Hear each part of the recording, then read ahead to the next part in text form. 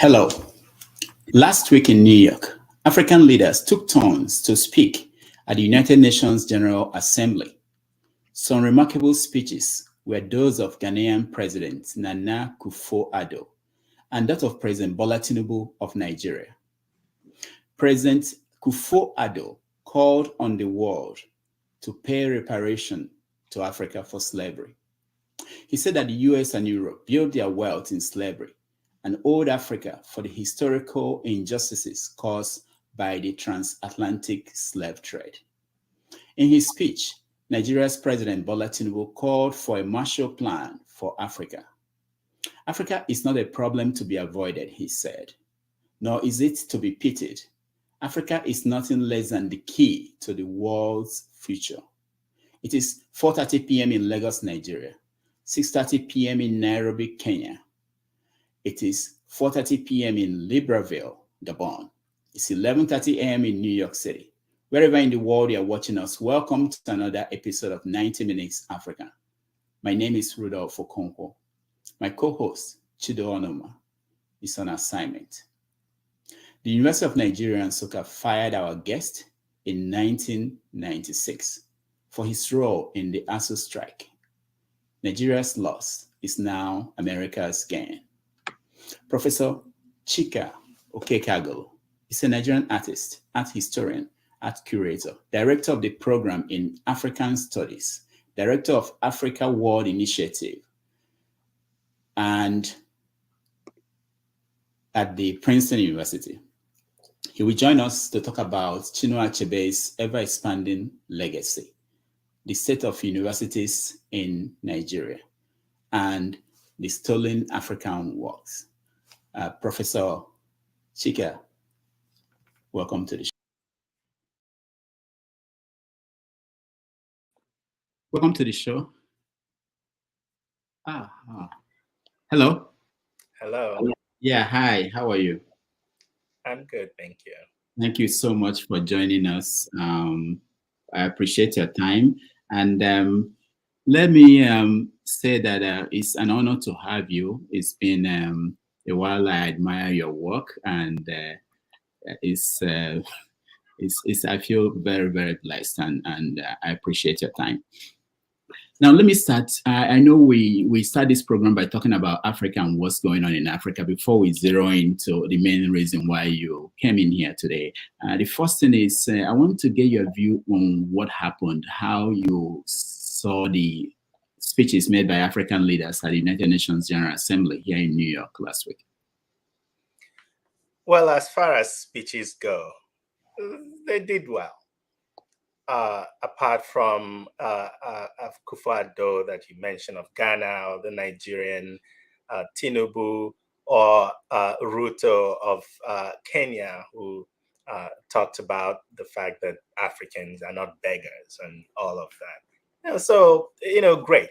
I think their speeches, even Cyril Ramaphosa of South Africa, their speeches highlighted the problem, right, with the system of power and global international relations as they are manifested in the World Economic Forum, the UN, the Bretton Woods organizations, IMF, and all of that.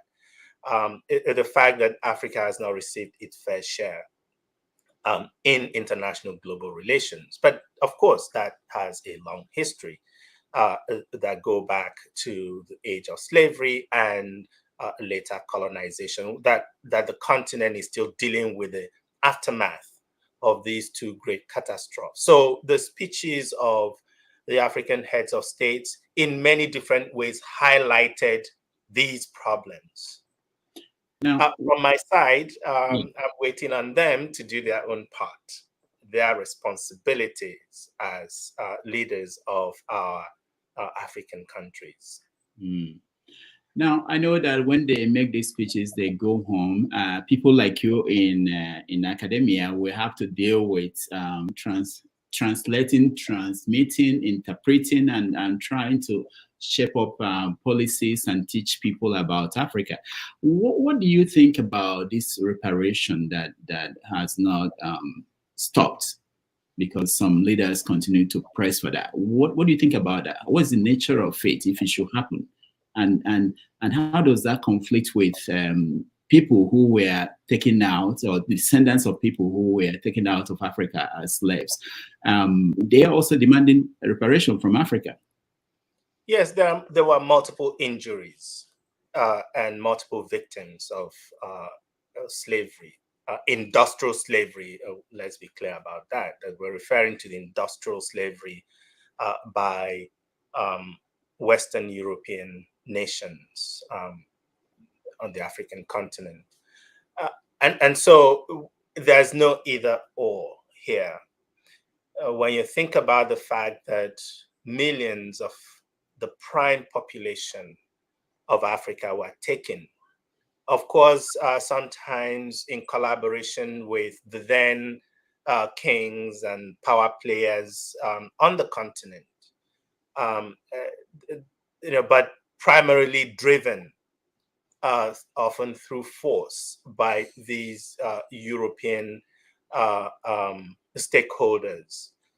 And so the fact that the African continent for generations, centuries, was deprived of its prime population, that were then dehumanized.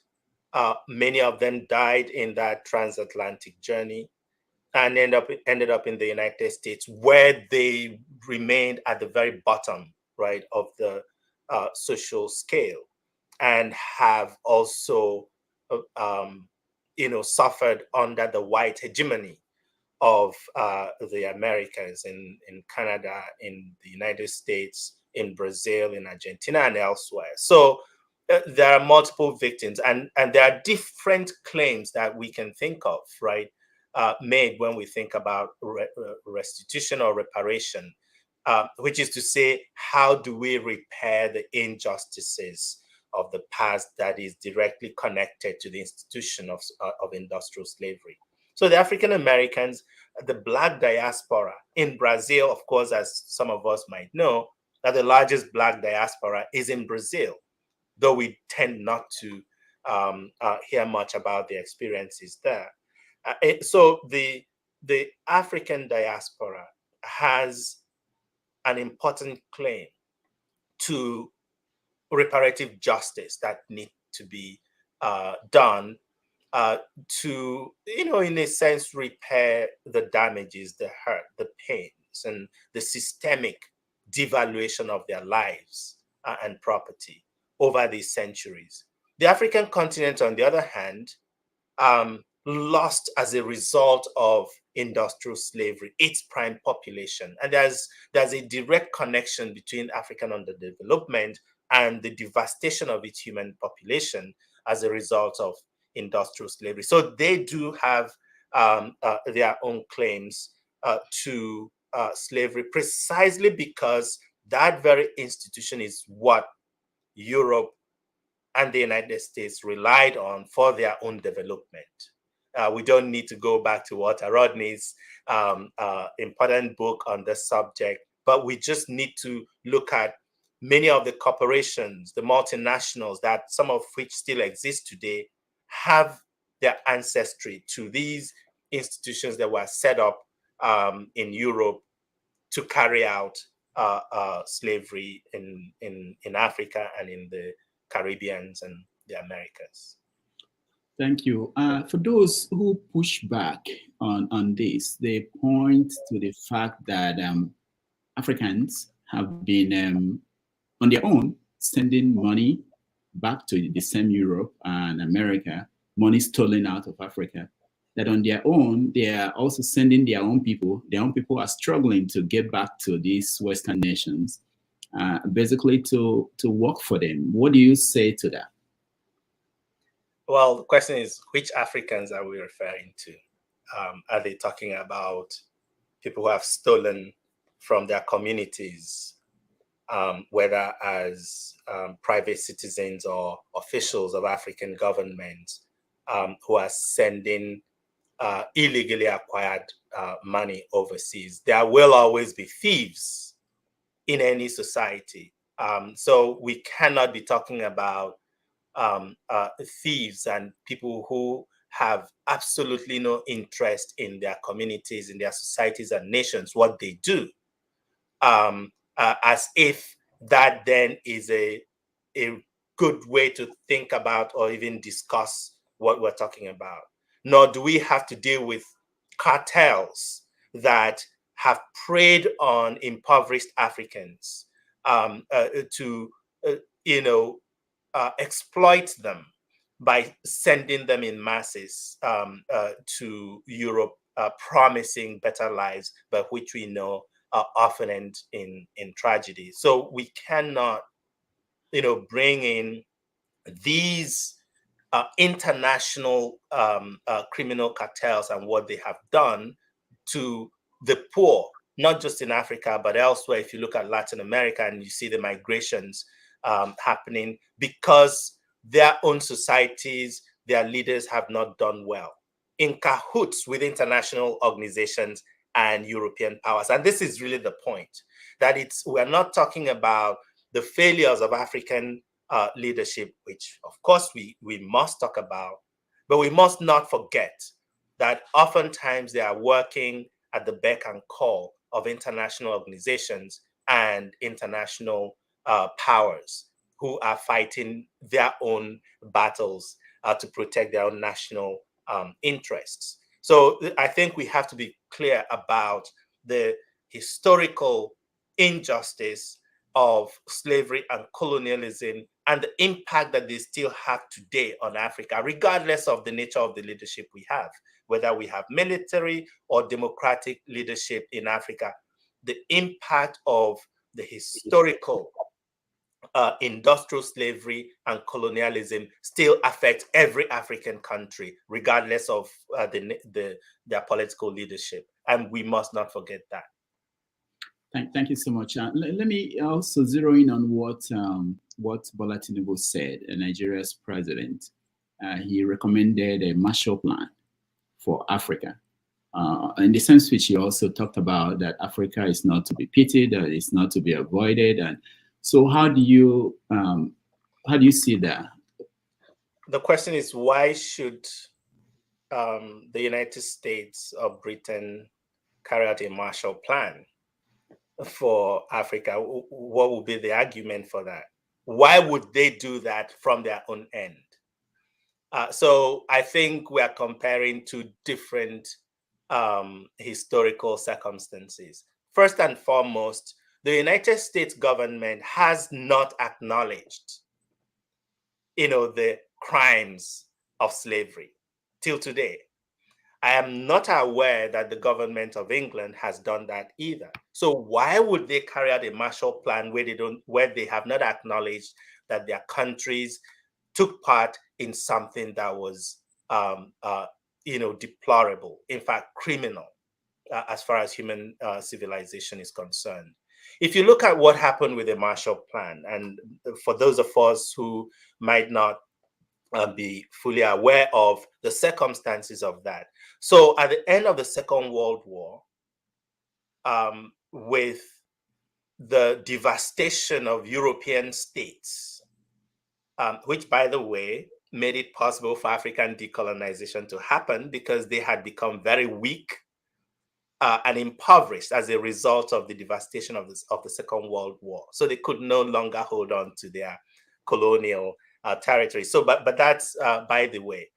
These European nations were completely devastated, and the United States came with this idea of the Marshall Plan. The Marshall Plan was not an act of American benevolence. It was a plan that was set up first to ensure America's supremacy, and two, to ensure that what was becoming, or what would become, the Cold War, that they would have a substantial influence over much of Europe as a result of the Marshall Plan. If you look at the key element of the Marshall Plan was the takeover by the dollar as the world's currency. This came out of the Marshall Plan. That Britain got the Marshall Plan was on the basis that they would give up the pound as international currency.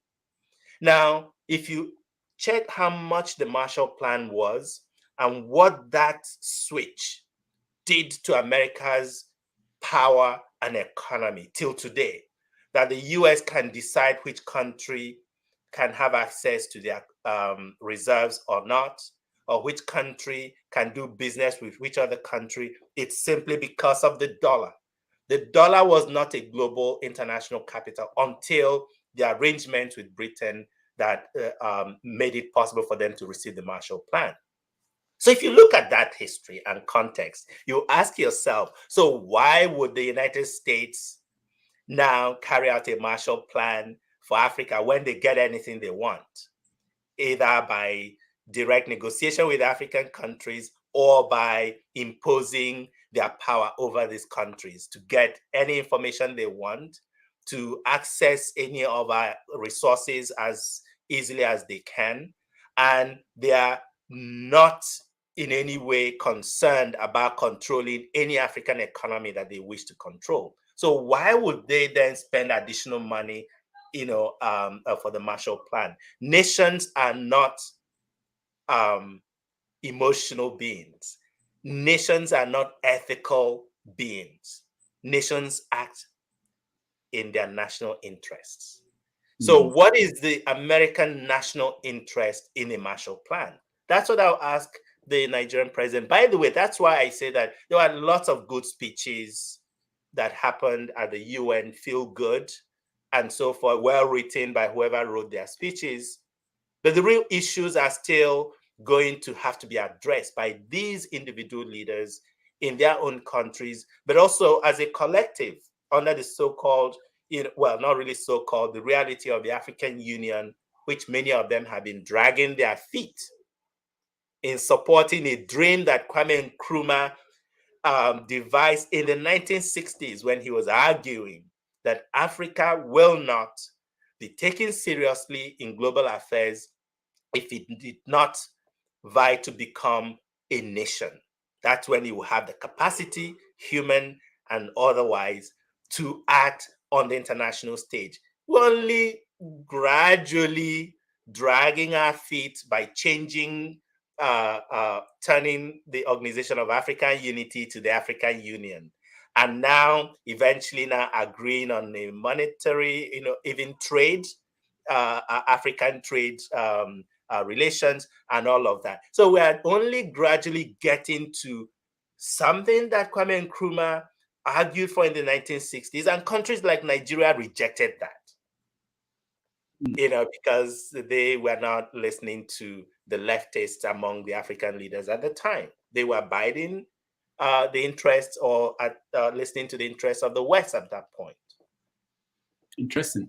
Now, before we move on to Chinua Achebe symposium that you are organizing, let me ask you about what is the relationship between the French and the Francophone African countries. We've seen several military coups in Burkina Faso, in Mali, in Gabon. What is going on? Well, it's a time of reckoning. It was long in coming. It has been an incredible scandal. What stood for independence for Francophone African countries, especially West African Francophone countries, that they got their independence. Meanwhile, their leaders were, pretty much spending much of their time in France. Their leaders saw themselves as citizens of France, even though they are supposed to be heads of states, like Senegal and Senghor and so forth. That's part of the problem. They negotiated an independence that was only really on paper, because their economies were left intact for French control. And so if you don't control your economy, how are you independent? That's why we have had the French manage the economies of these Francophone countries. Of course, for the interest of France, not for the interest of these countries. The monetary union that they have, their central banks have to get permission from that of France in order to carry out any monetary policy. And this is still largely the case more than half a century after independence. And many of the citizens of these countries know this. But of course, their elites have more interest in biting to French interest than what is in the best interest of their citizens. And so the military coups that we're seeing are reactions, are symptoms of the problem. They are not a solution. Nobody, given especially Africa's history, believes that military coups resolve any of the endemic problems that these countries have. If you talk about the terrorism, which many of these coup plotters and military leaders now say is the reason they needed to take over and kick out the French, what have they replaced with that? Things have got much worse in Mali today than before. And I'm not making an argument or for why France should remain. But the problem is that, yes, they identify the problem. The question is, what is the solution? And I don't know how much they have actually tackled the systemic neo-colonial infrastructure that France left in the wake of independence in many of these countries. Until that is done, we'll probably have cycles, keep having cycles of coups while France is plotting to keep its powers over these African countries. Because we do know that France is now resting because its own national identity depends on its continued control of these countries. That was what one of their prime ministers said a few years ago. So it's not a hidden agenda on the part of France. We're going to get back to discussion on politics and arts and other things. But first of all, I want you to tell us about what you do as the director of the Africa World Initiative, which is hosting a symposium on Chinua Achebe and the trouble with Nigeria. And this weekend, yeah. Yes, on the 29th and 30th of September. Yes, yeah. The Africa World Initiative is a new center that was established in the last 2 years here at Princeton, which is quite unprecedented, frankly, simply because institutions like mine have not always paid close attention to Africa. And there are lots of reasons for that, one of which is America as a nation actually has not really paid close attention to Africa, except once and if they see a threat from its competitors. It used to be the Soviet Union, now it's China. And that's why you see a kind of restiveness on the part of the US government and institutions to reinvest in Africa, however they are doing that. So what is going on at Princeton? We do have the program in African Studies, which I also direct. But we realized, my colleagues here at Princeton realized that the program in African Studies is no longer sufficient as a platform for dealing with Africa. And this is broadly speaking, because the African studies as a field is primarily the humanities and the social sciences. And much of the challenges of our world today and of the African continent have to do with technology, entrepreneurship, innovation. And African studies as a field doesn't quite capture those aspects of either knowledge production and exchange, but also the political economy.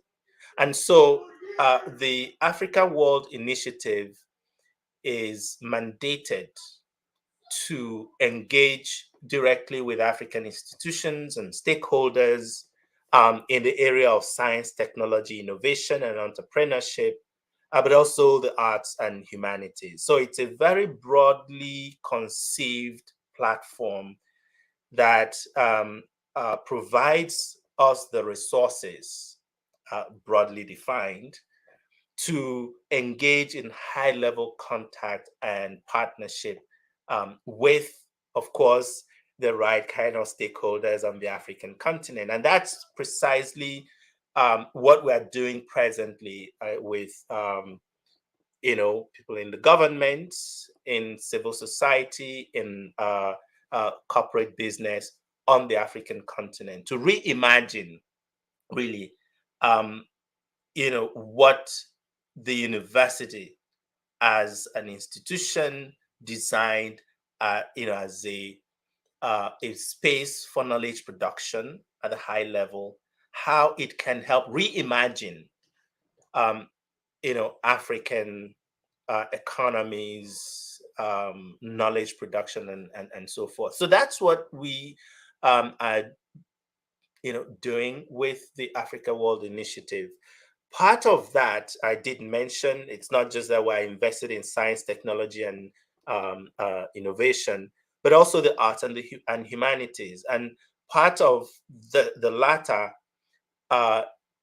includes a conversation, a discussion that we had with the Achebe family and the Achebe Foundation to move the Achebe Colloquium, which was his legacy project, to Princeton as a long-term home for the Achebe Colloquium.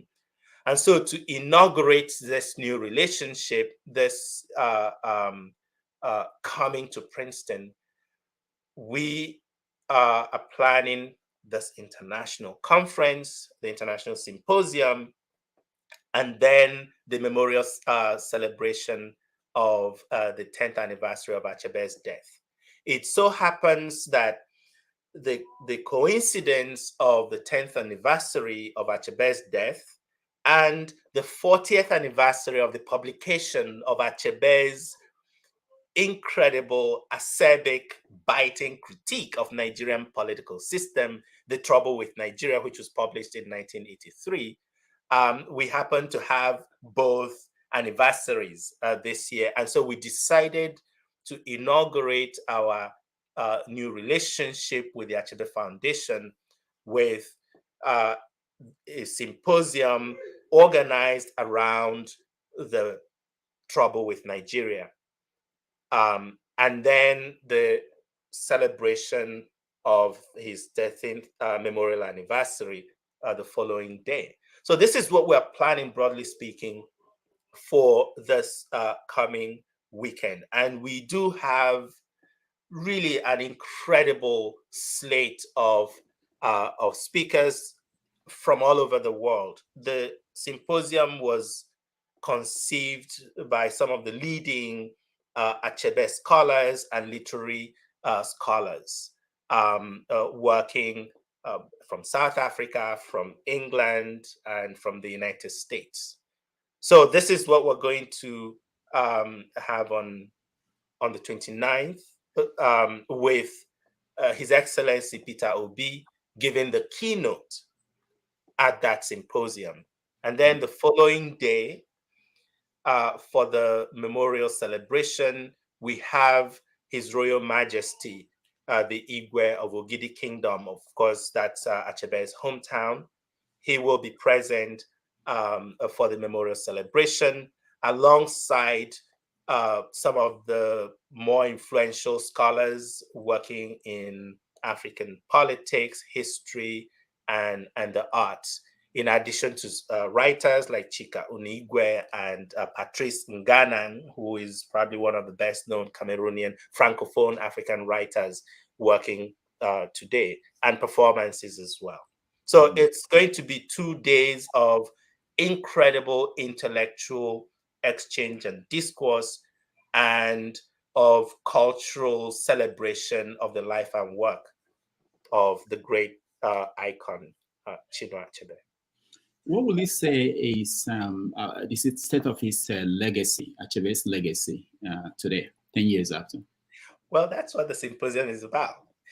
So I hope that, your audience will log on. It will be live streamed and listen to the experts, right? Discussing these questions. What has become of Achebe's scholarly legacy?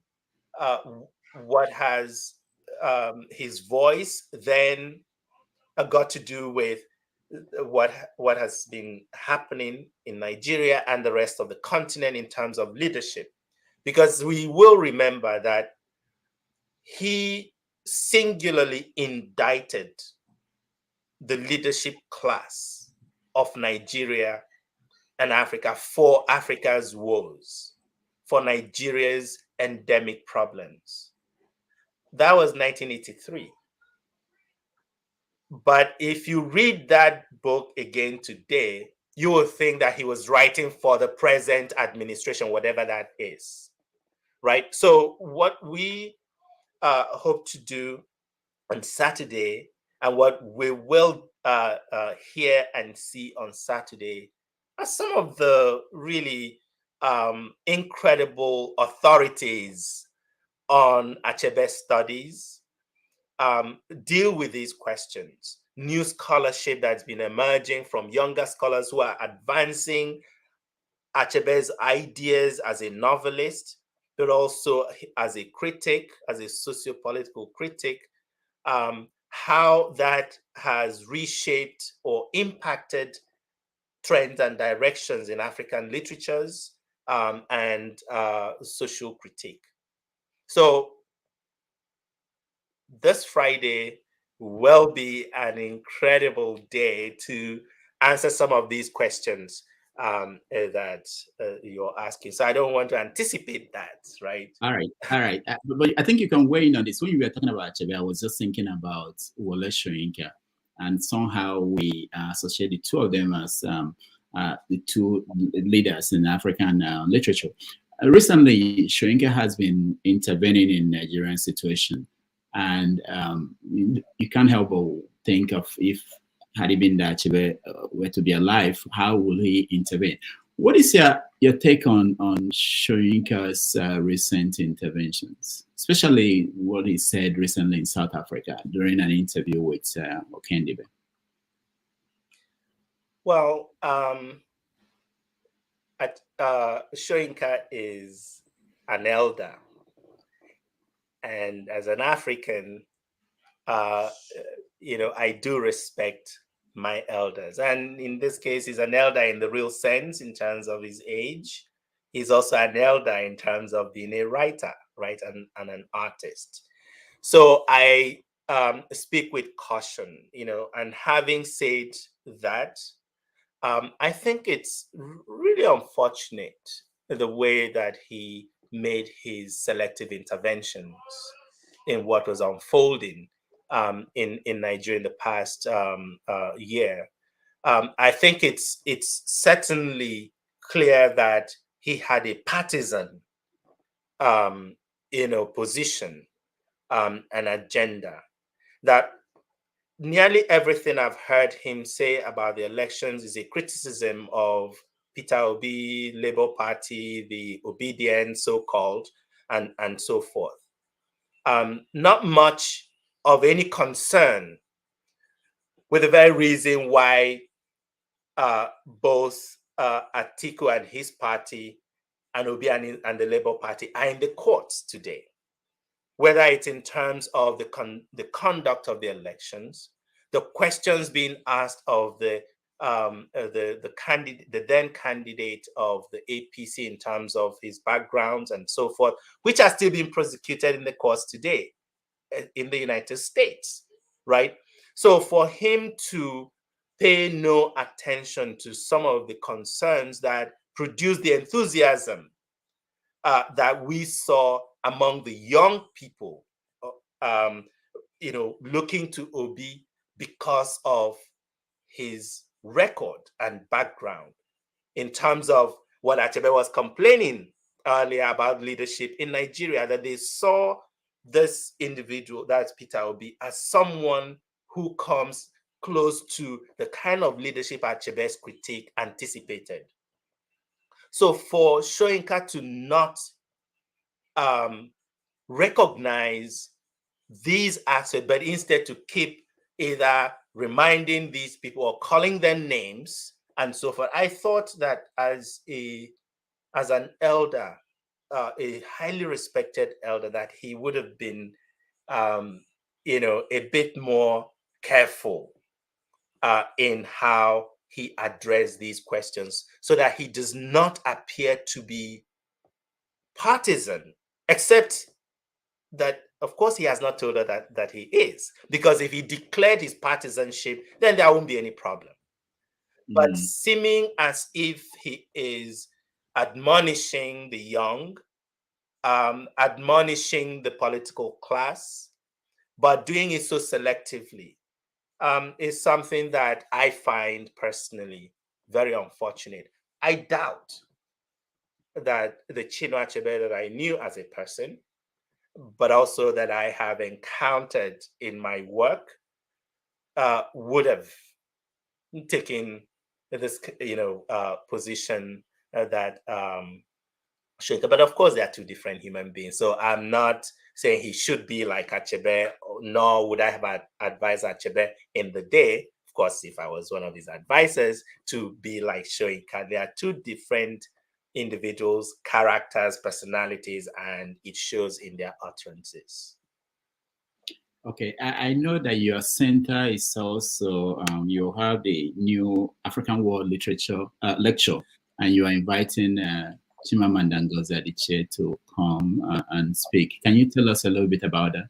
Indeed, the Africa World Lectures is one of our signal programs, and it's designed to bring to Princeton for more than a day what we consider Africa's finest minds across fields, from the humanities to the sciences to policy making and so forth.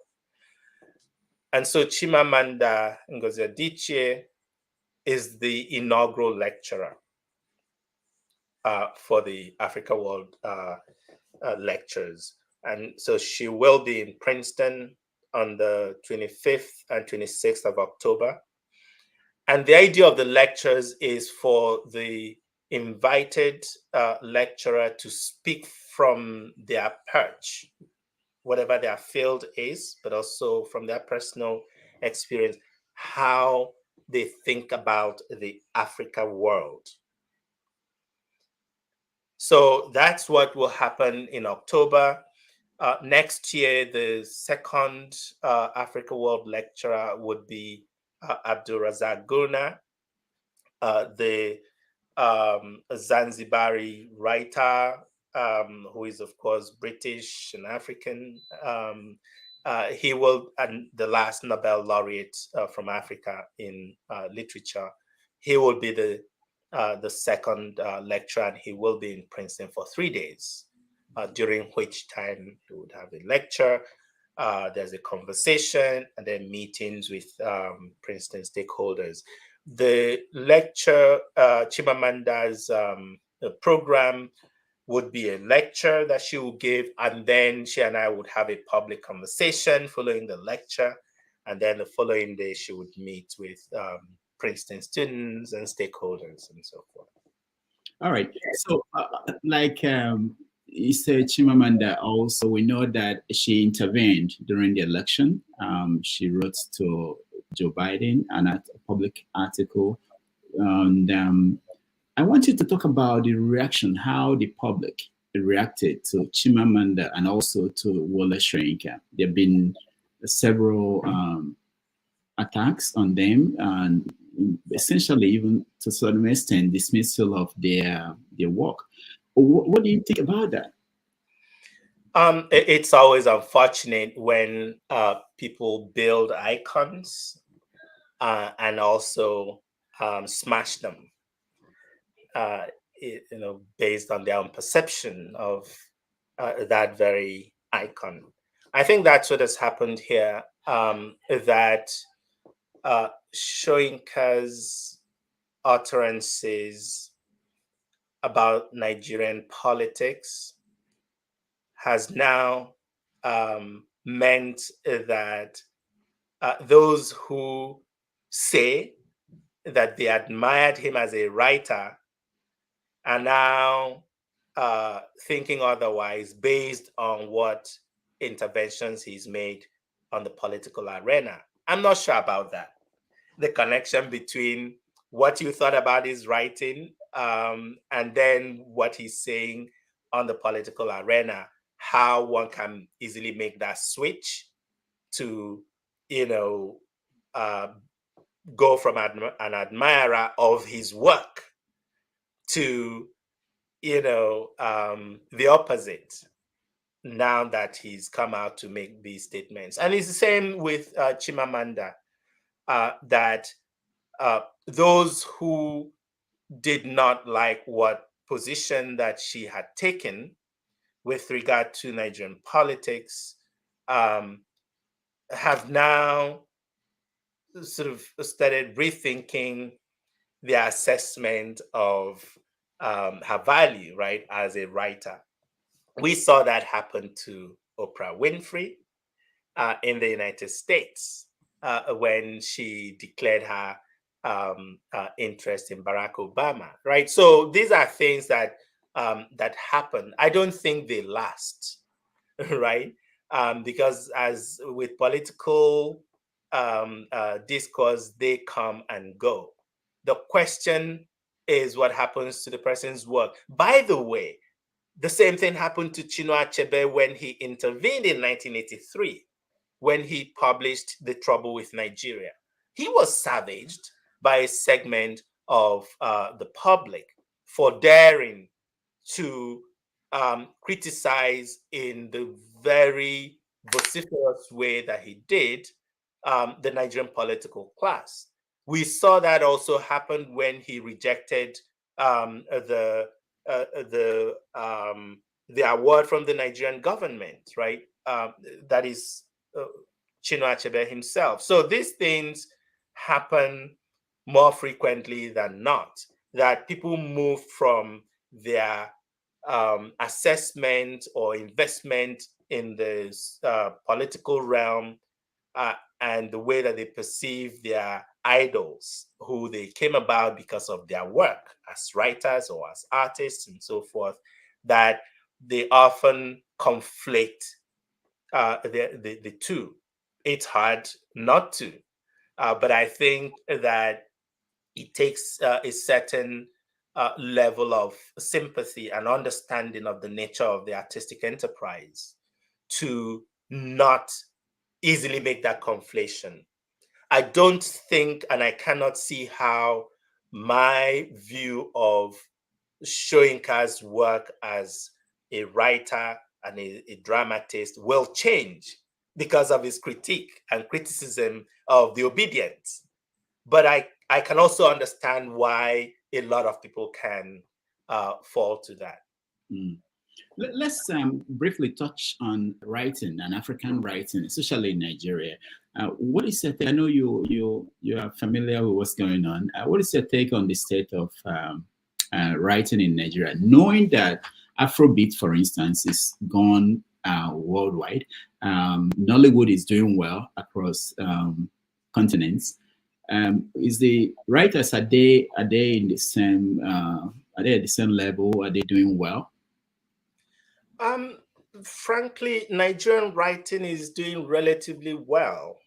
Of course, writing has never been in competition with music, um, or film, because they are much more popular in the sense that they are made for a popular class, right? The generality of the society.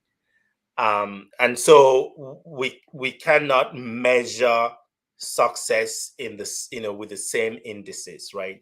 But I think that Nigerian writing is doing fairly well. When you think about the younger generation of writers and how much they have achieved through their work, whether they are living inside Nigeria or moving back and forth between Nigeria and elsewhere. And, there are so many names, Yobami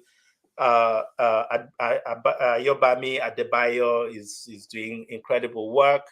Of course, we have Chika Onigwe, we have Adobe Trisha Nwobani, we have Ned Okorafor, who is, frankly speaking, one of the leading writers today in the broad genre called science fiction. She's won most of the awards that are out to be won. So there are so many writers. Chigozie Obioma, is doing great. So I am not that concerned about the state of writing in Nigeria today. We have really a healthy population of writers working in Nigeria, based in Nigeria and based overseas today. So let me put you on the spot. Who will be the next Nobel Prize winner out of Nigeria? That, of course, Nobel is a hard thing to guess who wins it. Sometimes it's the most innocuous writer that gets the Nobel. So saying that a Teju Cole will win the Nobel just says what I think about his work. That I think that he belongs in the finest realm of writers. If that's the question, yes, we have really fantastic work coming out of Nigeria. And as I mentioned a few names of people that I consider at the very top of the table, right, when we are talking about contemporary literature, right? So that's the way I would think about it. There are many Nobel laureates that nobody remembers their names anymore. Achebe did not win one, but here we are celebrating the legacy, right, of his work. So frankly speaking, we have a healthy number of writers from Nigeria who are making significant work, and people who I respect their work, and that counts a lot. You mentioned Nnedi Okorafor and what she's doing in science fiction, which is amazing. But there's somebody else that I want to get your take on that. That's Akweke Meze and her work. But more in particular, I want you to address she calls herself. She says God, and that let me use the proper pronoun. Them is Obanje. What is your take on that? Because I think in Igbo culture, Obanje, for those who are not Igbo, it's like Abiku in Yoruba. So what is your take on them taking over, saying? I see you struggling with pronouns.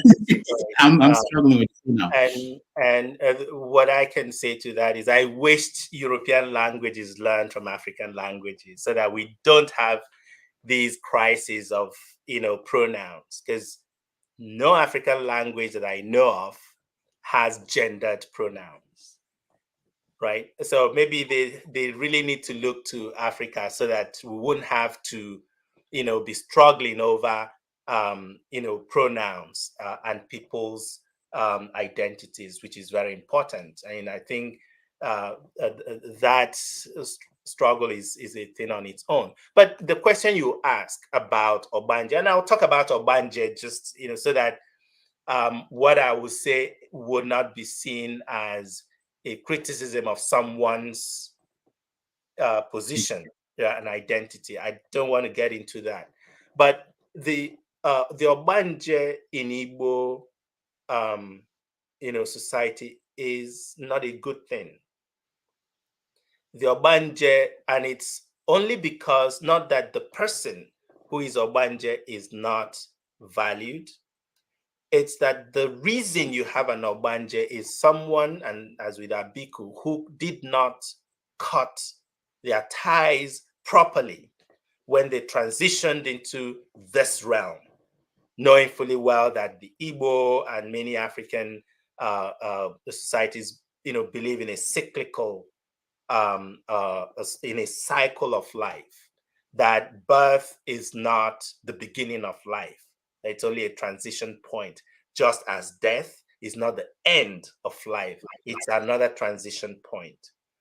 The Obanje is someone who, in making that transition, did not take this, what they needed to enter this realm.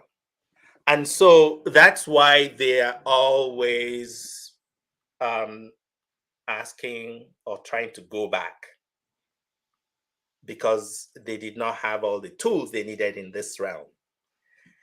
And that is why, the birth and rebirth and so forth, it's this cycle of attempts, but there's a break for that. And that is why the Obanje is not supposed to be a permanent status and state, because either the person dies and keeps returning, or that cycle is broken by the family, which is, of course, documented in Things Fall Apart, with Okonkwo's daughter, who was an Obanje, whose Iowa, that's the thing that is left on the other side, that the Obanje keeps wanting to go back and retrieve. That the Iowa has to be found and symbolically returned, and that's how you break the cycle of Obanje. So anyone who considers himself or herself as an Obanje, the question is there something being done about it, or is it sort of a half gesture identification with this important phenomenon in Igbo culture? Because if it is referring to the Obanje of Igbo culture, then the question any Igbo person who understands that culture would ask is, so what are you doing about that? What is your family doing about that to break that cycle, to go and retrieve your Iowa? That's how I will answer that question.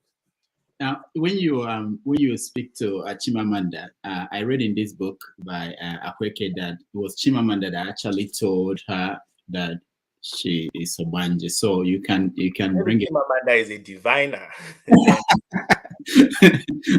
So maybe you can bring that up. Now, we have like 10 minutes before we bring in the audience. I don't know if we can cover all the other topics. Sure.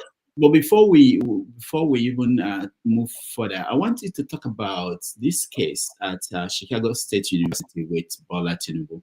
You're an administrator in a university in America. What is the process? What are we not getting? If this were to be Princeton University and your student became president somewhere and someone wanted to know, and there's this controversy, what is the process like at your university? Well, I don't know the details of the court case, I must say. But what we have seen is that the Atiku lawyers petitioned the court to compel the Chicago State University to release Bola Tinubu's records so they can verify the claims that he made or the documents he submitted to the authorities in Nigeria. I think that's, and Chicago State University rightly says they can't just put these documents out there because, this is the United States. These are personal documents that are protected by law from someone just putting them out there. It's the same issue with Obama's birth certificate, right? You couldn't just get a hospital to say, put it out there. So they are in their right to say, we cannot just give this to you because, except if a court orders their release. And I think that's where they are now, whether the court will order the release or is delaying making the order and so forth. The other part to this question, of course, was the diploma that some are claiming could not have been released by the university. But I also understand that Chicago State University says they can't confirm the authenticity of that diploma. That's the part that I find a bit strange, because Princeton that I know of, or even the University of Nigeria that I knew of then, you knew what style of fonts, who signed what document at any given period, given who was the registrar, given who was the dean of academic affairs, and so forth. So I'm not quite sure if it is why the university says they cannot say whether that document is genuine or not. That I find a bit arcane, because, yeah. All right, let's go to the other part of the work you do, which is helping to return stolen African artwork all over the world. Can you tell us a little bit of that? We know that last year, I believe, or sometime this year, that the Benin bronze were returned to Nigeria. Or I don't know if they've come back or they are planning. Some have, yes. Okay, so where are things on that? There has been a lot of progress on this question. Already in the 1960s and 70s, the Nigerian government started petitioning for the return of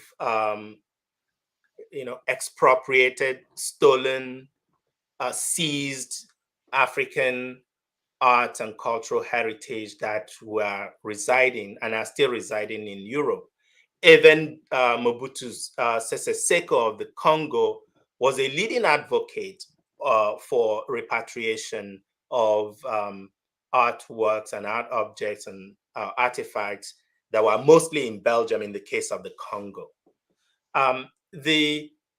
The Nigerian government has been pressing, especially for the so-called Benin bronzes, which we may know are not really, they are not bronzes, and they are not all metal. They're actually brass works. But we use bronze as a catch-all for both wooden, ivory, metal works that the British Army took from the city of Benin in 1897, when they destroyed the city and removed Oba Ovoramwen from office and sent him into exile. We still do not know how many people died in Benin during that invasion. The important thing here is that Benin, or rather Britain, the soldiers and the Foreign Office properly documented what they stole, what they took from Benin. Even in some of the photographs, the folks who made those photographs in 1897 or soon after wrote loot on them, right? So they knew that what they were doing is really criminal. But it was important to seize those objects so that they could auction them off to pay for part of the invasion. This was an argument made to the palace in London in order to authorize the invasion, that the high cost of the invasion could be offset by selling off the treasures that they heard were in the palace of Benin. So this was not an accident, or they stumbled into these objects and so forth. So after the invasion, they were auctioned off and sold mostly to German and today's Austrian museums. And the African governments since independence have been asking for their return. Nobody paid attention to them by any much. Until recently, I think in part because there's a new generation of Europeans who are more sympathetic to these kinds of questions about the problems that arose as a result of colonization. You also have a new class of Africans who are well placed, mostly in Western institutions, to have significant voices that these institutions can no longer afford to ignore. And then there's also the added fact that African states and countries are all beginning to pay closer attention to these questions again. And that's what's caused the kind of increased level and higher level of conversation around these questions. And we have had some important results, including the decision by the German government to return more than 1,100 of these Benin bronzes to Nigeria, to return their ownership to Nigeria. That's already a done deal. They have returned some of the works.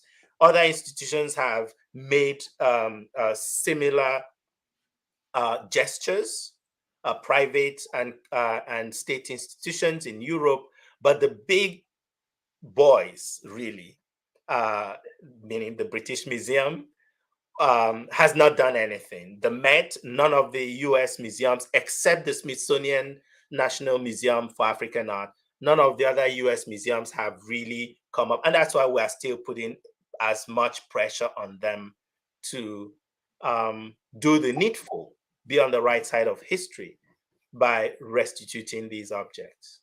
Now, there are people who are concerned about what will happen when they get to Africa, get to Nigeria, or anywhere in Africa, whether some people will steal them, take them back to Europe or America. What are the things being done to make sure that that would not happen? To tell you the truth, a lot of that is more myth than reality. Yes, objects had been that were in the National Museum in Lagos, for instance, they have lost objects in their collection. But that's partly because of low infrastructure that we have across Africa, not just museums, but schools, industries, and so forth, right? So our museums are not as well resourced as they should.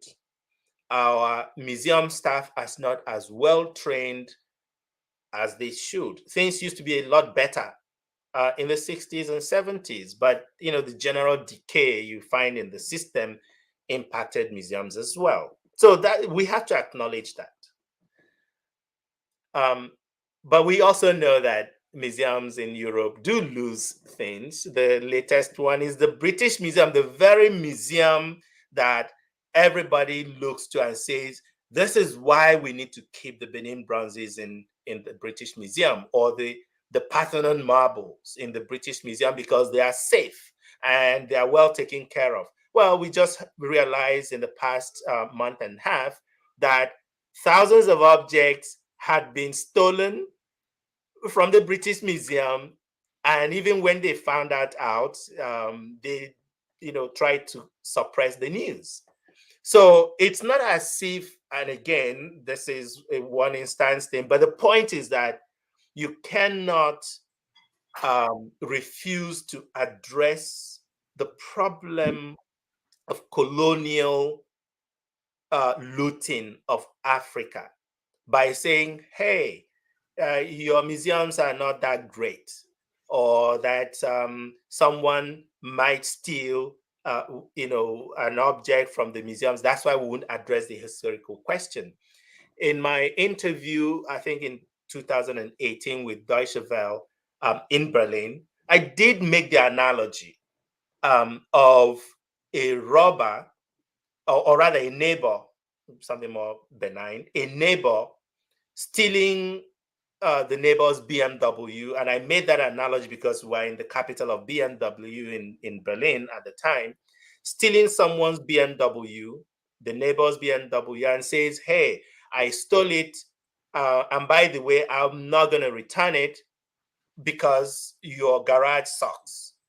Your garage, the locks are not that great, and you can't put a fancy BMW in that your decrepit garage. Well, that's what it sounds like, these arguments, that we have the fancy museums over here and we're not going to return the stuff that was stolen until you build great museums in your own countries.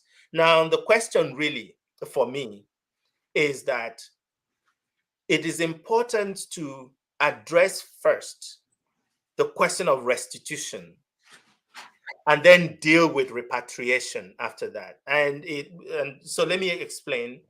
Restitution is addressing past wrongs. Reparation or repatriation is returning things back to where they belong. We can address the first one because actually that's the more important question, which is the determination of ownership and returning ownership back to the original owners of these objects. So if we take, for instance, the Benin bronzes, if the British Museum agrees to return ownership of them, that means that the Nigerian stakeholders will now become, once again, the official owners of these objects that are sitting in the British Museum. Now, that has a lot of implications, meaning that the museum can no longer do whatever they want with those objects or lend them to anybody they want without permission of the owner. It also means that if there are economic benefits that are accrued to the British Museum by keeping them, that will have to go to the owner, perhaps shared with whoever is keeping the objects and maintaining them.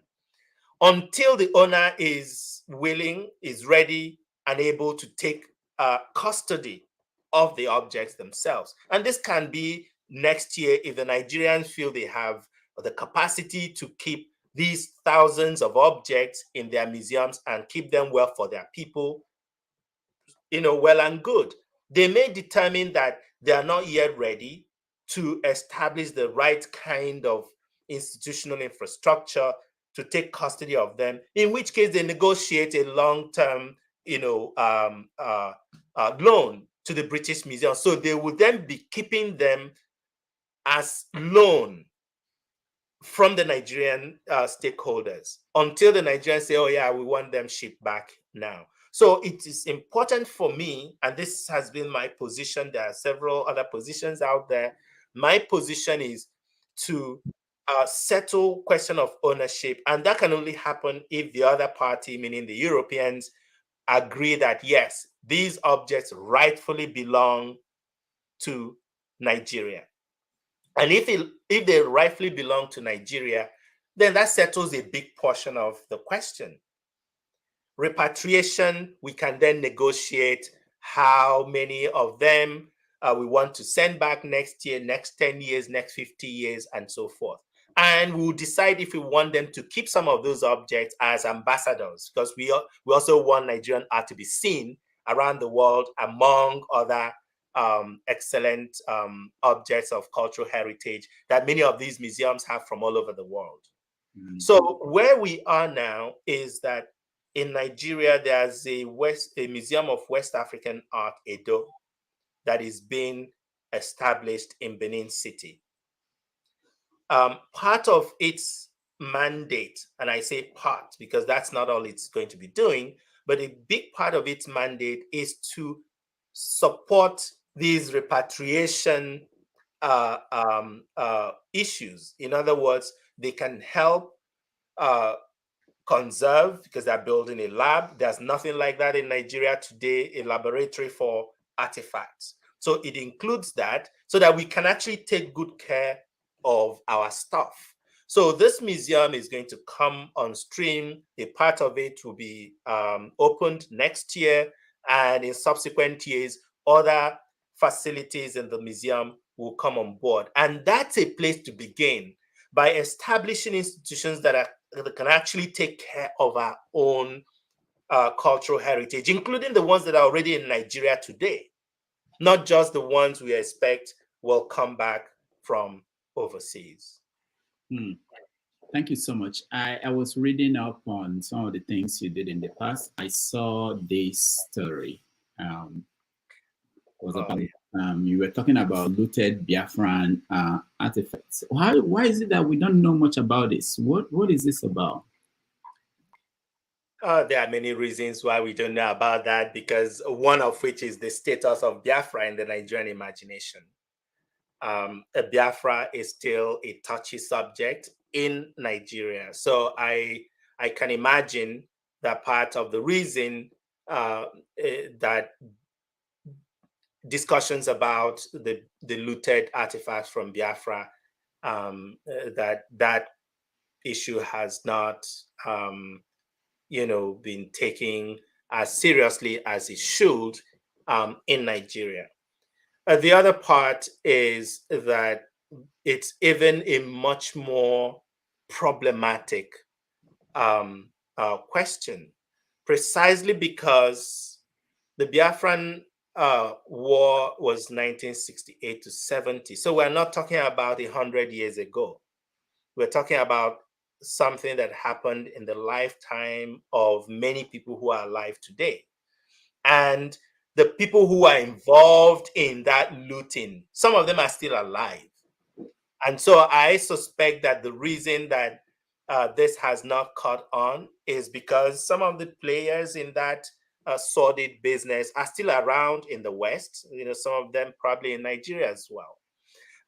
The particular incident that you mentioned had to do with the auctioning of these two incredible artifacts from Eastern Nigeria. They are among the objects that were looted from Eastern Nigeria during the war. You had European dealers and merchants either on the Cameroonian side or inside Nigeria, sending people to go into the Igbo and Eastern Nigerian villages to loot many of these objects, ferry them across to Cameroon from where they were shipped to Europe. And many of the important museums in Europe and in the United States have these objects.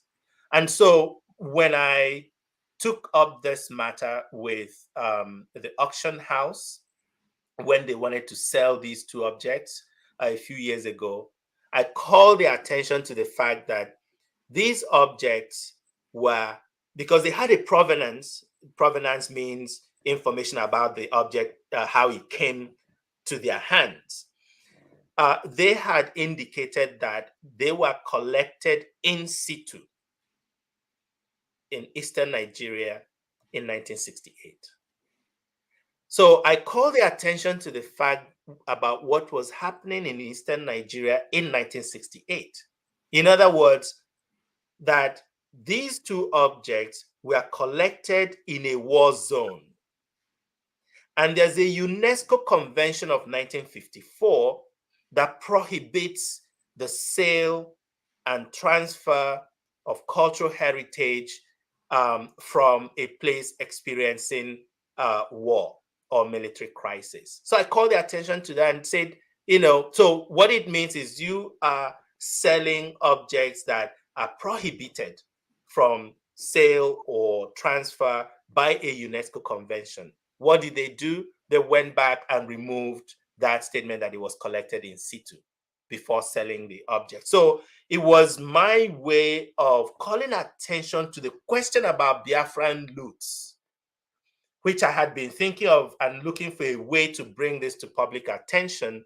And the media that this attracted at the time pretty much set this on public record, that there's a problem about Biafran loots from Eastern Nigeria that will need to be addressed. And I made it clear, it might not be in my lifetime, but I've put it on public record. Maybe it will be my children or children's children that will take this up if they may in the future. But it's waiting for authorities in Nigeria and all the Eastern Nigerian governors and political leadership, because this came from their states.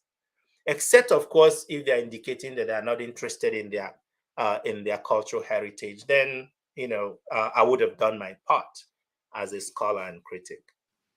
Now, people listening to this will be thinking, okay, we're trying to recover what was stolen, but right now at home, people are destroying the heritage that we still have. Christians, different people who will decide that these things are not useful, that they are dangerous. What do you say to those people? Well, ignorance is not virtue. That's all I have to say. They're acting out of utter ignorance. When you think about the fact that it's Europeans that brought the Bible to our people, and while they were doing that, while they were sending missionaries to Igbo land, to Yoruba land, to Zulu land, to the Congo, to all these places, what were the missionaries doing? They were collecting thousands and thousands of these objects and sending to their home. And they are the very objects that are in the museums today that we are talking about returning. The point here being that it was the same Christians, the same people who carried the Bible to the Africans that valued these things enough to pack them up and ship back home to their great museological institutions. Maybe because they thought that these were important examples of world heritage. So if your religion is one that you believe tells you that you should not value your cultural heritage, then you're a lost people in every sense of that word. Because as Achebe said, that a person who does not know where the rain began to beat him does not deserve a shelter. So if what we have learned from Christianity is to destroy our cultural heritage, what made us a people, a community, a society, a nation, then why the heck are we even thinking that we belong to any community?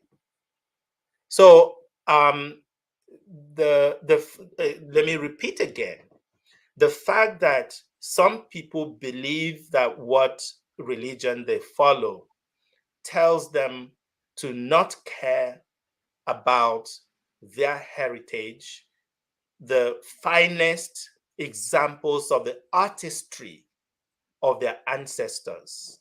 If that's what their religion teaches them, I'm sorry for them. All right. We're going to let the audience in, but before then, one more question. You were fired at UNN in 1996. Yes. Since then, you were settled in America, and there are many people like you all over the world in top universities in the world. When you look back at your time at the university in Nigeria, especially UNN, and look at what's going on there, what do you see? How do you feel? Awful. I feel very awful, frankly. Because this happened at a formative time in my life. I was quite young. I was in my 20s when I was dismissed from the University of Nigeria and Nsukka, along with 13 others. So it wasn't personal, right? Along with 13 others who had refused to sign a document that lecturers were asked to sign by some fellow who was brought in by Sani Abacha at the time, called Umaru Gumwok, as a sole administrator of the University of Nigeria and Nsukka. This fellow, who I have absolutely no respect for, insisted that all the lecturers sign this oath of undertaking and gave everyone 30 days to be of good behavior. Give everyone 30 days to sign that document or be dismissed. It's on record. It's only 13 people that refused to sign that document of whatever 1,000 lecturers at the UNN at the time. Some 8 out of the 13 had it worse, including Obiora Odechukwu, as some of us might know, that 8 of them were charged to a miscellaneous offenses tribunal in Enugu for arson and sedition. I wasn't one of them, so I was lucky. But the point is that that was how I left Nigeria. under those circumstances. That Nsukka was my alma mater. I was the university valedictorian, and so this is something that I was and I'm still very passionate about. But what has happened to that university, and frankly, universities across Nigeria, is unfortunate. We've seen how many of these universities hire lecturers. People show up in departments with appointment letters to teach in those departments. Having said that, I still know that there are individuals in our universities who are doing incredible work, but with little support. Those are the people that I try to reach through my various networks to still identify with them in spite of the system. And unfortunately, with new generations of scholars, of lecturers that have been brought into these places, they're not retiring anytime soon. So there's no quick fix to the rot that has happened in the universities. My role is to find alternative ways, and that's part of what Africa World Initiative is doing. Find alternative paths to connecting with people who are still doing important work within our universities, to support them in their work in spite of the system, because it's hard to deal with the system, as it were, because you have to sort out the political landscape in order to deal with what happens in our universities. So I am still, it's still not settled in my soul what happened to the University of Nigeria and Nsukka under Umaru Gumwalk. I hope wherever he is, that he is paying for what people like him did to the university system in Nigeria.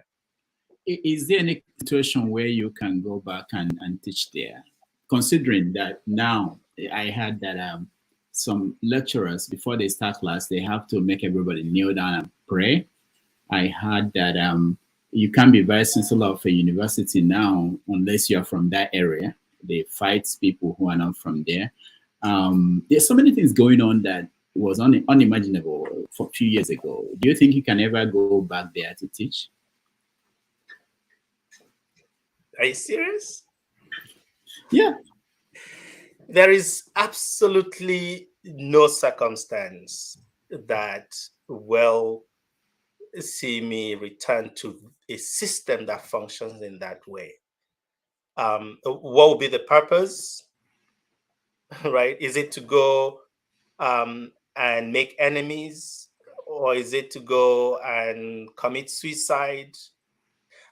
The way I see where I am now, I'm not here in Princeton for Nigeria. There's a bigger landscape.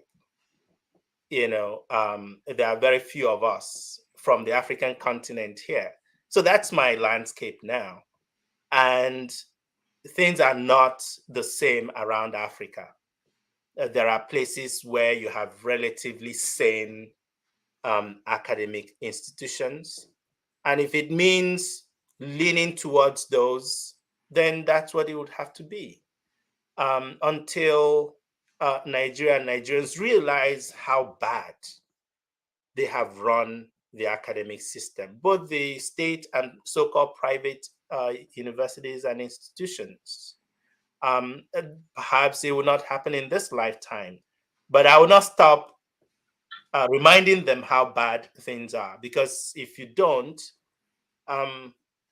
they probably will insist on plugging their eyes and ears against being reminded that things didn't used to be like this. And this is really the point, because I sometimes you hear things like, oh, you're comparing Nigeria to the United States. No, just travel around the rest of the continent and see that things are not as bad as they are in Nigeria, and especially given how much resources that we have. That's why Nigerians are sending their children to Ghana to go to school. And we know that those who can afford it. But what about those who can't afford it? What are we doing to their children? That is why sometimes I'm very upset about this, that you have our leaders who send their own children, beg to be admitted in institutions like mine, and yet they are running their countries into the ground, their education systems completely decrepit for the ordinary people, so that they can maintain their network of elite, political elites. They send their children overseas, they come back, they give them, the jobs and everything, so as to maintain their system. That's why I'm really very upset about this. And I must continue to say it until, and maybe whether they like it or not. I asked that question because there are a lot of people I know, even doctors who leave the country, and now they look back and they see the impact of them not being there. With people like you out of the country, who is teaching the kids? And do we leave that way and say they are on their own? What happens? How do we? It's a dilemma. There is absolutely no way, and this is my personal opinion, where individual gestures will be enough to get at the rot in the system. Now, I feel that I have more influence from where I am now. I can talk to anybody that is anybody in my home country and say to them in their face, this is wrong. And that has happened so many times. The political leadership. There is no chance that I can do that as a lecturer at the University of Nigeria and Nsukka. So I cannot delude myself that going back to teach at the UNN will do anything other than completely losing the voice that I have today. That voice cannot happen from the University of Nigeria and Nsukka. If I can call the leadership of top museums in the world today and say, look, there's a problem with your museum, what are you doing about it? And they act very quickly. It's because of where I'm speaking from. So I do not see how giving up, not just what I've worked for, because this has not come, out of someone's largesse or anything. It's something that I've worked for. But in terms of the impact that I can have on Nigeria, I do not see how I can do that from within Nigeria as a single person. So that is my position, that when I say that I don't see myself going back, it's one, that the context of life and work within the Nigerian system cannot sustain me for any length of time. Because I need to produce, I need to write books, I need to be among my peers. It's that. But it's also when you talk about the impact, I have far greater impact on Nigeria today than 10 of me doing the same kind of work at the University of Nigeria and Nsukka or ABU Zaria. That's my belief. That's clear. But what about the fact that your works are not, for instance, students in Nigeria, they may not be able to access your work. Maybe they can't buy your book. They can't afford to, what about that? People. I have I can address that. Hmm. Some years ago, I made a gesture. So I'll have to be careful now so I don't call out my colleagues.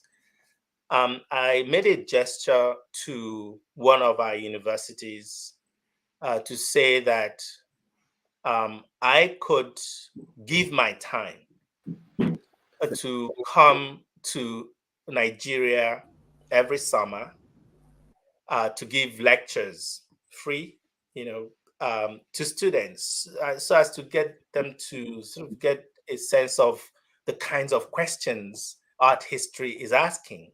and so forth. They had a hard time saying yes to that offer. I understood later that it had to do with making them look bad. That if I come and I start talking to students, giving these lectures, that students will not, would turn their anger and whatever onto them.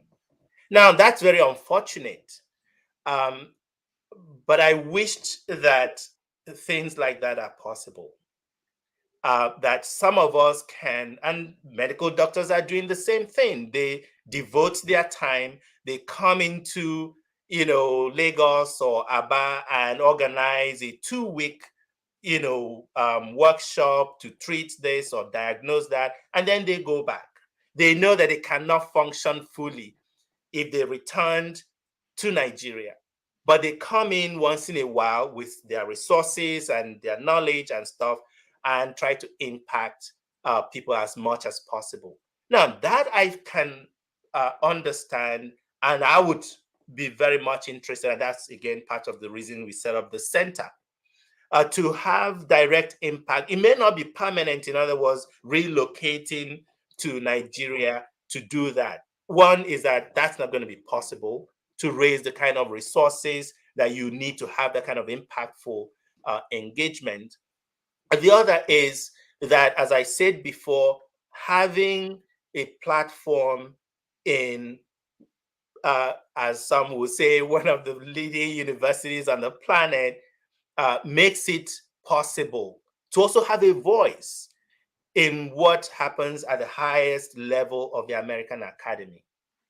And that also in itself is important for where I come from, because it's hard to say, oh, you cannot carry with you that baggage, that identity, that person that was formed in Nigeria or on the African continent in your dealings with everyone else out there. All right. Thank you so much. Let's go to our audience. When I call you, please go straight to your question. One question for each person. If we have the time, we can go around again. Let me start with you, Mazi Olivier. You're next, first. Rudolph, you want me to start with violence this morning, but I won't start with violence. How can you just say we should ask one question? You don't do. It's like you don't know what you are even the impact you are actually causing. Sincerely, Rudolph, from my heart, I appreciate this. I appreciate what you do. I mean, I said that because I consume podcasts a lot. I subscribe to some of the best podcasts you can think of in the world, and I'm getting more.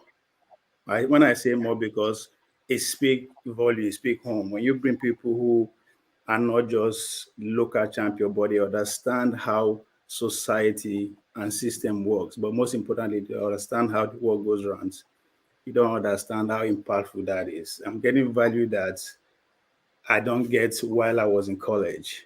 Seriously, if you continue like this within the next 3-4 more episodes, I can say I have a PhD, in what I'm getting here. I really, really appreciate that. And that being said, if anybody did there want to sponsor me, I want to go and do internship on that Rudolph. Please contact.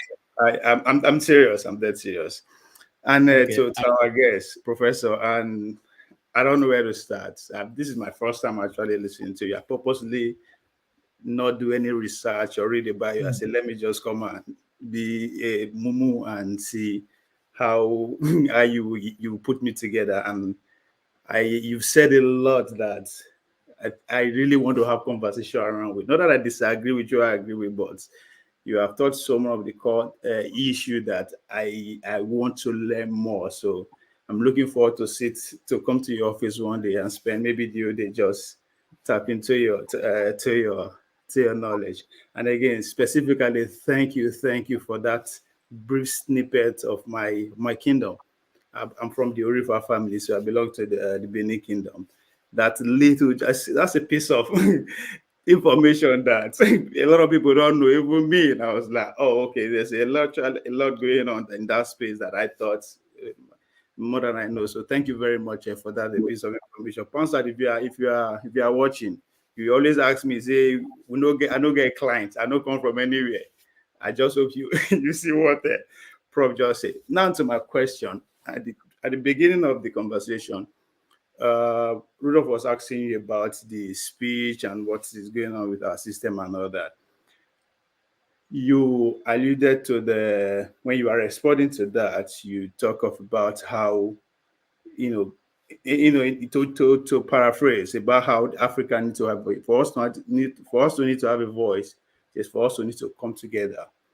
And that takes me straight to what Marcus Garvey stands for, right? The ability for us to have one economy, one military, one government, and all that. Well, you also went straight to Kwame Nkrumah's speech of 1963 about how he's warning us about the incoming of the new colonialism. While that was going on, I was paying attention to the comment section where Two Niger 2 was also in his usual stand, was paranoid, but this time around, it actually captured exactly what you are saying. Two Niger said that for us, the decades ahead of opportunities for Nigerians and Africans to break out of the control of the Western powers. If we fail, there will be a reckoning for us all. And I think it captured everything, even what you are trying to say, or exactly what you are doing. Go by the area of speaker that you are assembled to participate at the symposium. Says a lot about your Pan-African view. Now, my question is, again, to the question that Rudolph also asked you about the francophone countries. You use Mali as an example, and you said, "What next?" Not that you're actually against what is going on there, but what is the plan? You pointed out the fact that they still very much the francophone, the French infrastructure that are put in place. They're still very much there, and that can also be said to the English-speaking African countries, but in particular in Nigeria. We are all product of those infrastructure, those structures that the Western world actually put in place, and that's why we're actually communicating with we are communicating. And I like the fact that you also trying to round up with Chinua Achebe quote. Make a talk for PG. When you see anybody will know where rain started the debate from, deserve home. And that's my definition of Nigeria. We don't know where we are coming from. We don't know who we are. We don't know where we are going. We are a bunch of confused people. That is my own brief definition of Nigeria. And I mean, you can correct me if I'm wrong here.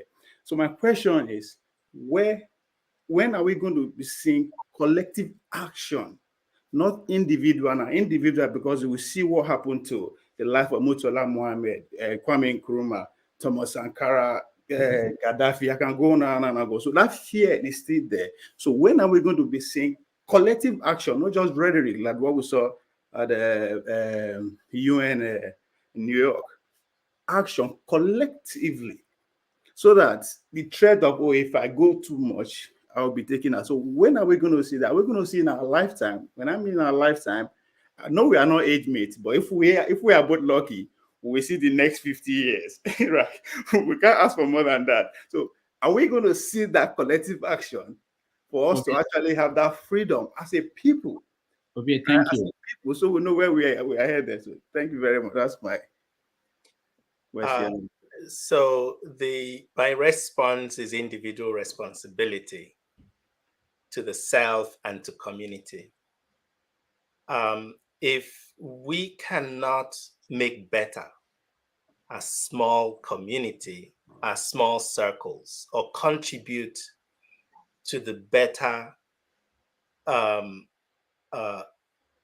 development of our family, our kindred, our hometown, state, nation, continent, it builds out.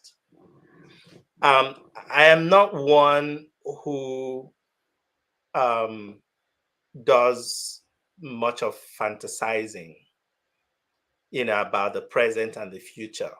It's what can we do now, right? What are we doing now to push for more responsible leadership? As much as I will say, call the Oyibo, as they say, to order, if I see them misbehave, I'm also very quick to point to our own people and say, hey, what are you doing? over there. There's the proverb, in Igbo, that the kite, it will first of all chase, or rather the hen will first of all chase the kite away and then call the chick and say, what were you doing outside? Right? So the problem with the European powers and the international economic and political system is there and must be addressed. But you cannot address it from a weak position. That is really the point. If you cannot keep your home in order, how are you even able to then ask your obnoxious neighbor, to behave? Right? So the task of collective action begins with individual action, because it's only with individuals that actually believe they have a goal and an objective that can actually have any collective action. Otherwise, what you have are fractious energies, everyone fighting, in different directions. Ultimately, you achieve nothing. All right. Thank you. Thank you so much. Let's go to Mr. James. Mr. James, you're next. Unmute yourself, James. Yeah, I said good evening from the Gambia. Good evening. Thank you. You've spoken well. And you've touched on so many things. I would have loved to comment on what I call beautiful, useless speeches at the United Nations, but there are better things to talk about. Now, let me talk about the state of the Nigerian universities. Recently, I have the experience of a certain contract awarded to Nigerian professors in a certain African country I would not like to name, to review their curriculum, because the curriculum has been in use since 1999. The professors came and they left, and what they produce is despicable. I felt very ashamed, because when I was a student at the University of Lagos, in those good old days, I cannot imagine a professor like Professor Nuruddin Alao, who was a vice chancellor, to desecrate himself to that level. And this is what we saw during the general election, the last elections, where university professors are now becoming returning officers. In the Gambia here, where I live, the job of returning officers is meant for high school dropouts, not high school graduates. And I felt ashamed that the vice chancellor of the University of Lagos, a woman, was, I think, the coalition officer or returning officer. What is going on? Yeah.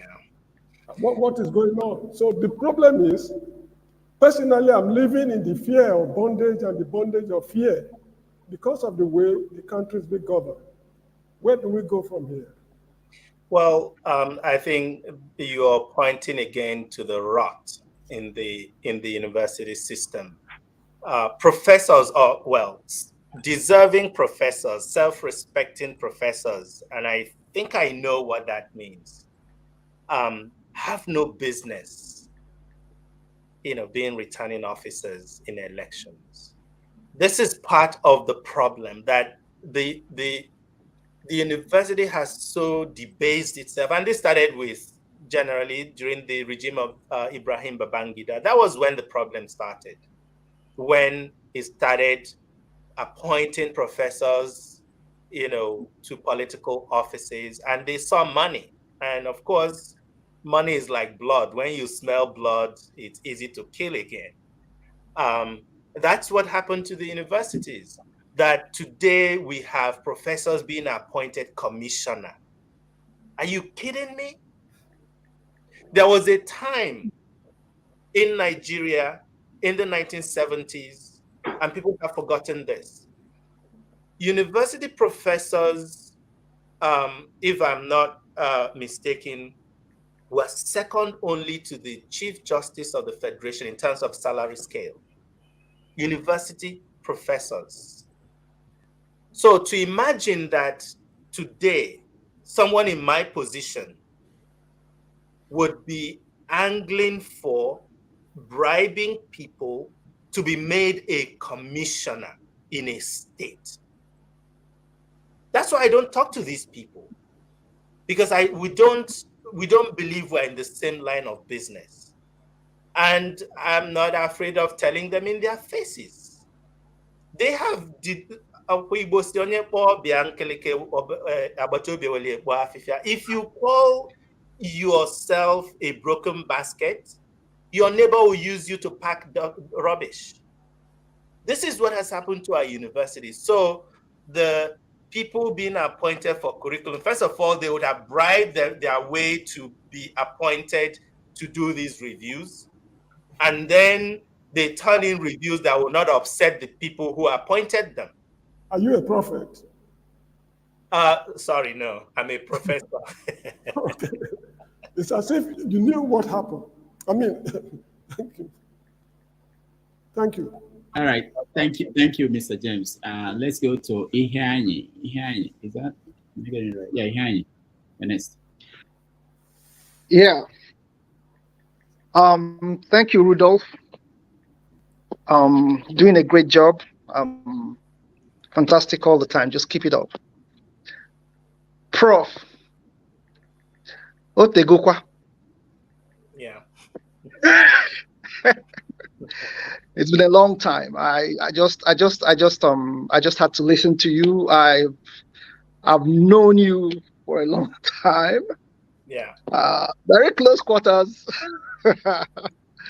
we know what we're talking about. So you just touched on something, when you said the thing about the basket. I was about to go the same way when I was thinking about Nkilike, becomes the plaything of children. Mm-hmm. And yes, that was actually what I was going to talk about. Then you mentioned the basket, and I'm like, okay, how am I going to bring this up again? But it's the same thing, what is happening, especially at Nsukka. I was there 10 years ago. I was there, the last time I was there was 10 years ago. I haven't been able to go back because what I saw made me lose weight. The way people say I lose weight for one place, and I'm just, it's not even a question. I heard you talk about the efforts that you've made after the painful experience of everything, and I just wanted to encourage you. That's all.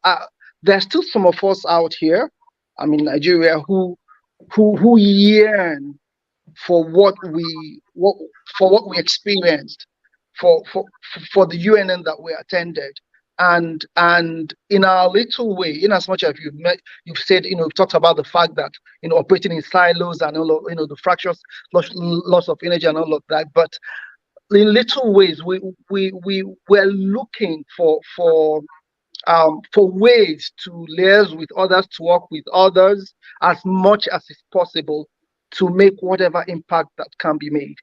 Okay, so all I just wanted to say is I don't know how we can do that. I know you've mentioned some of the things that you're doing and all of that, and we are willing to add our little to just make that impact a little bit more, greater. That's all. Okay, so that's what I'm just. Yeah. Thank you, Hanya, and it's great seeing you after many years. So that's wonderful. So just to clarify, what I meant is that if one is doing the needful, yeah, right, for oneself and for one's family and society and so forth, the task will be to identify others who are doing the same. In spite of the system, in spite of our boundaries, whether you're Igbo or Yoruba or Anambra State or Adamawa State, there are people working in every segment of the Nigerian political economy that are doing important work, that are doing useful work. We just have to forget these boundaries that we built around ourselves in, rhetorically, but also in real terms, and find people who are working in similar directions, and identify them and work with them and partner with them. This is the only way to save that country or even the African continent. When we think about Nigeria as a whole, it's a smorgasbord of, a variety of people, ideas, visions. You have to identify the ones that are close to yours and work with them, whether they are in the other university or in the other state or across the other religion, or whatever divides that we have, because that's where the future is. We have seen that ethnic, religious, regional alliances have almost always failed because the political class will invoke them when they need you and abandon them as quickly as you get them into office. So I just needed to clarify that whatever you're doing, find others, and it's easier these days than in the past. Find others who are doing similar important work as far as you're concerned, and try to work with them, to partner with them, to seek collective problems and questions that you can address yourself to, and try to find solutions to them. Perhaps it's the collective energies among these multiple collectives that Nigeria's future will depend on, rather than the big, umbrellas that we have that have not taken us anywhere. So thanks, Ihani. Yeah, thanks, Prof.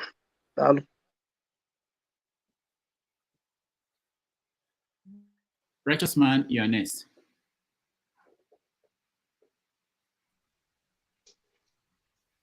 Yeah. Good evening, Rudolph. Good evening, Prof. Rudolph, your platform is very rich, and just pray that God will keep you and strengthen you. I've been very much blessed this evening, starting from the time you introduced Prof before you allowed us to enter the studio. Prof, thank you very much. Thank you. I have 2 questions or thereabout within a minute. And it's coming as a result. I want to take you from the side of religion and tradition. Could you consider Western and Arabic religions as a tool of conquering Africa and the rest of the world? That's my first question. My second question, is the Christian and Arabic religion a better replacement of African religion and traditions? So you want to put me into trouble, eh? No. Okay. So let me answer this in a way that hopefully people won't feel insulted, because religion is a very sensitive thing. One thing we have to not forget is that that Christianity and Islam and Judaism came from the same place. It came from the same people. It came from the Abrahamic tradition, the 3 of them. And they are among the few religions that believe in what Chika once described as "I am right, you're dead." A lot of other religions, including most African religions, didn't believe in that. They were more accommodating of others, accommodating of difference. And that's what got us where we are today. That depending on whose hands the Bible is, it would have the same, it would behave with the same ideology of I'm right, you're dead. Not that you're wrong even, but I'm right, you're dead. So whether it's in the hands of the European missionaries or in the hands of African missionaries, it still operates with that ideology or rhetoric. Whether it's the Quran or the Bible, is the same thing. One is much more political, that is Islam, because they, as a religion, does not believe in abrogating responsibility or investment in the now. Christianity supposedly is in the hereafter. And so Islam, right from time, wanted to play a role in the unfolding of politics. Christianity was playing fast and loose with that. If you look at the history, what I do not engage in is seeing Christianity as something that is not a historical phenomenon, because it is. It began at some point, it began somewhere, it moved across the planet in a particular fashion, and arrived at our shores at a given point. We know when they did. So it's not as if it just happened because God, threw the Bible down and we received it. We know the process of its movement across the planet, and that's a historical fact. What people believe is their thing. I can't quarrel with what people believe. But when we are talking about history of what happened and when, we know how that was promulgated. We know what happened at Onitsha in 1878 or thereabouts, when the Christian missionaries were negotiating for Britain over ruling Onitsha, and the pushback by the Onitsha people. We know that this happened at the level of Bible and so forth. We know that the reason the Igbo language has suffered more than any other language of equal scale, 30-something million people, is because of religion. Well, it's not even religion, it's because of denomination, because of the struggle between the Catholics and the Anglicans. That's what undermined the development of Igbo language, because the Anglicans did not want to follow the Catholics in the Onitsha dialect. So they went for the Owerri dialect. And that's why you could not develop an Igbo language that was pan-Igbo. So we cannot forget what history has contributed to where we find ourselves. What people believe, again, is their thing, and I do not want to controvert that. Is this for the same reason that I cannot, not that I cannot understand, but I cannot sympathize with anyone who says, well, I have this thing that tells me now that the past, that my ancestors and what they achieved are worth nothing. I do not sympathize with anyone who takes that position because of what they believe, because life is more than any one of us. We're all going to die at some point, but cultures rise and fall. Some will die because their people did not hold on to their cultures or did not hold on and support their languages. That's how cultures and languages die. There's a reason, and I'm sorry I'm going on about this, there's a reason why the French, their colonial ideology was not to teach you French language. The English did. English would teach you only English language. The French would teach you French language and culture. So when you learn French in school, you're also learning that the baguette is the best thing to eat in the morning, or that the wine that you have to drink wine after your dinner. That's French culture being instructed to young Africans when they teach you French language. So is it a surprise today that in Francophone Africa, they think that Paris is their home capital, or that being French is what they are, rather than being Akan or being Benin or whatever. So the point is this, that what language and religion has done to our people, we have to recognize that, regardless of, in spite of what we believe, what our faith is. For someone like me, when I think of artistic heritages, nations that do not have an artistic heritage actually often have no basis for claiming nationhood. That is why, and I was talking to Rudolph about this earlier, that is why during the Nigerian Civil War, the Biafran people, because it wasn't just the government, the Biafran people produced an art exhibition called Art from Biafra that traveled many German cities during 1969 and 70 to prove to the world that they are not just fighting for survival, that they actually have a culture that makes them eligible as a nation.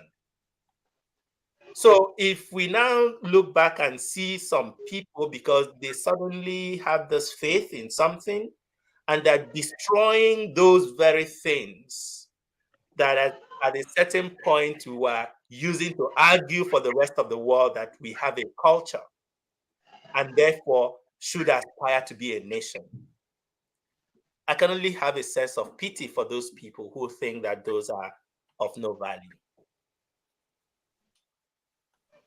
Thank you so much.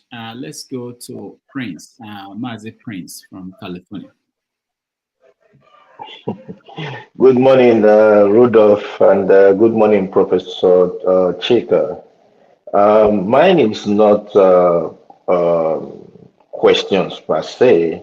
However, first I want to know, for the program event coming up, how are we going to receive the login info? Are we going to get it through Dr. Rudolph, or are you going to, is it going to be made, in a different form? Yeah, he can send it as well. We have a social media poster that has the web address for the live streaming. So you definitely receive that. Okay. So, and then I just want to commend you for the work you do. I commend you for your I'm trying to look for a particular word that I can use without using too much vocabulary. However, I just want to know your view about, because there is no way you talk about Nigeria without talking about politics. And my thing is, what's your view about most of the professors we have in Nigeria who are engaged in electioneering, and when it gets to the point of counting, most of those professors don't even know 1 + 1. Some will tell you that 1 + 1 is 11. Some will tell you 1 + 1 is 1,000. So I just want to know, what's your view on that? I said it all, previously, that anyone who considers himself or herself a self-respecting professor should have no business with how elections are counted in Nigeria. I've said it, I'll say it again. I'll say it in their faces. We do know, of course, what the issue is here. Even though I live far away, I do have my ears and eyes on the ground. We do know that it's all about money, that these people get paid, at least at some point, in US dollars to act as election officers. So make of that what you will. All right. Thank you so much. Let's go to who's next? Tony tone equity. Hi, greetings, everybody. Can you hear me? Yes. Can you hear me? Hi. Good evening from here, Dr. Rudolph and Prof. Agulu. Right. My question is very simple and direct. And what are we doing about new talents in the world of arts? Carvers, painters. I mean, they seem to be dying out, the classic ones. The likes of Ben Ewanwa. I've been privileged to meet him a couple of times in Onitsha, because I'm from Onitsha as well.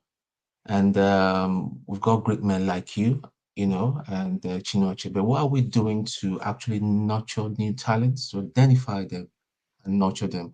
I know you're away from Nigeria and you don't intend to go back there, which I can understand where you're coming from. Okay. And the second question is, if things change in Nigeria, will you consider reverting your decision of staying put in the United States? Okay. All right. Thanks. So to the second question, well, keep me informed of how the change, and I will talk, right? So yes, that's to say I'm open, but I don't want to hold my breath. About the nature of the change that will happen to make me change my mind.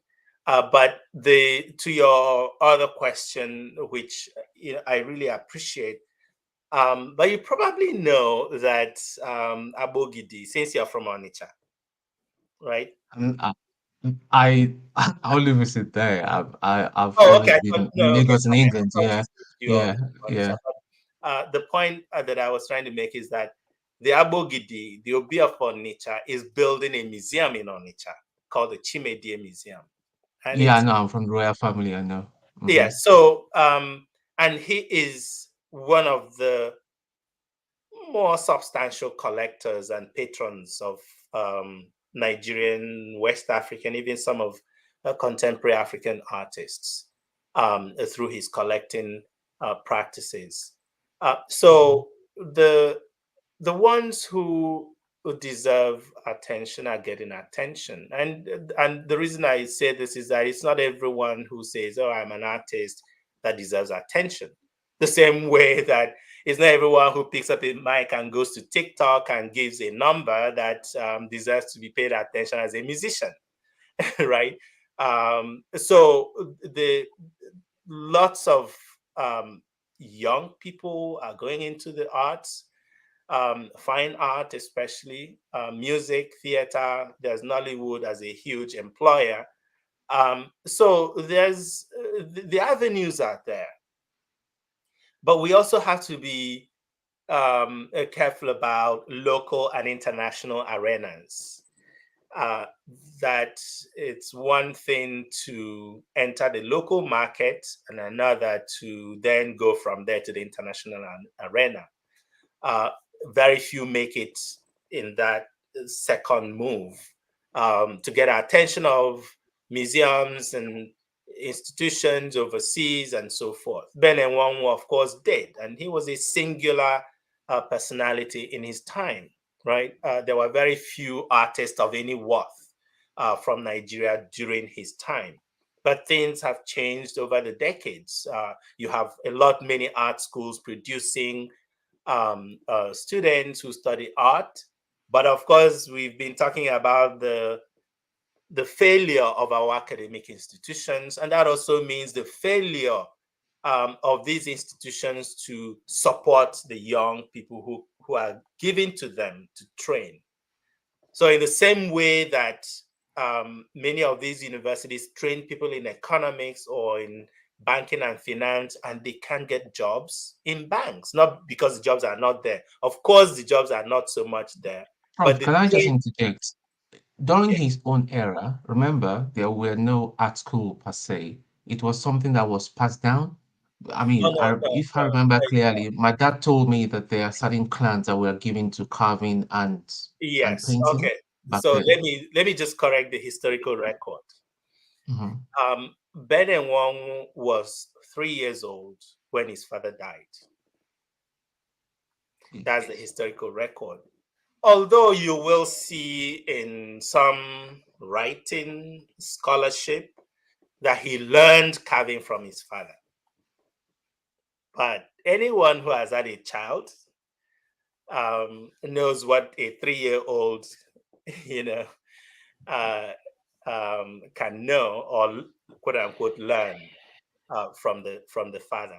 Now, there's a tradition that's African. It's not just Onitsha or Igbo or Yoruba. Most of art training in our societies was done through workshops or individual training with masters. That's it. But one was not, he lived most of his young life outside of Onitsha.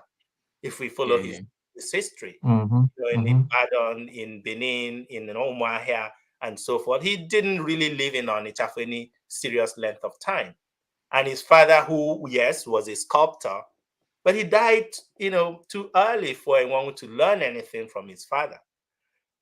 Much of what he learned was through art school. First, he trained with Kenneth Murray, the first British teacher to come to Nigeria to teach art. He studied with him, and then from there, he got a scholarship from Shell to go overseas to train at the Slade. So that's his trajectory. We do have a lot of art schools now training artists in the modern realm, but we still have our traditional artists who are working in the villages, who are still producing things for those who need them. I'm from Umoji, and Umoji people have their Uziyi festival, and these are huge masquerades. You can check them out on the internet. Been to Umoji once, yeah. Yeah, there are huge masquerades that are still commissioned from traditional artists who learned from, from their own masters and so forth. So those traditions are still happening. If you go to Western Nigeria, there are so many events and ceremonies that still involve masquerades and artistic objects and so forth. So that is still happening, of course, much reduced. Because culture, like Osogbo, you have a lot of sculptors in Osogbo.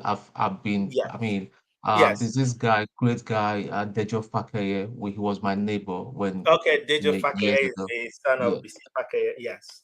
Yeah, he's an amazing sculptor from Osogbo. Yeah. Okay, thank you very much, sir. Thank you. All right, thank you. All right, thank you, Tom. Let's go to Igbo Basics. Professor Okeke-Agulu. Greetings to you, Dr. Damages. Greetings to you also that you have brought us yet another God-given or God gift. Let me just end it there. I haven't been around the block because I used to sell African products, by that African arts. I used to conduct African products exhibition at the World Trade Center of New Orleans, Louisiana, up to 1989. That was the last time. They used to give me the World Trade Center, their whole lobby, and I would bring African products, particularly the arts, sculptures, crafts, and all whatnot. That time I brought rubber, Nigerian rubber, NSR10. That was the last exhibition that I placed there. But on today's issue, I'm just going to go straight to this Nsukka of a place. There must be something about Nsukka that made the Nigerian government to kill the chemical science department of that university after the war. Maybe afraid that they would produce another Obunigwe. And then just hearing from you that the military administration appointed somebody who came, I would say, essentially to kill the talents, of which you are one of the 13 who did not sign that pact. Thank God you didn't, because that is why you are where you are today, from my own opinion. Because if that had happened, you probably would have remained there and languished like the rest of the people who have languished there. In 1967, Chinua Achebe was appointed a senior research fellow at the Institute of African Studies, University of Nigeria, Nsukka. And he later became professor of English there. And he took an early retirement in 1983 and was made professor emeritus of English in 1985. At various times in the 70s and 80s, he was visiting professor of English in a number of American universities and colleges. So I see where you have similarities, you being at the Institute of African Studies over here. It was Chika, Prince and Dreams, that actually wrote the articles referring to Chinua Achebe, Ikejimba, a profile of CC Chike, by Chika, profile of Chinua Achebe. I was taking a leaf from there to address your similarities. I will just go straight to my experience just last week, traveling down to North Carolina. I drove past an exhibition by the roadside, and that exhibit was such that in my mind, I drove 5 miles down the street, but it left an impression in my mind that I went and made a U-turn and came back and pulled into the walk to take a look at that exhibition to see what was exhibited there. And what I saw there is, they called it Oakland Nelson County's Museum of Rural History. It was a new exhibit of music of Nelson. That's the name of the person. So you're talking about impressions that are left behind and the work you have done and touching up on the Biafran issue and our artifacts that we are taking. I haven't been around. I used to see some things at Astro Minerals in New York and other places. And I wondered how these things got here. How can we recover it? So I'm very grateful for the work you have done. But with that said, it put me into mind because my question is going to be very simple as far as the event that is coming up. You've already answered some portions of it. Is this a ticketed event? That's one of the things I wanted to find out. Okay, so I can respond to that.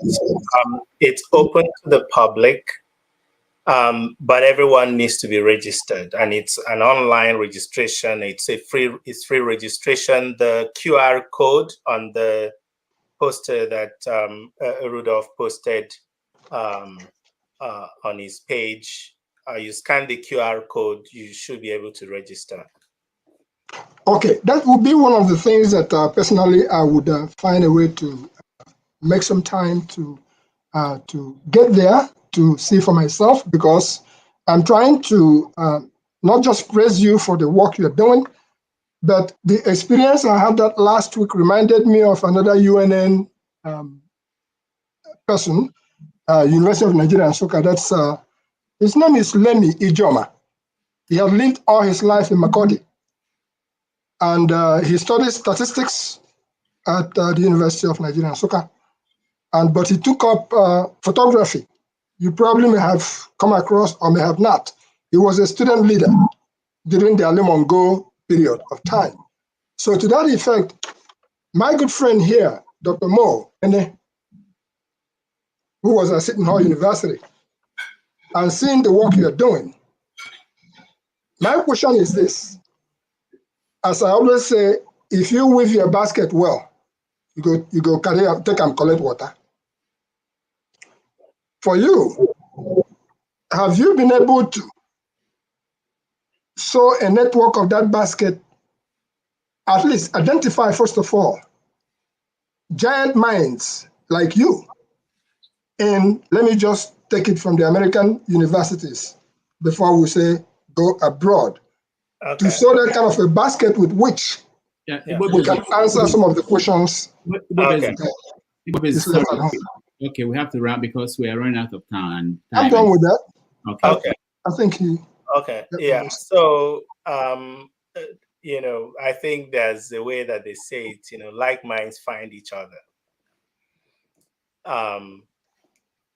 So the people that I work with in my various projects, they're out there. But I do not want to assume that that's the only possible networks for others who are also working. And this is what I said earlier, that people will find themselves who are interested in the same things. There are people who I know who are working in the United States, but it's not everyone that I will, you know, immediately gravitate to become a partner in a project for, you know, all kinds of reasons, institutional and so forth. As you very well know, in the US, there's a certain sort of network of scholarship and so forth that exists, and people must find their network.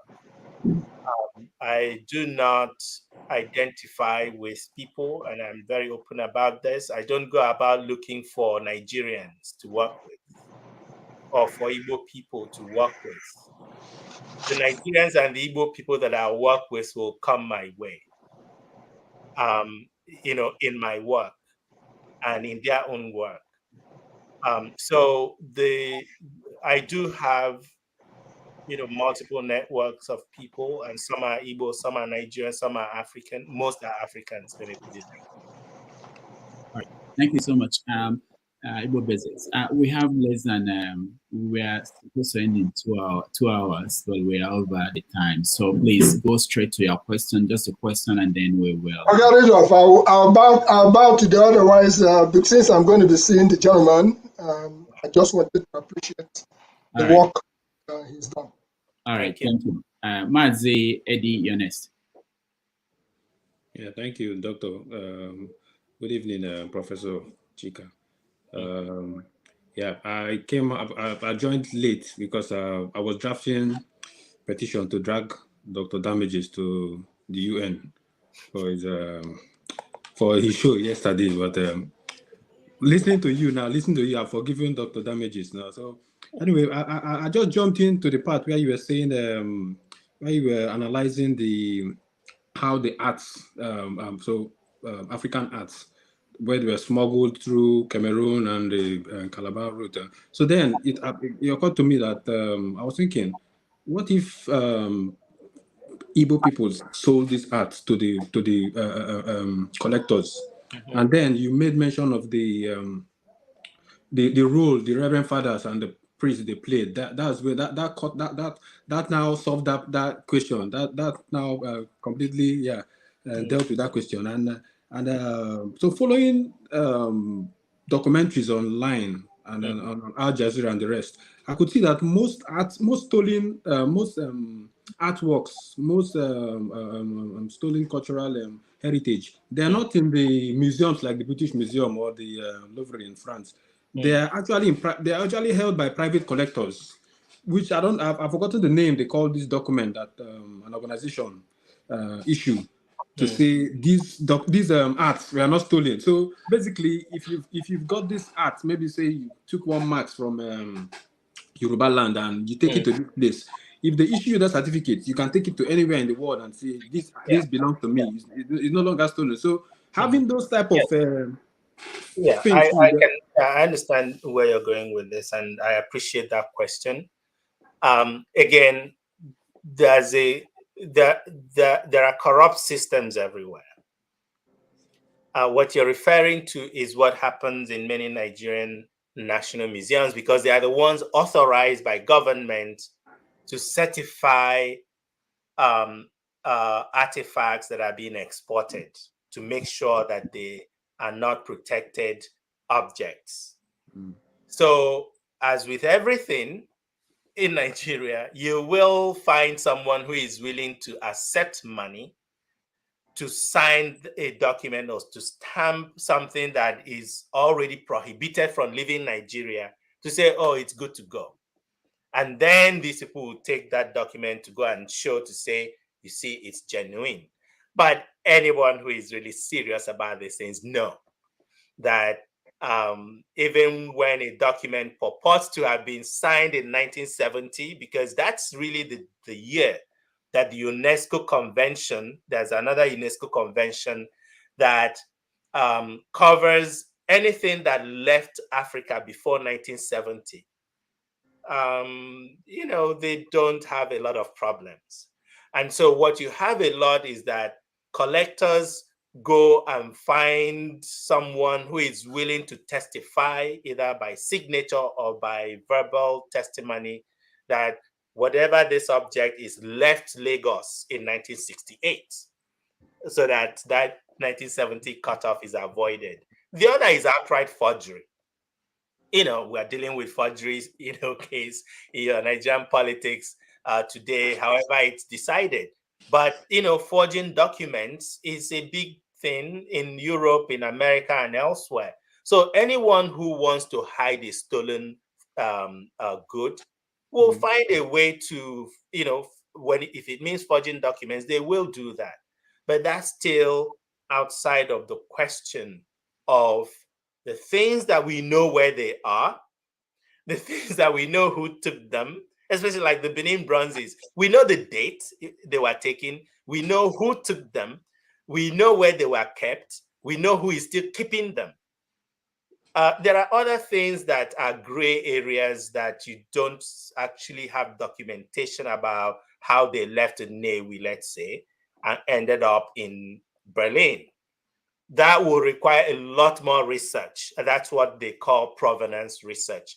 And most of the institutions or the collectors that have these things, they'll say, oh, we don't have provenance information and it's expensive to conduct provenance research. In other words, to prove that these things were actually stolen from this place, it's hard to document and it's expensive to document them. And so they're not willing to pay for documenting the fact that what they have were stolen, right? So it's a very complicated situation, but we cannot use the exception, which is that comes out of corrupt practices, to stop the debate and argument about the important cultural heritage that we know where they are. The Tervuren Museum, let me just give you an instance. This museum in this tiny country in Europe, that one museum has 180,000 artifacts from the African continent. And most of it is from the Congo. So the amounts, the numbers that we're talking about, the British Museum has perhaps 75,000. So it's we can talk, continue to discuss this in another forum. All right, thank you, Mazedi. KJ, you're next.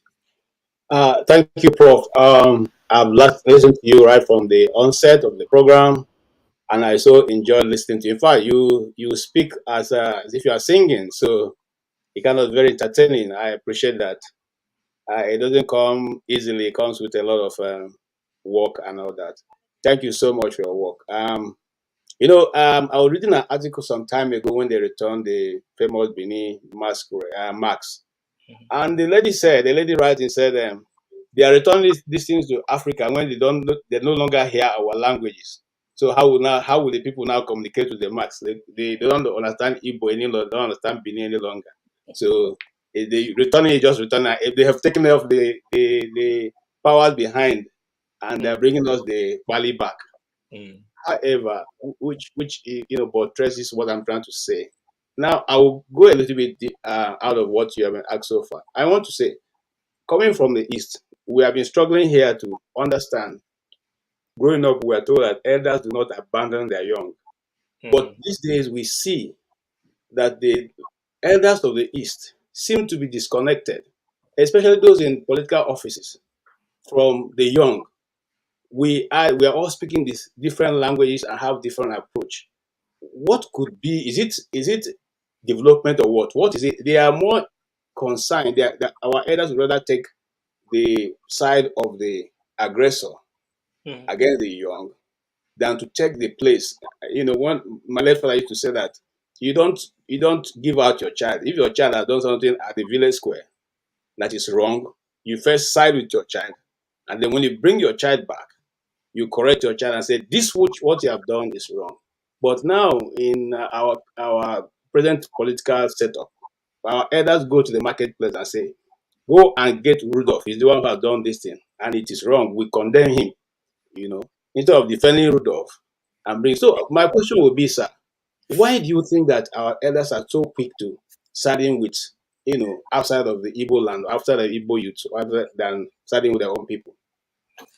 I would address that question, differently. When I said earlier that it is a question of responsibility,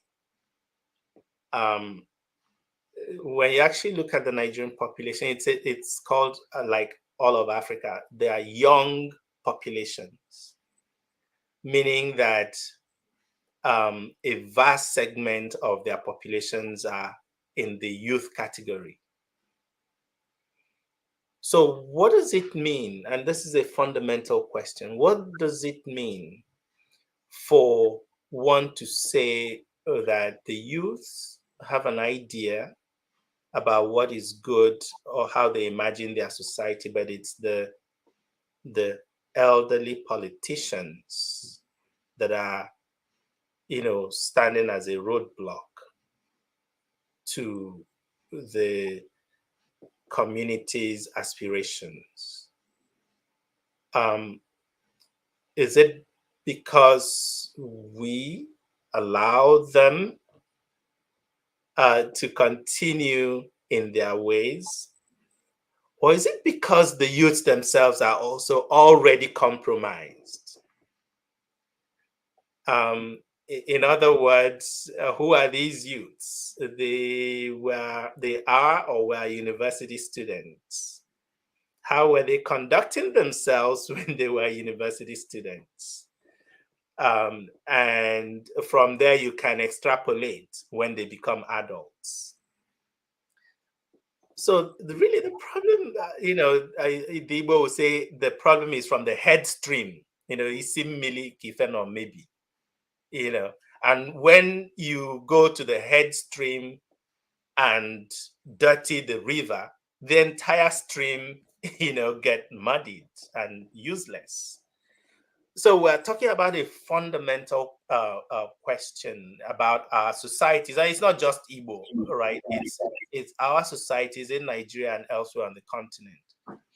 We have to take responsibility for where we are. I always say this to my friends, that when the civilian is pointing to the police and say, look at how corrupt the police is, look at how corrupt the political class is, check your hometown union or association or your neighborhood association and see who is mismanaging the funds of the neighborhood association. It's not the people in Abuja.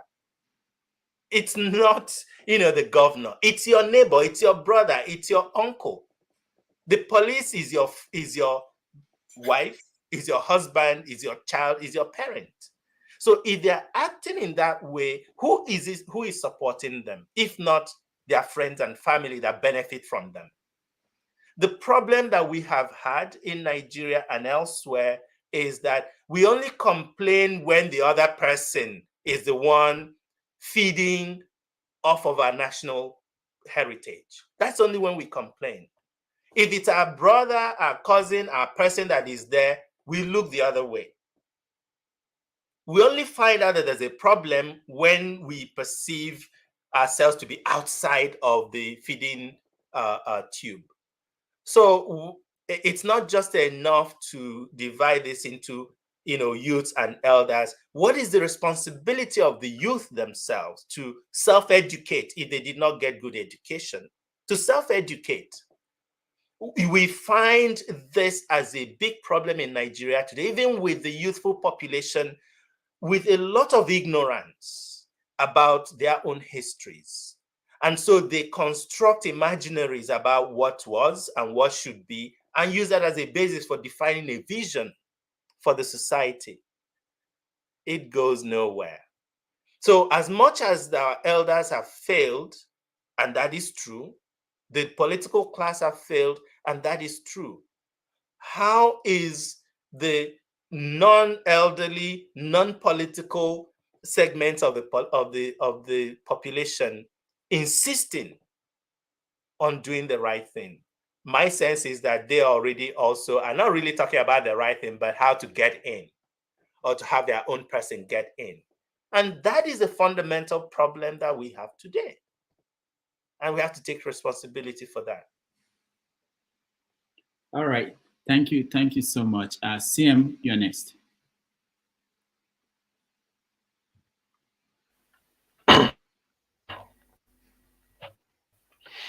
Yeah, thank you. Thank you, Rudolph. Good evening. Good evening, Rudolph. Good evening, Prof. And welcome to our usual weekend roundtable. Yes, I'm speaking to you from UK. I just want to leave you with some food for thought. It might not be a direct question, but something for you to go and consider. And then some other people, seeming that are your friends or those you work with. Those of you involved in keeping alive the memory of Chinua Achebe, I thank you most sincerely for doing that. We know what Achebe means to the world of literature in Africa and the world. So keeping his memory alive in whatever way, shape, or form, I can always welcome it. And I think every other person. I want to say, have you people considered? Because here in the UK, there's a man called George Heriot. I think he's a scientist of what type of a scientist, and then James Watt, who is also a mechanical engineer, well noted. Both of them are Scottish. They ended up immortalizing them by opening Heriot Watt University. In our own case, two of our prominent artists, of course, you know Chinua Achebe and Pius, and then Christopher Okigbo. Those of you working with Achebe Foundation and anything, it's just for you to sit there and think. If it's not good, well, you can throw it away and still respect and say sort of accept me as one of your own. Like the Igbo say, "Tufu okwu mma welukwa mma ihe." Have you ever thought of give it a thought? It might be a long-term project. It will surely come to pass. Achebe Okigbo University Achebe deserve it. Achebe deserve it. Chris Okigbo deserve it. Those of you working, doesn't mean it might be a 4-faculty university, but Achebe Okigbo University. I've thought about it. Yeah. Chinua Achebe, I'm from Ezinifita. We gave Chinua Achebe sort of a home during the Civil War. He left Ogidi and ran to our place. He stayed in a very prominent place.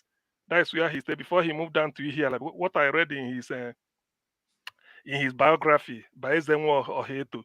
So please, you people should think about it. If it's something worth doing, why not? So many universities are named after people that are less deserving than Achebe. Thank you. Yeah, thank you. I don't think starting another university to be named after Achebe is, priority and should be anyone's priority. We have already existing universities, public and private. We should insist on, how to make them better institutions than starting another underfunded, under-resourced university. There should not be a 10-faculty university anywhere. There should not be a 50-person faculty university anywhere. If I understand what universities are supposed to be doing today. That's part of the problem that we have, that we have a plethora of, especially these private universities, that are just pretty much glorified secondary schools. I will hate to see Achebe's name associated with anything that is not deserving of his reputation. If someone was recommending changing the University of Nigeria's name to Chinua Achebe University, then that's fine. We can talk about that. Universities that are worth having the name of Achebe associated with them. The work of establishing a proper, well-resourced university is so enormous that often our people don't think about the long term. Let's just start it and see how it goes. That's not quite the way. So I would rather invest my time and resources on the kinds of institutions that can do the work of sustaining Achebe's legacy. Naming institutions is a political thing. A new governor or a new president might come and change the name, back to something else. But I think that there are more fundamental work that can be done to sustain Achebe's legacy. Let's take, for instance, starting an Achebe society in the way that you have a Shakespearean society. That's where you can talk about producing knowledge that will be of the same fundament and the same quality and status as the person that you're identifying with. So that would be my take. But if anyone wants to build and establish a university in Achebe's name, while I'm not a fan of those kinds of things because they have not quite lived up to expectation, I wish them good luck. All right, CM, thank you so much. Let's go to John Alba. John Alba, you're next. Once again, thank you so very much, Dr. Rudy, for having this young man. If my grandmother she's still alive, I'll give it to him to marry. He's a good guy. It's a man of wisdom. He's an ancient soul. I thank you for your job and thank you for being there.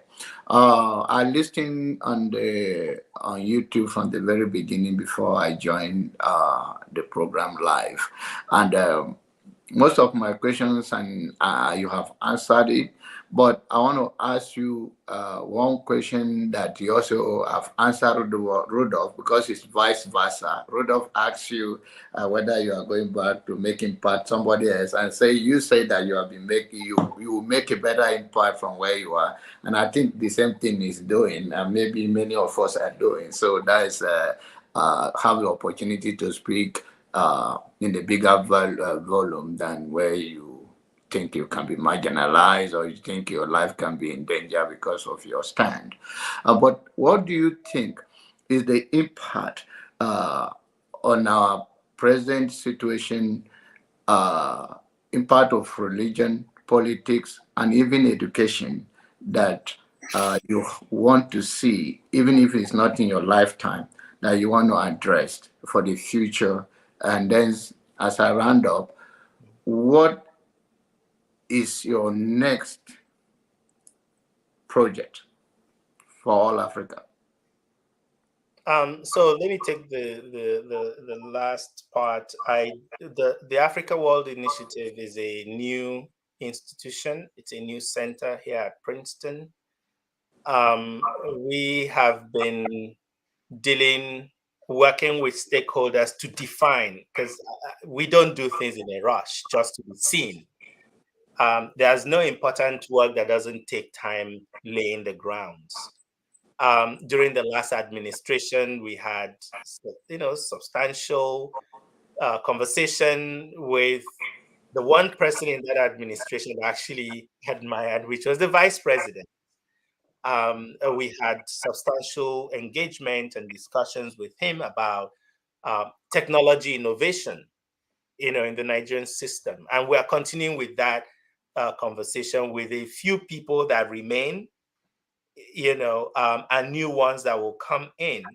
I see, for instance, that this present government has hired actually a very appropriate person to helm the Ministry of Innovation and Technology, and one has to acknowledge that. So I will be quite open to working with the people in the current Nigerian administration that want to see Nigeria do well, beyond and across what political party you are or you're not. And so that conversation is ongoing with also our South African partners in the Ministry of Technology and Innovation as well. So we'll come out with our projects once they are ready to become public, because that's how we work. So the Africa world is just starting. We are planning to build artists and writers studios in Kenya for East African writers and artists. So that's the kind of work that we are very much invested in supporting knowledge production on the continent. And insofar as we can find reliable partners in Nigeria, we will, of course, do the necessary work, because it's hard to avoid Nigeria, given how much it occupies of the African space, in spite of ourselves as a nation. So the projects will come in due course. The Achebe Colloquium, is one. The Africa World Lecture Series. These are the easier ones to put in place. But when you're talking of institutional partnership, you're talking of things like establishing laboratories and research laboratories and so forth. That's a much more longer term and deliberate process. And so you would that information will be public as soon as each of these initiatives come on stream. I forget what the other question was, but the first question was, what do you think is the impact? Oh, the religion, politics, and so forth. I wish that in the way in the American system they say separation of church and state, even if rhetorically, right? I wish that people are also able to do that. You look at what happens in Nigeria today. Of course, in part, it's hardship, we know. But how it manifests, you go to universities in midday, and students and faculty are somewhere worshiping. In the university, you go to government offices when people are supposed to be working to be paid, even if their salaries are delayed. But we trust that they use this time to work for us. And they're spending it in their private affairs called their religions. How is that not condemnable? Even if the person was using it for something else, would it make a difference? If they were using it to attend town meeting? Or is it because they say they went to worship, whether in the mosque or in the church or in the chapel? Then we use the time that we should invest in the work that we do to pursue our private beliefs and faiths. This is one of the problems that I have with today's Nigeria. And it's almost like, yeah, but of course you should understand, how many man hours does Nigeria lose as a result of the numbers of people who spend the time that they should be working? And this, I'm very clear about this, to do their private worship and prayerful meetings. That's one of the things I would like to see end. People can do their faiths and what they believe, but they should put the time that we expect them to invest in growing Nigeria, and pray later for the betterment of our society. That would still be great. All right. Prof, thank you so much for all you've done, and the time you spent with us is over 48 minutes, more than the time we agreed to. But if you have a final word, I would like you to say that, but let me throw this question. Good question now. No, you did. You had a chance. Yeah, but I'm here now, so I'm a lucky guy. So I have a short question, and then okay, yeah, let it. No lecture. Go ahead. No lecture. Prof, I don't know during your days grew up in Nigeria, but during my time, heaven is the goal. And 1 Thessalonians 5:16 to 18 is a prayer without ceasing. So as the ends, we have to pray anyway. Heaven is the goal. If that's fine, but let's then forget this place and head straight to heaven. That's what Peter said. Everyone wants to go to heaven, but no one wants to die. Right. That's So my question is based on identity politics. I mean, that's our reality today. I actually texted a friend of mine who is from Oko, Anambra State, about the show this morning. I said, "Are you watching the show today? A special day today?" And she responded that by saying, I expect her to brag, but the direction she went is not what I expect. She said, "Oh, we know they produce rubbish." She said, "Every league know they produce rubbish." I responded, I said, "No, I was expecting you to brag, but I was expecting to brag with Indigo, no, they produce rubbish, right?" So it's sarcastically. And she went ahead to say, yes, that's our strengths, and there's a need for the fact that the Nigerian are not seeing that is sad. I say, well, hence I always put for political power, right? And I think it also touched on what CM is trying to advocate for, university for Chinua Achebe, and you went ahead to say you should do it like this, SKP and all that. All these are made possible and easy when you have the political power. The political will is there, but we need the political to. And that brought me to today, in today's world, especially in our politics space, we are in information age, and you can testify to that. Why is the Indigos are still lacking behind in terms of investing in what most important thing today, the media space? You can't attain political power if you don't have the reasonable control of the media space. So why are we behind there? Well, there are historical reasons for that. We probably don't have the time, to get into that. If you look at the history of the media in Nigeria, Lagos had the outsized influence because it was the capital and the most important city. And so the control of the media in that city also meant the control of the Nigerian media. And you go way back and front in terms of the Nigerian or non-Western Nigerian investment in Lagos. And you don't want to go back to what happened to Igbo investments, right, in that city before the war and what happened after.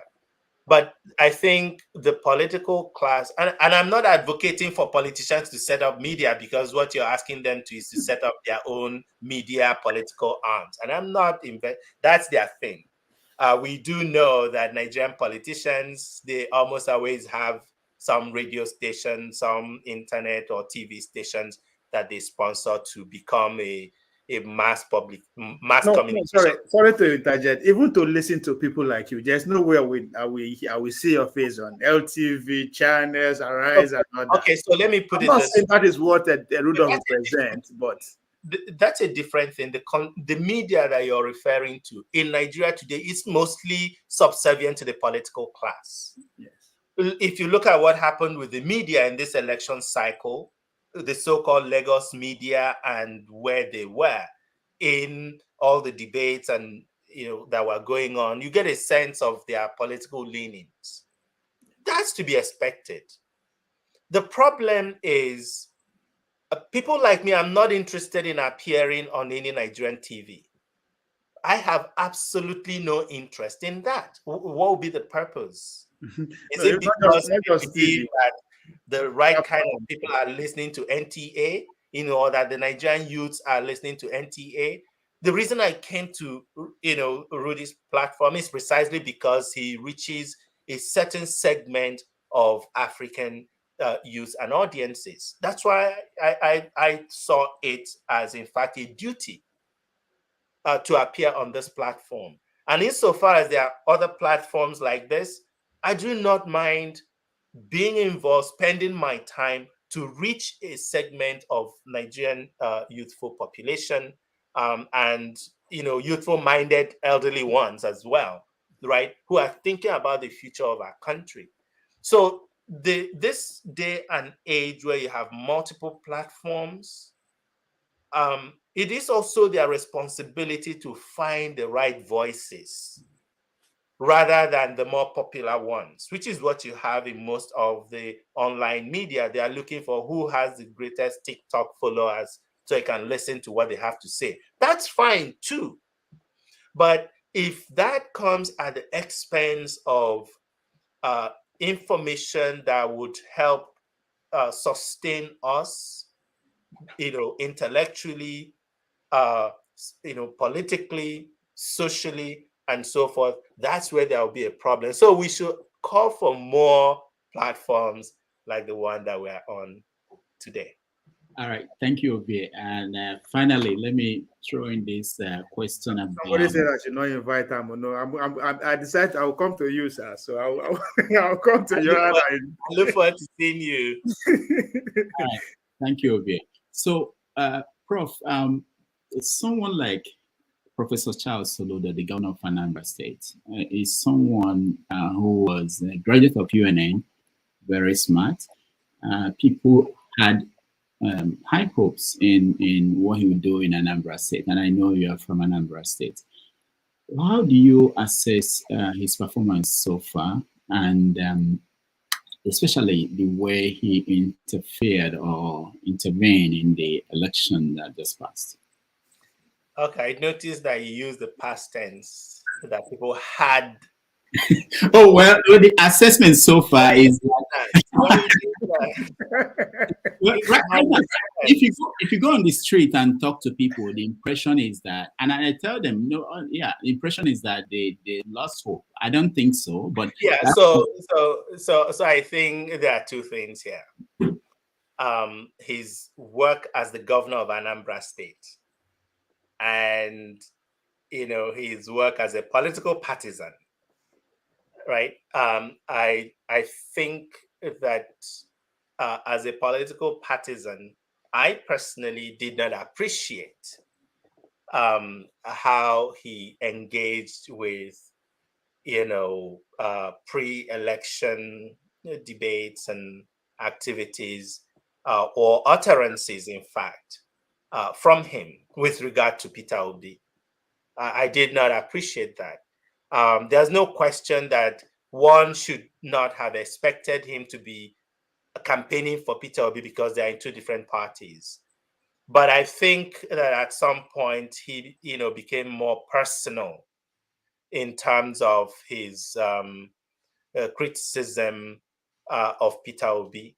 He did not have to do that. And I think there were other governors, whether in the East or elsewhere, who were also from different political parties, but who, maintained their lane, as they say in Nigeria, when it came to electioneering campaign. Now, as far as his work as the governor, we're still waiting. And I'm willing to give him a benefit of doubt that he still has time to do the things that Anambra people were expecting of him. And I say this just as you mentioned, he's an alumnus of, he's a lion, as we say, from the University of Nigeria and Nsukka. And he's what they call a technocrat, right? That Nigerians are beginning to see the need to try the technocrats in our political system, especially at the governorship level. That's where we've seen that happen. And that's a new thing.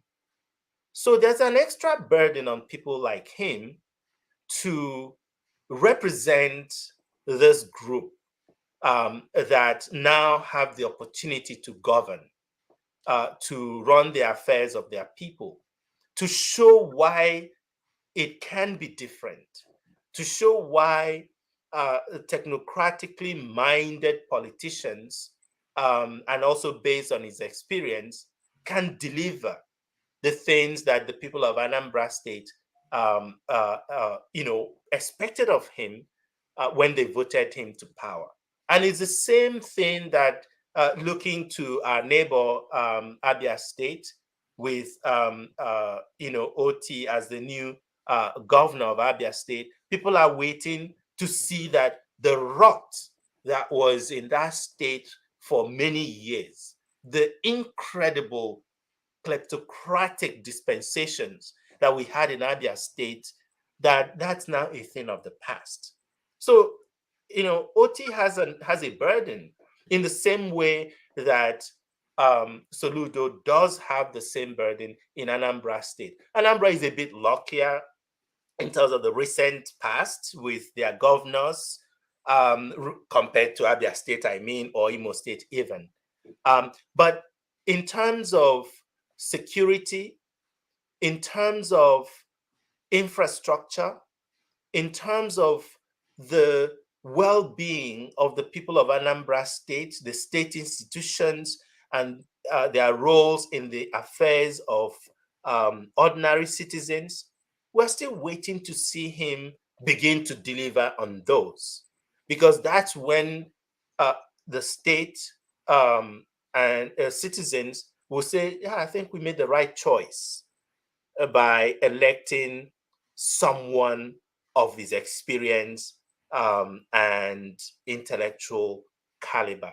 If he fails in that, perhaps the saddest of people will be people like me, who also went to the University of Nigeria, Nsukka, who see him as someone that belongs in the kind of circle that I often find myself, but who has failed us in this instance of giving and providing great political leadership. He still has time to do that. So I'm really hoping for him to succeed, because if he does, that's Anambra State that succeeds. So I hope he has the right people, that he doesn't get sucked into the malaise of the Nigerian political system. It's not too difficult to get into, to flow into that and forget, the very person that you were before you went into that office. So I'm really hoping for him, and I'll be cheering if he starts delivering on those promises. All right. Thank you so much, Professor Chika Okeke-Agulu, for joining us. It's been wonderful. Thank you, Rudy. And all right. Have a pleasant day. All right. Thank you. So we'll take a break. When we come back, we are going to get your feedback on what we just discussed. And of course, you all are encouraged, if you have, if you're anywhere around Princeton or somewhere in New York area, to go to the events that we've been talking about, the Chinua Achebe Symposium, which is taking place on Friday and Saturday of September. This Friday and Saturday, September the 29th, and that's it. So, and for you, the way to get to register is to click on it's on this flyer that is showing here. So we take a break, and when we come back, we assemble everybody again and have a conversation on some of the things that our guests discussed with us. Stand by, please. Album right here. It's called Spirit of Love. We're very pleased to welcome Majek Sashek.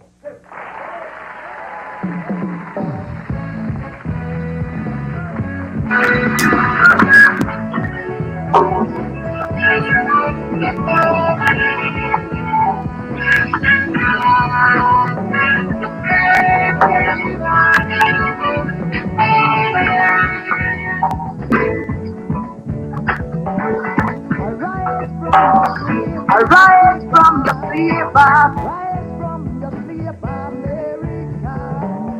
There's work to be done, Africa. There's work to be done, America.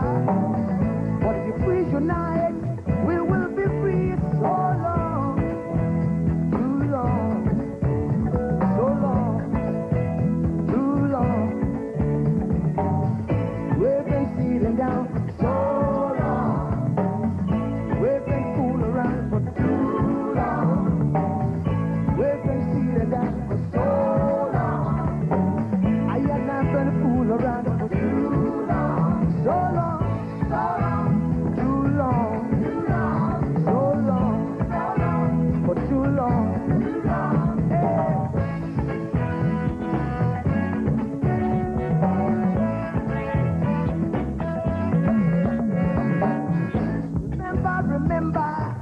long, long time ago, when we used to live like prince and princess. Remember the pyramid of Egypt, when we used to live like prince and princess. Remember Marcus Garvey, who was the dream for New America. Oh, remember Martin Luther King, who was the dream for New America. They say you have the right, they say you are brown, they say you have the right, they say you are brown. Only the angels of Jah is white now. Only the angels of God is white. So long, too long, so long, too long. We've been sitting down so long. We've been a fool around for too long.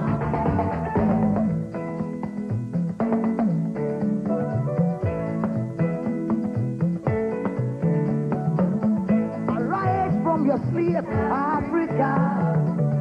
Arise from your sleep, America. There's work to be done, Africa.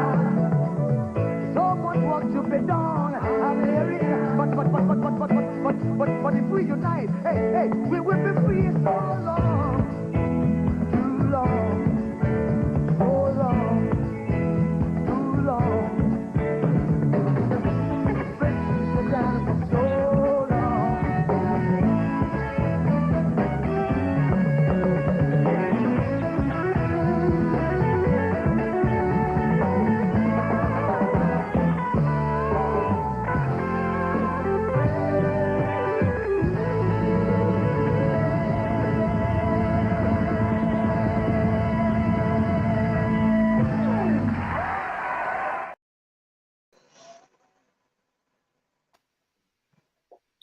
All right, welcome back, everybody, and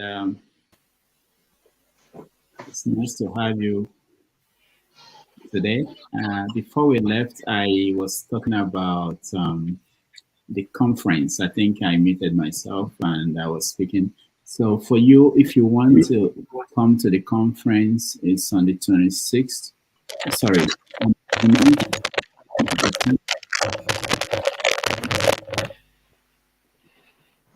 on the 29th and 30th of September, and you can get all the information from this flyer. All right, so let's do a recap of feedback from the show from everybody. Please, can you mute yourself if you are not speaking? Go ahead. So are we still touching on what we spoke earlier? Yeah. What do you think about some of the things he spoke about? I think he really touched on some very critical points, especially looking at our universities, how it's gone down, the government intervention, and how a lot of explains the brain drain that we've been seeing for over the years, which is really saddening, really. I mean, and that is why I think it goes back to leadership, having the right leadership with a vision and a purpose. All right. Yeah. Thank you. Igbo basics.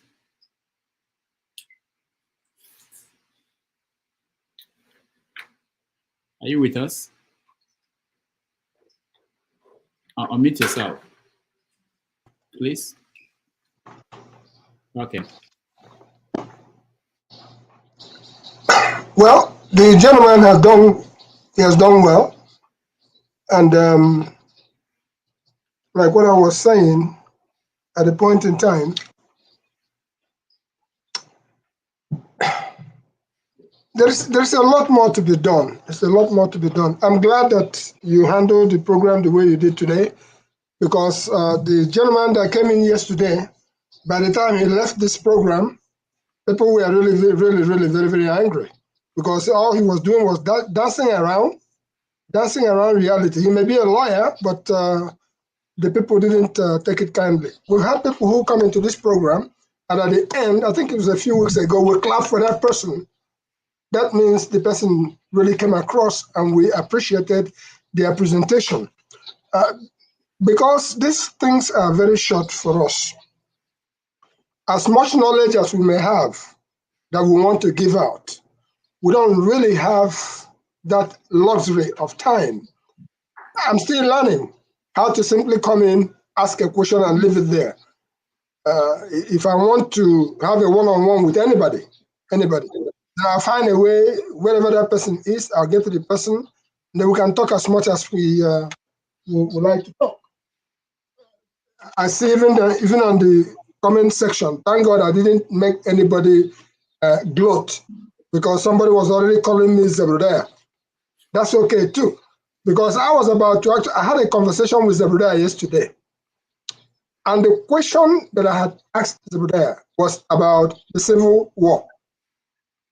How do we want to have this represented in a particular part of the book that we're doing? It goes back to the history. The man was very blunt. I lived it. I can't pretend it. I was there. This is what happened. This is what happened. This is what happened. And I'll put it out for the record. So for what Professor Chika Okeke-Agulu had done here today, it just reminds me of the same thing that the Nigerian government is holding particular sections on the ground, and we say the rope where you take tie a tortoise. Turtle gonna move, rope gonna move. None will rest. And that continues to be the situation in the Nigerian context. When I keep talking about, when I see Brother James, who of course has been around the block, some of us can come anywhere and lecture anybody on practical terms because of what we have gone through. When I begin to pull certain things from some places, somebody say, did you do that? And yes, I did that. That's on record. So that some of us are still able to participate in these programs. We are actually saying, whatever you can take us off, take of us, take, go. The best things in life are free, gifted, but we tend to not recognize it. I saw a Schirmer has said, do you have African arts to say? Yes, we have African arts, but I've long come to realize that the best African arts, you can't buy it. They are not for sale. They are not for sale.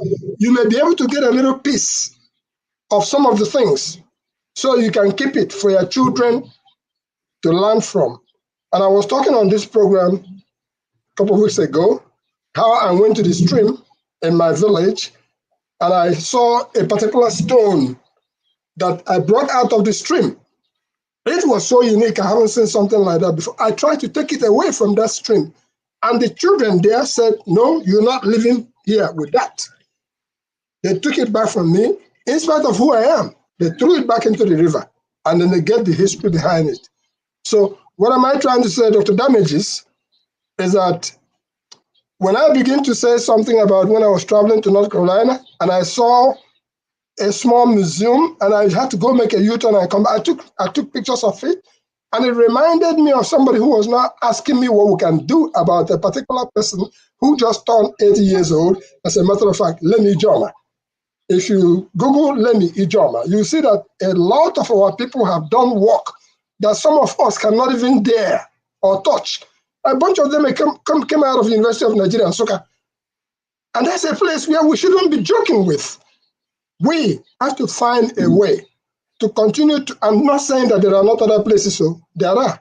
When you touch Methodist College, you touch places like Government College, you touch places like DMGS, there are certain places that are institutions in the land that has so much, but we take it for granted. So, for Professor Chika Okeke-Agulu, who came here today, let us consider it that, like I said to him, a lot of people went to where they went as a result of that civil war. We are scattered all over the globe.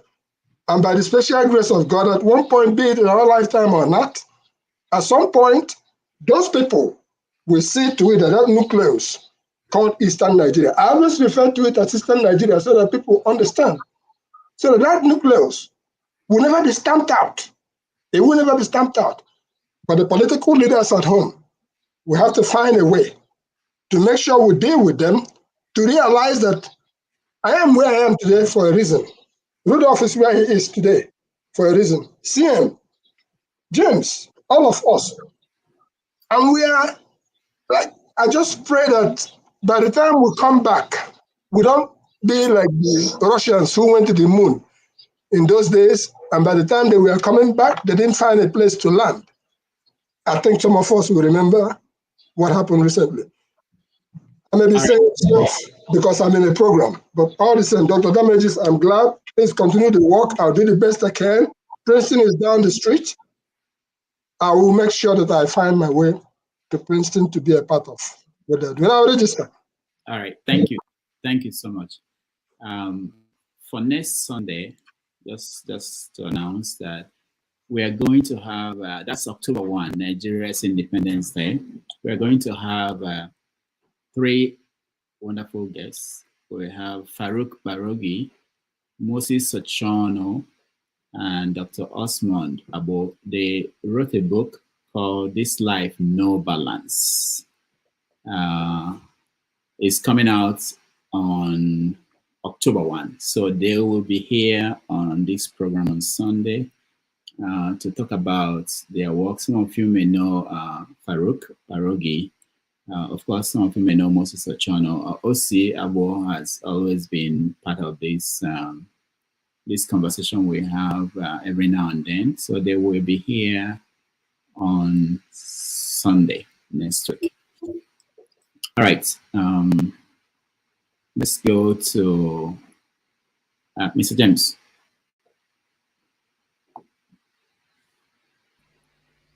Yeah, thank you very much. I wanted to ask this gentleman to seek his opinion on the what I would call beautiful, useless speeches at the United Nations. But unfortunately, there wasn't time for it. If you don't mind, Mr. Damages, kindly let me read a 10-line paragraph of what happened in the United States and the Japanese during the Second World War and how they resolved the issue. I think we can take a lead from that, if you don't mind. Oh, go ahead. Good. In 1942, after the bombing of Pearl, President Franklin Roosevelt signed Executive Order 1966 on February 9th, mandating the military to designate areas which certain people... Mr. James, your line is not clear. We can't hear that very well. Oh, I see. Anyway. I think it's a connection. It's a connection. Your connection. Can you hear me now? Is it clear now? Hello? Okay, go ahead. Can you hear me now? We're getting an said yes. In 1940. Yeah, in 1942, after the bombing of Pearl Harbor, President Franklin Roosevelt signed Executive Order 9066 on February 9th, mandating the military to designate areas from which certain people were to be excluded. Consequently, 120,000 Americans of Japanese ancestry were incarcerated in camps. Mr. James, for 3 years. Yes, please. Audio is bad. We can hear you very well. Oh, okay. All right. Can sign out and sign in back. Yeah, come back in. Come back in. Yeah, let's see. All right. All right, let's go to CM.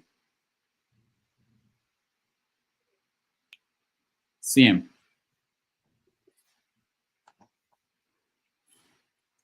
All right, we'll skip CM. Can I just go ahead? I wanted to make a comment before Igbo Basic goes off. Okay, go ahead. Okay. All right. Igbo Basic, thank you so much for your contribution. And I want to thank you, Dr. Damages, especially because you bring in people who give us a lot of information for those who care to learn. And since I came to your program, I just discovered that I am now an ancestor. I didn't know I was that old till I came to your program. So, but it doesn't matter. There's nothing wrong with being an ancestor, and I appreciate that title that given to me by your people on the comment section. What I wanted to say is that, like what Igbo Beji just said, I know Lemi Joma very well. I know Lemi Joma is one of the renowned photographers in Benue, and he was a top photographer. And now when I discuss about Lemi Joma, some people probably think I'm out of his age. No, he was our family photographer. We used to go, comes to the house, take pictures. He's married to a former Catholic nun. He has about 3 children, if I remember properly. And he has a company called Music Messiah. This was when we were growing up, and he was very popular and was one of the top photographers, like I said. So what am I trying to say in essence? I'm trying to say that when we rub minds, we'll have a better understanding. But some people are just here and they reduce everything to Biafra and IPOB, which doesn't really make sense. One of the things I wanted to ask the professor, who has distinguished himself over the years, is the reason why Chinua Achebe passed, they refused to take the national honor. Was it that he didn't believe in Nigeria, or was it that he had something else, or the greater expectation of the system? That question will never. Maybe the day Rudolph is able to bring Chima Amanda, she'll be able to expand on that for us. Yeah, fingers are crossed. Fingers are crossed. Okay, we're working on that. Yes, and so it was a great history. I started listening as soon as I got you came on, and he explained a lot of things that I had to do. But now my question will be to Rudolph, since Prof is gone. What's the difference between Halloween and our masquerade dance, which we normally do? Because ours is evil and cultism. Theirs is Halloween. What's the difference? Maybe somebody can enlighten me. So I know, because since I didn't know that people can have a whole bunch of skeleton, coffins, a burial ground, all that displayed outside their house as a form of a decoration until I came here. Even the churches do it inside their churches, but they didn't want us to carry our traditional clothes or even our cap into the church. I have no problem with the church. I believe in God and I believe in the system that I worship, but I'm saying that it seems to me that there's some play here. Some things that they don't understand, they remove it. And the one they think we should follow, they follow. Just like the Prof said, the French didn't only teach you French. They went ahead to make sure that you denounce your Africanness, and become something different from being an African. That's what I will ask. And Rudolph maybe better, or even Igbo Basic may answer better for me. I don't know, but those are questions that Can I respond, KJ? Yes, sir, please. Okay. Right. I'm not a traditionalist, but I think the little I know, and with my Christianity, I think talking about this, trying to deconstruct it, it's borders more on the spiritual realm. There are two realms that exist. Those that do not believe in God, that do not believe in anything, will say, well, when you die, you become matter. You degrade, so to say. I think the spiritual realm is another discourse. It's so wide. Like you said, I agree with you. Nobody has a right to tell you that what you're practicing or the way of life that you've been brought up is the wrong one and his is the right thing. So, but I still believe that the spiritual realm is such a big realm that, if you want to start talking about it, there are rules, there are things to talk about. That's the best I can comment about that, really. Yes, there are good spirits and there are bad spirits or powers, if you want to look at it that way. Some people call it powers, some people call it demons and all that, but those things, they do exist. It's not a figment of imagination. They do exist. I know. Thank you. If I may, with what you just asked, KJ, Because I'm a traditionalist. I'm a traditional person. I'm a cultural person. My mother, I don't recall her going into any church. Listen very carefully. But she was a purist. And I learned from her. Before, in the 50s, when we were still growing up, and the churchman will ring his bell, they will go from beginning. The only thing that wakes up before them is the bush fowl, okwa, that cries in the bush. And okwa would crow at about 4 a.m. before the home cock even crows. The next thing is the churchman who will ring a bell, waking you up, disturbing you at that time. Chiariano, Wanachibu, change, otherwise you, whatever. They keep doing those things. Some of us, we have come to know, okay, there is Jesus Christ, there is God. But before all that, here is what I believe. You can take that to the bank. They say Obasidinelu. That's what we call it, Obasidinelu. And everybody always looks towards heaven. That's the Almighty Being. Other people may call him whatever else they want to call the Almighty. That's what we truly believe in. And then in our own traditional way, and you see our people, particularly from my own part of the country, Igbo land, where we worship kola nut, we worship with it. We went to church today, as every other Sunday. They would do the sacrament, and then there would those who go to take communion and stuff like that. Our own is the traditional kola nut. When we break kola nut with you, that means we are okay. We shouldn't hurt each other. And then talking about what KJ just asked, which is about our masquerades and stuff like that. A mighty being, a mighty spirit, there is always something behind that myth, whatever you may call it. It may be KJ that is behind the masquerade. But that kept the land at peace, because everybody is not supposed to know who the masquerade is. My mother makes sure that Balihana Aku is housed in Olowo Mobasi. It's there. And we groom the Ojonku. I've always seen my mother do that, what we call Ojonku. And then you talk about the war dancers, who wherever I go, whatever I do, the war dancers either go before me or they go with me. Those are our masquerades. And we respected that. But for today, because we have so defecated the land, we have so defecated the land. Oh, not be catch away there behind that. Come off a road. So we are losing something. And I see the one that the masquerade was, and some women were now going to dance and cheerleading. That was so annoying. So annoying. Even if you go to New Orleans, they have their own masquerades during Mardi Gras and all the rest of it. And I just saw one that was circulating in a foreign land where they celebrated. They were carrying all kinds of stuff and they were going around. They're proud of that. And KJ was talking about Halloween. If you try to put it on the other side, our own Halloween will be the Mangu period. All kinds of Mangu. That is what we really, to respect the land. We have really defecated the land so much that if we are not careful, I go to my community meeting. Oh yes, God help us, or God help what?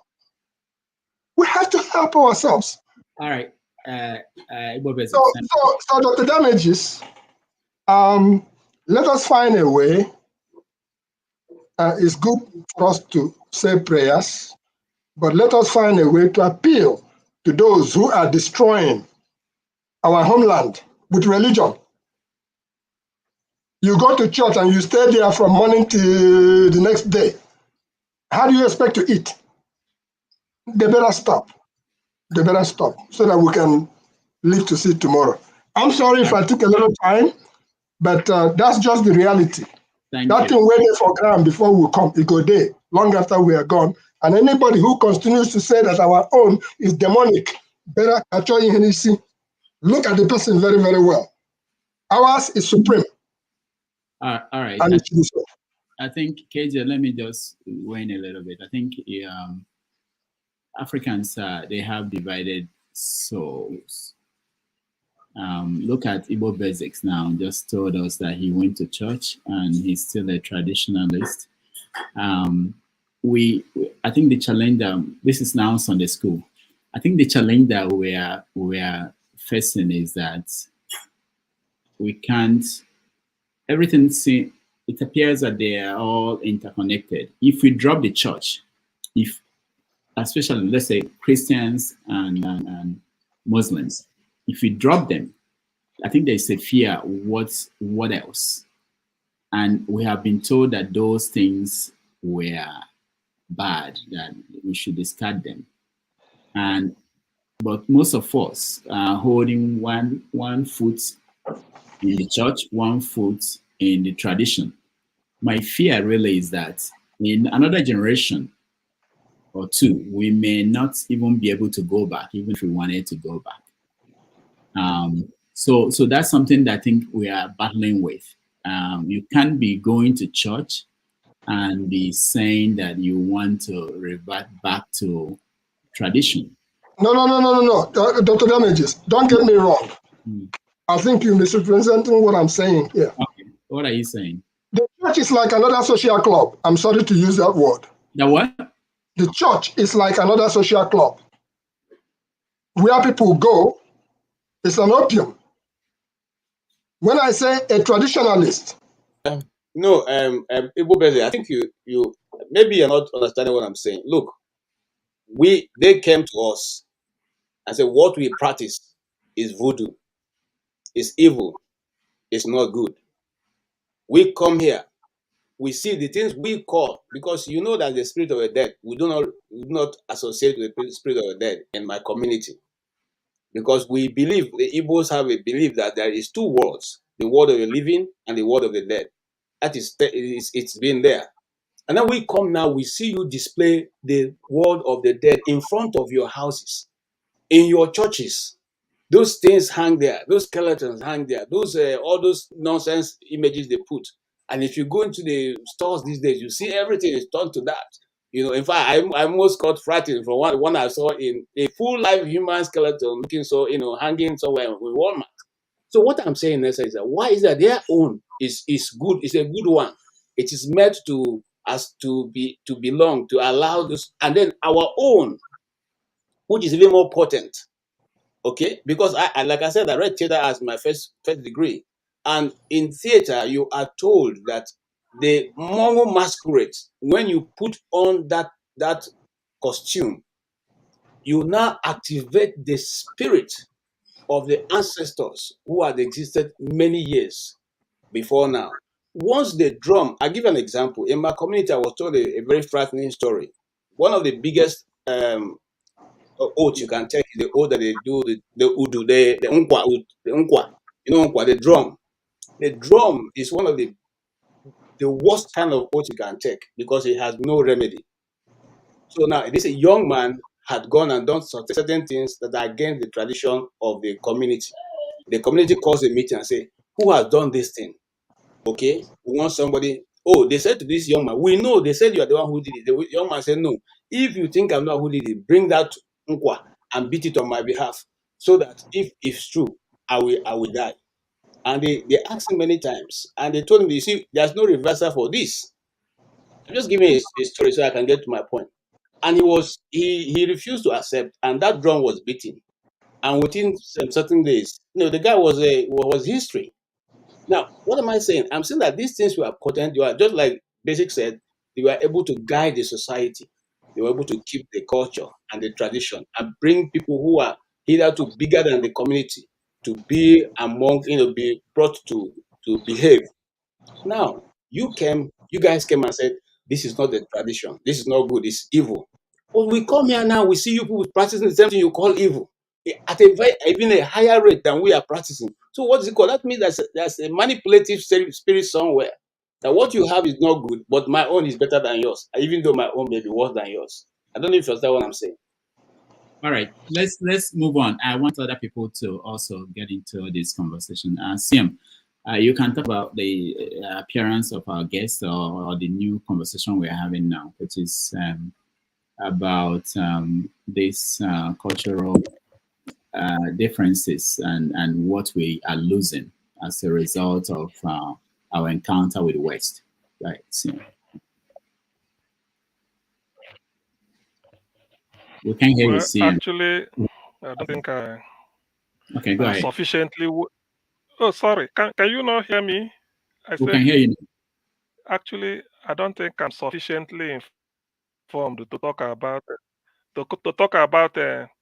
encounter with the West. Rather, I will limit myself to what our guest said. I'm quite happy with the contrast he made and how he condemned the behavior of most professors in Nigerian universities. I'm quite happy with he said he did whatever he said. I take it as gospel truth because he's involved. That's his area of authority and that's his immediate community. However, I must also say that since he's involved in keeping alive the memory of Chinua Achebe, that's why I made the suggestion I made. But maybe he thought that, not that he thought anyway, his reason is quite, well, it's quite convincing. But then what is worth doing is worth doing well. Only that in this case, it should be taken as a big challenge to keep such a man's memory as an institution himself. It's done in so many countries. So many prominent universities are named after prominent individuals. So Achebe deserves one that it befits his name. Why I added Okibo to it is that Okibo, I'm not of the artistic world, but I've learned that as a poet, he's one of the respected, even while in dead, even while not alive. The people said about his poem, what is Heaven's Gate, and all those things. So they are quite, I've come across them. So Okibo deserve, and the Okibo and the Achebe being soulmates. So whatever is done, Okibo Achebe University, Okibo Achebe anything, will be good. They had it in Scotland. Heriot Watt, we are two Scottish scientists. They are well known, well respected, and then made some discoveries. So they named the university in Edinburgh after them, Heriot Watt University. So Achebe Okibo University, it was not a bad idea. Probably the logistics should be worked out on how it should be, but anything to keep the man's or maybe Enwonwu too. Maybe they find a way of putting Enwonwu with the sculpture because he's quite a figure in terms of he may not be Michelangelo, but Enwonwu is also somebody to be considered. So that's why I brought that discussion. It's, And I made see, that. it's not M1. It's M1. It's not pronounced that way. That's not how you pronounce his name. Which name? Achebe? Is it Achebe? No, the other name you just pronounced here. Is M1. Okay, Okibo. Okay, Enwonwu. Yeah, sorry, think you're from Onisha. Sorry. Yeah, you are right. But I thought you say in my dialect, I mean, in my own way, I said Enwonwu, but Enwonwu. Enwonwu is Onisha. Well, now I have to. So you are right. Just dodge a bullet. I was waiting for. I'm just kidding. Okay, yeah, Enwonwu. Ben Enwonwu. So it's true because such men, is part of regenerating our culture. Is to give honor to these people, to keep their memory alive. We go to the West, you see everywhere. That's what you see. Just like you come to UK, so many things are named after prominent people. And when you read through it, you find out that the memory is kept alive. So for people like Achebe, Okibo, Enwonwu, there should something. I mean, we can't just leave them. They are the arts. If you're talking of art, I mean, these three people, you can't. I mean, what they bring to the artistic world, their brand of civilization, is still very relevant to them. And I think for all times. So that's why I made that suggestion. And I think maybe because of the logistics and what is involved, people might think that, but you cannot, because of the fact that different, every illiterate may have a university named after him. You can't just, I mean, you still have to have Achebe something named after Achebe, an institution whereby everybody will say, yes, I passed through Achebe University or Akibo or Enwon, all those type of things. So that's why I named it. In a way, his coming was quite good. I liked it. He shed more light and he spoke in the language. He has the type of idea I want. People who like to not to come here and pander. Maybe we can learn from you. Everything is politics. You want to be defensive. No. Sometimes you say things the way they are, because some of us asking this question, we've already known the answer.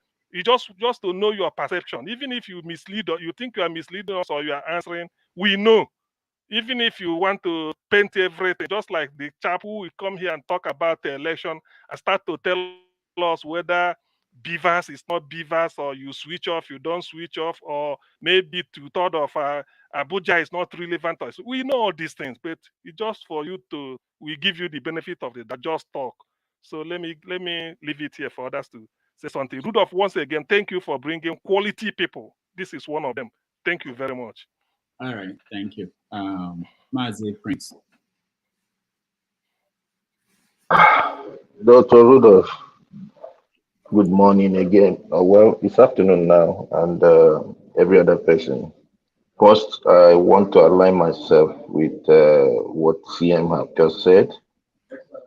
Pretty much, the guest was top notch, and whatever he did was way better than what Prince Adewole did yesterday. Please, Adewole should know that he's coming into a panel and there are different views. Gaslighting is a no-no, because in as much as I was not in that panel yesterday, I was kept out for about over 2 hours. I don't know who was managing the panel, and all that stuff.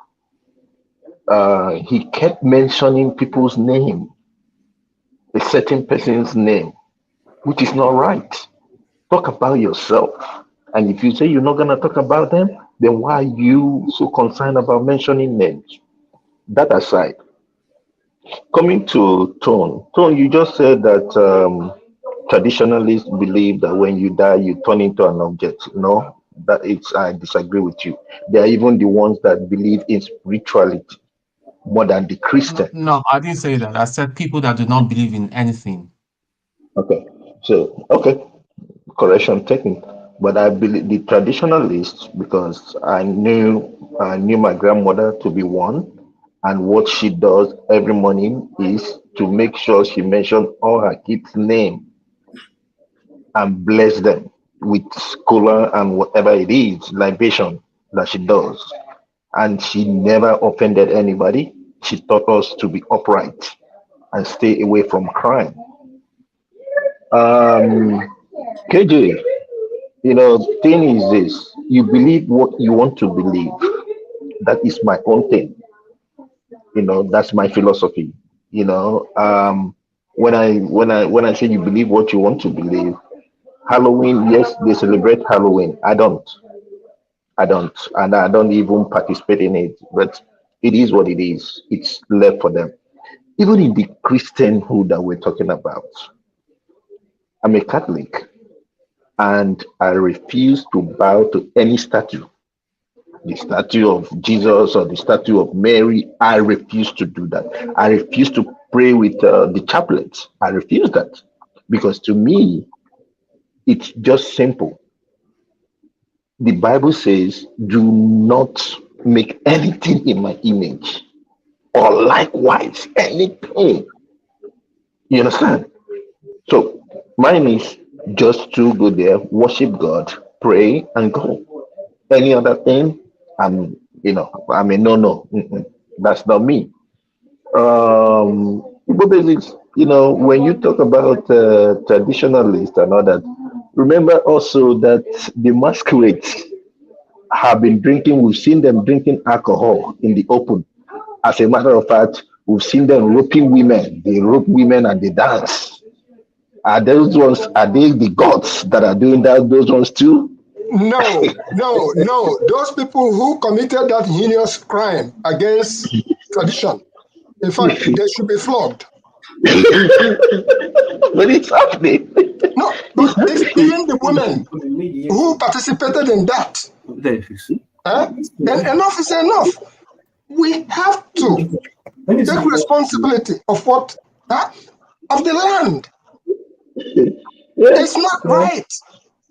Yeah, because I believe you, the woman who is going to go and cheerlead on the masquerade, think about it. This is not movie. Those men who were doing that also, who were clapping and making that happen, like I said, they should be brought down to the village square and flogged so that they will know. Don't disrespect what the white man came and saw and said it was so bad. So that just to brainwash us, to make us think ours is so bad, they are the ones who are good. I don't know if you saw a picture, a recent short clip of where one man was carrying his Jesus Christ and coming, or Mary or something, and then the other guy was carrying his automobile and coming, and then they were all at the same time. So, but we have to find a way back to the villages to make sure that the villages that we found sacred when we were growing up, that we should have to at least respect them for what they are. Our guests today, at some point they were talking about Obanje and stuff like that. Rudolph, you were, and I put up something on the private chat here about what I know. And I likened Obanje, in my view, that may be likened to the sacred python in those days at Amici in Anambra State, Nigeria, which can only, that python can only, you cease it it ceases to come back. When you lock that python, you go throw it away, and then you have to throw the bamboo or the stick with which you threw it away, you have to throw it in. Otherwise, that python is coming back.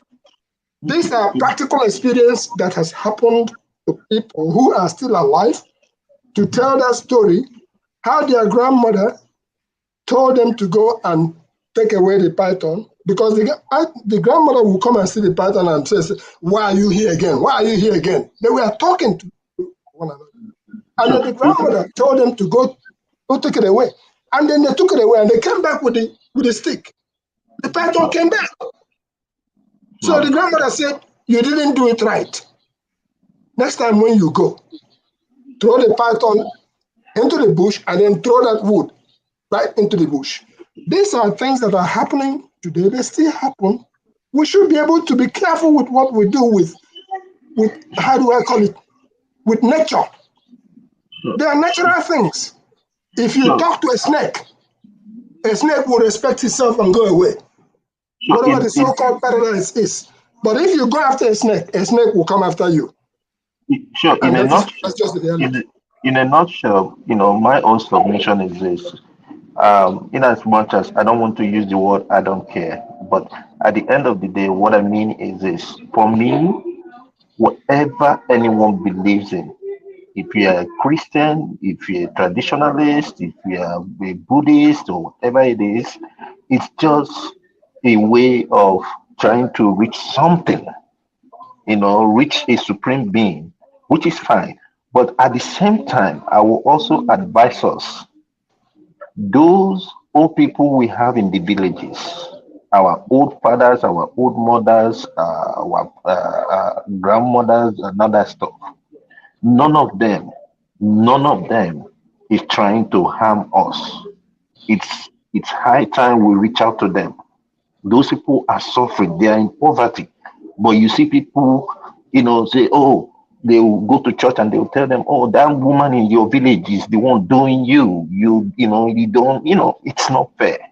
We should learn how to care for our elderly ones, for the old people and all that. That I can say for now. Thank you. All right. Thank you, Prince. Righteous Man. Yeah, Rudolph, your moderation today is fantastic. I appreciate. Yeah. Because the layer that picked Gabi, okay. The layer that picked today, the pure Wala. Igbo basic and the organ yellow clothes. I don't know. Is it KJ? Yeah. Okay, KJ. Yeah. You see, their age reflects on their submissions.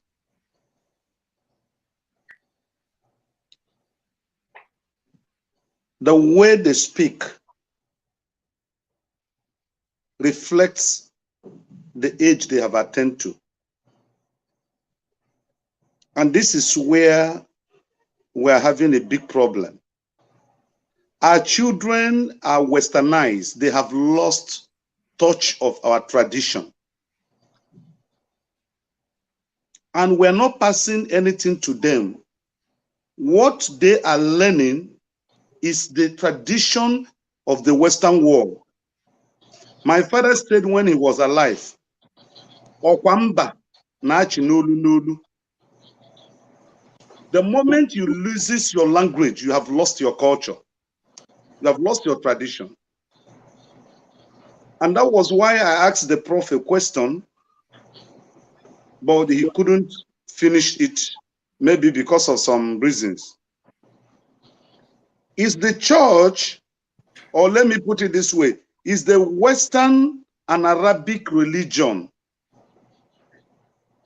a better replacement of African tradition and religion? Is it a better replacement? That's number one. Number two,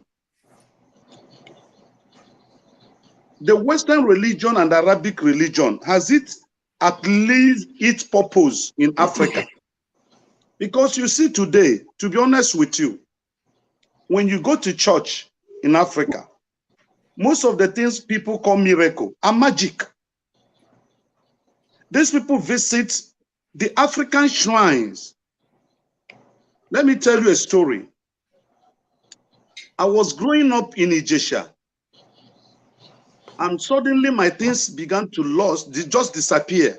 I became afraid. I said, one day maybe I will also get lost and nobody will give account of what happened to me. Wait, you are thin? What thing?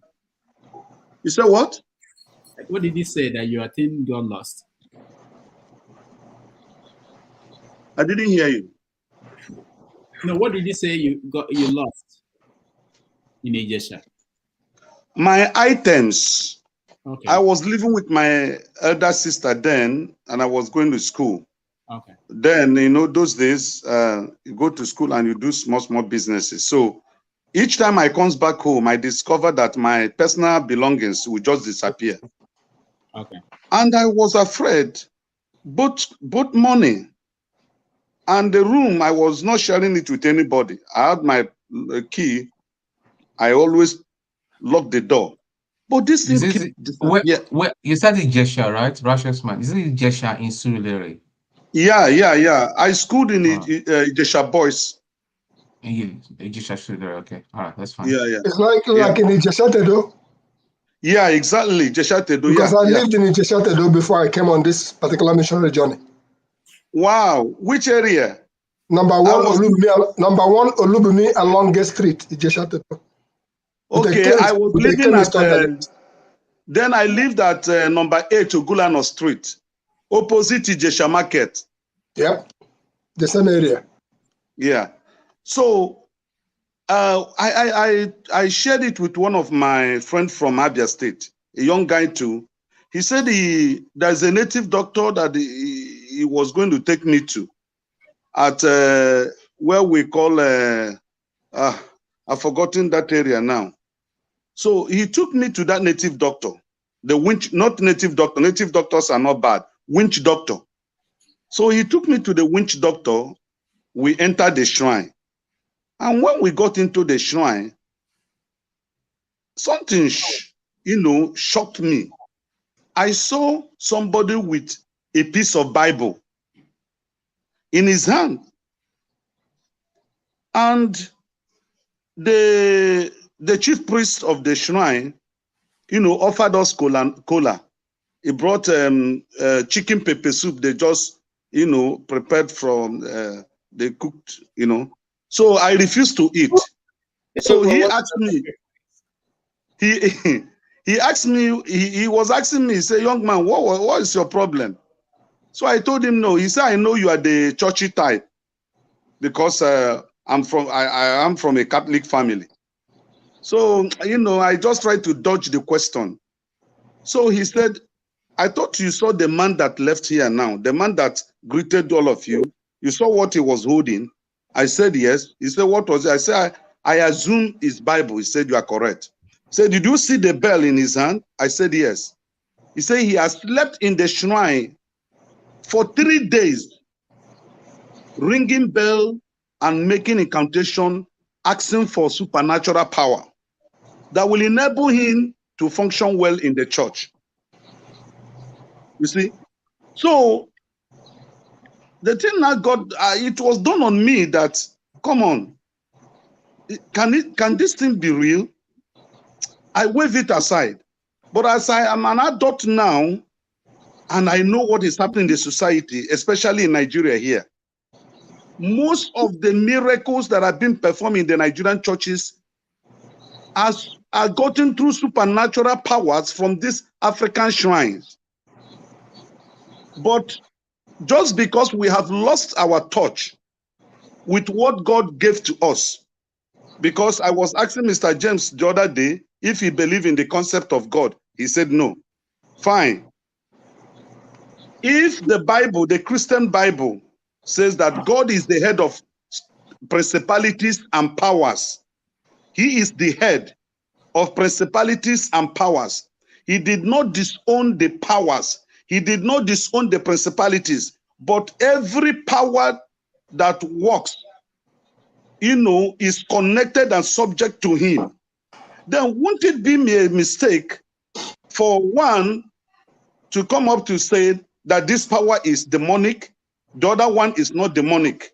Because every one of them, gets the approval from whoever, the concept that is called the Almighty God. So don't you think that this acceptance of Western religion has completely destroyed the black man? And he has made our understanding, because no matter how you learn to be white, you can never be white. You can never be more Catholic than the Pope. Never.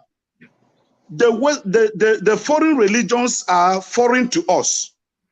All right. There is no way they will give us 100% of what we need. So my general question to the panel, to the house, is this. Do we think that the Western religion has outlived its purpose or purposes in Africa? All right. Thank you. Thank you. Sorry, can I come in? I've not said anything yet. Righteous man, no, you cannot replace. You cannot replace. No, I was trying to find out religion. I came in. Is this highness? Is this highness or what? What's the Tales by Moonlight? I came on expecting the usual Tinubu abuse. Hey, off your mic, off your mic. Saying Tales by Moonlight is not polite, righteous man. Take it back, please. One man, hold on. Okay. You said what? So that guy telling me off my mic. Is what are you all right? Off your mic, my friend. I am not the one asking you. I didn't ask you to off your mic. No, just relax. Acquaintance for us to off your mic, my friend. All right. Not the fear face. If everybody face here, you must be for everybody. If I the fear face now, your face I go fair. Not my face. No, not my. All right, calm down, guys. You guys are so excited whenever you see righteous man. One man. All right, forefathers, thank you so much for coming in to statement from me. Unfortunately, I have to go. We had a long day yesterday, and I had some other commitments today. So I really appreciate everybody that joined us, and I thank you all. I will be listening where I will be going to, but I thank you all for joining us. Next week we will do this again. I told you guys next week we have Farouk Barogi who is coming. We have Moses Ochano, Professor Ochano coming, and OC Osmond. They will be together. They wrote a book, and we are going to talk about the book on African. And of course, remember, for 29th and the 30th of September, Friday, Saturday, the conference will take place at Princeton University. So if you're around here, you can join us. And there are great writers who are going to be there. I will be there, and hopefully I will get a chance to interview some of these writers, and we'll bring them to you. All right, thank you, everybody. And forefathers, I'll hand it over to you. One man, behave. AY. Thank you, Dr. Damages. Behave. Yeah. One man went to more. I'm here. I'm here. One man, we can have a conversation. I'm here. I only came to mess around with Rudolph, so if he's leaving, then I'll leave too. I only came to. No, you're not leaving. One man. I'm here. Remember, here is the key. Let's go sequentially. But the guy with the beard, you need to caution your language. No. See, look. One man went to Mo. One man went to Mo. Yeah, I know. Let's just tired of what is happening. We won't know. If you can't, I'm struggling to get this. All morning until you came in. It's been you have to be guarded in the way you speak in public. Keep quiet and look your face. Listen. Can you mute this guy? Mute this guy. Yeah, look, let's take it easier. Let's who's next? Who is next? No. Let's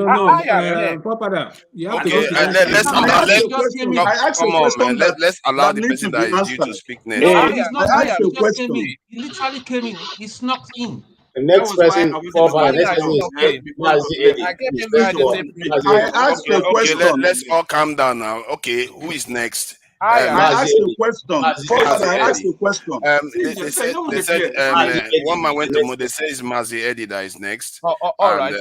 Tonight, I only really came to fool around with Rudolph. So he's no, there. Mazi. No. One man. And he has gone. Okay. Why are you people just leave people about? You should leave one man alone. You just came in. I wanted to take over everything. But leave him now. Let one man come in. Let him present his case. Let him judge his case. Listen to him when he finishes. Then you go uppercut. Other people have been waiting impatiently. He can't just jump in. No, it has to be his turn. He has to be his turn. Exactly. We are done. Some people say they say I thought they said it was. Some people are saying on the chat that one man was next. But Eddie, you can go ahead. Next one. He just came in. How can it be his turn?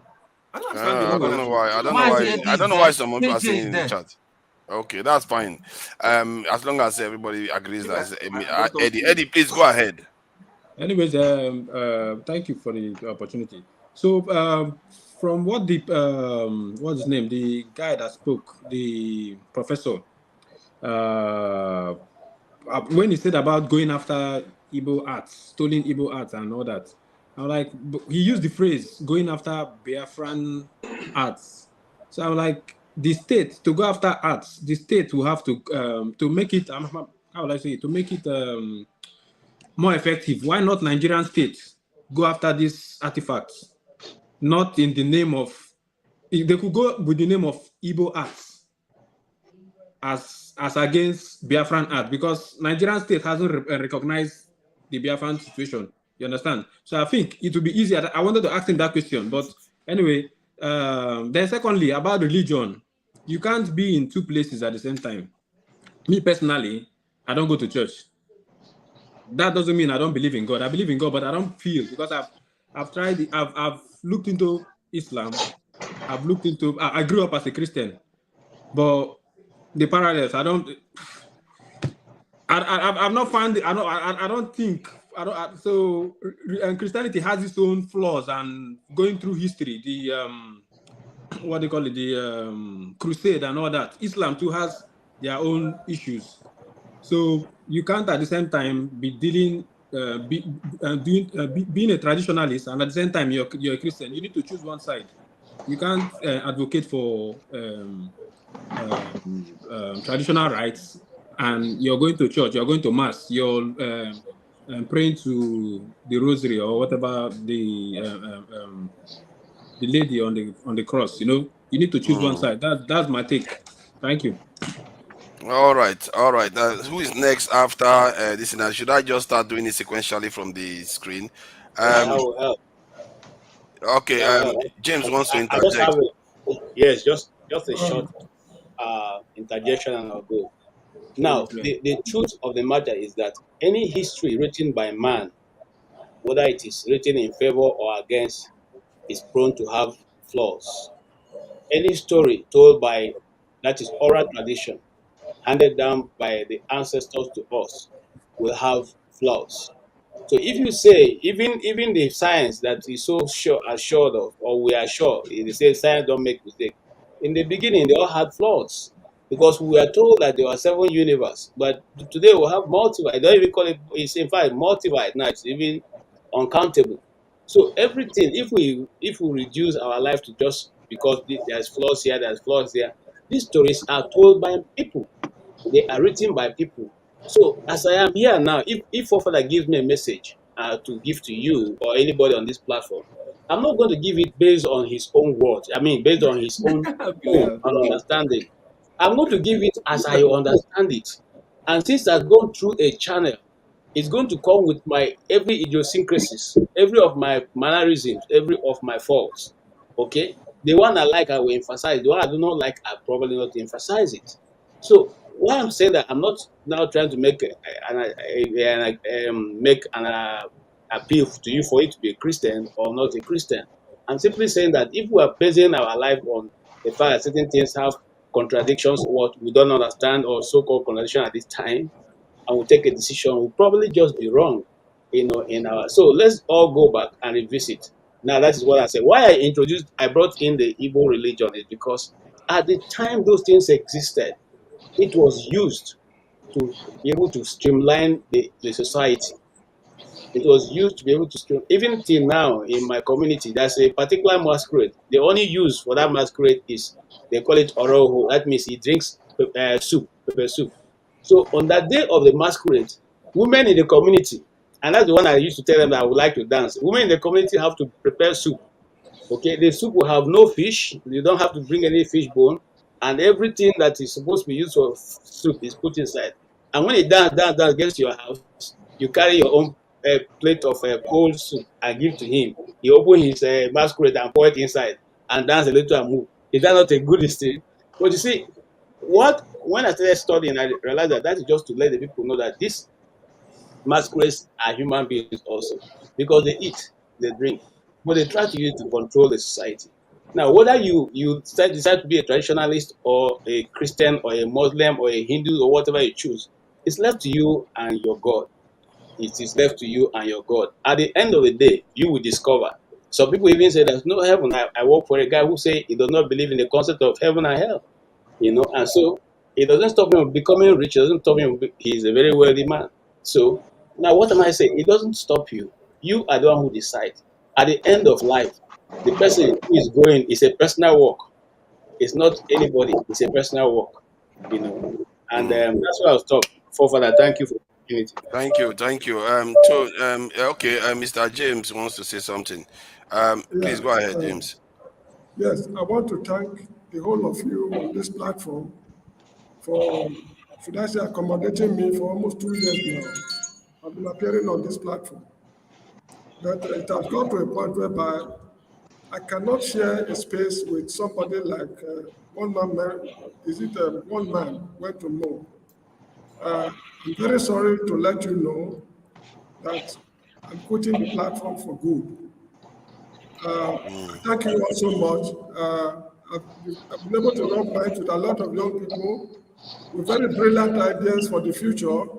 And thank you all very much for giving me the chance. What's happening now? I don't understand. You're quitting the platform for good. What happened? I cannot. You see, I cannot suffer. I cannot punish myself for his bad upbringing. I cannot share the same space with him. I'm very sorry. Because of us. Be here because of us now. Mr. James. Oga James. Yes. If I know that. Oga James, you saying you're exiting for today, right? For today, right? Not for good. I don't want to. I can't share the same space with him. I'm sorry. What about us? My friend, hold on. My friend James, you are bigger than that. Friend, James, listen, I respect you. You are bigger than that. If Autumn come, let him come to the center where I am. I'm not going to leave the kitchen because a madman has come into the arena. James, you and Olumide wear the same dress. You are an elder, James. James, you are an elder. I'm not saying so that you don't do what you want to do, but I'm saying, James, it's both an appeal to you. Come on now, James, you know better than that. You know better than that.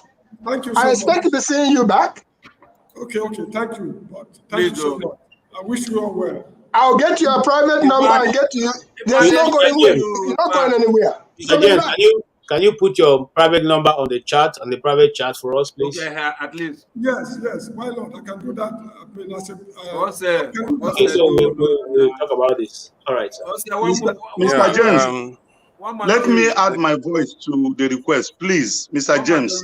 I'm new to this platform, but you've really affected my life in your presentations. Please reconsider your action, and please stay. I'm begging you. Thank you so much. That's my WhatsApp number. I'm always available during my office hours because that's why I use the internet to connect the world. So whenever you call me, if I miss your call, I promise I will call you back when I'm online. Thank you all so much indeed. Okay, let me just say something. Your contributions, you have to look beyond an individual. Sometimes, at least that's what some people feel, you have to look beyond an individual because there are a lot of young people out there that, or even older people that will benefit from your experience and contribution that you are making. If one quits because of one man, I guess there are reasons for these things. I think maybe I have to respect your own decision because you might feel that for specific reasons that you can't be around certain characters. I will respect that, but I want you to consider what is being lost here, because there are so many platforms that many of us go to that we experience a lot of adverse views and sometimes downright repugnant insults, but we take it because we are looking at the greater good that we are going to do by sharing our own opinion. Otherwise, we'll leave it for the mad people. And I'm not calling one man a madman, but that is how we want to look at these things. Yeah, because Mr. James, you need to be here yesterday. The way they were personal insults, and in fact, at the end of the show, which was early hours of this morning, we were laughing as forefathers. We ended the show together. We're just laughing. These people, that's cowards for you and bullies. Somebody insulted me and Loco P some few minutes ago for telling him told me to shut up. You see me? Ordinarily in life and all that, we are not even same. We don't roll together. We are not of the same class. You tell me to shut up because I was telling somebody to behave themselves because we are on the same platform. We're not even age mates. Well, Mr. James, please. Please. Yeah, it's okay. I think he has his own reasons. I think we have to respect his reasoning. But they were trying he has had us. They were trying to vote out forefathers. It was Pansat that came, Mr. James, as a fellow elder. I was watching the show. It was on Pansat came and said, if forefathers doesn't stop hosting the show, hell will break loose. He will not. Mr. James, as an elder to elder, there is nothing that we have not seen in the market square. Soldier come, soldier go. Barak go remain. In the church where I attend, so many kinds of priests have come with all kinds of garbage. They have all gone. The church is still there. We refuse to leave. I tell you. So please, as a fellow elder, take a pepper soup. Take a pepper soup, and then we'll be back for the younger ones. For the sake of the younger ones. We don't have to be here, but we're here. Mr. James, I have a question for you at the Igbo Basic. So, Dogo, I have a question for you. Fafana, can I go ahead? No. Yeah, go ahead. Yeah. No, copy me. Hey, Mr. James, forgive them. You know they are curious now that you said that they want to ask us. I will put you on backside, Kolokopi. Let me. Ask me the question on So I want to agree with what Maziedi said now, right? I believe you can serve two gods. KJ, I know you are a Christian, so when you supported this kind of stuff, the confusion is, I don't know if your religion allow you. Thank you so much. I have to go. Thank you. Thank you, Mr. James. Yeah, one man is coming. Okay. Hold on, Mr. James. One man is in the background. He wants to come in and maybe he wants to say something. Okay, let me throw the question to. AY, can you hold on for a second? Give me 1 microsecond. Where's that James chaps? Yeah, he's gone out. He's gone out at the moment. What He's not was here all anymore. that? What was the amateur dramatics all about? Okay, he's gone. He's gone. One man. You don't. Fathers, you see, Can this we leave it? Hold on now. See, No, what was it? I came to address it. What was all that drama all about? Stop now. Moderate well. I don't want to. What do you want me to do? Kick him out? Yeah, I'll mute him if you not keep quiet. But he's not insulting anyone. No. Let's. At least I was supposed to put my tongue. No. I came to address how I'm being addressed. Let continue. Okay. One man. Yeah, they don't want to give their turn to you to speak. What do you mean they told you already in the comment section that it was my turn? It's not your. Yeah, but the people on the panel disagree. They don't think it's your turn. Abba, why are you difficult? Okay. So I'm here now. So no, if anybody has not here now. Just leave them. Let them. One man, hold on. Okay. Let's hold on, land. Let's hold on. Let's do it this way. Let's do it this way. One man. If you want to say something, what you can do is that let them finish talking. One man, hold on now. Hold on, one man. One man, hold on. See, if you want to talk, what you want to do is that allow them to finish talking, then you can go and come back. When they finish talking, you can come so that once you come, you can speak. Contain this. I hate when I leave, then these people start to run their mouth. Oh, this guy now, Agbero blogger. Keep quiet. Let it get your tongue. What is wrong with you now? Hold on. This guy now, Agbero blogger. Don't take it seriously. It's not serious. It's not serious. Let's not take it seriously. If you have an issue, I'm here now. Put it to me frontally. My issue is with you. Keep quiet. When you get to your turn, you can speak. That's my issue with you. Just keep quiet. When you get to your turn, but that's not your remit, though. You don't own the platform. And you're not I've already decided now. One man.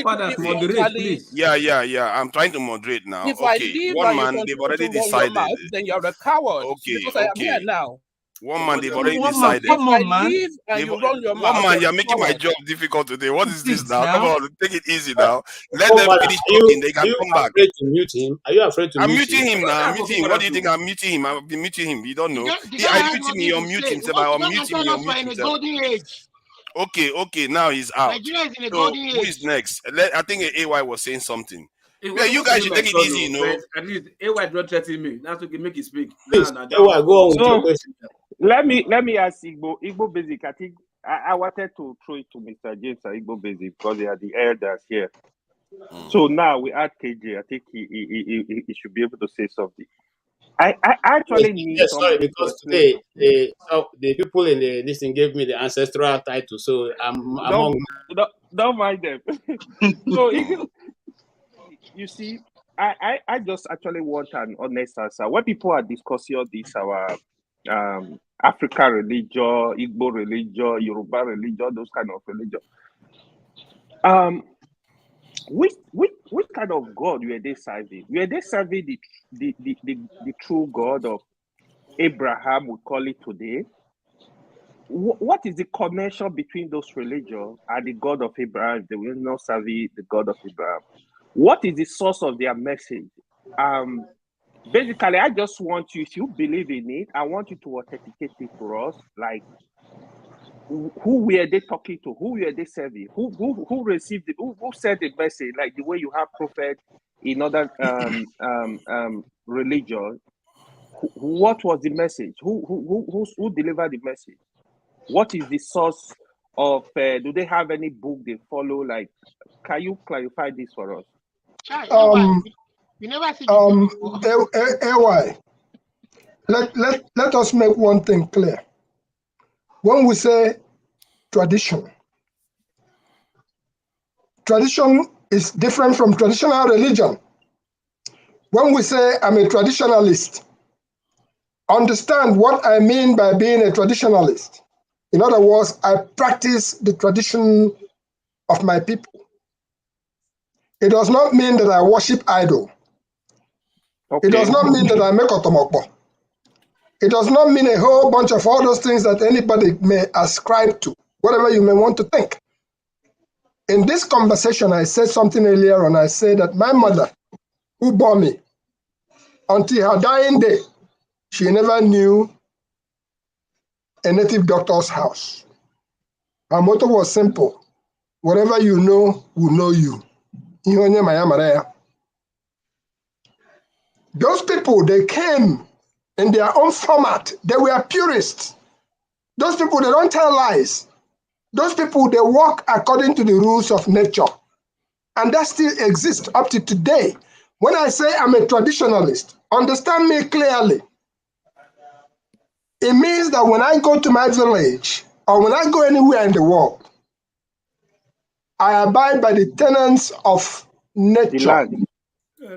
Not just the land. If you no go defecate your own land, if you no go poo-poo for your land, there was a time when if we went to the stream, it happened to me.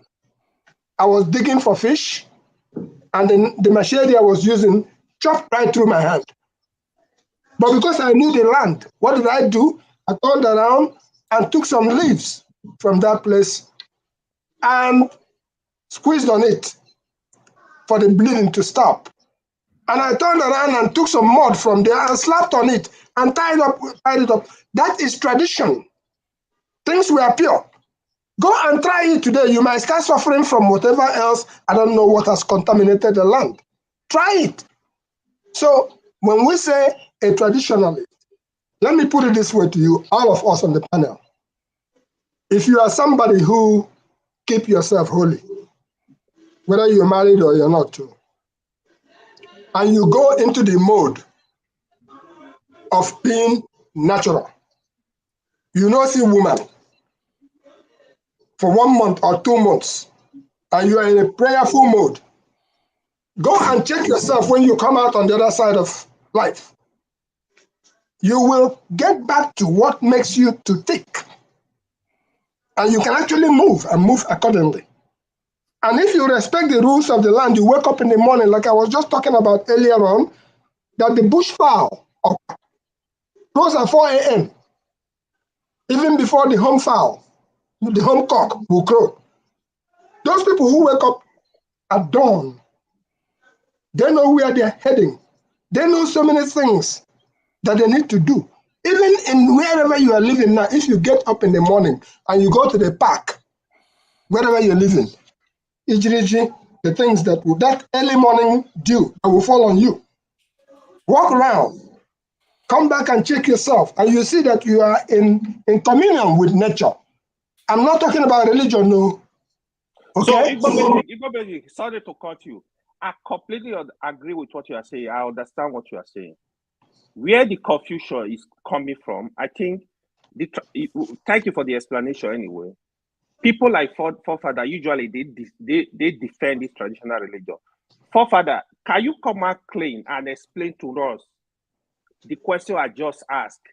What Igbo Basic explained, I completely agree with it. I'm in line with it. I need somebody that is serving this juju to come and explain to us the connection between, I'm not trying to downgrade anybody here, the connection between those religions and the religion we have now, like the Abrahamic religion. Can I speak? No, I need, no, righteous man, you are a Christian. I need somebody that is actually worshiping this religion to explain this to us. Who told you worshiping? Hold on. Righteous man, hold on. Who told you that I'm a Christian? He didn't ask any of you now. He was talking to me. Hold on. Let me ask something to you. They used to say the God of fire, the God of thunder, the God of this, the God of that. They knew the path where those things pass. And if you stand on that path, there is a place in my own town. They call it Kamalo. In that place, they went and built a Catholic church there. But that is the path of lightning. It happened in my stones Can I just deal with the question, because he's asking a specific this is a question about where the beliefs came from. For your information, the very creationists believe that you are believing in Islam, it came from African traditions. And secondly, they don't need a prophet that you know today to tell them where they came from. They have their own gods. Just because you know your prophet that you have right now, you want to measure them with the same standard. When theirs goes back thousands upon thousands of years, you can call it whatever you like. They believe in ancestor worship. They believe in that the earth is alive. They believe that the universe came from nothing.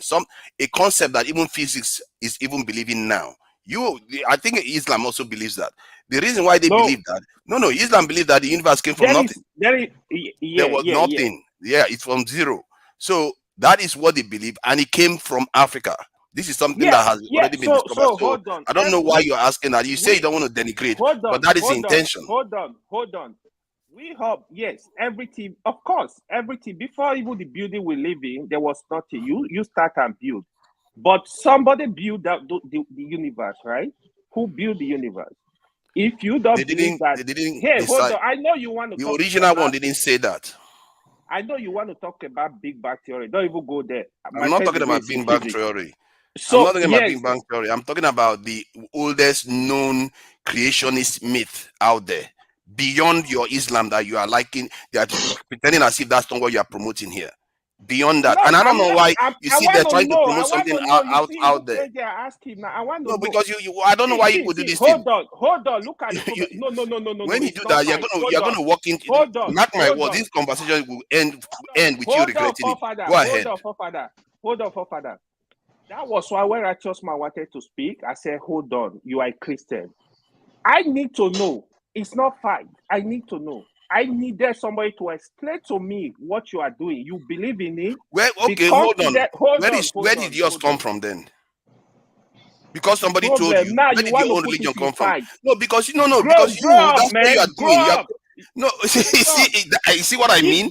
You don't like it when they ask you the same question, but you like to ask people. This is what they do. I've seen this our situation before.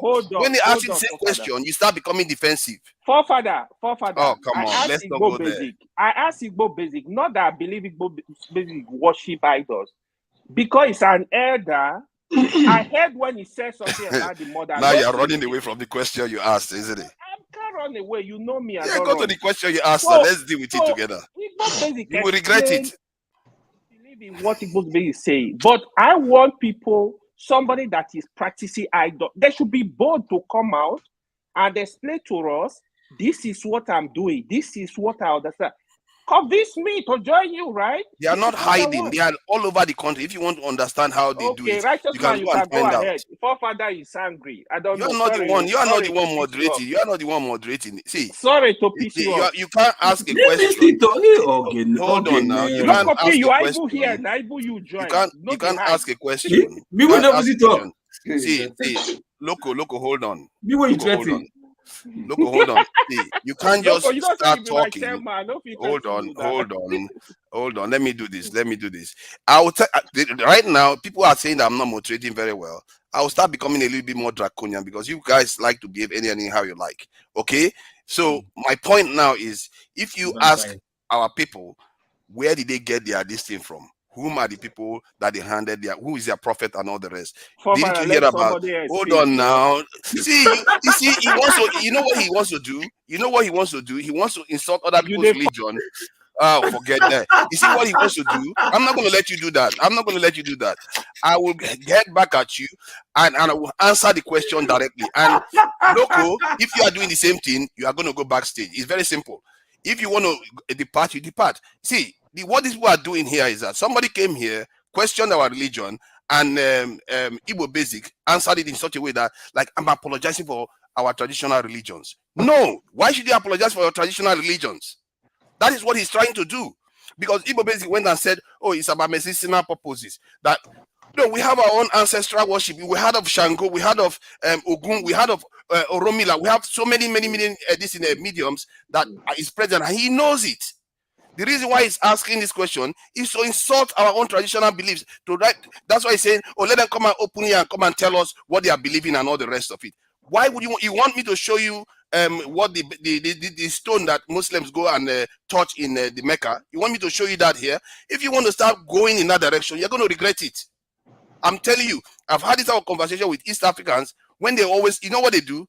They come on the panel and tell us all these cannibals and bushmeat eaters and pagans and idol worshippers, and they start comparing us to all kinds of stuff. Like, but you people are worshipping one direction every day, 5 times a day for that matter.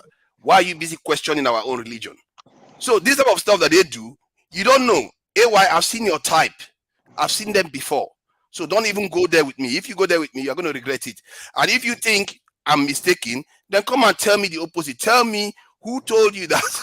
I don't want to start insulting God, but I'll bring you back on. Then if you want to counter it, you counter it. Papa, stop behaving like a child, to be honest. Why are you now you're calling me like a child? Because you want to let me talk. You see, now you call me a child now. You see, now you're calling me a child. Now you're calling me a child. You are going to end up backstage. If you keep insulting me, you're going to end up backstage. Let's calm down. You shouldn't be insulting me. We are talking about a topic here. You shouldn't insult me. I'm dealing with the subject matter. Papa, I'm not jobless. I have I'm going with the subject matter. You can't come here and insult our own traditional religions and pretend as if you're not doing it. See, this. Let's calm down. Igbo Basic You are doing it. When I asked that question. No, because you are trying to intimidate me. See, this is what they do. No. I asked Igbo Basic a very genuine question. No, you were not. I've seen your type before. No, you are not. Okay, it's okay. I will not too much. Oh, like you don't know about the story of Ogun. You don't know how it happens. Does he not know about the story of Ogun? Can I say something? Can I speak? Can I say something? Go ahead. Yeah, go ahead, please. See, yeah. AY. Okay. They talk now. Since they don't want to talk, they talk. No, somebody asked for permission to speak, so I said, "Go ahead." Okay. Hello, guys. Hold on, for that. After you say you mess up, you're not try. Look, you say you're moderating, you're not moderating with this and that. You understand? When they were it was going sequential, right? It was going sequential. It was my turn. And okay, please go ahead. If you want to talk, somebody wanted to interject. That's why. If you had said you want to use your turn, I would have given you your turn. No, my own was like, at least I was expecting to like, oh no, maybe I just might hold on, or Logopi hold on, make it speak for just 2 seconds. You haven't spoken since. Because I'll be here shouting, even before the damage is left. You understand? It was God getting to my turn. Anyway, I came back, okay, well, no worries, my guy. Let him speak now. He goes, what is there with him? Okay, please use your turn now. Use your turn. You just happy after they block me up and down. You are so happy. No, you were blocking me from responding. You knew that. You were blocking me from responding. So please, if you want to use your turn. Meanwhile, well, let me hello everybody. Good evening, everybody, and the commenters. You know, you guys are awesome. You know, despite whatever. So for the tradition, whatever, right? See, first of all, I think most of us are speaking the way we are wired. When I mean wired, the way we saw life growing up, you understand? But in our old age, we were able to find that, even so before our old age, while we were growing up, even before our old age, we were able to find out that, hey, this thing they call religion is somehow just, okay, let me use the word religion. This type of ways of worship that we have right now, you're saying coming from the West and from the East, or maybe let me not say came from, or seems like it came from the West, or being practiced mainly by people from the West and people from the East, right? And I think it's now telling on us that this are all scam. This are all brainwash. You understand? Because if you look at the spirituality of what we do, it's just because somebody came and told us and made us believe that it was evil, because some few persons use that power for evil gains or whatever, and we just believe, oh, this is evil. You understand? Then the word witch is an English word. They are also good witch and they're evil witch. You understand? If we, because the one that we report mostly are the evil witch, will not believe anything which is bad, then I think that would be maybe a big mistake on our part, because we also have people who have spiritual powers and they use it for good. They use it for better purpose. They use it for mankind enhancement and all that stuff. But we don't need to celebrate them because there are people like us. They have like our skin. We don't appreciate what they do. We just feel, even if we know, we just call them it's local champion, local breed. We always want to get this westernized way of doing things easy, smooth, clean, and all that stuff. You understand? Why us who is being practiced well, because it doesn't come from the West, it comes from people like us. We don't tend to respect what we do. You understand? Coming to the tradition or whatever, we use the word tradition, and we also want to say because tradition we say it's local. No, what they are practicing here is a tradition to them. What we are practicing in our place is a tradition to us. They embrace theirs, but we are refusing to embrace ours. You understand? Why I came into the show was I thought was what KJ said, like when he was comparing Halloween and masquerade, like our masquerade is evil or Halloween is something better. Why did you celebrate? I thought that was what I heard. That was why I came into the show. Then when Damages was here, so I wanted to ask KJ, like, did you, if I heard it correctly, that did you say, are you saying our masquerade are really evil or something? If that was what he said, that was why I came in. But maybe we'll answer that later on his Look, can I digest? No. I think I'm not agreeing. No. Okay. So okay. You understand? So like so that way I came, like our tradition, our what's called masquerade. You understand? Is a way of celebrating spirituality.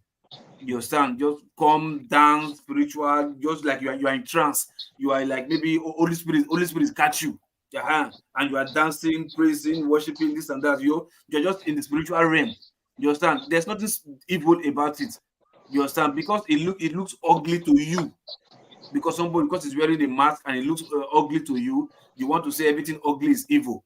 You understand? And you want to be like, oh, anything masquerade because it's wearing tattered cloth or tattered wrapped is evil, is local. No, it is our way of connecting with our own God Almighty, as in the Creator. Because, like I said, if Black came first, if we Africans came first, then why, and is originality, why should everything that comes from us don't look original anymore? Because what came from other Western cultures looks original than us. Meanwhile, ours is original. If we Africans are the first occupants of this earth, that means everything that comes from us is original. You understand? It's real. It's direct from the Creator himself. You understand? So the one we are saying like, hey, spiritualism, doctor, this and that. Look, they can. You are everything in life is they come in pairs. You understand? Front, back, up, down, good, bad, left, right, positive, negative, yes or no. You understand?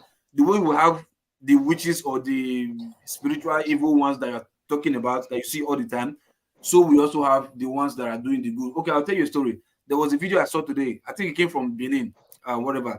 There's once a guy that stole a one small Hausa boy. They said that he greeted him, Assalamu alaikum. You understand? And the guy responded, alaikum salam. Next thing, he said the fact that electric just went through him, just went through him after responding alaikum salam, and his manhood disappeared. You understand? And he's like, hey, they now hit the guy. Before harassing the guy, tortured the guy. The guy yesterday he did it. He's going to bring it back. You understand? Now, I was asking them, like, okay, wait, where is that power? Like, so somebody can have that power to just honoring words. I greet you, you respond, and your man will disappear. You understand? At that power, I don't know if the white people have that kind of power. And if they do, they will not tell you it's spiritual or whatever. They will use one terminology, one science, or one kinetic force or frequency or whatever, or the what's called the telepathy to tell you, hey, that was what they did, and your manhood telepathed, and if you this and that, they will explain it in a scientific way. But because ours cannot really be explained to our understanding, we say it's spiritual and it's evil. You understand? There are some things that happens in this life that is original, that even the white man don't have an answer for it. Do we have They any do have proof their of own manhood spirituality. disappearing? Sorry? Do we have any proof of manhood disappearing? That exactly. Hold on. That's what I'm saying. Like, you see that several times. Somebody touches you and it disappears. You They feel used something to like, say hey, that. it's I've not there never anymore, seen. whatever. I've never seen that before. Even in Lagos, No, you don't see. that. No, you don't see. But it's like there's some things that happens that you don't. Okay, now I will tell you something. That means you don't believe a man in the village can take a bow, take a candle, take shinap, and conjure for rain to come or rain to stop. How does it control the weather? It can put a bowl of basin and conjure, and this and that. Those are the divinity. People conjure.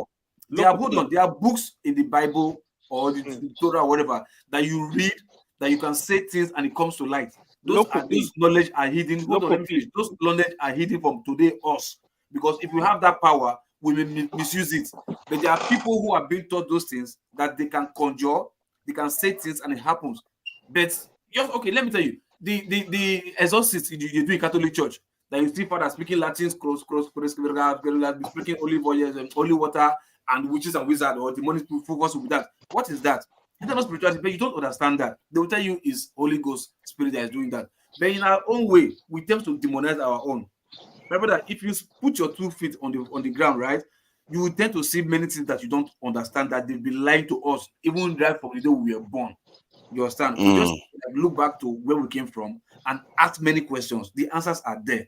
But education, miseducation, and what we see in the media is pushing us from that fact.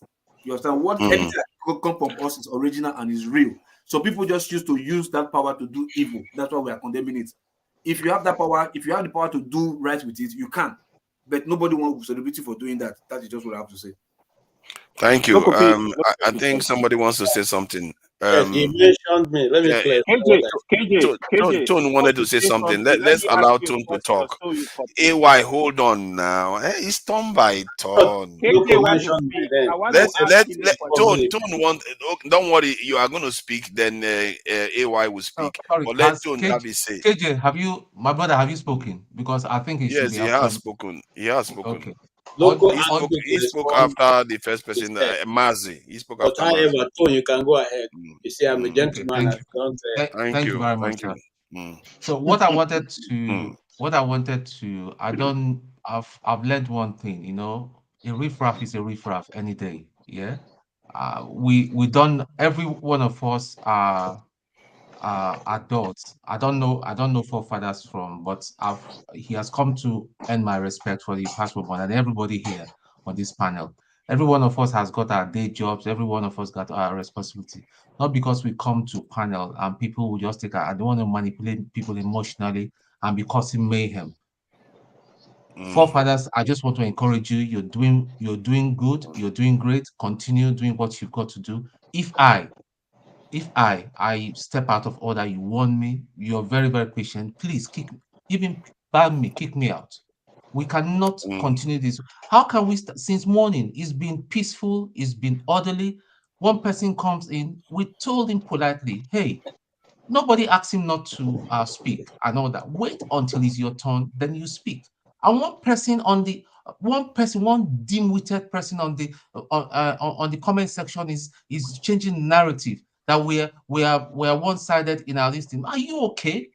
I don't care whether I don't care who you are, what you are. Are you okay in your head?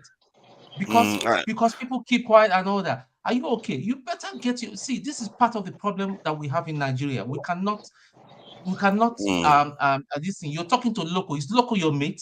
Am I your mate? Local. Get yourself right. Yeah, fix up yourself. Thank you. Listen, I appreciate that. One man is coming in, and it is his turn now. He hasn't had his say. You know, I said he has to No, stay it's back. KJ's So turn. that, I need to throw a no, question. KJ has already spoken. It's really my turn, but I'll yield to one man. Let him come in. You people, man, let him have the say. One man, let's be civil. Bring We one don't man. insult man is coming, we should shake him. Can There's I something speak to about him? him, right? Yeah. Can I Yeah, there's speak to something him? about him we should be afraid, right? Yeah. We should be, jittering about and dancing because someone is not coming. jittering. It's just that Come on, people are guys, what are you going. saying? But look I at what mean, you are Bring doing one now. man, Look I'll at what you are fix him. doing He now. knows the language. You find him, I'll fix him.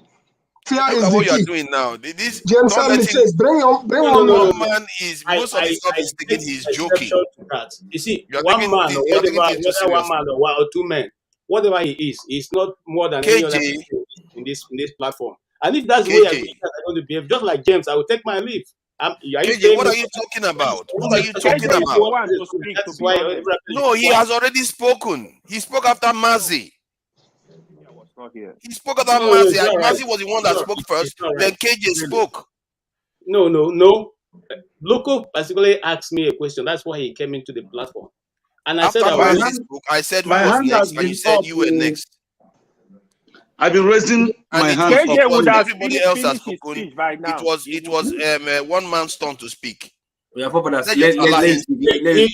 I just want to put it on record. He's not more special than anybody on this panel. Of course There's not. no need to keep a place for him to come in and speak. Are you speaking to children? He's No, not speaking because to children now. when he's here, people keep So having a go at him. why must his discussion be more important than anybody making a decision? Is he coming to a lecture? No, he's not coming to lecture. So why should he come in and drop his that's comment and move out? Because of the reason, because of what you're doing now. KJ, I beg, allow the man, the guy that Tinubu spokesperson. People cannot just silence people like that. It's not right. You have to allow people to speak. I think you're getting it wrong. You are getting it wrong. Look, see, nobody owns this platform, even though the damages. Yeah, he owns it, but he doesn't own it because without us, he wouldn't have the platform. But yes, look, period. Come, right? Nobody is discriminating or disputing the fact that I cannot come.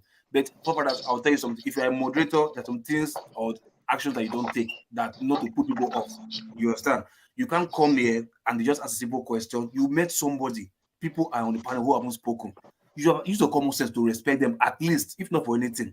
You just came and you started speaking. You understand? Your voice not very romantic. You not get nice voice before.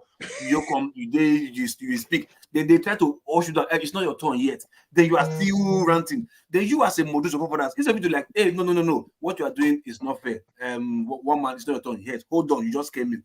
You are still flaring like, oh, is it your turn or not your turn? Who is to speak or not to speak? That has special message from it wasn't his turn yet. Now you are telling us it's coming. If you want to come, he can come. Nobody cares. You have spoken if now. You come, I don't understand how we can be like this. When he gets to his turn, he will speak. Not before he gets to his turn. That is what I don't understand how we can be like this. It's just words that he's going to use. But if he insults people, I'm not going to be happy with that. No. If he gets to his turn, he will speak. Not before his turn. That is everybody. Yeah, but it should be his turn now. I did say that he's going to be back at the back end because when he was on, everybody was going at him. Just like even before he comes on, people were going at him. Going by that, Olamide supposed to wanted to jump the queue. Going by that. It was action. Okay, but he doesn't want to jump the queue anymore now. Can we allow him? Mazi, don't worry. Let him. Let him put him ahead of me. I'm okay. See, one man, please don't insult anybody. Otherwise, I have to take it out. Don't insult anybody. When have I ever insulted anybody? Can you ask that guy to mute? When have I ever hear the news from Agbado? Olimide, hold on then. This guy is such a. You're insulting him now. One man went to more. Anybody insults him, I'll go. They'll go backstage, and if he insults anybody, he's going to go backstage too. Just hold your horses tonight. One man went to more. No, I see you now. Let's righteous man and KJ speak now. I beg, please, for goodness sake, man. I give him call and knock so that he go welcome. Can you be quiet? Not you, Igbo Basic. Allow righteous man AJ speak now, please. Is their turn yet? Let me. You said it was my turn. Loco, it's one man's turn. Please, I've decided that. Before you speak, one man. Before I yield my own time to you. Olimide, let him speak. Before I yield my time, I want. I'm not taking questions from you. Who are you? Enough of this. When are you going to go? Can we? Oh God. Please go ahead. Go ahead. Look, to Niger, I'm only popping in for a minute and then I'll leave again. So I'm not sure why you were leaving the impression that you kicked me off. I left. because it was getting out of hand. So I'm not They quite were sure saying that I kicked you out. The people on the, No, on no, I the left. chat But saying I they kicked you me out. out. So don't subsist that narrative. And all these things that me kept at the back, having a public debate if I should be put on. I mean, when did that start? You know, is it by lot who gets to come on? And do I have to adhere? And you must contain some of the languages. So I am here now. If anybody has any issues, I'm willing to take it on in civilized language or in the language of your choosing. I'll take it on now. But what I object to is as soon as I go, they pass the baton around each other in this hula baloo and whatever it is that they do. So what exactly is your issue? Man, okay, please go ahead and make your submission. Yes. Woman.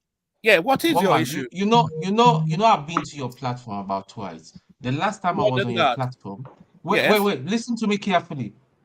The last time I was on your platform, you saw what one individual did. You did not object. You did not stop him just because I have a dissenting view. You did not stop him. You are even gracious enough. Wait.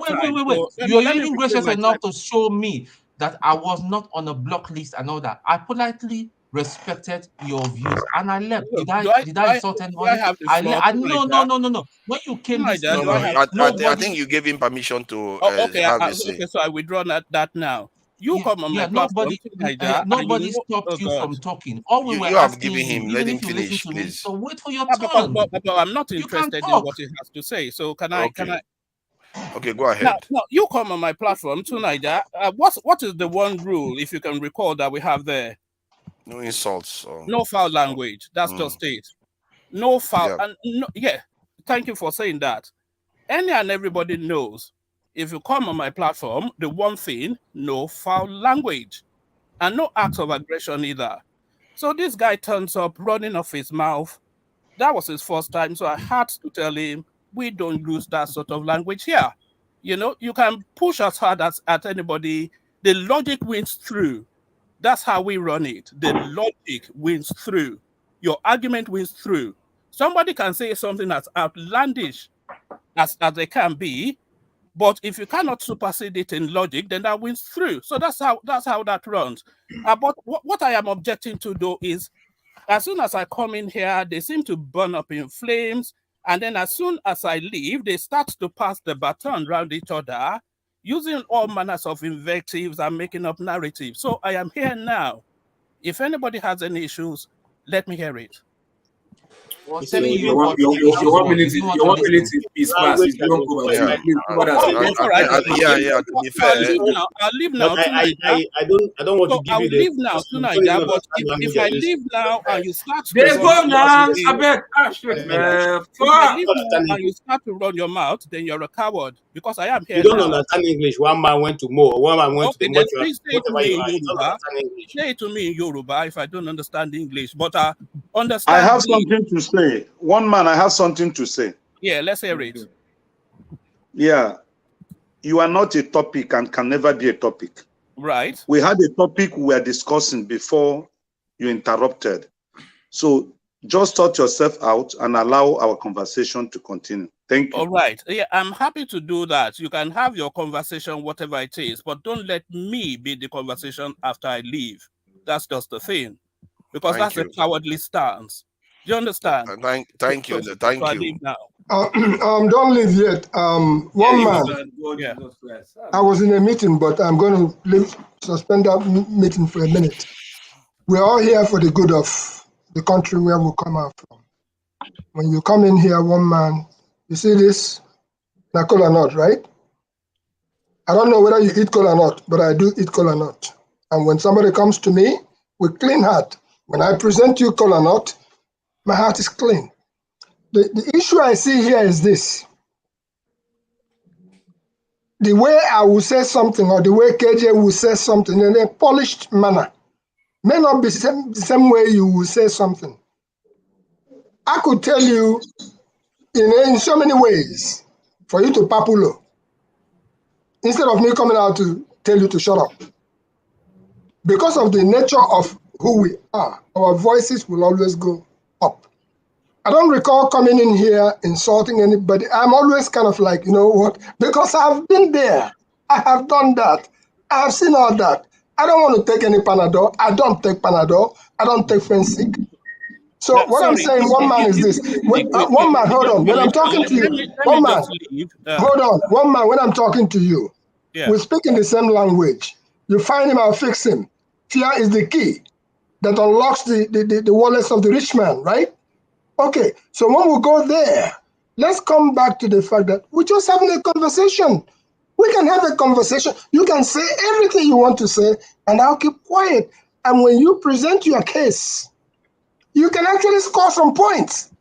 No matter what you're saying, you can score. If you like, be a Obasanjo supporter or be whoever supporter. You can wait now. I'm talking to you, my brother. I want to leave. Let me. Why you want to leave? You don't need to be in a hurry. I don't want to hold up your space. No. You're not holding your space. We are making a conversation. I'm trying to hear from you. Please, let me speak. Just hold on. Okay, speak. I don't want to hold up your space. I just came in to address matters because I was listening in the background, and they seem to be passing it around to each other, throwing all these invectives and subsisting in the narrative that was kicked off. I left because it was getting out of hand, and I didn't want to hold the place to hostage, which I still don't. So let me leave, unless somebody has any issues. So let me leave, and when I leave, just go back to your conversation. You know, don't be passing it around and all of this. Sorry to Niger. Back to you. Thank you. All right, let's head off now. Who is next? I think KJ wanted to say something. Your show stage. You see, they say we shouldn't do this. Let's move on from it. No. Who is next? No, don't bring that. KJ. Nobody's a child. You can't come in here and give us instruction and go away. Look, some of us can be mad, though. He didn't give us instruction. He didn't give us. So you want to make him a topic? KJ, you want to make him a topic? Is that what you want to do? No, I'm just saying that he does not have any right to tell us not to continue. He doesn't have that right. It turns out that what he said is also what we want. Nobody wants to talk about him. Let's move on. That fake accent and all that you put there. Can we move on? Please. Okay, so I take it that it was KJ that was supposed to speak, or is it a Righteous Man? KJ, I think you were the one that wanted to speak, but Righteous Man can go if you are not available at the moment. All right, Righteous Man, please go ahead. Yeah. Concerning religion, I personally believe that religion is a creation of man, and that is why there is no religion you can point at and you say, quote, the superior being referred to as God choose to be the one that should be adopted. So what we have as religion is the creation of man, and whatever man created must have its flaws. That's just the truth. So there is no religion better than the other religion. I don't believe there is no religion superior to other religion. No. I don't believe that. I believe in the idea of it is between you and what you choose to worship. If you look at our ancestors, the way they lived more clean and purified life than this very generation. And they are the people we are calling idol worshippers. Idol is not an Igbo word. Idol is an English word. In Igbo land where I come from, we don't have idols. We have chi. When Englishmen took over our land, they renamed our chi as idols. And we now believe them and begin to condemn what we have used to relate to Chuku. Chuku is different from Chi. Chika Okeke is different from Chi. Igbo's answer, Chinasa, that's CHI. Then there is Chuku, Okeke. That Chika Okeke is the almighty creator. So the concept of this religion is superior to this is not acceptable to me. And that is why I respect everybody's thoughts and belief. If it works for you, fine. So coming to tell me that blacks are worshiping idols, I will not take that from anybody, because you can't prove who God is, and nobody have seen him. In as much as you have not seen God, in as much as nobody can describe the totality of God, God is a concept. God is an idea. But we're using it to make sure that, we have an organized society. That's what religion is offering us. It's not offering us perfection. No religion has offered perfection. If not, there won't be a quarrel among husband and wife that wedded in a church or in a mosque. Yet you see them quarrel and get themselves killed. But they believe in one concept, and that concept have not been able to save them. So let nobody look down on African tradition and cultures and what we believe. Thank you. I think that was well said. That was well said. Righteous man, lecture, what is chi? What is chi? Can you tell us? Can you explain to us? You said what? What is chi? You call chi. That's what you called it, right? Yeah, chi. It's the same thing. C-H-I. It's the same thing. Chuku, chi, oh, you're the same thing. No, it's not the same thing. Don't worry. I will explain it. Chi means your destiny. Can we allow him to answer? I will explain later. Loco, please. Okay, please, righteous man, go ahead. Yeah, C-H-I, chi. That is what the white man translated to idol.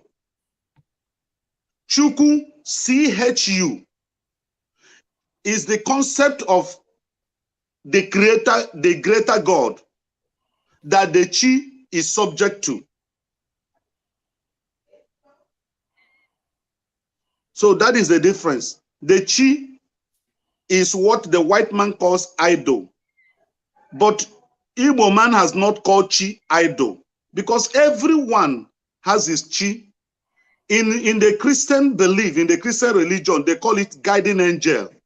That is your personal angel that communicates to you, that try to fight on your behalf. Okay? So if the Africans are the original, if the originality of life is traceable to Africa, it means whatever we practice is the original. And whatever that is coming from the Western world and Asia, they copied it from us. And for us to lose the understanding of what our forefathers, practice, and there was peace among them, there was respect, there was honor. I mean, it will be very difficult for us to advance in the modern civilization we are talking about. Because look at the Chinese. They believe in their own culture and tradition. They did not allow the Western religion to influence them. Look at the North Koreans, their nuclear power today. Because the concept of this Western religion and Asian religion did not allow it to affect their society. So let the Africans value what we have and reactivate it so that there will be sanity in our society. Thank you. I think you have spoken quite well. And because this thing that we do where let me just say this is that we do where we try to knock one faith and say you are less than us. By the time we open the whole books, you find that every faith is similar. It's really similar. You can use different concepts, say, oh, your God is not material thing, but it's still something you're worshiping that you don't see, you don't know. You can say that. That's why I like when he said that the idea of God is like a concept that we didn't create ourselves. There's a creator out there, and some people believe that the creator sent a prophet to come in, while most of our traditions believe that all the priests are considered mediators between them and the creator. They don't have any special priest. all of them are considered, anyone that is alive practicing are considered mediators. So that is not something, the concept is very different from that point of view, but the idea of the creation itself, and which is very interesting, because they've done the research and they found out that the originality came from this in Africa. And secondly, the Abrahamic religion, most of their beliefs and the stuff that came from there, it was from the Sumerian this thing and amalgamated with that of the Egyptian. There is proof out there. This is not made up stuff. So sometimes we overemphasize our own because we think ours is the best, which you are entitled to do. Forefather, you would have explained it this way rather than getting angry, putting people on back, say no, this not fight. You gotta confront an argument with facts. People will believe you, listen to you. You don't have to fight. Look at the way you were getting angry, like they collect your wife. See, I wasn't getting angry. I sent you backstage. You see now, you see that this is what you did. You were not letting me talk. You were the one that was actually more agitated. I had to move you out so that I can speak. No, you know, I never get agitated with anybody. You normally don't. But on this topic, you did. It's KJ time. You see what he's doing now? He's telling me what to do. That's exactly what I'm talking about. You got, and you say I'm the one that is getting to my feelings, but you are the one doing it. You don't see it, and you reiterate it again. You don't. For KJ. You see, he's still doing it. Move on. Please see. Okay. You have to understand when you are acting slightly unusual. You are acting slightly unusual because of this topic. Okay. Is it KJ's turn? Olumide hasn't said anything. Maska hasn't said anything. Olumide, please go ahead. The Maska can speak. Can I weigh in? Yeah, on, sorry about keeping you backstage. No problem. I understand. Otherwise, it would have been rough between me and. Okay, can I weigh in on yesterday's contribution by Prince? Because when I eventually got to speak to Prince yesterday, I wanted to present some facts to back up my arguments about what he was saying. So I wanted to, and just for the purpose of educating all of us about, especially about our electoral laws, that these judges are using to cloud our faces. I just wanted to share some things about this electoral situation to us. So IREV, first, IREV is which stands for INEC Results Viewing Portal. It stands for INEC Results. One moment. INEC Results Viewing Portal is a platform which enables the people to view election results real time from various polling units across the country. The IREV was put to use in recent off-season elections, including Ekiti and Osun. Now, the beavers.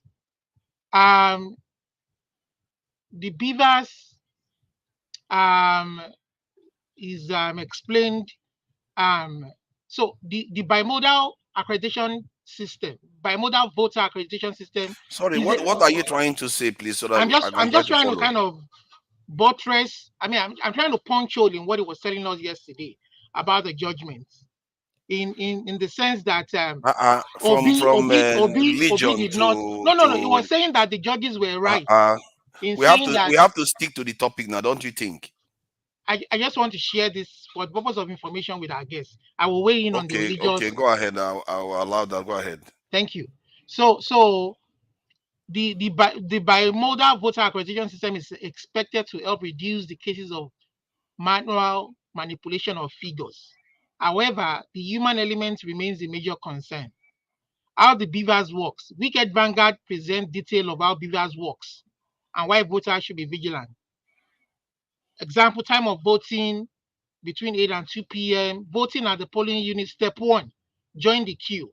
While there, an INEC official will check if you are the correct polling unit, if you are allowed to stay on that queue. If you are not at the correct polling unit, you'll be advised to go and locate your polling unit. Step 2, an INEC official will confirm if your PVC is genuine using the card reader. If it is not, you will be advised to exit the area. If your card is genuine, you'll be asked to place your finger on the card reader for verification and authentication. that the card in your possession indeed belongs to you. Step 3, an INEC official will also confirm that you are listed in the voter register. If you are, the process continues. If you are not on the register, you'll be advised to leave the area quietly without causing any commotion. That means you cannot vote at that polling unit. Upon confirmation that your name is on the register, your name will be ticked and your finger will be inked to confirm that you have voted. Step 4, the presiding officer will stamp, sign, and endorse your ballot paper. Make sure this is done correctly. Step 5, while it is in the cubicle, you will stain your finger with the ink and then mark the box for your preferred candidate's choice. Leave the voting cubicle and drop your ballot paper. Step 7, leave the polling unit or wait if you wish to in an orderly and peaceful manner to watch the process up to the declaration of the results. The results of each polling unit shall be pasted at the unit for everyone to see. What every Nigerian should know about beavers and transmission. The problem of overvoting has been with us for a long time, and it occurs when the total number of votes exceeds the total number of accredited voters. The beavers machine as manufactured and configured cannot be tampered with. Once the procedure identification is engaged, the machine captures and authenticates the bearer of the permanent voter's card, the PVC, and the registers the same instantly. Now, I was asking him about so there's a law in the Constitution that says evidence of a respondent in Electoral Act at the hearing of an election petition complaining of an undue return and claiming the seat or office for a petitioner. The respondent, which is INEC in this case, and APC, may, subject to provisions of the paragraph 12, give evidence to prove that the election of the petitioner was undue in the same manner as if he were the person presenting the election petition complaining of the election. So INEC was supposed to give every damn thing, including the beavers accreditation of voters, to Labour Party. They were supposed to. Maybe that is why Labour Party kind of relaxed in the scenario where the judge was saying you have to bring witness, you have to do this, you have to do that. Now, let me read the Supreme Court judgment. Court affirms Adeleke's election as Osun State Governor. The Supreme Court on Tuesday affirmed the election of Governor Ademola Adeleke of Osun State. A 5-member panel of the court led by John Okoro unanimously held the decision of the Court of Appeal in Abuja. The Supreme Court decision lays to rest the dispute. Okay, let me skip that. The court agreed with the Court of Appeal that Mr. Oyetola and his party, APC, failed to adduce relevant evidence to prove their case. Upholding the lower court's decision, the Supreme Court held that the Court of Appeal correctly found that the appellants failed to prove their case against Mr. Adeleke and his party, the PDP. Specifically, the Supreme Court held that it was imperative that the appellants, Oyetola and APC, produce the beavers machines or certify true copies of the beavers in evidence to show non-accreditation and overvoting, which APC claimed. Emmanuel Hajim, a member of the Supreme Court panel who read the lead judgment, noted, it is the record in the beavers machine that can prove the number of accredited voters in the polling unit and nothing else. The appellants had a primary burden to prove the facts asserted by them in their petition. It is obvious that the appellant's case collapsed. Ruling on Mr. Oyetola's allegation of forgery leveled against Mr. Adeleke. Really? No evidence was adduced to prove. You're turning to petition judges now. You want people to lose their thing. See, I get what you are saying. You have to remember that the Adeleke case is based on overvoting. Yeah. That is not the case here. Yeah, so that is why. No, I know. That is why. That is why. Let me just read. I think I'm going too much. So in their pleadings, one moment. Olumide, what's the point really? What are you driving to? So the Court of Appeal noted that Mr. Oyetola and APC did not tender the voters' registers by modal, the beavers machine, which captured data of eligible voters in the state. You understand? So what I'm trying to stress is that Obi went to, when Oyeleke and Oyetola went to court, Oyetola said the reason why Adeleke won was because there was overvoting. And they brought paper evidence to say, oh, there's overvoting. But Adeleke punctured that evidence by going to INEC. You understand? INEC gave him a copy of the Beavers machine, the accreditation. This is the number of voters that were accredited. And this is the number of people that voted for me. And these are the documents. And the court said, oh, Oyetola, you don't have any evidence. INEC has a copy of the Beavers machine that certified the accredited voters. It has this copy from INEC to back it up. But you don't have anything but just papers, which doesn't say anything. And that was why Oyetola lost. Now, Obi went to court. Fine, you could have said, you could have knocked out all the other grounds by saying 25% FTC, you knocked it out. That you knocked it out. But did we have a true and fair? Obi Sound said, I believe I won the election. I had the highest number of votes. Obi was relying on INEC being the custodian of the Beavers machine. Fine, there was a glitch, you understand, on that day. But you still have a record. That record, that Beavers machine cannot be altered. It can't be tampered with. Even if there was a glitch, how many people were accredited? Now, it challenged the state that it lost. How many people were accredited in that state to vote? INEC, you have the record. How many people actually voted? So did Tinubu receive the numbers that they claim to have received from those accredited voters? How much voted for Obi? How much voted for Atiku? This is the question INEC should have answered.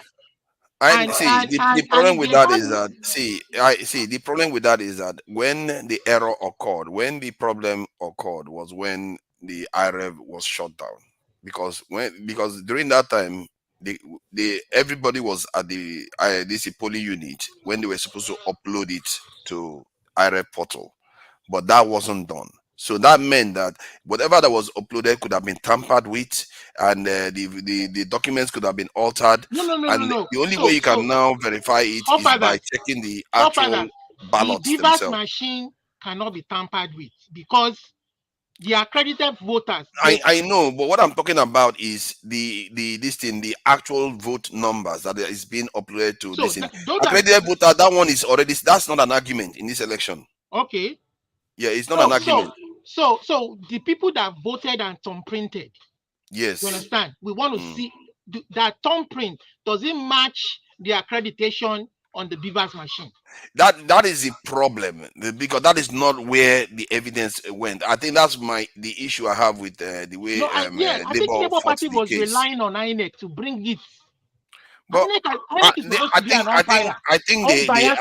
think that's why they submitted 2 boxes or more of some documents. I was thinking that those contain ballots. Do you guys get where I'm going now? I don't. The way you are going is some of the mistakes a lot of people make. They are missing the fact that the issue is the fact that because IREV went down, by the time they took those records that they had at the polling units to the collation center, anything could have happened. They could have changed it, and which happened in Port Harcourt. Yeah, so that's where the real issue is. Whatever could have happened is easy to figure out because of technology. The only way you can figure it out is if you go to the ballots and compare the voting, the people that voted in the ballot, and see what happened based on. So that's what was uploaded to IREV and what was on the ballot. That's the only way you can find out. So this is what INEC should have done, or they should give it to an independent body. The judge can assign an independent body to say, okay, can you please help us figure this out? If INEC is having a tough time.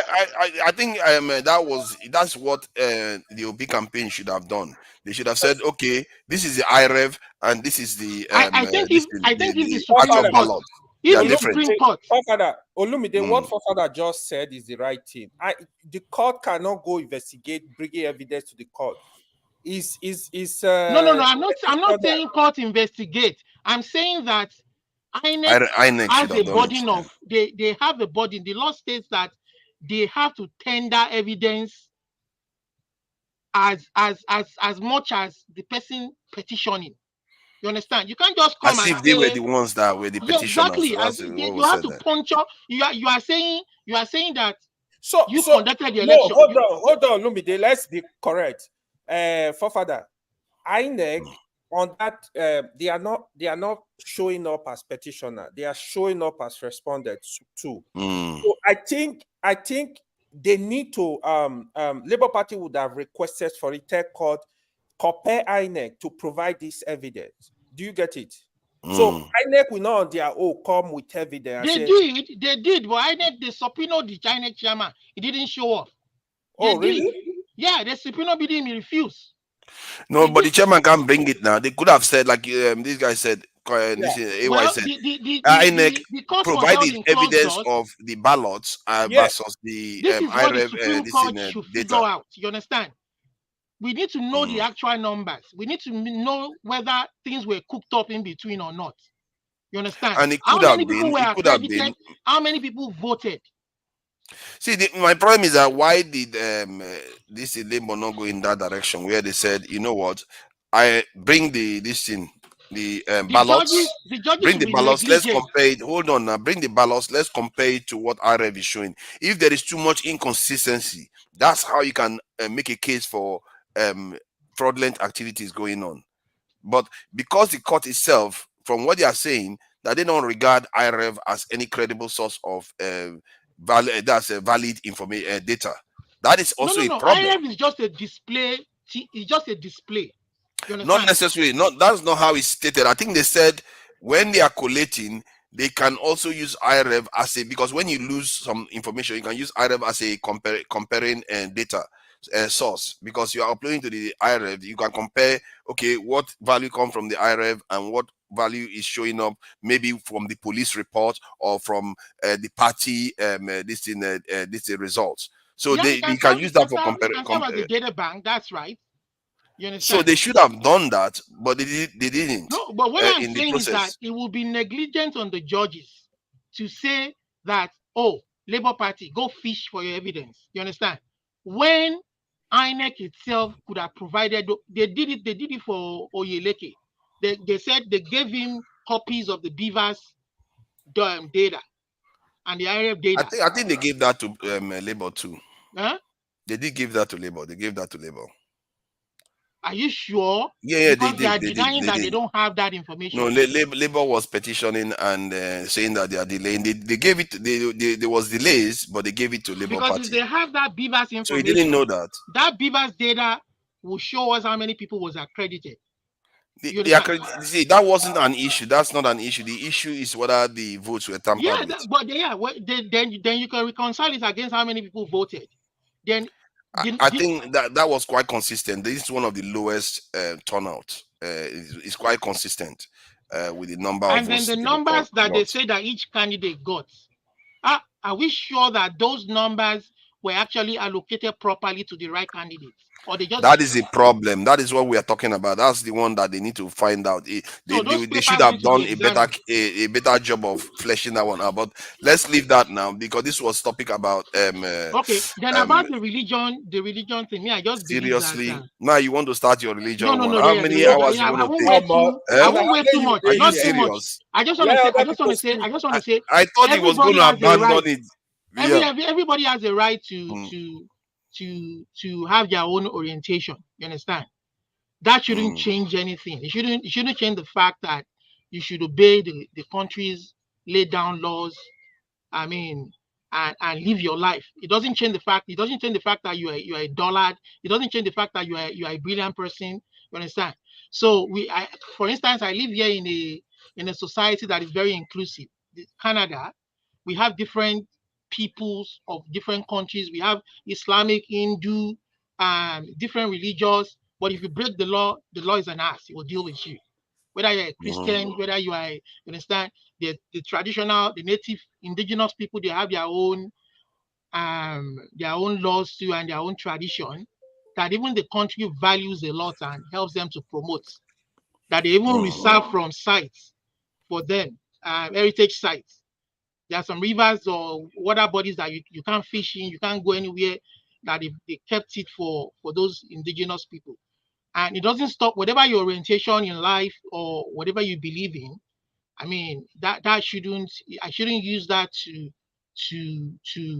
I mean, I shouldn't, how do I put it now? I shouldn't hurt my fellow human being because of or determine how I react to them or relate with them. It doesn't change anything. We are all the same human beings. Everybody has the right to believe and follow what they want to follow. If you want to follow, if you want to worship the devil, worship the devil. Just don't let it affect your fellow human being or be a nuisance or a hindrance to your fellow human being. So that's what I believe.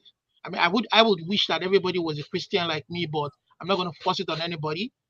You believe in your traditional way of life, your traditional worship, they should be respected. Most importantly, we follow the law. We follow the law of the land. I think this is echoing. Masca, thank you for coming in and thank you for your patience. Yeah, you came in. I suppose you came in for something. You want to address a certain point, so please go ahead. No. Good evening, everybody, and good to see you all once again. It's just that I checked in and I saw it's the midnight crew, so I kind of feel I will be at home. There's really nothing I would want to add, but I feel kind of comfortable being at home, just even listening to you guys. Masca, what is going on in Kano? Honestly, I don't like talking about what I don't know. If I tell you I know what is happening, I will be lying to you. Okay. But what I can tell you,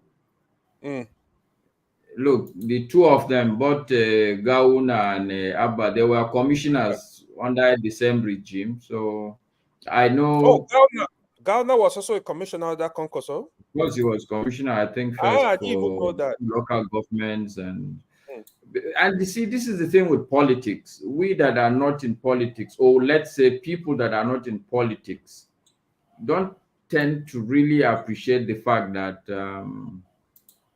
these are like students of the same class. Yeah, you are not even in that university, and so for you to go and be racking your head, it's something else. So I don't know what really is happening. It's even deeper than that, because there was a point where I had to call one of the chairman of the NPP, I think, was it Katsina State? I called, yes, to confirm, because there was a rumor that they have expelled Konkoso from the party.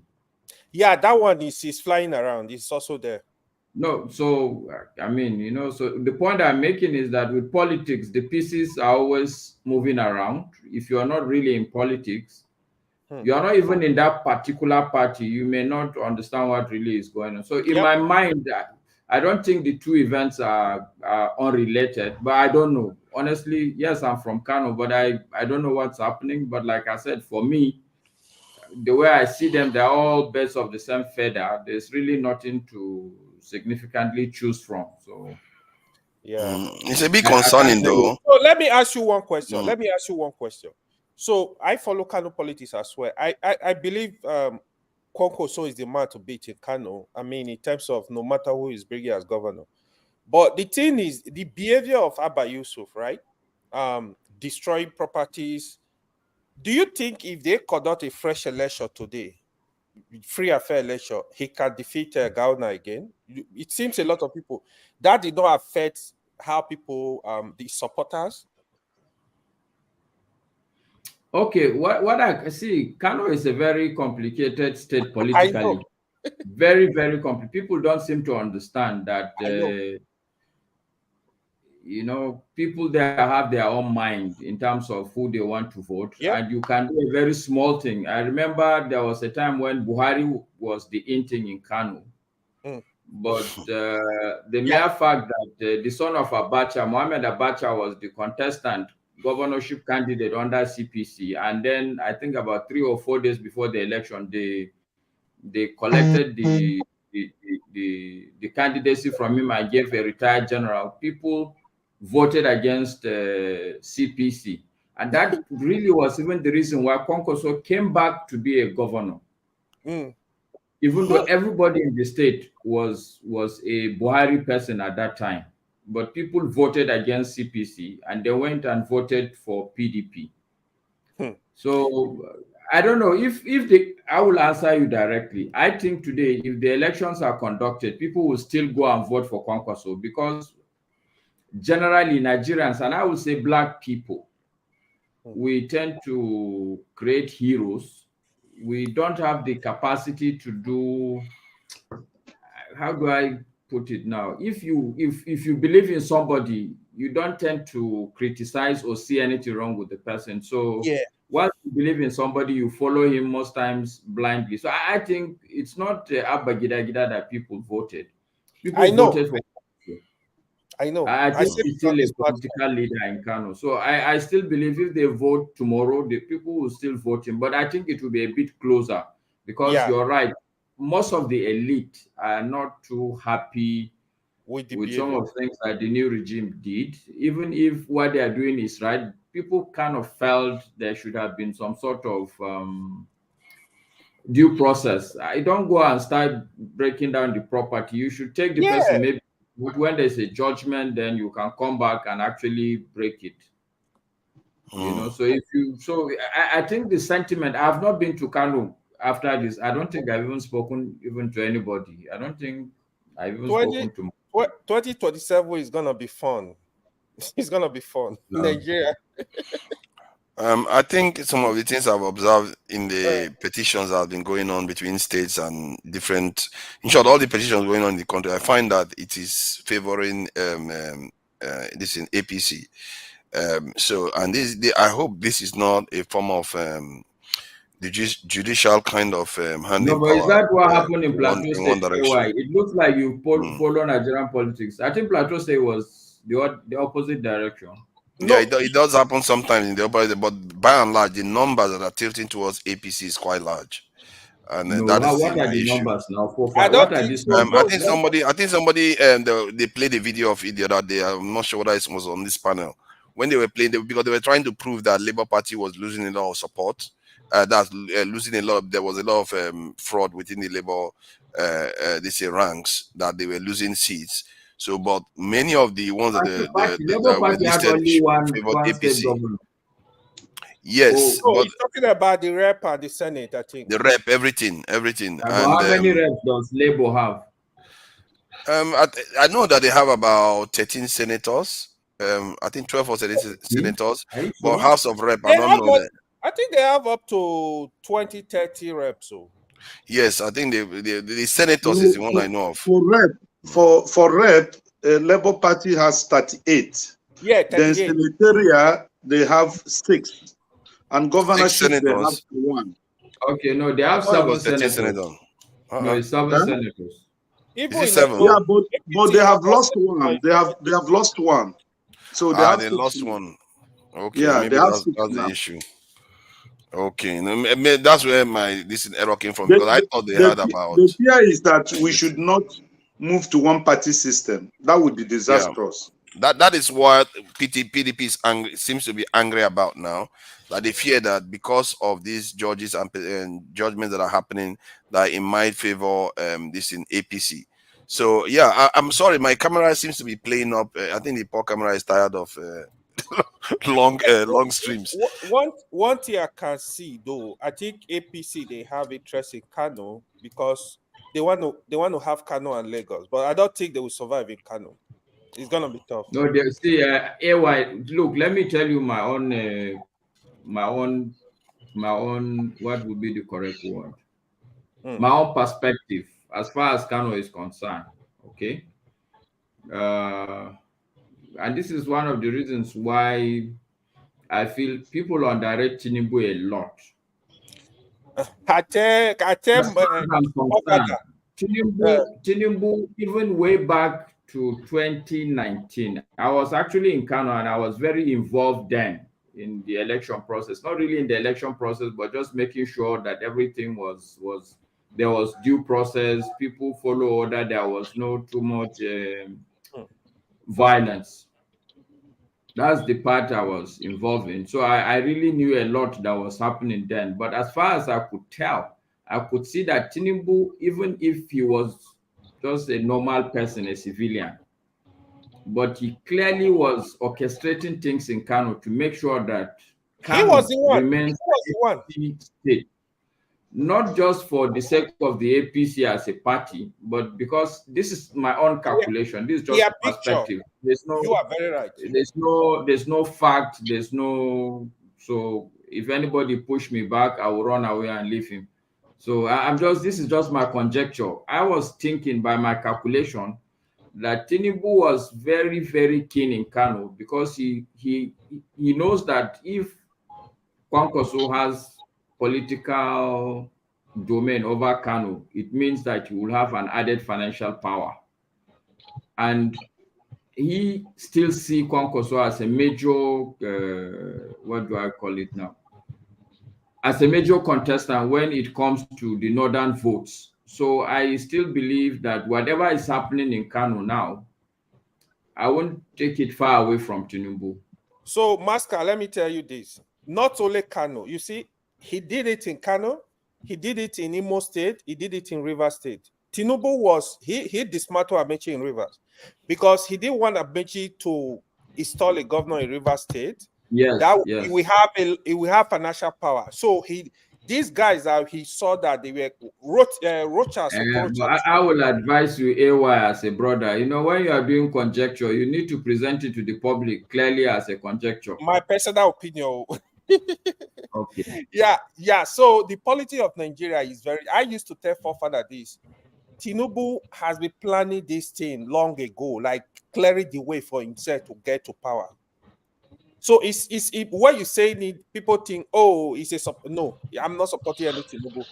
But I would say that. Hold on. I think you are overstating it again. I think sometimes we do this thing where we create a kind of a demigod or something of people. When they fail, you don't see it. But when they do well, suddenly they are gods. He dismantled somebody in this thing, but is it not PDP that was holding this River State?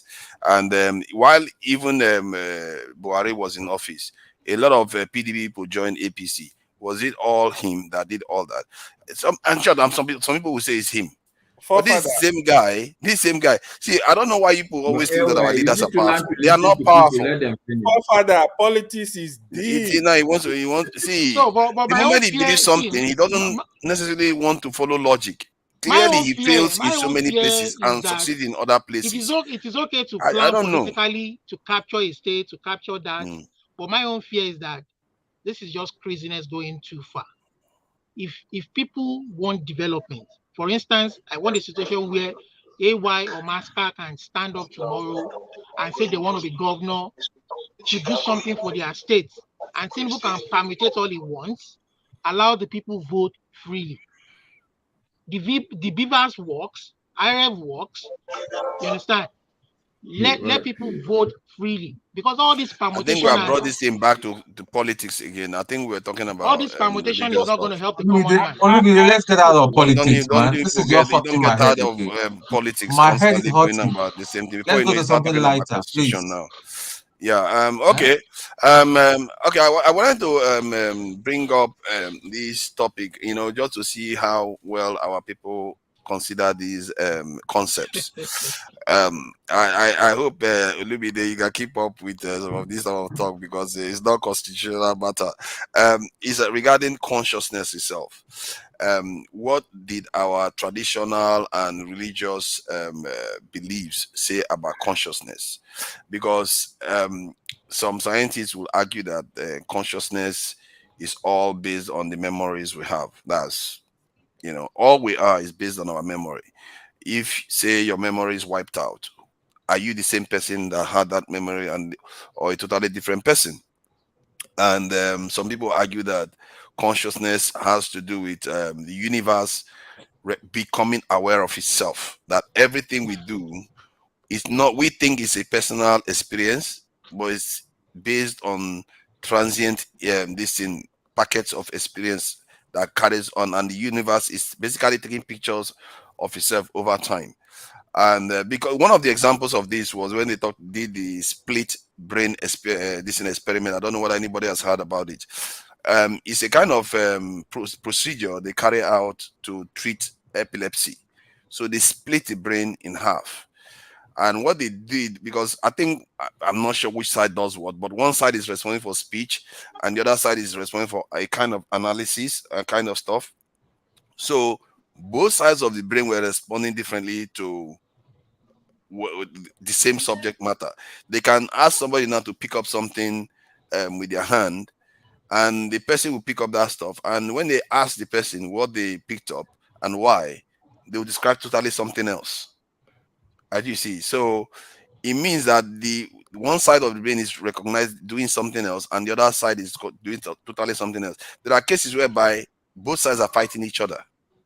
So it means that the mind, you can have two minds in one sometimes from the way they look at it. So some people, because of that, argue that it means that all our brain is doing is observing the world around it. It's not the consciousness we feel is just an effect that comes from the brain coming together. So I guess I'm trying to put the question to people that believe, in terms of our consciousness as human beings having a soul and all the rest.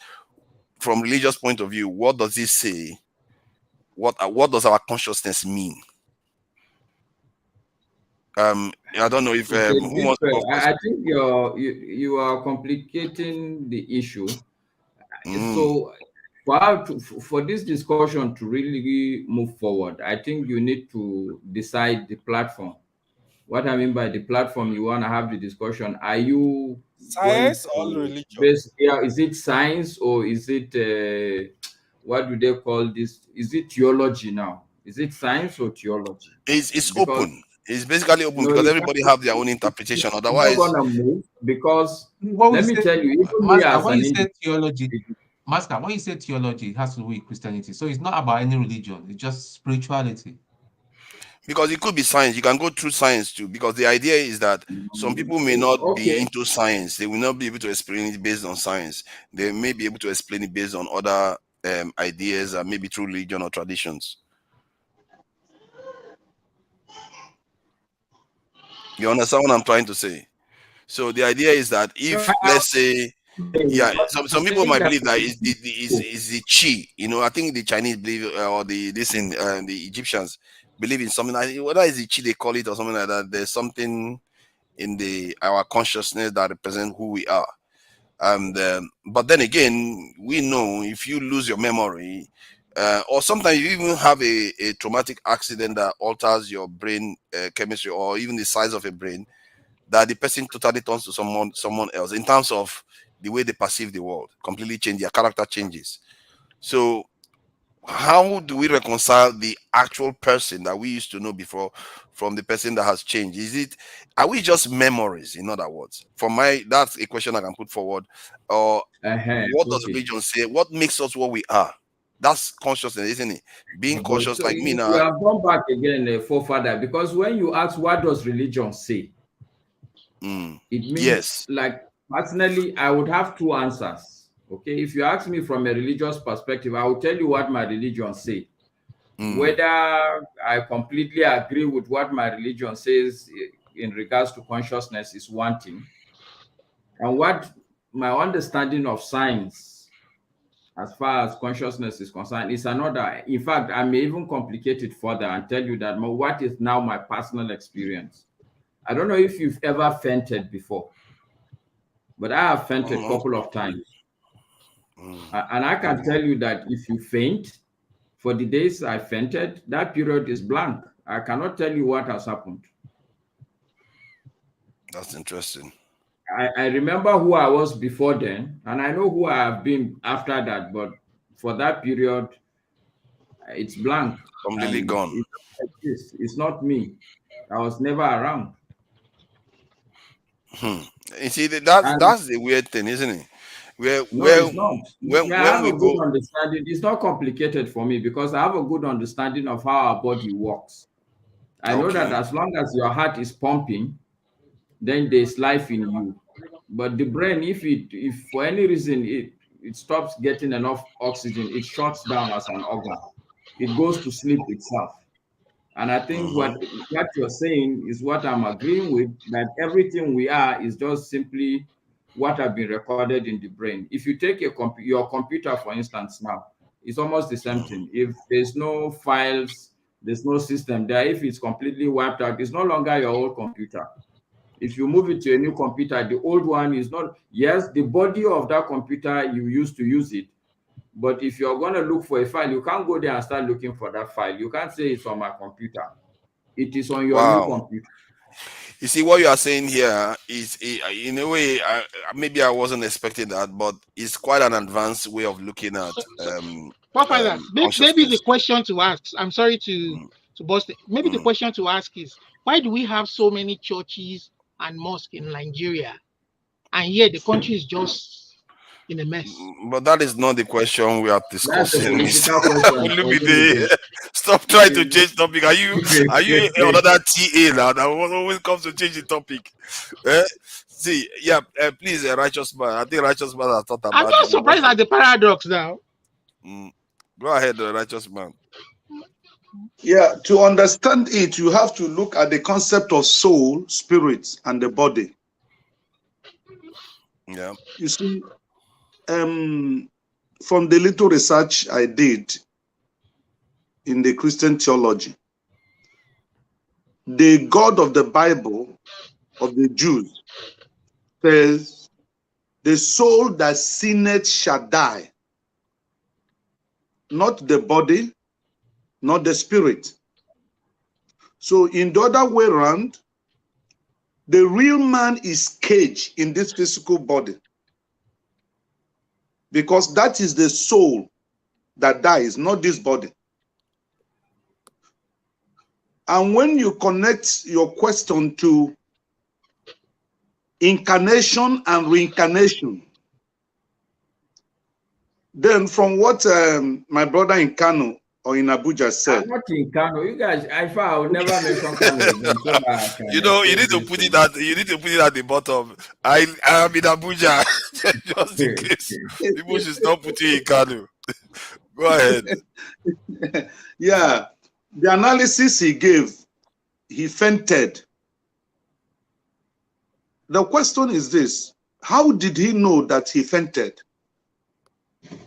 If within that space of time, you're asking me a question, I can if answer. within that space of time he could not realize or remember what happened, so how did you come to know that you fainted? Okay, let me answer you. Okay.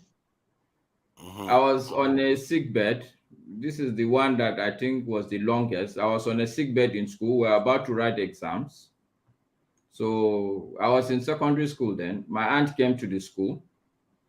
So they told her, no, he's sick. He's in the hostel. And it was a mixed school. So she, being a female, cannot enter the hostel because it's a boys' hostel. So she stood outside. So I was held. Two of my friends held me. They walked me out from my sick bed. I was talking to her. I could feel me fainting when I was talking to her because she was chiding me. Why are you sick and you haven't gone home? I was trying to explain to her that no, we were about to write the exams. At a point, I started losing consciousness. I was telling her that I'm fainting, but because there was no energy in me, she couldn't even hear the words. So I could remember till that point when I was holding on to a pillar. So after that, wait. After that, this was like 9 a.m. in the morning. The only thing that I can remember of that day was me waking up around 11 o'clock in the night in a hospital, which is like 50 kilometers from the school, with my grandmother there, with my auntie there, and I think an uncle. So yes, that's the story. That's, of course, if by 9 a.m. you know what was happening to you, and the only time you wake up again, you wake up, you don't know how you got into the hospital at 11 in the night. So yeah. So invariably, you were conscious in your subconsciousness. No. You were. No. In your subconsciousness, within the environment you were, You were conscious. No, but Okay, you so can't let me be. tell you what my understanding of conscious means. Okay, anything that you cannot for any reason be able to pull it out from wherever it is, okay, it doesn't exist. It's only you deceiving yourself, because I mean, memories, we can forget, we can remember, okay, and this, I know it has never happened. This was a very long time ago. No idea of anything in between. And it's not the first time, it wasn't the last time. So I've had another experience also. They were shorter, but I could clearly see that okay, once you faint, Sorry, for that Mr. period Max. you have fainted. Sorry, let me ask you this question, Righteous please. man, let me ask you a question before you ask. So No, what? Anyway, I beg, let him learn. Okay, righteous man, go ahead. Go ahead. Because you were telling us that you were fainting. You were conscious that you were fainting. That I was losing consciousness. I could feel it. Oh, but you have not fainted at that material At time. that point, I have not fainted. Good. You have answered my question. So AY, I think no, sorry, not AY, righteous man. This is a basic, a straightforward concept. I think you are trying to imply that while he fainted, he was somehow conscious.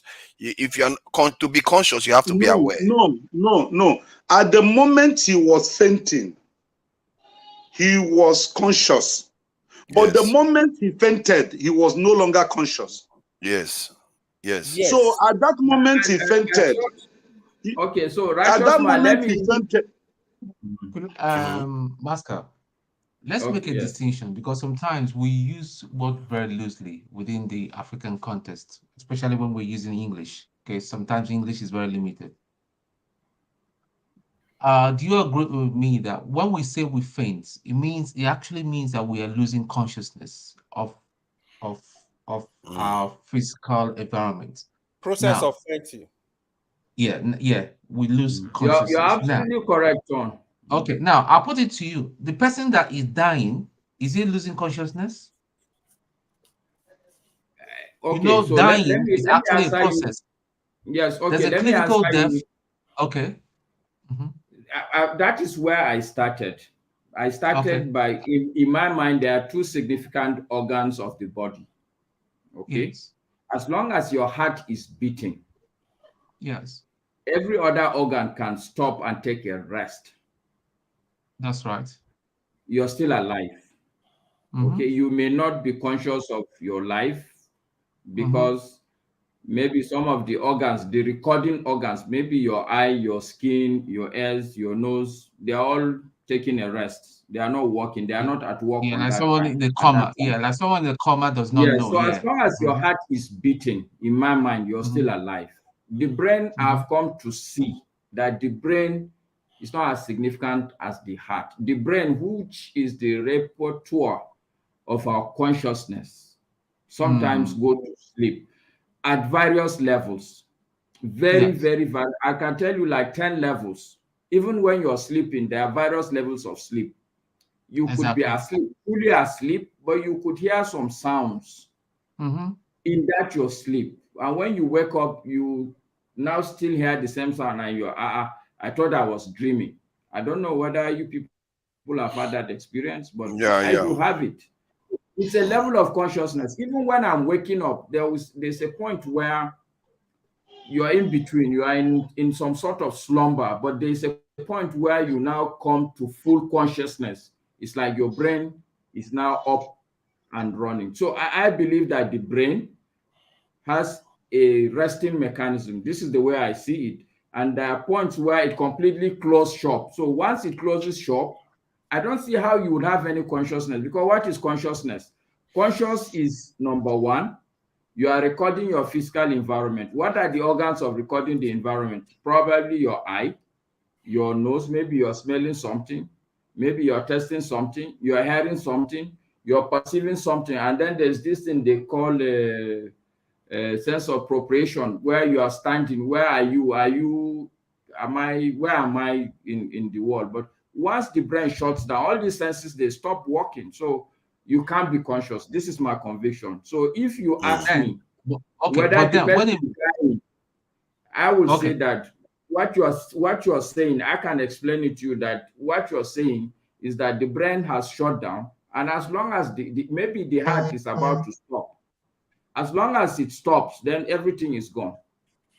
but do you know that there's been an account where people had either through trauma or very serious illness, they saw themselves actually leaving their body, and they will see people trying to revive them, and they're just watching, they're just confused, and that's a process of death.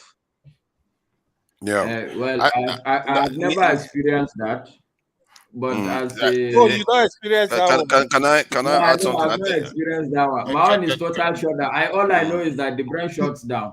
Don't experience it. It's not good. Can I say something? Can I, yeah. Let me just say something in 30 seconds, and you go ahead. From what I understand, there are this in near-death experience that people have, and there are some people that believe that it's a kind of spiritual experience where their body leaves, their spirit leaves their body, and they were able to describe things outside their body. There's a lot of testimonies to this. While the scientists, their own opinion is that some of these experiences a chemical reaction going on within a body that is suffering trauma, that is about to die. And because the brain's about to die, is going through all this spasm and is creating all these kind of illusions. So that is their own this is submission, and there is no clear answer to that, at least from what I've seen so far. Anyway, AY, please go ahead. Yeah, thank you. So what Masca is saying, right? Yeah, I think everybody is making a lot of sense, right? So for me, that cautiousness we're talking about is it's just like sleep. I think is the best description. Sometimes you just like you are in that deep sleep, you don't even know what is happening. I think at that time I would think there is no cautiousness. You see, it's a process, right? You start sleeping, somebody is talking, you talk, maybe somebody called you talking back. You will not get the full detail of the conversation. You can see people, yeah, she called me, or he called me. Oh, I said this. Oh, but you will not get the full detail. So it's just like a process that will get you to that deep state. And that state is like you are dead. Now, no consciousness. That's one part of it. And the other thing, like Maska said, if you want to discuss consciousness, you have to define, because it's very broad, to be honest. It's still evolving, it's very broad. Are you going to discuss it on religious platform? Are you going to discuss it on science platform? So the understanding will be different. Like in religion, in Islam, for example, it's more like you can call it self-reflection. That's even in science, still self-reflection, but it depends on the state. I have a professor that was a DECA member. This is all they did with. So he's gonna put himself. We usually have discussion. Put himself in that state of consciousness. That is all they seek. Be in like that meta state. Even scientists, you read history of like Isaac Newton. All these are big scientists. All they were doing, they put themselves in state of consciousness, stay away, like isolated themselves from the public. All this grammar don't too much from you, because I don't know how this one will fix. I don't know how this one will fix Nigeria. This one will give Obi mandate. So, come on, man. Calm down, man. With your politics. This is Sunday school. I go see my letter. Honestly, I don't understand all this consciousness. No consciousness. You say you're a medical practitioner. Everything is not. Everything is you don't go. So they put themselves in that state. They are able to do stuff. They are able to avoid distractions. So the important thing, like I'm a deep thinker. I used to think a lot about this kind of stuff, right? In my secondary school, I used to have a friend. He's a deeper light. He's in deeper light, like strong one. I have a strong friend that is Jehovah Witness.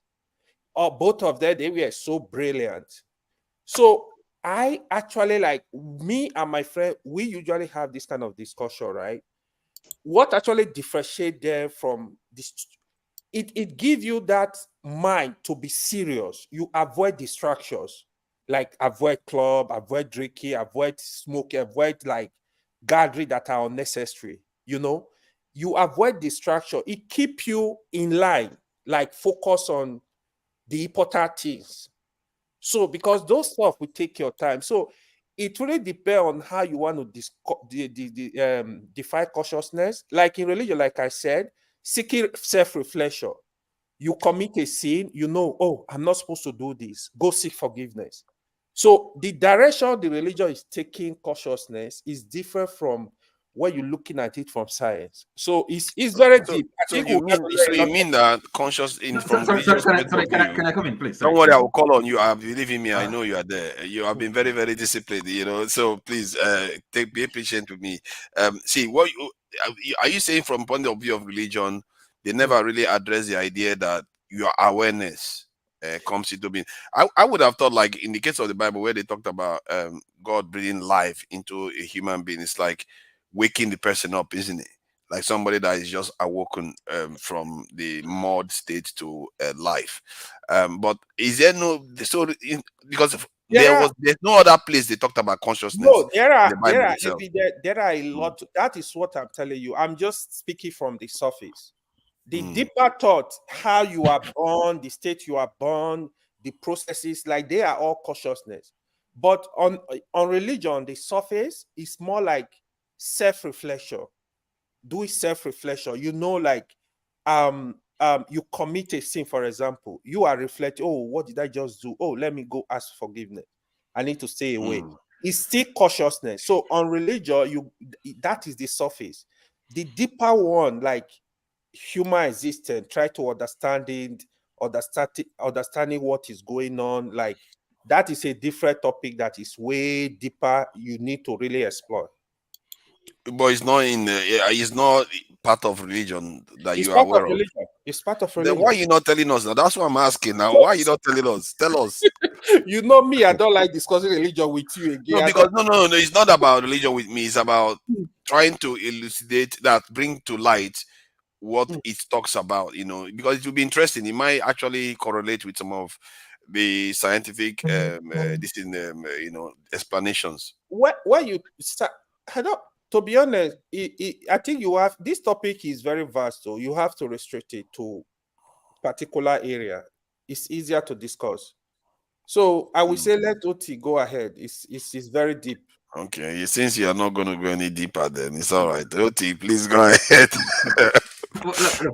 Look, I'm not pretending to be an expert on. Look, but I think the starting point is what how Russia's man started.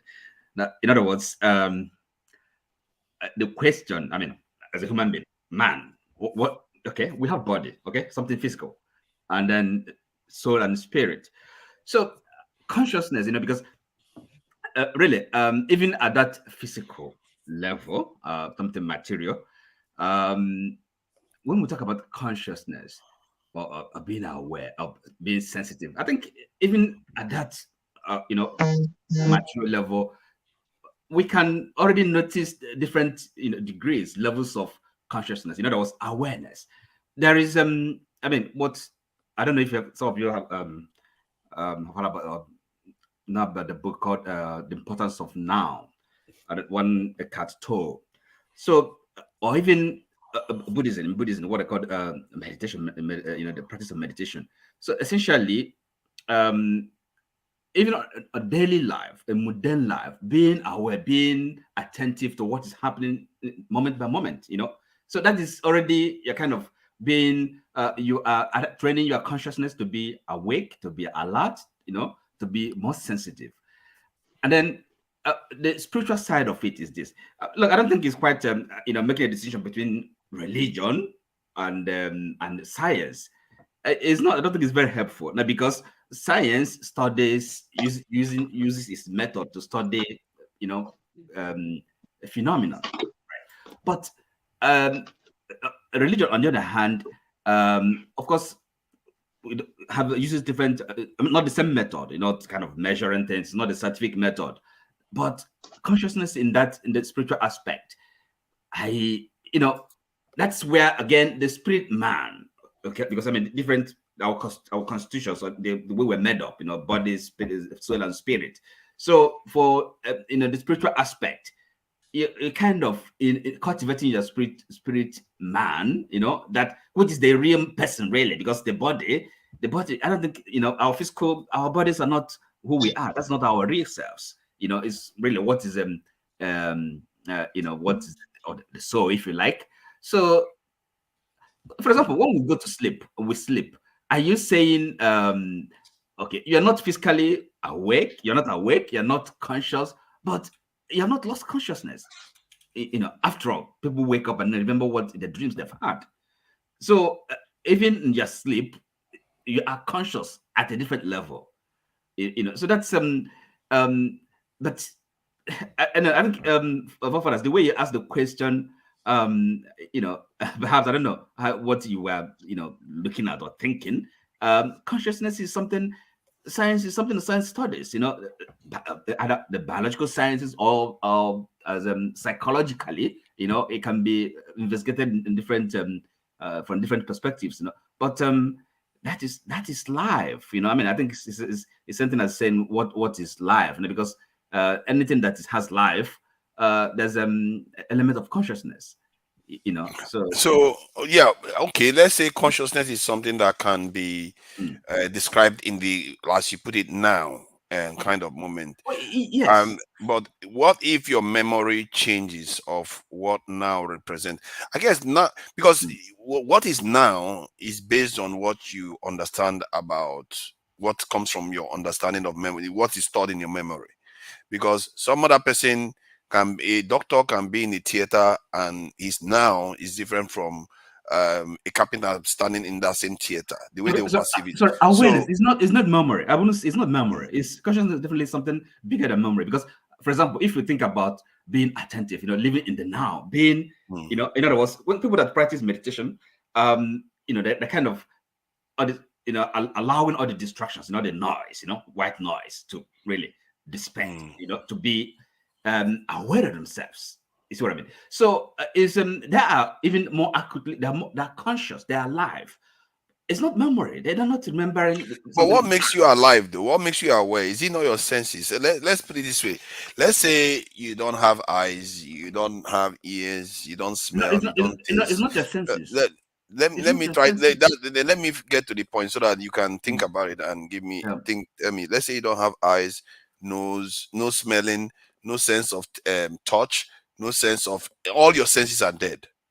So that's basically a situation of no reception. You can still be alive and conscious. You see, the breath of life, that is life. I mean, it's not dependent on your physical senses. Let me hold on now.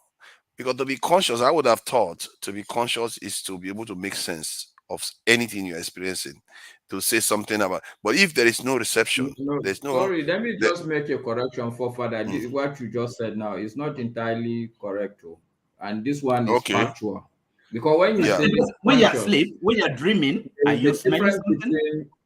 Sorry, let him. There's a difference between perception and being conscious. For instance, let's say, how will I give you an example? The difference between perception and conscious. Okay, fantastic. I'm inside this room. My fan is blowing. Okay. My body is recording that the temperature. There are a lot of things that the body does independently, whether we like it or not. You are not aware that you are breathing, are you? You have to now direct your attention to your breathing to now remember that I'm breathing. You're actually breathing. Your intestine. Yeah, but that is my point. That if there is no sense of sense, sorry, please. I'm just trying to make him understand that there is a difference between consciousness and perception. You can be conscious, but you're not perceiving the thing. And perception really is different from stimulus. Stimulus is you can see, you can touch. But when you touch, what do you perceive it to be? What do you interpret it to be? Okay. I perceive a noise. So what do I interpret that noise to be? So I'm just saying that consciousness is different from perception. It's much bigger. It's much bigger, and I think if the sciences. I don't think they've been So able you to may kind be of conscious pin of down say something and not this is what perceive it. consciousness is made of, you know. But in I your have to bring it to a close because it's not gonna close. Please, This you're gonna bring it topic, to a close. It's not gonna close. Leave it now. When it's not that easy. Okay. Go ahead, Now, KJ. here is the difference in all of what we're saying. It is the human spirit, which is the spirit of God, that makes us totally aware of every other thing. Now, the existence of man is that spirit that's connecting with his creator. There are people who say they don't believe in the concept of God. However, they know that there's a spirit that drives them to be human. That spirit is different from the one that is in the animals and in trees, because that spirit is what directs you and forms you. Now, there's somebody who said earlier on that when Adam was created, Adam was already a being existing until the Spirit of God gave it understanding, gave it perception, as Marx tried to say, gave it to be aware of his environment, to be aware that it's a living being, and it has a time that it probably not be existing any longer. In the beginning, it was supposed to be so. Man was supposed to live forever, but man was not able to contain that the task given to it not to step beyond the boundary of life, and so death came into the scene. Now, because it's a big issue, we'll probably not be able to treat here. I'm just trying to put in the best way that I think we can all be able to accept that whether you are a Muslim, you are a Christian, you are a Hindu, you're whatever you are, at the end of your stay, you will definitely account to whoever you believe in. We as Christians, me in particular, believe there's just one way. There's no other way. And that way is the way of the followers of Christ. It does not necessarily mean, see, now this here is where the challenge is mostly. Some people think that for you to be a follower of Christ, you must be a Christian. You must not identify as a Christian for you to be a follower of Christ. You must not even identify as any religion for you to be a follower of Christ. Because Christ did not start the Christian religion. The Christian religion was started by those who he left behind. While he walked the earth, he didn't say he was a Christian, neither did he say he was a Muslim, neither did he say he was anything. It was just Christ. And that's why there's a group right now who said to themselves, they are just followers of Christ. They don't tell you that they are Christians, they don't tell you that they are Muslims, they just tell you, I believe in Christ and I'm following that. That's my religion. So, in other words, the life that we live belongs to someone. That someone will definitely be the person who will give account to, whether now or in the hereafter. Thank you. Okay, I would like to add something. Thank you. No, I need to go back to that point that was being made earlier on, because, like I said, if you have no sense of any sense of this in the world around you, let's say you don't feel, you don't have any feeling on your skin, there is no sense of sight, there's no sense of smell, taste, or if all your senses are numb, what are you going to be using to interact with the world that will make you conscious? Let's say there's no memory. Let's say you don't even have any memory. Okay. Are you conscious? No. Let me answer the question that asking your question. Did AY say no? I will say no. No, sorry. No. So now that's getting us closer to what consciousness actually represents. He's saying no to what? That you're not conscious. That if you don't have any sense of your senses, all your senses are dead. Can you be said to be conscious, especially if you don't have memory too? You're dead, isn't it? No, sorry. I'll answer the question this way. But you might be alive, but not conscious. See, the way I will answer the question, if you're talking about kind of being physically conscious, okay? I mean, that's something different, okay? Where you don't have any senses of, feeling or whatever. But as I think we've made the point that consciousness is much bigger than that, because again, the spirit man, if you understand that man is not just, a human being is not just the body, the material, that's the soul and there's the spirit. So the spirit can be alive even when you're not feeling anything, not sensing anything. And again, for example, when intuition, people, I don't know, intuition, you can just know something, feel something that there's no physical connection, but somehow it. So how did that happen? Is that not consciousness? Again, it depends on how how alive your spirit man is. So I think you really have to you have to think about consciousness as being something much bigger than a physical sensation or perception. So and again, of course, when you think, even you go deeper spiritually, that you can actually be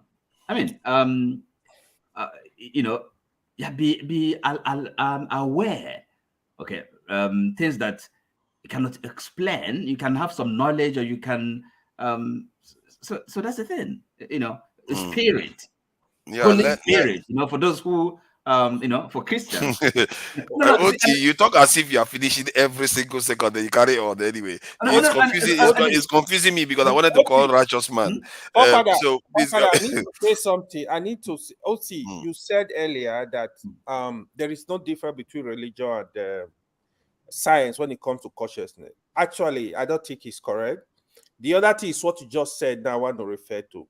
Even what KJ said. KJ, you see, I get where you're coming from, right? So that's why I was telling you, religion, even the way Islam is going to see consciousness, Christianity is going to see it differently. Judaism is seeing it differently. Science is seeing it differently. I'll give you an example.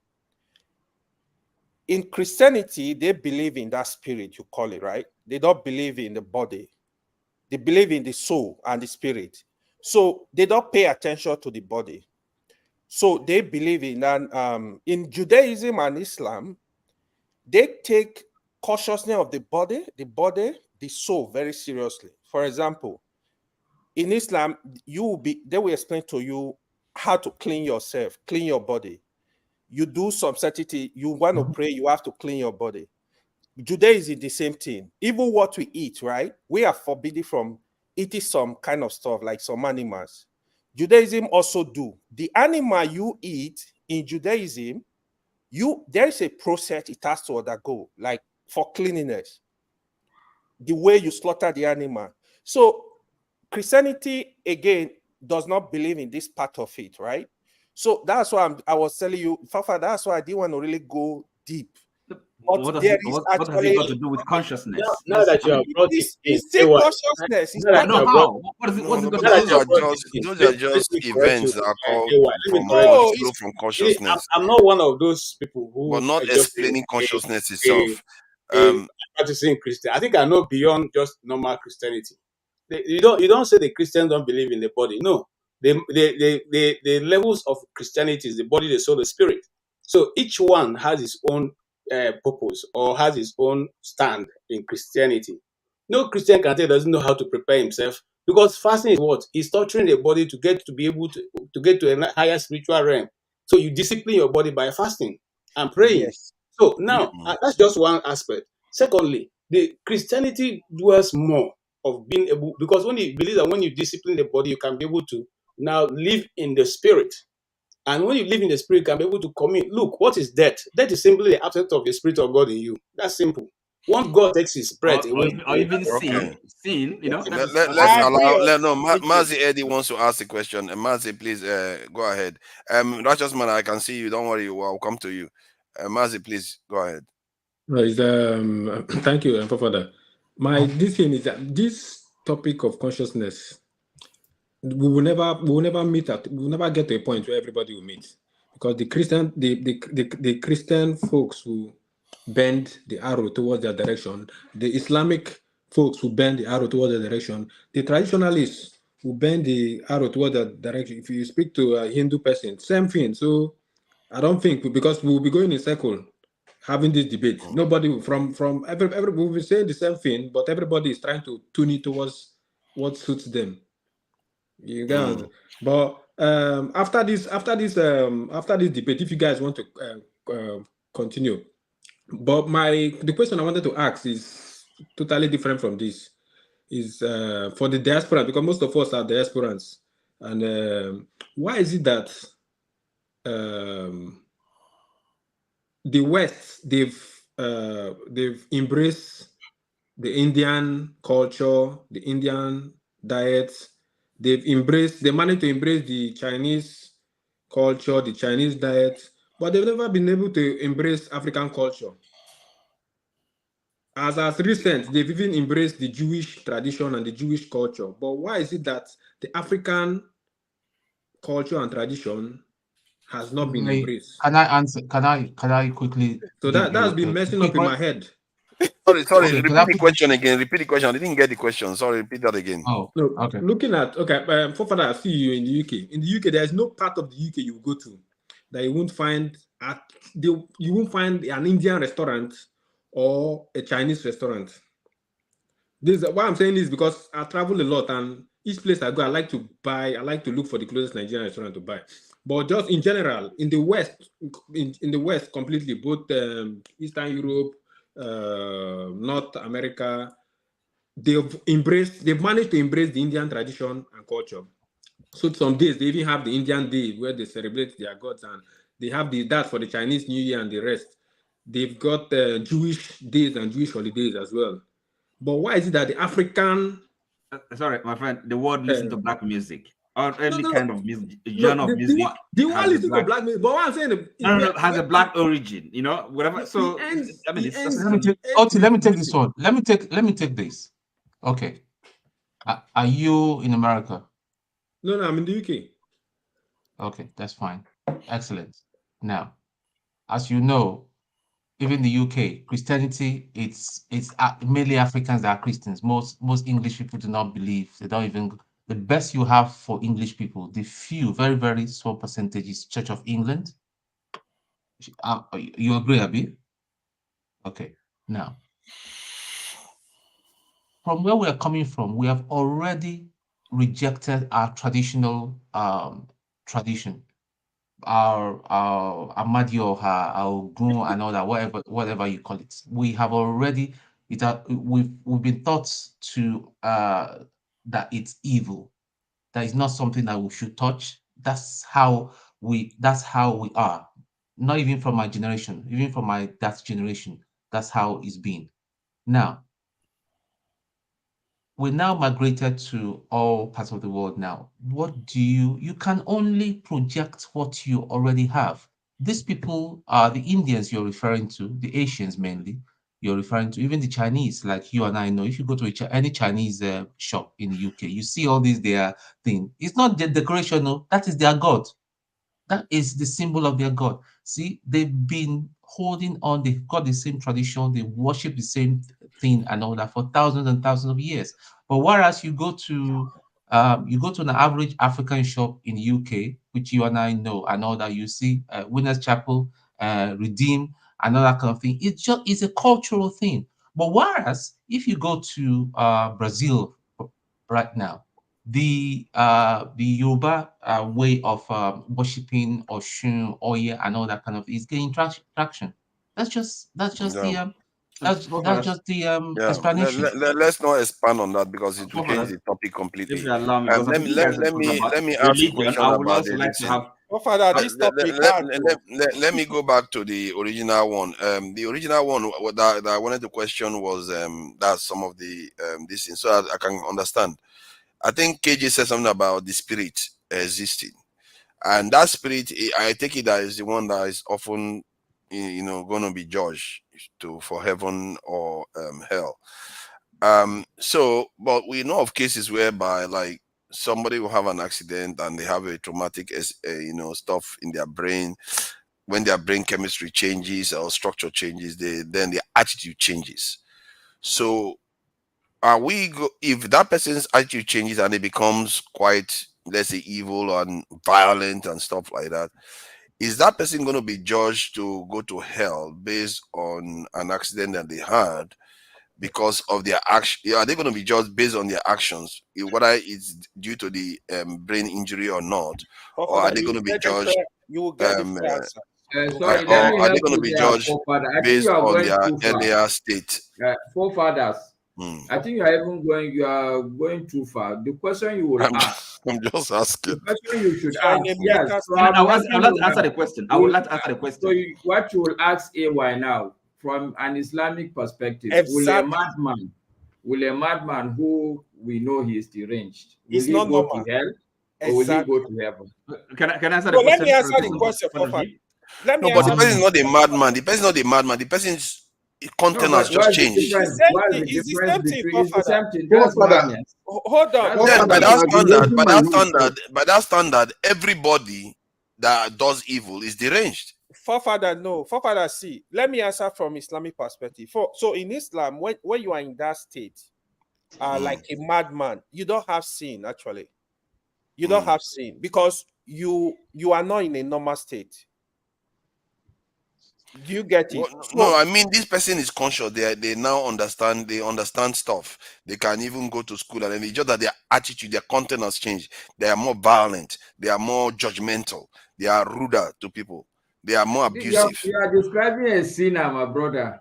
That's all you are Yeah, doing. but the person was not a sinner before the accident. So the question now is, we were all born clean, forefathers. We were all born clean. We were never sinners in our mother's womb. Yeah, but because of the accident, they became like that. Because there was a case like that. I'm not making it up. This is something that is actually on YouTube right now, where the person completely changed. Yeah, please go ahead, righteous man. I want to ask you two questions. Are you writing a book on this subject? Not necessarily. Not necessarily. I love that question. Because if you are not writing a book, you are making a research on this very topic. It is very, very broad. It's very wide. Anyway, very broad.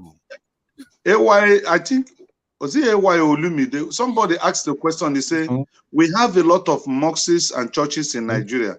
Why is it that the presence of these churches and mosques, it has not affected our society positively, right? Okay, don't worry. Go to bed. We talk. No, sweeping assumption. Let me tell you my perspective of the mosque. Hold on. I want to. I'm trying to get at something. Somebody asked that question, isn't it? Yes. Okay. So here is my thinking. The Western world used religion. They created religious conscience in us. No, you're wrong. Hold on. You're not like creating religious conscience in you. You're wrong. Hold on. You know, religion in plural. The African religion is different. That's what I'm saying. We are the two major religions we're discussing here is Islam and Christianity, isn't it? So the Western world, all of them. It does. Anybody can come from any point of view. Sorry. The Western world brought in Christianity, and our consciousness was redirected towards heaven, making heaven and avoiding hell. Okay? The consciousness of attaining to civilization, modern civilization, was lost. That is why in Nigeria, you have professors who rig election. You have professors. Hold on. How do we always end up in elections? Can I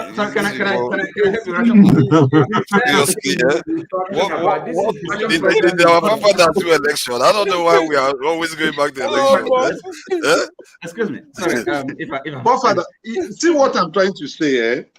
You see, consciousness. That's why I asked you: are you writing a book or you're making a research? Because from the African perspective, Africa is not even a third world. Africa is 10th world. Because there is the consciousness of Africa to attain to civilization is like it's dead. But what is and that's why many of you what do you mean by civilization? I mean in civilization referring to modern technology. No, that's not civilization. Gone, is it civilization? No. Yeah, modern technology is a brand of civilization is a very, very wishy-washy term. Hold on, righteous man. You see why I said you are wrong. You started off, you cannot say that any Western world brought us consciousness of whatever. Look, in every society, no matter how primitive, there's a sense of good and bad. Are you with me? So morality, ethics. So it's everywhere, right? So you can't have a society without this, without ethics. Okay. Now I mean, if you're trying to answer the question why we have so many churches, and then of course, and then we have all. No, you've not allowed me to explain myself. You just interjected. You've not allowed me to explain myself. Look, we are talking of consciousness. How has it affected the religious consciousness that have been developed in Africa? Have not allowed us to advance technologically. Because if you come to Africa now, everybody is saying heaven, heaven, God, God. The things we are supposed to do for ourselves, the solutions we're supposed to, the problems we're supposed to solve ourselves, we're waiting for the Almighty God to come down to Nigeria to solve it for us. Because our consciousness have been redirected to heaven and towards God. So what we are thinking now, what we are feeling now is only about God. That's why we have a lot of churches. Who redirected it? No, sorry, it's a wrong premise. Sorry, you're wrong, sir. No, let me tell you who redirected it. Hold on. This is who redirected it, because who redirected it? Who redirected it? No, excuse me. That's what is called miseducation, right? Now listen. Hold on. Please, the advent of the Bible, the advent of the bringing of the Bible, and the education that tells you that your own tradition and religion is evil, redirects your thinking, your consciousness. You are no longer conscious of, like my father told me a story about his father. Hold on, you will disagree with me. My father told me a story about his father. I didn't say anything. Am I not allowed to shake my head?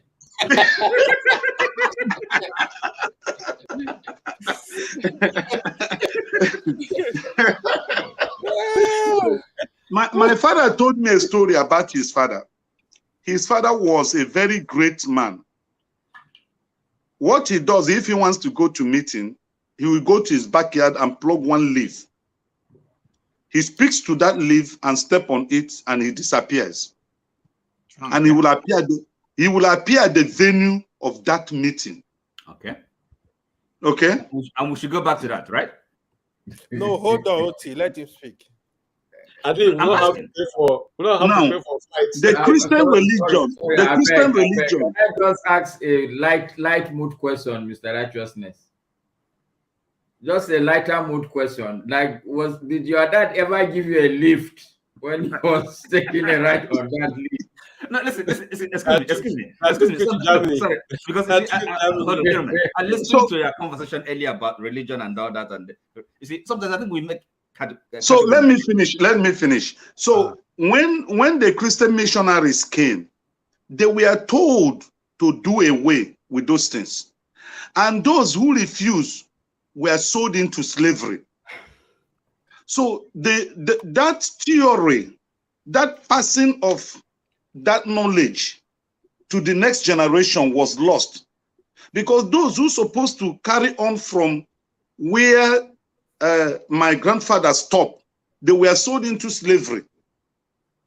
You see, that generation lost the consciousness of what they had on ground that would have advanced them technologically.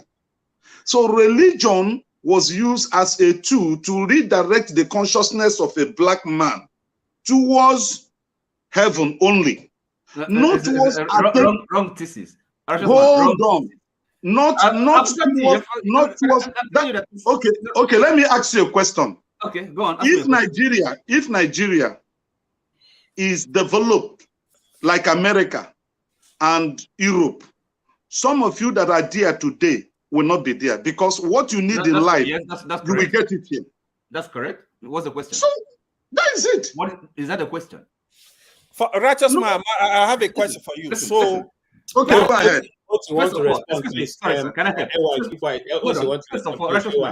What you call consciousness is not. Maybe you're talking about knowledge, right? Knowledge. Science. It's not knowledge. Hold on. Look, the black man is not conscious of. Like in Nigeria today, every Nigerian you ask, an average Nigerian on the street will tell you that I don't care. Okay. Let me ask you. Sorry, hold on. Let me ask you a question. So now you're saying that the white man, okay, they came and they redirected our consciousness. Is that so? We're now heaven bound. Is that correct? So Nigerians, our attitude, our actions, everything we do is kind of, heaven oriented. Is that what you're saying? Heaven, since that's the redirection of our consciousness towards heavenly and no longer earthly. Is that what you're saying? That would be the logical, the logic of your thesis, redirection of our consciousness. Is that, are we behaving as people who are heavy, who want heaven more than anything else? I think he has a point to an extent where he says our focus shifted from certain No, it higher doesn't have any point. You see, it's other people that can confuse. People don't know what they're doing. And by the way, you see, we have to be able to make a decision between religion.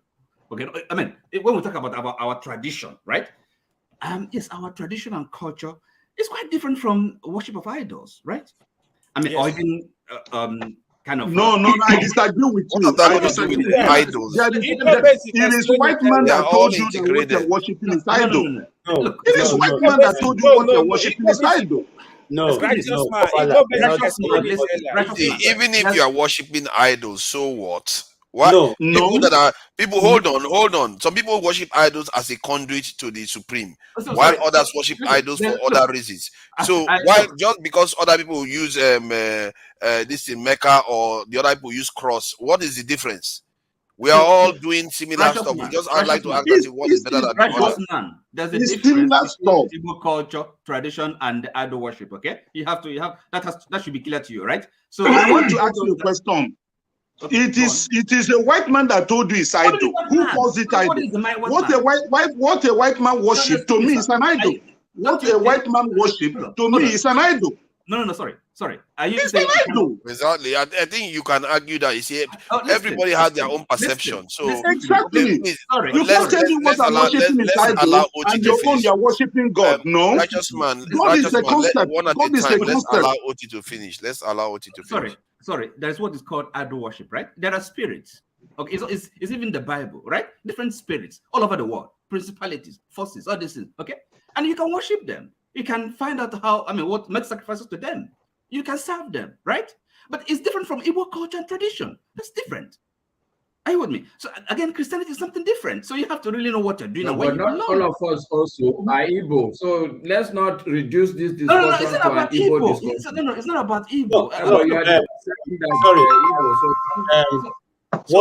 What he's trying to say is this.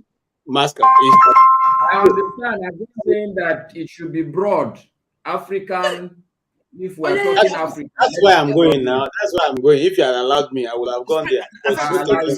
Spirits are all over the world. Even here, you can worship spirits here, right? Okay. So again, if you're a Christian, then you know what Christianity is about, right?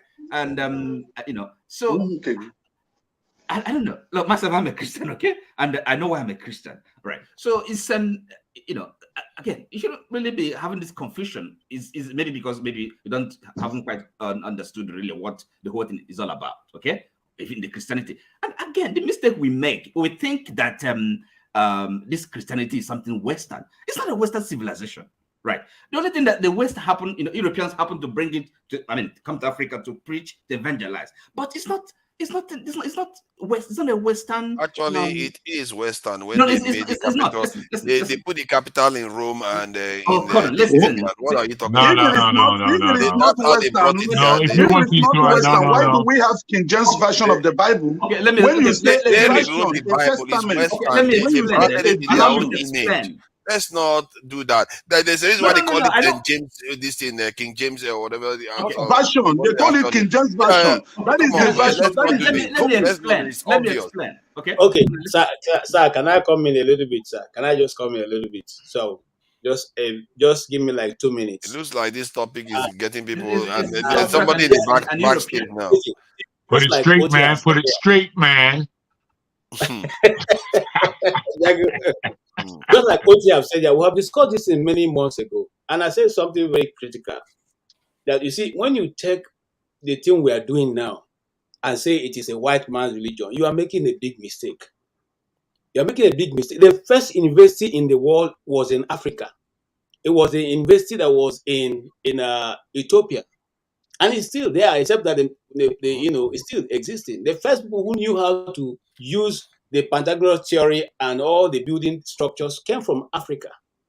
So what happened now? The oldest printed Bible is situated right now in Ethiopia. The oldest. Can any of us here send So just our children understand to that. that university in Ethiopia? Righteous man, hold on now. I have to push that in. The technology you're talking about. The first university in the world is not in Ethiopia. I'm sorry. I'm going. Tell me where it's at, bro. Tell me. They are talking about somewhere in Morocco. Some people will argue that it's Timbuktu. Some people might No, argue bro. I'm telling you the fact. I'm just telling you. You're disputing what I said, which is fair enough. But I'm not asking you now to win your dispute. It was KJ that said it. Okay, no. KJ is the one that said the first university is in Ethiopia. No, it's not oldest. Ethiopia, Timbuktu, yes. The oldest. Correct. Yes. The oldest. It's in Mali. It's in Mali. It's in Mali. It's not in Mali. It's in Ethiopia. Believe me. That's what I said. No, it's not in Ethiopia. It's not in Ethiopia. Wherever it is. Why do you say that? It is there. The two oldest Christian nations in the world are Armenia and Ethiopia. The oldest but not in the university. Not university. You were I didn't say university. I didn't say. I said the oldest Bible. The oldest printed Bible is in Ethiopia. Oh yeah. That's different from university. I'm sorry to say. No, this is a university. Oh, okay. No, I'm not disputing that. It was KJ that talked about university. Yeah. So look at that. He's smiling now. University is where? I think Morocco. Some people disputed that is this in Timbuktu. Other people say it's Alexandria. So that's not. It's neither here or there. Okay. Now, for purpose of just ending this discussion, it's somewhere in Africa. So we are not strained to technology. We're not strained to all of this. And even as we're talking now, I know of people in Nigeria who are developing electric cars, developing generators that are working without any source of energy. You just put a battery, crack them up, and they work 24/7. So what am I trying to say? I'm trying to say that if not allow this thing that is the white man that brought it. No, the white man brought nothing. In my place, till tomorrow, I'm still practicing shifting cultivation. They didn't get it from the white man. Okay, and if you notice the culture of some of us, it still dates beyond what the white man brought to us. I think us. If you misunderstood me. You misunderstood me. What I was saying is that we had this knowledge, but they brought religion to misdirect us, our consciousness. 30 seconds. 30 seconds. I don't agree. Here is it. Forefather, here is it. This is what I was trying to get to today, and I didn't like the way you got angry on me. What Mr. Oti said, I really agree with it. It was the same thing Igbo Bezi said this morning. I think in Africa, we miss the traditional religion and the African traditional custom. Forefather, you said they are one and the same. Righteous man said they are one and the same. I think that's where the confusion. I don't remember saying they are one and the same. Never. I never said so. I never said so. Don't lump me to something I didn't say. Because sincerely, I never said so. I never said so. Withdraw. I never said so. Let me finish. They are interrelated. Wait. Yes, you said it. I'm actually very confused about this when Africa are discussing their African religion and the tradition and culture. You know, like we need to separate this, except they don't understand what they're talking about. The way Oti said it, that's the way it should start. And that was exactly what Igbo basically said this morning. Sorry, AY. I think people have been harassing me at the chat. Righteous man, people want to know what your ISP is, your internet service provider. They want to know. Maybe the people in Nigeria, they think that maybe your internet is superb. They want to know who your ISP is. You don't have to disclose it. You don't have to. No, you don't have. You are not any spiritual internet. Spiritual internet. You know why they're asking that question? They know that I'm burning money. They know the time I spent here. They know what it costs. I tell you, an average of almost 10,000 anytime I join the platform. I spend nothing less than 10,000 naira. Wow.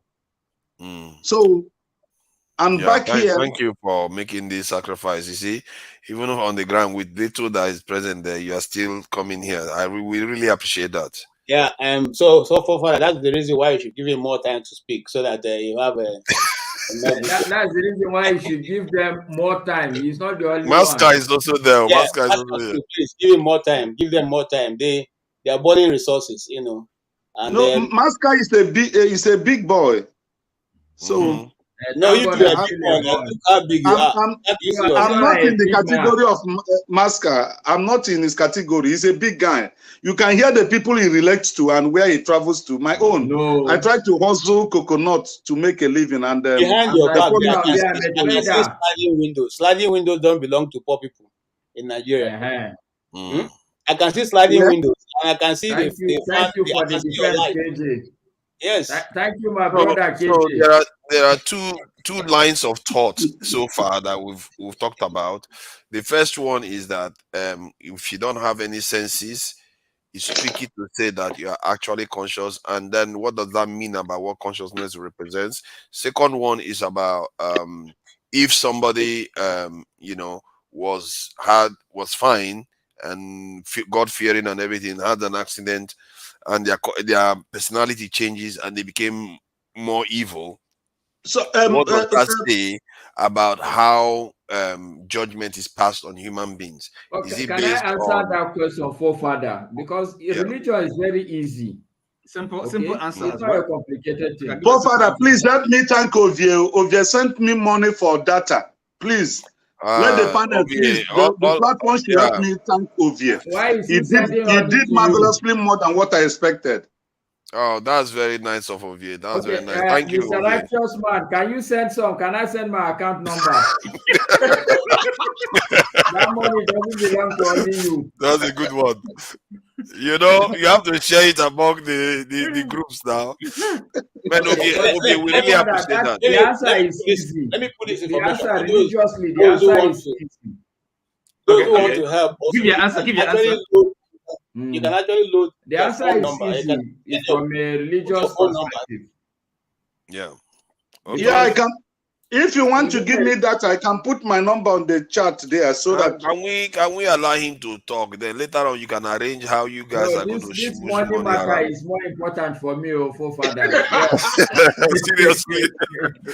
Data, money for data. That's serious. So we now. can do that later, Mr. Righteous Man, since we spend money to come and share ideas. So let's share the ideas first, then we can go back to money. Okay. So the perspective is not complicated from a religious angle, because if it is within the religious realm, then we can safely say that the same God is aware of whatever we do. And I can tell you from Islam, it's most of the things we do. There's this thing they say, "Innamal mu'minina binniyat." Whatever a mu'minin, a believer does, it's actually your actions are judged according to your intention. If, for instance, like you're right, the man has lost his senses, he's not even aware of what he's doing. He's doing it without any intention. Then no, but it's aware. No. You are mistaken. You are mistaking my point. Hold on. No, because he just stated where it is different. I'm trying to highlight to him so that he doesn't reach a different conclusion. Can I answer the question? A simple answer. Don't worry, we're not disappearing from here. He will answer. So the person, their personality just changed. It's not because they are not aware. They can still go and write the exam. So Father, when you say somebody's personality has changed, so let's go back and disaggregate the word you are using, personality. What does personality mean?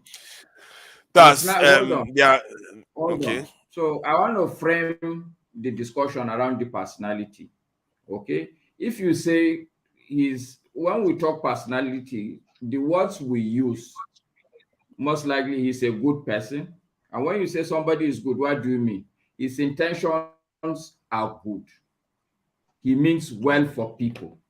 Okay? When you say he's a bad person, it means, so these are the words you use in describing personality. So personality even can be used within the Islamic religious context, because whatever you do is based on the intention. What is the reason? What is the motive what is engineering you to do what you do. Even if you are given in Islam, even if you are giving people money all over the place, but the intention simply is because you want to compromise them, God is not going to grant you any blessings.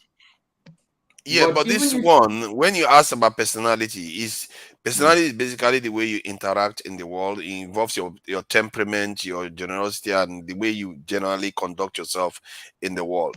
And if that changes because of an accident, it doesn't mean that your memory changes. You know the people, but your attitude now completely is altered, and you start doing evil things because of it. Does that mean that that same person that was good before the accident will be judged harshly after the accident, No, even if they are conscious of what they are doing? The answer is no, Father. God will not judge you. God will not judge you harshly for biological criminal law. So okay, hold on now, OT. I know you are excited by you really want to come in, but I really would need to, because there are viewers now. There are viewers. We need to get somewhere.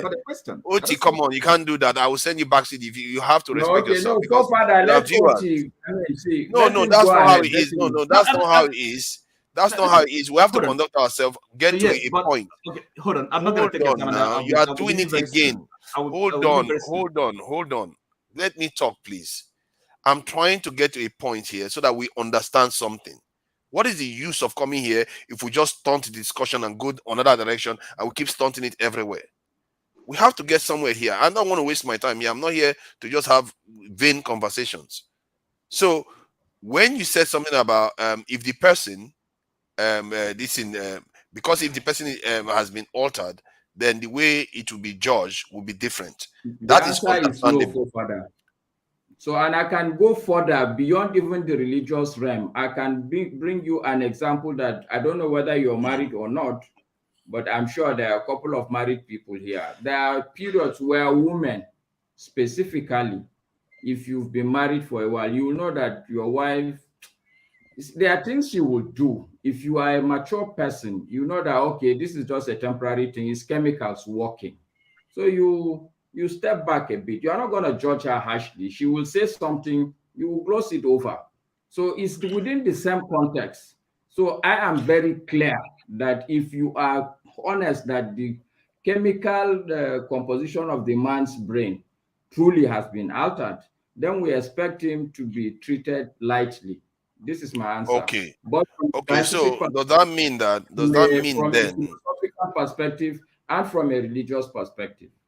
No, I get you where you're coming from on that one. So because I'm just trying to flesh something out here. Does that mean anybody that comes into the world, is it their earlier state that is regarded as the original state?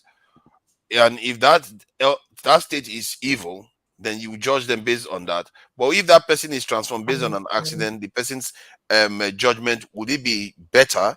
Because you can say now that the accident that altered them to a better behavior.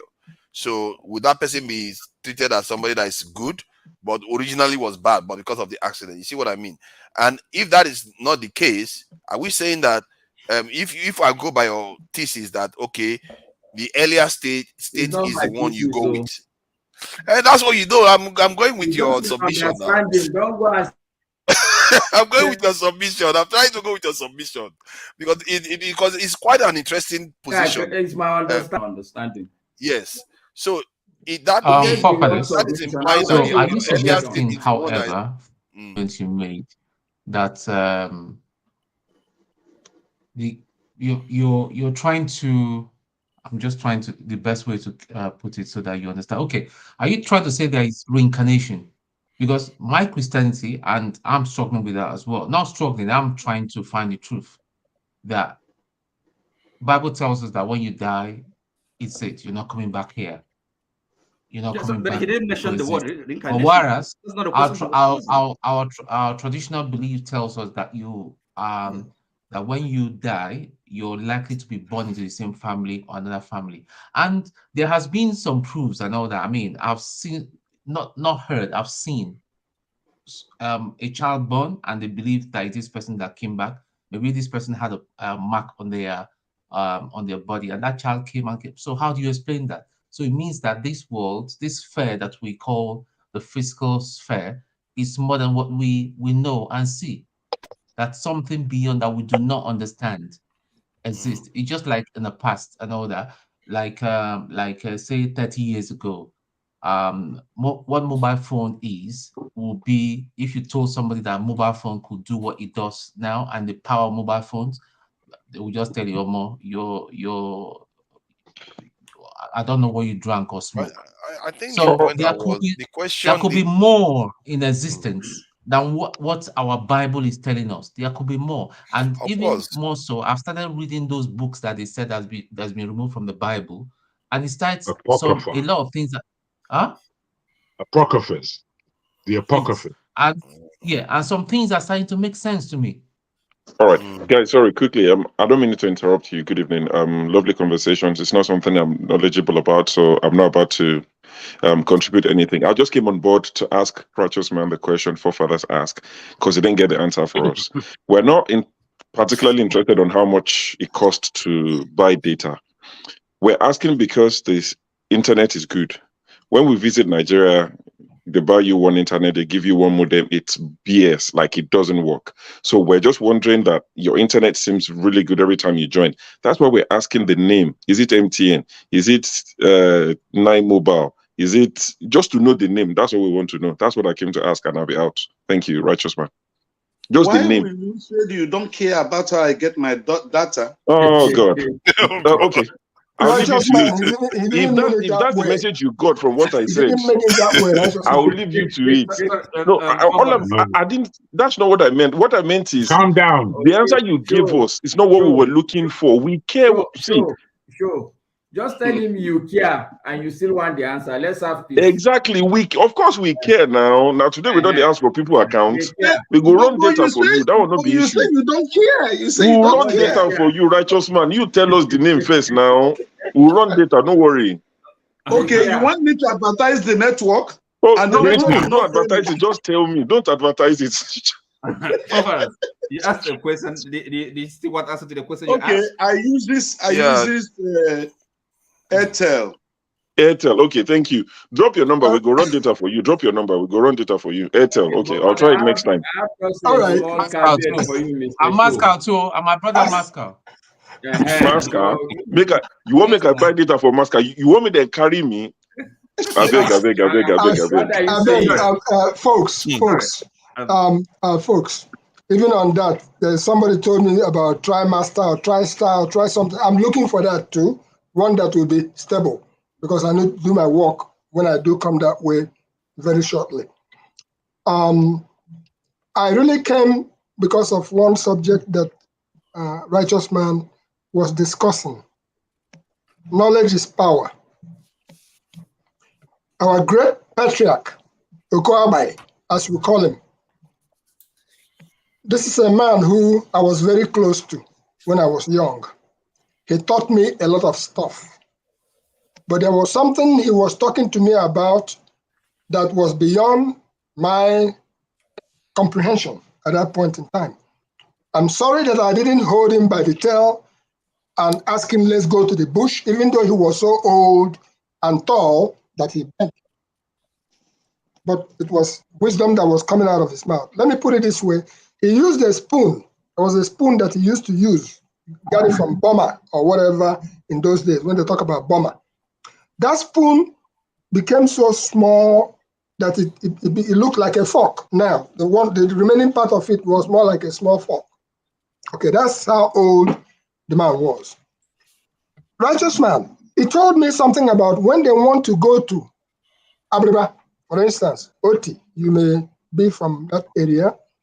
When they want to go to Abriba, that there is a performance, there's a ritual that they do, whether an Ajasco, that they will do certain things, and they will walk through a particular Ojonia, through a particular path. And when they get there, that they will rub their body on a particular tree. And when they do that, that they are off to their journey. And when they go, when they are coming back, they come back through the same path. And they come back safe.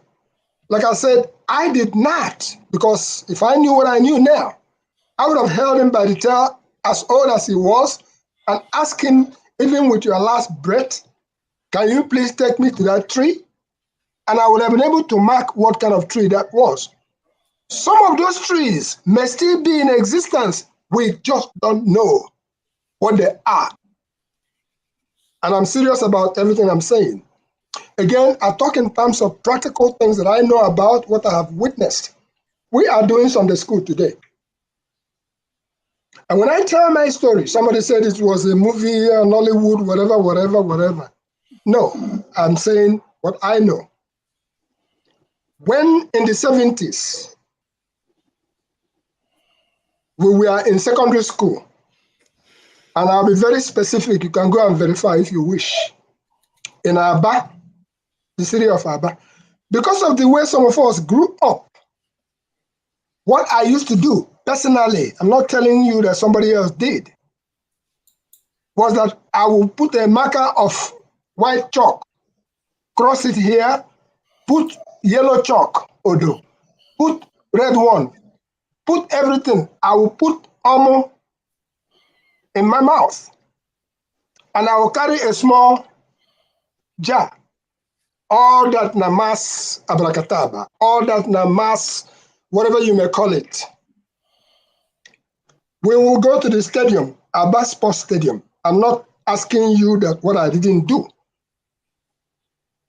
I will come to the stadium. I will start running down towards Sacred Heart, Aba, Sahako, Sacred Heart School, Aba. I will start running down through their own part of the field. They will start chasing me. Is gone. What am I doing? I'm causing distraction. Even though we had excellent players from Igonichi Mezri, Pele, we had Idukako, we had excellent players. Our guys will score a goal. What has happened in the field? Because I will be going and I will do some assault, which I can't even do today. You go break west if you try them today. As I'm doing some assault and carrying that my thing and throwing it and blowing smoke, smoke go to come out. What you are doing is that you are mesmerizing the people. If you make inquiries, anybody that went to Sacred Heart School in Aba in the 70s will tell you, yes, that guy, Nkwere, he used to do that. Having said that, let me take it back to the modern religious, prayerful, fasting, the man which is in each and every one of us, depends on the chi or depends on the gift that you came with from nature. And you go and you fast, and you prepare to make yourself invisible in a path you are walking. It has happened to me in Lagos. I haven't tried that again in a long time. There are people you know who maybe they are looking for you. And you walk through the path of the same place where those people are. But because of the aura, John Abba, you may think about this. Because of the aura, because of what you have already prepared yourself with in the journey you're about to undertake, that person that is looking for you, you pass right through them. They won't see you. You're almost like invisible. It's happened to me, and I can attest to that. So since we are doing Sunday school, the bottom line of all this Sunday school is that do not underestimate the power of what your own hometown, village, tradition, do not underestimate what it has to offer. After all, you are seeing me, I'm seeing you. I don't know anything about that technology. They call it satellite. I don't know whether for your village or for my village where they go carry the stone, where they make a abracadabra, and then they threw it up there, and they hooked it up, and now we are seeing ourselves. I was talking to Zebi yesterday, and what he said was that, in my dialect, he said that when a native doctor prophesizes and the prophecy comes true, he got a pre-information about the person that he's talking about. And that is being practiced in modern times. When they come to you, they say, oh, your name is John Abba. Your sister died 3 years ago. Or because they have done their research. Now we have internet. make things much easier. So my submission to us today, and in terms of what our great brother righteous man has said, yes, there are things that are still existing today. If you like, go try them. I submitted in this same forum last time. There is what we call Afife and Joy here, that if you touch it, you get disoriented. Somebody was wondering, how can that happen? I still submit that. I know that one. If you follow me to the bush, I will say this one, if you like, and they try to justify it scientifically. It comes back to the white man telling us, una they do voodoo. Earlier on, I was talking about the part of Thunder, where they went and built a school. In 1961, the lightning passed through there, took off the roof of that school. Children were in the school. Obama, whom I know, a small child, he was brought home. He was all pale, white. What happened? They say, nah, thunder will strike them. I don't know if anybody has ever been struck by thunder. But you know what? In that place, it's called Opposite Primary School. The school is still there. Every now and then, the roof will be taken off. Why? Because it's directly in the path of lightning. So, my friends, let us consider what we have in Africa and what they are trying to tell us is all bad, but their own is good. And we are now sitting down and our own electricity is shining here. And that's why I will always invite you, join me. If you go to igbopessage.com. Let me ask you, can I ask you something? Yes. Do you know one Professor Ume? Which one? Umeka or what? No, from the first professor of estate management in Nigeria. He wrote the book After God is Dibia and the March of Igbo Civilization. He's a Dibia. Do you know him? Yep. Okay. Yeah, that book I've heard about that. Okay. I have two of you. I mean, March of Igbo Civilization, volume 1 and volume 2. So he's a Dibia. So of course he's I know what you're talking about. I don't know. I mean, so okay, good. All right, so the people we have now, all I'm saying to you is that if you have the luxury or the privilege of being with any of them, hold them by the tail. Let them give you certain secrets of life, which you can then pass on to your children, and you say, this is what it is, though, because for now, for tomorrow, the same secret is still there. You just have to abide by the rules of engagement. And if you so do, you are good. And if I want to take it even further, while we were in secondary school, and I quote again, Eziama High School Aba, which was formerly Apostolic Christian Grammar School, as a result of our own personal belief, I used to get, when they used to tell us about Mame Water, I used to get up at midnight and go to Aba Water side and start swimming at midnight. I'm looking for what? I'm looking for Mame Water. I never saw the Mame Water. I never saw one. So what am I trying to say is that when you toughen yourself up and you walk through the shadows, that at midnight hour you are walking alone, you are going down somewhere, you're actually cooking yourself. Can I interject there? Are you saying that Mami Water does not exist? Do I think it doesn't exist? Marmot. Are you saying it doesn't? You mean water goddess? Water goddess for clarity? Mami Water, yeah. I didn't say it doesn't exist. I didn't say it, I just never encountered one. I used to look for them, but they never came my way. See, these things are they are spiritual beings.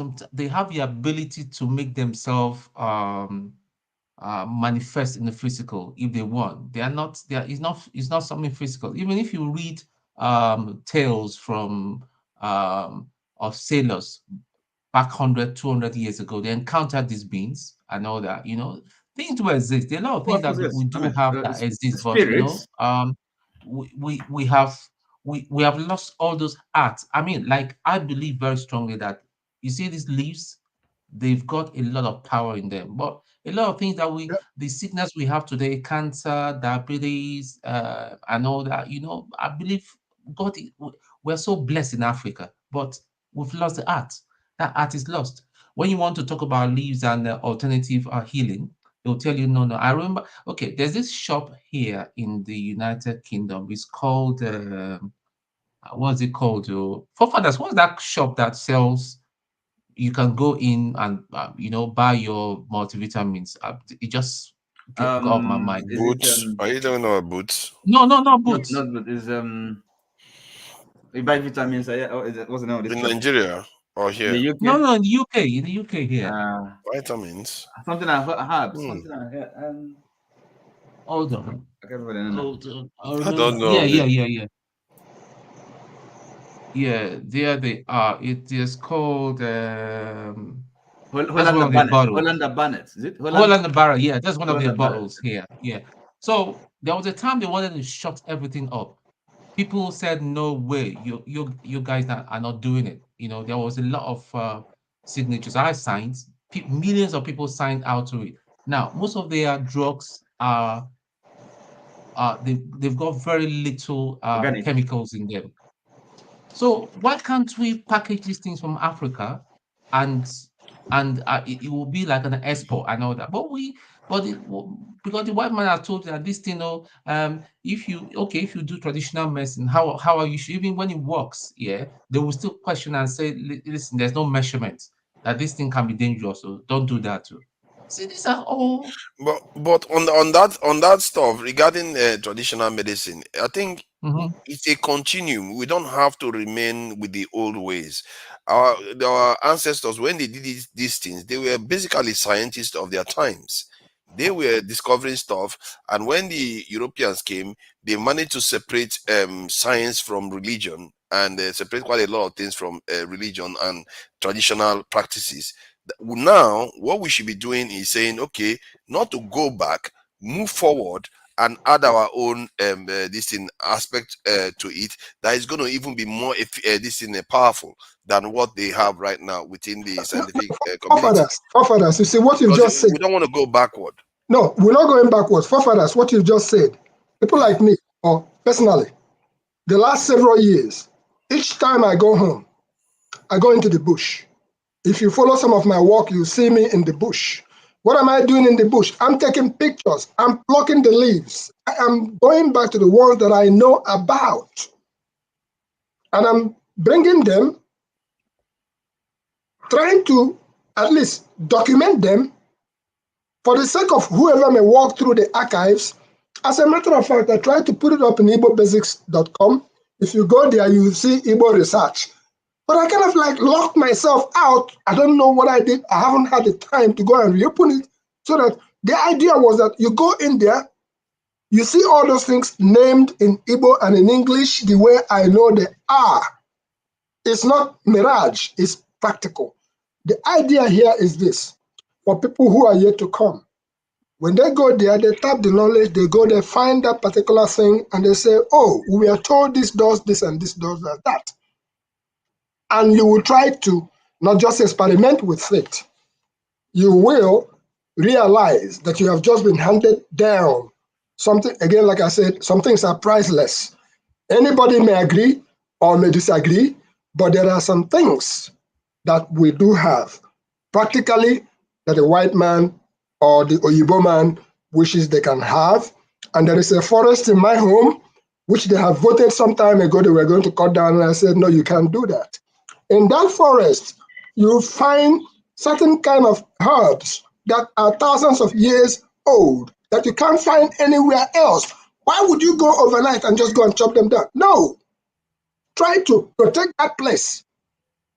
Try to find out what secret things that it has with it, because you don't find those things elsewhere. We need to find a way to protect what we have and preserve it for posterity's sake, so that we don't lose out completely. If we don't take care of the gifts that we've been given, when they used to tell us that if they want to, they can prevent rain from falling at this time, and we used to wonder what is it going on. Maybe there is something that they are doing that holds off the rain for the meantime. That's still a part of our tradition. But each time that the Igbo man goes to the moon, heaven will break loose here. Rain will start falling. We'll have tornadoes. We'll have all kinds of things. All these things are interrelated. But we, as fast as we are walking, I think it's time that we should slow down for a moment, think about the things that has been endowed for us, and don't take it for granted, because there are certain things that I learned in these journeys. And when I approach those things now, I look at it and I scratch my head and I said, oh, if you think you know it all, you don't. Somebody just taught me something. You see that thing, like there's one we call oha tree, the one that they use in cooking soup, the leaves they use in cooking soup. It has a male and it has a female. The male one, ntropa, as they call it, not the female one, oha, has certain elements within the roots. When that person taught me that, as old as I am, I said, oh, that's what happened. So you have to know the do's and don'ts of every of these things that you think is common everyday thing that we see. Again, when you find any of the elders, please try to get from them whatever they have before they go, because go they will. That's all I have to submit for now. My friends, there is a lot of goodness out there, but we should tell whoever we are living in their place, as you are trying to extract our minerals, our whatever we have, like we talked earlier on in this forum, when our guest was here, he was talking about the artifacts that we are taking away from our place. And I even mentioned Astro Minerals in New York. Google it, or you can go to New York if you live near there. Astro Minerals. The day I walked in there, I saw things that we don't even have. They've taken it and it's there on exhibition, and it's right there in New York. I said, oh, these are the things we take for granted. I didn't know that this is what I have it here now. So sometimes it's right in your face. And people like Jagon, I always submit that, my friends, we're here, Google us. Whatever you find, I said earlier on, the best things in life are priceless. Of what good will it do any of us to have knowledge and you die with it? Or you keep it on the shelf? Pass it on to somebody. That person may be able to use it and move on. Interesting, if I may follow. I haven't been here so long, but I've been looking on the background. I'm not quite sure how we got onto this subject, but a beautiful subject nonetheless. Sunday school. To carry on from where Igbo Basics kind of left off, I have so many things to say, really. So I'll be in and out, as it were. But just carrying on in terms of things that are good in the ground and things that have been there for thousands upon thousands of years is what we call zobo in Nigeria. You touched on something, Tone, earlier about the herbs, about the minerals in our ground and what we use it for. This is mine. This is my little product here. I don't know if you can see. It's called a HIT. It's the HIT is HIT, an acronym for hibiscus iced tea. Now, the hibiscus in Africa is the pharaohs used to drink hibiscus. The Sudanese have the most in the world, and the range of the product that we have in Nigeria is quite vast and varied, of all different colors and all different levels that it would do for the body. Now, we have these things in abundance back home, as we know, and they are part of our tradition. They're part of our way of life. They're part of our medicine. It's part of our spirituality. But I don't necessarily believe that it takes away from our understanding of where we are today. And hopefully those who are Christians or Muslim among us, Abrahamic religions, will have an understanding that these things do still tie in. And where they tie in, it's down to your research and understanding to find out. As you say, we are basically looking for truths. And as much as we can come to a certain position of truth, we must always submit that we are not know-it-alls. We must be humble in our knowledge as best we can. So yeah, it's been really interesting listening the whole day here and there to our guest earlier. I thought it was brilliant. I thought the show went pretty well earlier today as well. But in going forward, there's something that we have in Ifa, in the Yoruba dialect, whereby in the world, the only people that have it, this particular level of mathematics that Ifa offers, this particular level of science that the Ifa offers, is in China. They call it something in China, and I can't remember what it is, but I remember what it signifies. There's a lion over what looks like a ball or something, a kind of spherical thing, but it's quite cut, almost like a diamond cut all the way through, and this signifies exactly the same number sequences that the Ifa suggests. So in the world, it doesn't matter what truth we're dealing with; all are connected.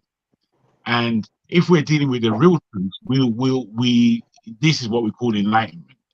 And I think sometimes we give it all these names: Christianity, Islam, Voodoo, the Ifa, Sanskrit. We give it all these names, but they must be all tied to the same understanding of the reality that we're living in. Some can boil down to superstition, but some would actually boil down to the real nuggets of gold in terms of knowledge and understanding that we're all looking for. So yeah, I like the So this one, Jagon. Igbo Basic, I have a question for you. Yeah, before you ask, you see this one I'm showing us? Dandelion. Remember what this is, right? Igbo Basic, I have a question for you. This is a bitter cola. Yes, I know it. Okay. Igbo Go ahead Basic, and ask here is my question. I will throw this to you. In fact, all the elders, John Abba is here, OT, the Blackstone. So I just want to learn. I'm not trying to push out anything. So when it comes to the tradition, the way you explain it, I love it. I believe in them. Like, even if you have to use paper to cure sickness, leaf to cure sickness, like the stuff you're explaining, the nature, obey nature, obey the environment. I believe in those things. But now, because today I'll be able to differentiate.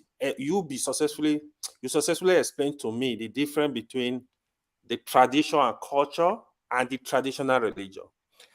My question is going to come from the traditional religion. So, what do you think happened? Do you think the people that were practicing traditional religion before Islam and Christianity, for example, why do you think they abandoned that religion? Most of them, majority of them, from history, they abandoned it, and they move it to the mainstream religion. What do you think, Capo? Do you think they were doing the right things? What do you think? Do you have? I'd love to answer that question.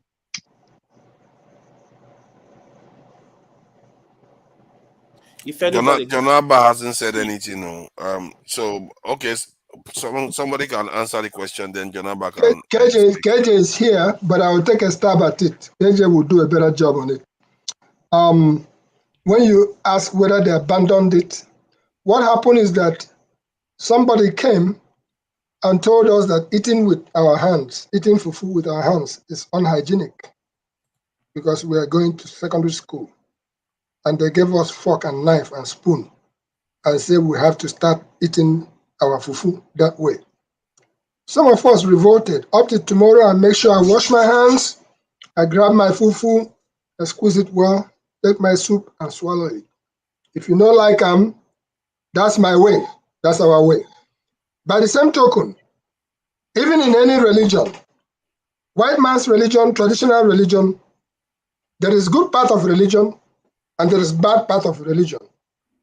It's often mostly maybe sometimes brainwashing or anything like that. I'll come and tell you, say, that thing what you are doing. You get up in the morning and you wash your face and you face this side or you face that side. It's not good. You are doing the wrong thing. And I start impressing upon you that what you should do is to come to certain church in the morning, and then that Jesus Christ is there, I keep referring back to my mother, them, whom I am almost sure that never walked into any church house during their time. But those people were as pure as you can find them. They obeyed the rules of nature.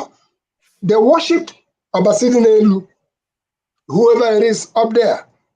That's what they worshipped. And they follow the rules of the ground. And when they tell you the things that they have gone through, you find out that these women or men were such that they just knew their environment. And they knew the things that was happening. And when they sit down, they start talking to their Abasidinelu, email her today, you have done well for me, I thank you. Very simple. But the whole of it is that these people were just as pure as you can find them in their heart. Their hands are clean, not the people of today, and they keep moving. So in answer to your question, whatever the practice that is in your household that works for you today, maybe you wake up at 5 a.m. As I observed that a man who married 3 wives, he had 24 children eventually before he died. That was the first holiday I went to in Aba. Every morning, they will come to the living room, everybody in the family. Yes, sir. And then the man will pray. Yes, sir. And ask God Almighty. In Igbo language, he was praying to lead them through the day. That family unit, they will go all about. That man believed in education because he saw it was a good thing. And he made sure his only policy was that all his children must go to school. And they all went to school. So I learned something from there. Because in our own case, it used to be we wake up in the morning, we go to the village square, we sweep the village square, and then we take a bucket or pot, clay pot. We go down to the stream, we take a bath, we fetch water for our parents, we come back. That was our own routine. But now when I went on holiday in Aba, and I found out that their own routine was at early, they wake up. They will go to the family room. They will all say prayers for God to guide them through the course of the day and for them to come back safe at the end of the day. And at the end of the day, they come back to dinner. And again, thank Obasidinelu. Whereas in our own case, what used to wake us up, and I've said it time and again here, is what we call bushfowl, okwa. 4 a.m., it never ceases to. You hear it, you know it's time to get up. And that's even before the cock crows, the home crow will crow. So we were already in tune with nature. And we were doing things that these days, you see somebody come, you sit down and it's a whole chicken before you and you eat. No, we weren't doing that. We'll catch a grasshopper and kill that grasshopper. We'll be so satisfied. That grasshopper that we roasted, you may get one small leg of it, but you are satisfied. So the religion that they have taught us, I have nothing against them, but they are really bastardizing. They are really bastardizing things. Some of them should really be taken to the backyard and have a serious word with, because they are confusing our people the more. This is why our people will now say, okay, you go and pray from morning to night. You fast from morning to night. In America, in your workplace, like our guest was talking about earlier on, that so much man hour is wasted in Nigeria. People are going out there praying. Sorry. Yes, sir. Sorry, but you wouldn't, religion is not to be blamed for that. It's just like you can't blame democracy for what is happening, in our politics. So it's our fault, right? It's our people that abuse and perversion and all that. And so it's not the fault of religion. Are you with me? So even those that brought religion, we can't be blaming them. So we have to have our own kind of self-awareness. This morning, and understanding. So you can. Okay. This morning, Oti. Yes. One of the things I opened when I got up was a young Igbo man. He was talking about when the war ended. How we all got up. Some went to the stream to fetch catch fish. Some went hunting. I think I listened to that. Yes. You listen to that. Yes, I don't know. I can't remember where it came from. I buy that any day, anytime, self-sufficient, and we all branched out. You're correct. So, but I mean, this blaming anybody, any a third party, or the white man, or religion, or democracy. No, it's ourselves, right? So, and we have to kind of inward looking and really know who we are, where we're coming from, and where we want to go. So it's no use blaming anybody. So it's the religion. But even educated people, you come to a village meeting, they start praying for 45 minutes. No, passing through school, universities, it does not give you education, really. I mean, that somebody has passed, graduated. It's not. That's you may learn a skill, but that's not education. You see what I mean? So I think I yield to KJ because before I pass Uzuakoli to go to my village, I must pass KJ's place.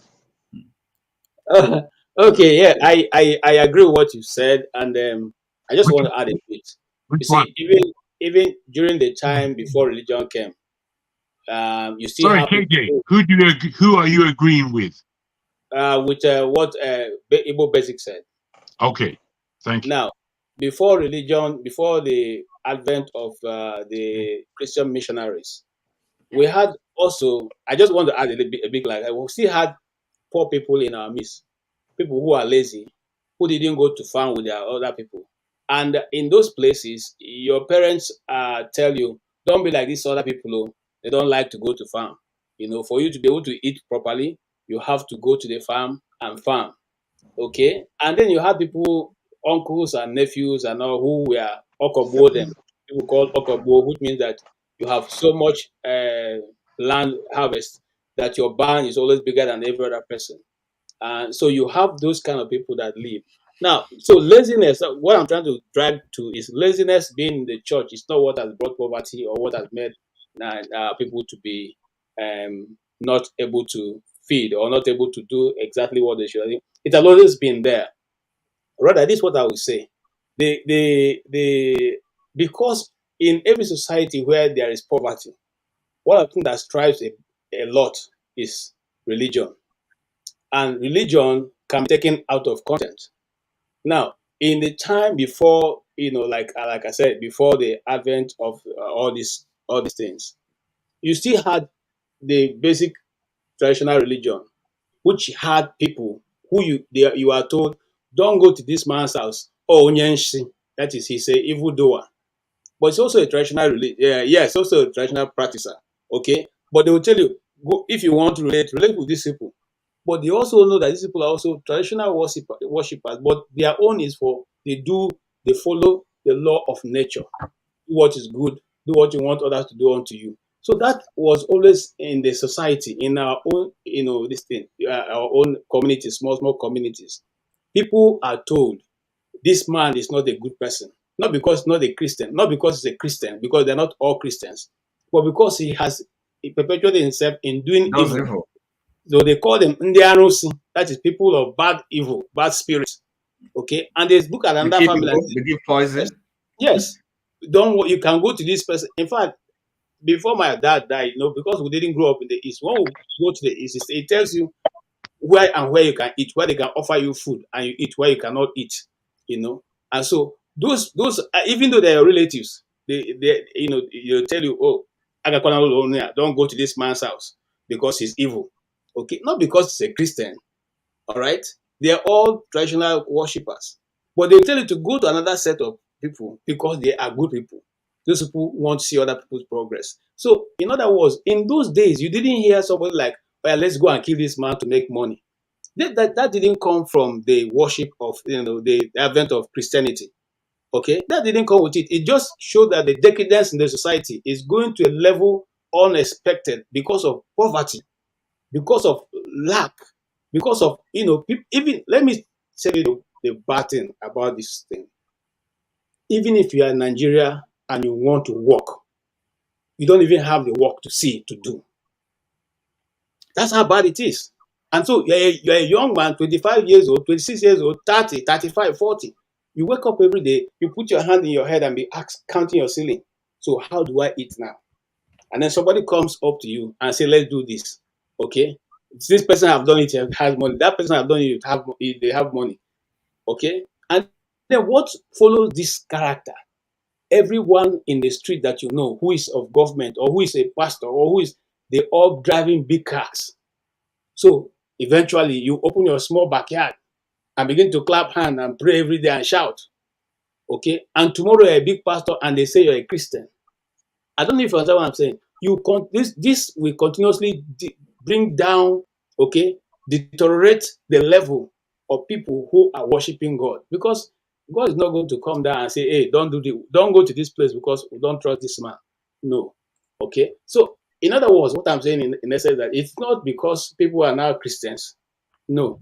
God says, I know those who are mine. So it's not a question of because you're just calling Christian because it means that you're a Christian. No. He knows those who are his. The same way, there are people who are, I will not advocate that somebody becomes a traditional worshiper. But at the same time, you, like I said earlier on, you and yourself alone know what you want. And what you want, for me, I have taken the direction of what I want, which is what I believe. Okay. Yeah. Of all the religion, it's just one that everyone agrees that the founder died and rose. Just one. And I want to believe that one. Whether you like it, you agree with me or not, it's okay. I will not say we can't be friends because you are not a Christian. I will not say we can't be friends because no. It is taking it out of context because it's a personal thing. At the end of our stay, we all stand before the Almighty. I once shared a testimony here that when I left the university, I was going to my community to go and attend the wedding of a relative of mine. I can't forget that day, 27th of December. All right. And I won't call the date because if I call it, so you know when I left the university. In any case, I left the university not too long ago. So it doesn't matter. Now, 1980. no, not 1980. I left in 19. No, I'm kidding. Okay. I can give you the date. It's not a problem. Go ahead, Now, don't worry. we had accident in a place called Yangoji in Abuja. If you know Abuja, if you are driving out of Abuja, there's a village called Yangoji after you pass Gwagwalada. And, lost 2 people there. But why am I giving this story? When I came out of that accident, I heard the voice of God. I'm not saying somebody told me. I'm not saying it was a dream. No, he spoke to me clearly. Before that time, in fact, I was thinking, who am I? God cannot even remember me. I'm just too small in the whole universe. If you're looking at only me. And so when I came out of that accident, he said to me, now you know I know you by name. If you had died today, you'll be standing before me. Gentlemen, that's my testimony. I don't need anybody to tell me whether. KJ, let me summarize. Sorry, that voice that I heard rang in my head for 2 weeks. 2 weeks. Okay, 2 weeks. KJ, see the summary of what, if you allow me to summarize what, because, okay, now if we're talking about our problem, and I guess this is what, the guest speaker, I was not here, as a trouble with Nigeria. To me, it boils down to political leadership. All this, when even this kind of where the cultural, the collapse, all the things. It's political leadership. Because I believe once you fix the politics, everything else, both the culture and that's the way I see it. Because it's about leadership. So that is, it's not Christianity is not a problem. It's not Christianity. So if you because people will always abuse things of when they say democracy and then we have election or these things. So when you have with the right kind of politics, you will have elections. Of the sort we had, or you start abusing democracy or condemning democracy.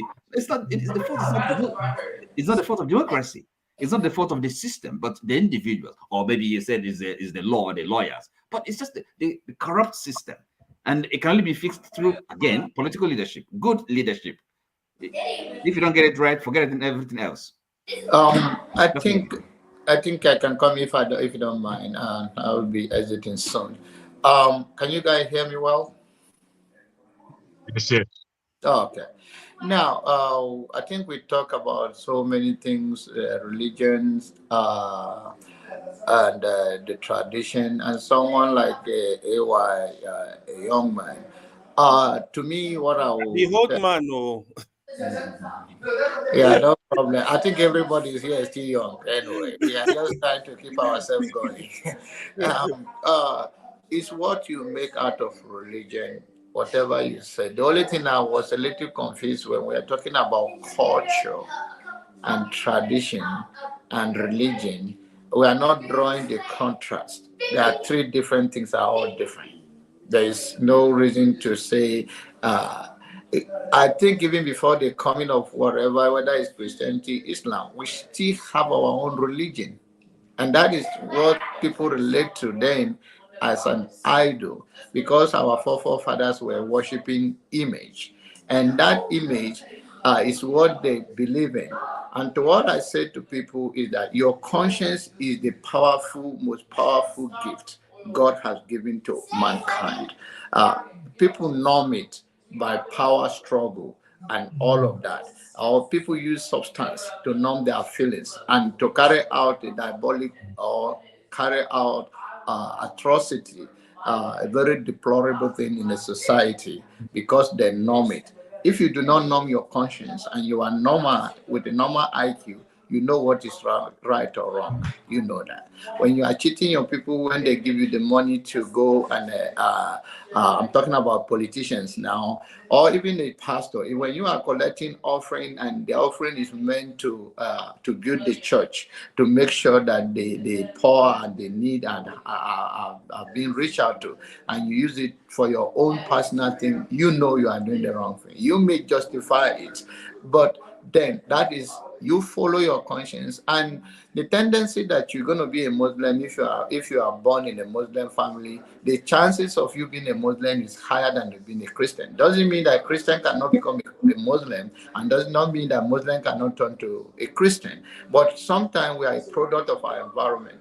I met a young man yesterday at the warehouse, and what he was saying is that he retired from here and went to Nigeria, and he said if you send even 5 to 10 years old child, they will lie to you. They will he was like, I said there's no excuse. So that is to say that training begins at home. So the thief in the office today is from one family that they do not correct, and then they become a product of your environment. There is no way, as someone say on this platform, that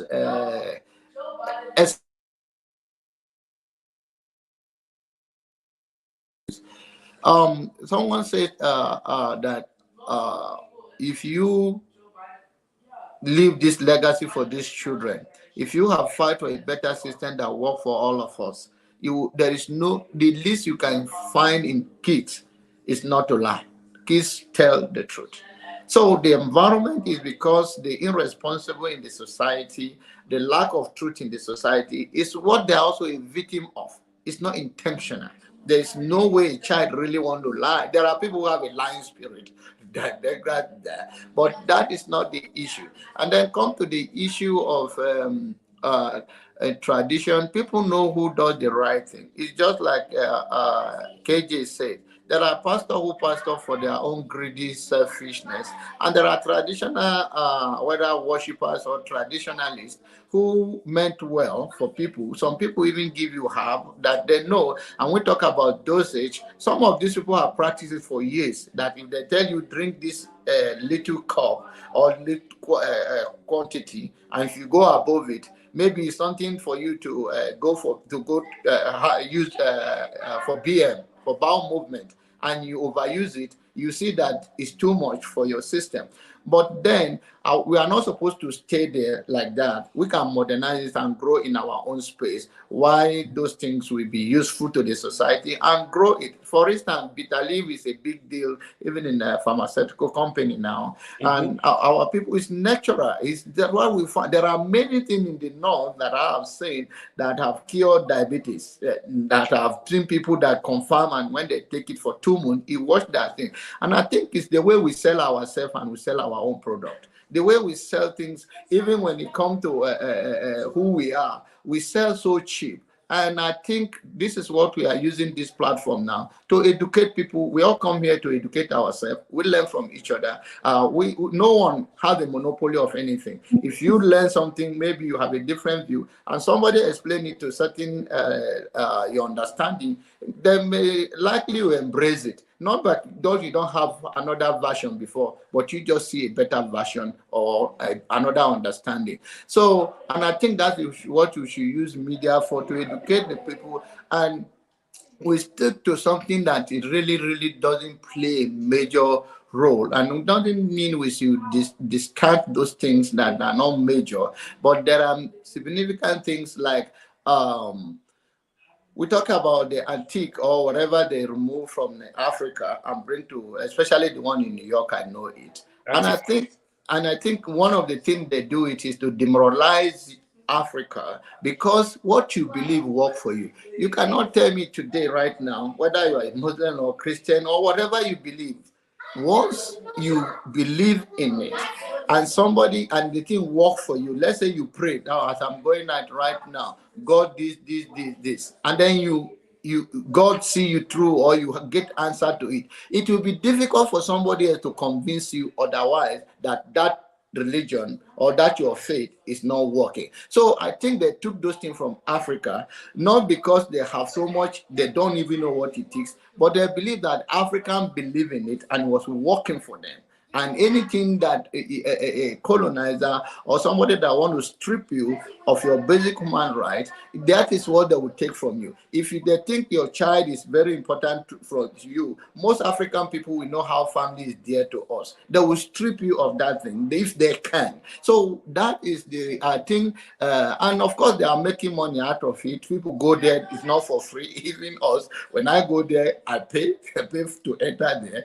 But then I think the psychology is about these people, this is what they believe, they are very strong. And you will know, Black people, we have a strong personality, especially the West Africa or Nigeria. Even sometimes when we talk among our other Africans, we don't mean to insult them, but sometimes they think we are too loud or we think they are too bold. There's something about us that even they're scared of. So, and I think white people still see it in us. Even in one-on-one, if they think they're going to fight. So what they're going to do, they know if you go to that physical fight, you're going to beat them. They'll use the law to take you to prison. So are you going to come from there and fight? So they know that we have what and they have what we don't have. And the most important thing is that I think we're all supposed to embrace each other and share. And when you come to war at large, it's about everybody need everybody in this world. It's all about negotiating for a good reason of your people. Even the leadership we are talking about, they know what is right and wrong.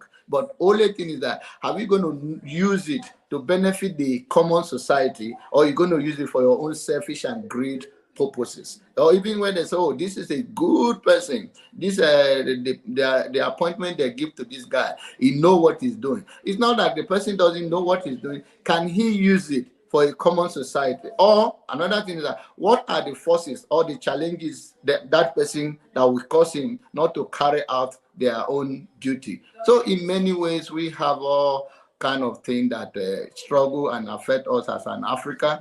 And we are changing, and think this is the change now, that we have the media to speak through to the power. And that is one of the things that you can say here. The reason we are not saying that the people in Africa are paralyzed, or in Nigeria that they don't have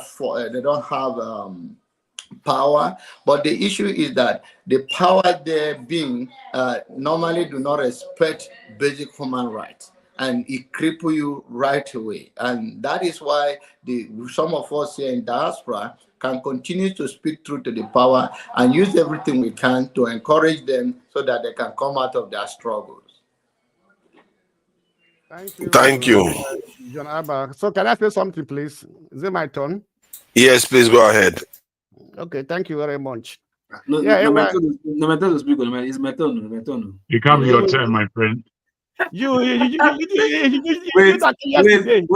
now. You like making trouble, my man. One more way to go now. They'll give an time to speak. Local. Okay. Back to your question, actually. One thing we have to understand, let's go back to the past, to the history, right? You know, let's understand that one of the greatest problems the African people had was that documentation, right? So Africans didn't start writing down their history, their what they are finding and things like that. So, like we all know, we have a lot of herbs in Africa that what I would call medicinal herbs. You understand me? You're all in Africa. And our forefathers were using these things, but they were not documenting them. And because they were not documenting them, so whoever came, they never believed in it, right? And even with the religion, actually, that was also the problem. Our traditional religion, that was also the problem because it is too scarce. It is too. Any tribe you go to have their own belief, have their own God, have their own religion, and these things were not organized. So when the white men came with their religion, things like that, they were already organized, and because they were already organized, they were able to penetrate into the society, right? They saw the shortcomings, they saw what was happening, you know, the killings. Let's, for example, the killing of the twins, right? Which Mary Celesta stopped. Those are some of the problems why the religion, the foreign religions, the Christian religion or whatever, were able to penetrate into the society to overcome, to overshadow our traditional religion. Because we're not practicing, we're not, like KJ said, that your father might tell you, don't go to that house. We also have the same problem. That time, when we go to Christmas, you know, on Christmas Day, we do to go and visit family. So just say, don't go to that family house, or don't go to that man's house, or if you go, don't even eat. You know, because that belief is already that these are wicked class of people. You understand me? So this were the opportunity that the white men saw, and they were able to use it, right, to bring in that religion into the heart of the people. The people were living in fear, you know, and when you are living in fear, you want somebody to come and liberate you from that fear. And they came with Christian religion and say, you are free. That fear is not there, right? That's one of the reasons that's why they were able to penetrate. And if our religion were organized, right, and was used to do more good than evil, I don't think that people would have embraced the foreign religion very fast, right? Because they saw a liberation. They said that they will be liberated from the shackles of this traditional religion. All these few native daughters, traditional rulers, and everything, they were able to give the people that confidence that they can be free from all these problems, can be free from these people. So that's one of the reasons why I see that they were able to overcome. The people were able to embrace this Christian, and they came with many other things, not only with talking and everything. They came with things that the people accepted. You know, they came with education, they came with different things, and people accepted it. That was one of the reasons they were able to penetrate. Now coming to our native daughters, you know, we are actually using herb to heal people, right? In the 80s, we used to have a native daughter that used to do surgery, right? We used to do surgery in his place. But when the man was discovered, the government went to arrest him. So at the end of the day, they did not kill, they did not destroy that influence. Say, why must we be doing surgery? Let's look at our daughters, our pharmacists and everything. Nobody is looking into doing research, coming out with findings about these herbs that are able to provide healing for people, right? We know that in Nigeria, in Africa, there are many leaves that today that are being sought after, that people will just take for any type of sickness. It will provide healing. They will Hello, everyone. Yes, you are welcome. So at the end of the day, so our people also, our daughters, our own scientists, our professors, also creating an avenue whereby the foreign medicines are coming in. Why don't we invest and researching on what you have to come out with a proof that these things work. These are the sickness they can cure, right? Today, people buy what they call agbo, you know, and people buy it, people drink it, and they get healed. Who understand me? But at the end of the day, they're not documented. Even the doctors are saying they are bad. Don't buy it. They are destructive. They are harmful to you. But these are not supposed to be the way they are supposed to approach these things. Why can't you bring these people into a form of research? What is the idea? What do they find? Take all these things, take it to the laboratory, research on them, find out if they are truly doing what they said they are doing. So this is why the foreign countries, they do research every day. But in Africa, we don't do. We still believe on the research they are doing for us. We spend billions of dollars to import medicine into Nigeria, whereby we can also have our own medicine, right? From our own leaves, from our own herbs, from these people who say can work for you, right? So how can they not overcome us? Because we prefer what they have to what we have. So when that is there, there's no way we are going to move forward. So we have to prefer what we have. Like I drink green tea. There's another tea here they call a 7 leaves tea, 7 herbs tea. You understand me? That's 7 herbs mixed together. These are all in Europe. These are herbs, whereby we also have in Africa. Hibiscus leaf and everything. There are different leaves we have, which are very healthy for us. But we, the Africans, we're not embracing these things. We prefer to have that Western culture, Western life, you know, because you want to belong, we want to feel that they will accept us.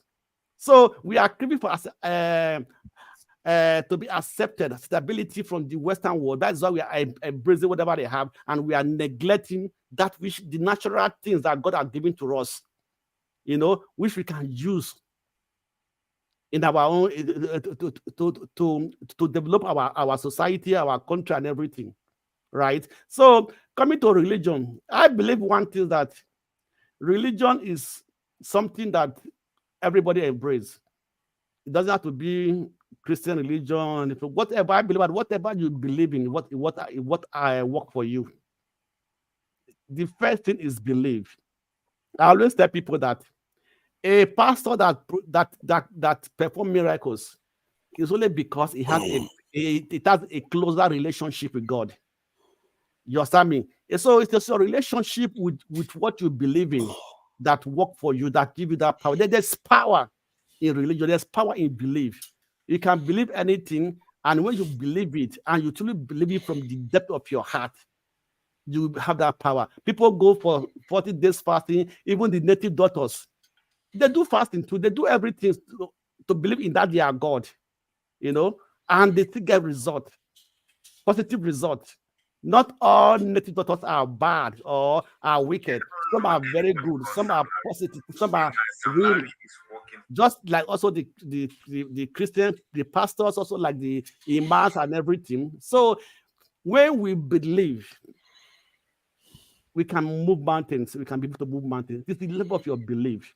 And I believe that, like what is being said inside that your thoughts create things. So what you keep on thinking of, what you continue taking thought of, is what you create for yourself. It's what you create for yourself. So that's the principle of belief. So if you are a Christian, keep on believing, trust God, and just keep on believing, and let your belief be to that level that whatever you ask, you can get it from God. You know, if you are a Muslim, Okay. same thing. You know, I think we've shifted the argument from consciousness to tradition to all kinds of different areas.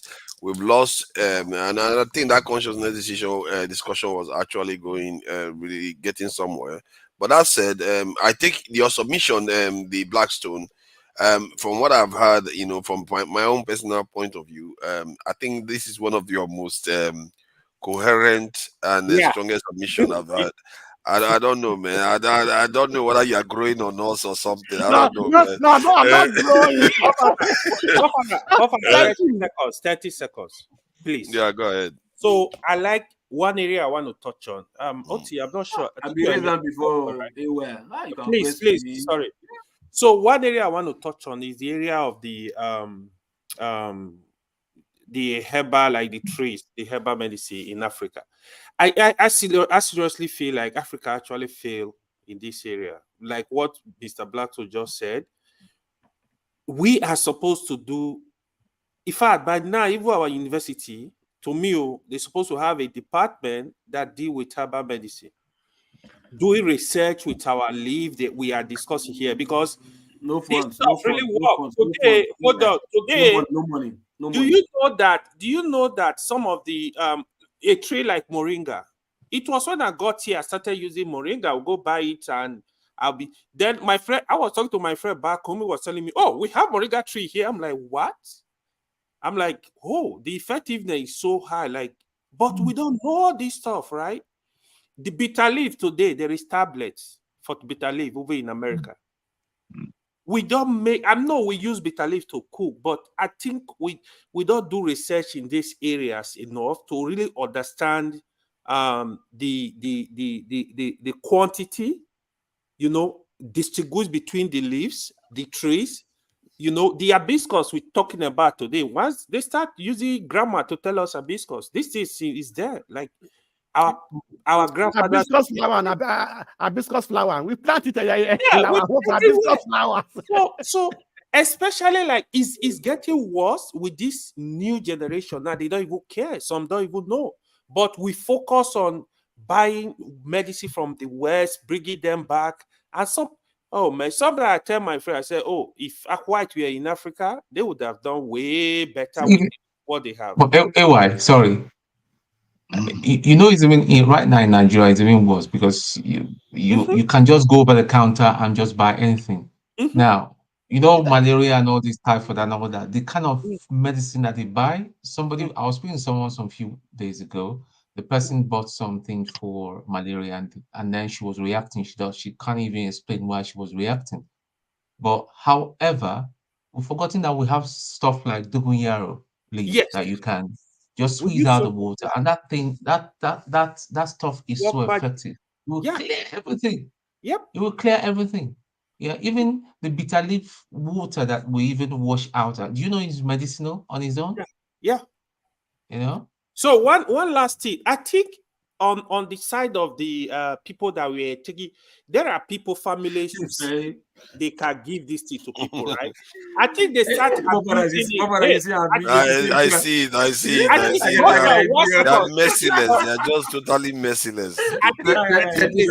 You see, raising his hand and he just left me. I think they start abusing it in form of I clap for you. Hold on, so I think they start abusing it by way of collecting money from people. Even if they don't understand the beliefs, they will give it to people to drink just to make money.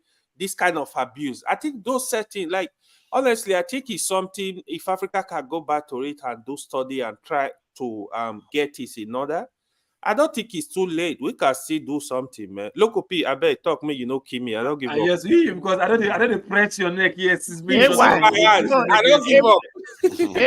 AY, what I think. One second, please. What I think about Nigeria, Nigerians lack information. They are not interested in information. That is what is happening now. All they are interested in is entertainment, right? NAFDAC Schirmer came out. We have information. We don't have to process information. Yes, because it's like a lack of interest for the information. That's the process, because we don't have interest. We have it, but we don't process information. Hold on. NAFDAC chair lady came up and said that most of the drugs imported from India are about 45% effective. Because Nigerians go to abroad, tell the pharmaceutical companies to produce low quality drugs for them. No, to sell. To sell now. They import it to Nigeria. They import it to Nigeria. Pharmaceutical merchants, right? Yes, I'm saying. Ask them to. But see, it's two things, bro. It's two things, right? That's why sometimes when they say subsidy is not good, I tell people, look, subsidy is good in life. Nobody in this life do not need help. No matter how rich you are, you need help. Even rich man, you get helper, you get house girl, you get house boy, you get man. You need help. Everybody needs help. So that help is what is termed as subsidy. You understand? When they say subsidy, I say no, leave it there. But because our own kind of everything for Nigeria, it gets your own definition. But so no, it gets your own behavior. But would they give them the same name? Like democracy. What we practice in Nigeria is not democracy. But they call it democracy. It's just another thing entirely. Subsidy that we have in Nigeria is not subsidy. It's the act of stealing money, but they call it subsidy. You understand? So what we practice in Nigeria is whatever. But what I was trying to say before there was like, see, you Black, so you said religion in the Western world is organized. No, it's not organized. What we had, what was introduced to us was a scam. So they have to prepare it in a way to look fine, right? So that we can accept it for them to scam us. So what you have is not organized. It's a scam. You understand? But they have to put it in a way. Hold on. Let's go back to it's actually organized. No, hold on. See, that scam has not started those days. Hold on. See, that's what you don't know. See, that's what you believe because the way you are wired right now. You think, see, this, look, let me tell you, there are people who work 50 years plan. But we Africans, we work 2 years, maximum 5 years plan, maximum. Because we want to benefit whatever we are planning. But these people, they have plan of 50 years. Even if they don't live to see it, right? They don't care. But they want to, and they recruit people that will make it work. That's why you see when they call names, the cabals. Why is it that every generation we have cabals? Don't they die? They die. But they recruit people who fall into the line of their 50-year plan and continue with it. You understand? So the thing you call organized right now, no, it's not that it's organized. Our own is not dirty. No, hold on. Our own is not dirty. But because what you seem organized. Look, can I ask you a question? Let me see. I have to finish first now. I beg. I want to ask a question. Okay, please. Finish. I have a question for you. Let me finish first. I beg, please. You understand? What you call organized, it's just like scam, right? Why do people fall for scam? Because it looks real. It looks so true. And that makes them fall for it and they end up being scammed. You get my point? That's how it is. So what you think? See, religion is personal. That's why I say salvation is personal. But if it's brought to you publicly and in a larger scale, there's something fishy about it. It's simple, not logic. But we don't like to read between the lines. See, everything in this life is there for us to see and learn, but we don't want to. You understand? So, and what you said, I want to say, I wrote some stuff down. You said simple concept when was President Achebe. So what I'm trying to say is like, right? See, look, issues that comes to Africa, right, which got to do with our drugs, our pharmaceutical, whatever, leaves, whatever. Look, they tell you our orthodox way of doing things is wrong. They want us to condemn our own and take their own. Meanwhile, behind you, these people come to our place and take this thing that they said is not good and go and refine and make. I think you were saying somebody's making bitter leaf tablets, right?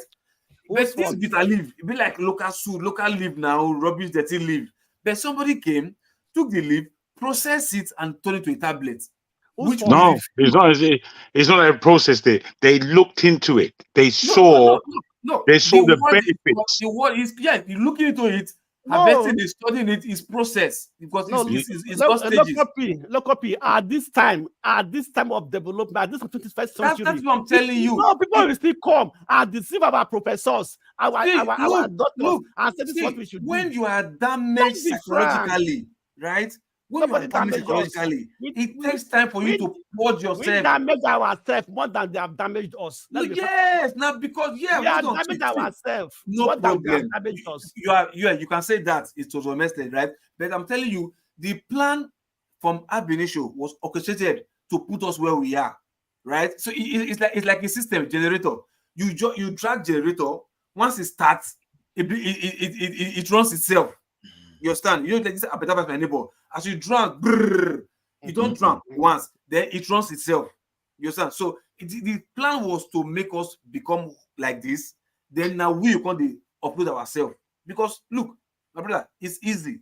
At this day and age, we've seen everything that we want to see. We come here, we tell ourselves that this and that and this and that, right? But tomorrow, because the brain is damaged, when I mean damaged, like for a long time, we have been wired to believe this like this. Now that we are right now, we are trying to purge ourselves, to unwind or rewire ourselves to see things differently.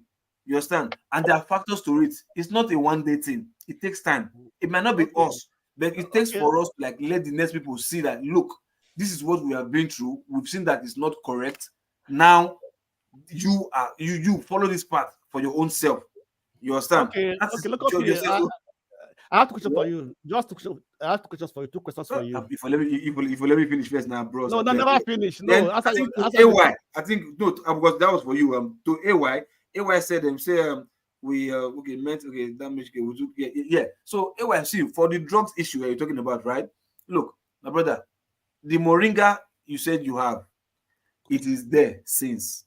You understand? But trust me, it's not our fault. But we grew through it because when we were young, this was what we were told. This was how we saw things, and we grew to it. Now that we are old, right now, we've seen things differently. But how are we ready to purge ourselves what we believe to be true? Are we ready to tell ourselves that those things are lies and convincingly walk towards it?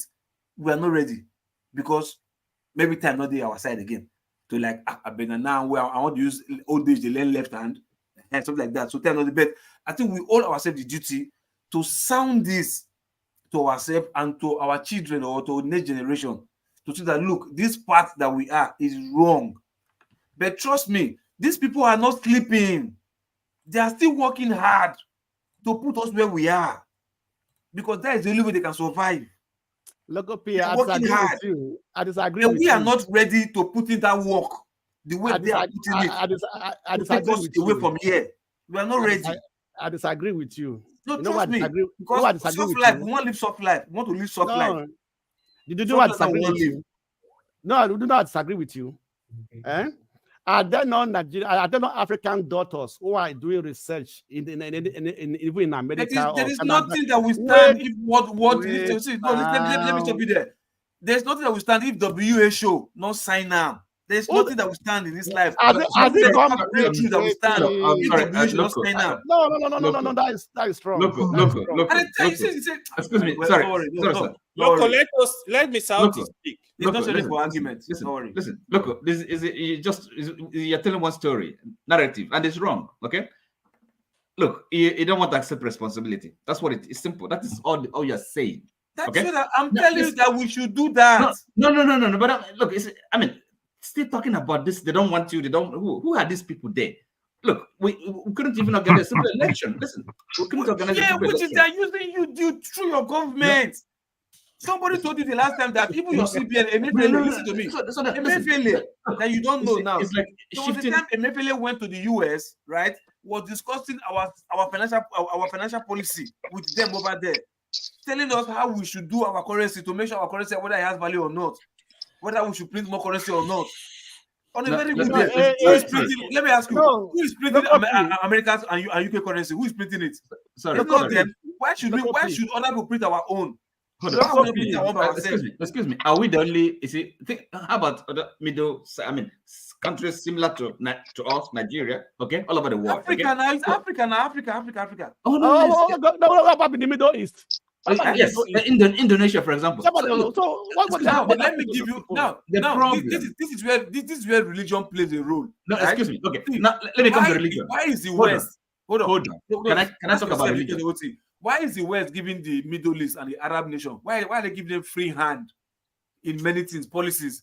But they are hammering on Africa to change policies in many things because of their religious background. No. I don't believe that. Sorry. Look. Again, look. Again, is all this kind of example? LGBT. They should go and tell the no. Excuse me. LGBT. They won't tell them. No, Every country has this is a distractions. Distractions.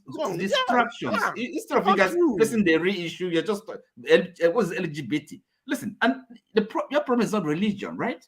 Okay. If we're looking for if we want to know what our problem is political leadership. Okay. I mean, it's not.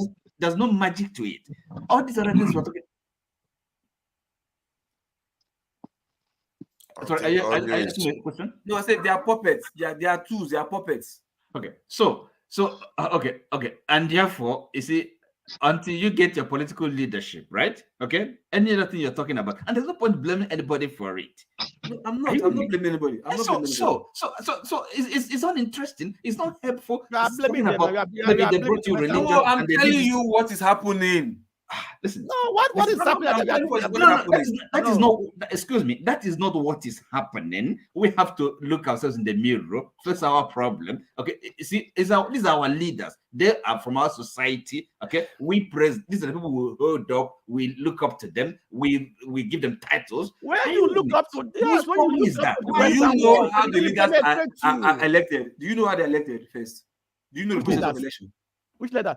Come. The leaders talking about. That's how they're elected.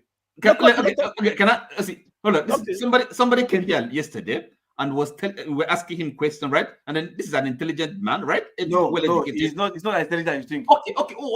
Well, I don't know, but I mean, so and then answering questions and then telling us this kind of story. You see, who are you going to blame for that? These are our people, right? Okay, now so let me tell you. Let me tell you how election has been run, right? Okay, let me first. Direct primaries. Hold on. There's what we call direct primaries and indirect primaries, right? Hold on. You see your party, the party that you are, APC or PDP or whatever. We know all those things. Let me finish. I know so you know, but let me just finish first. What they do is this, right? You that is a good person that will change the nation to become great.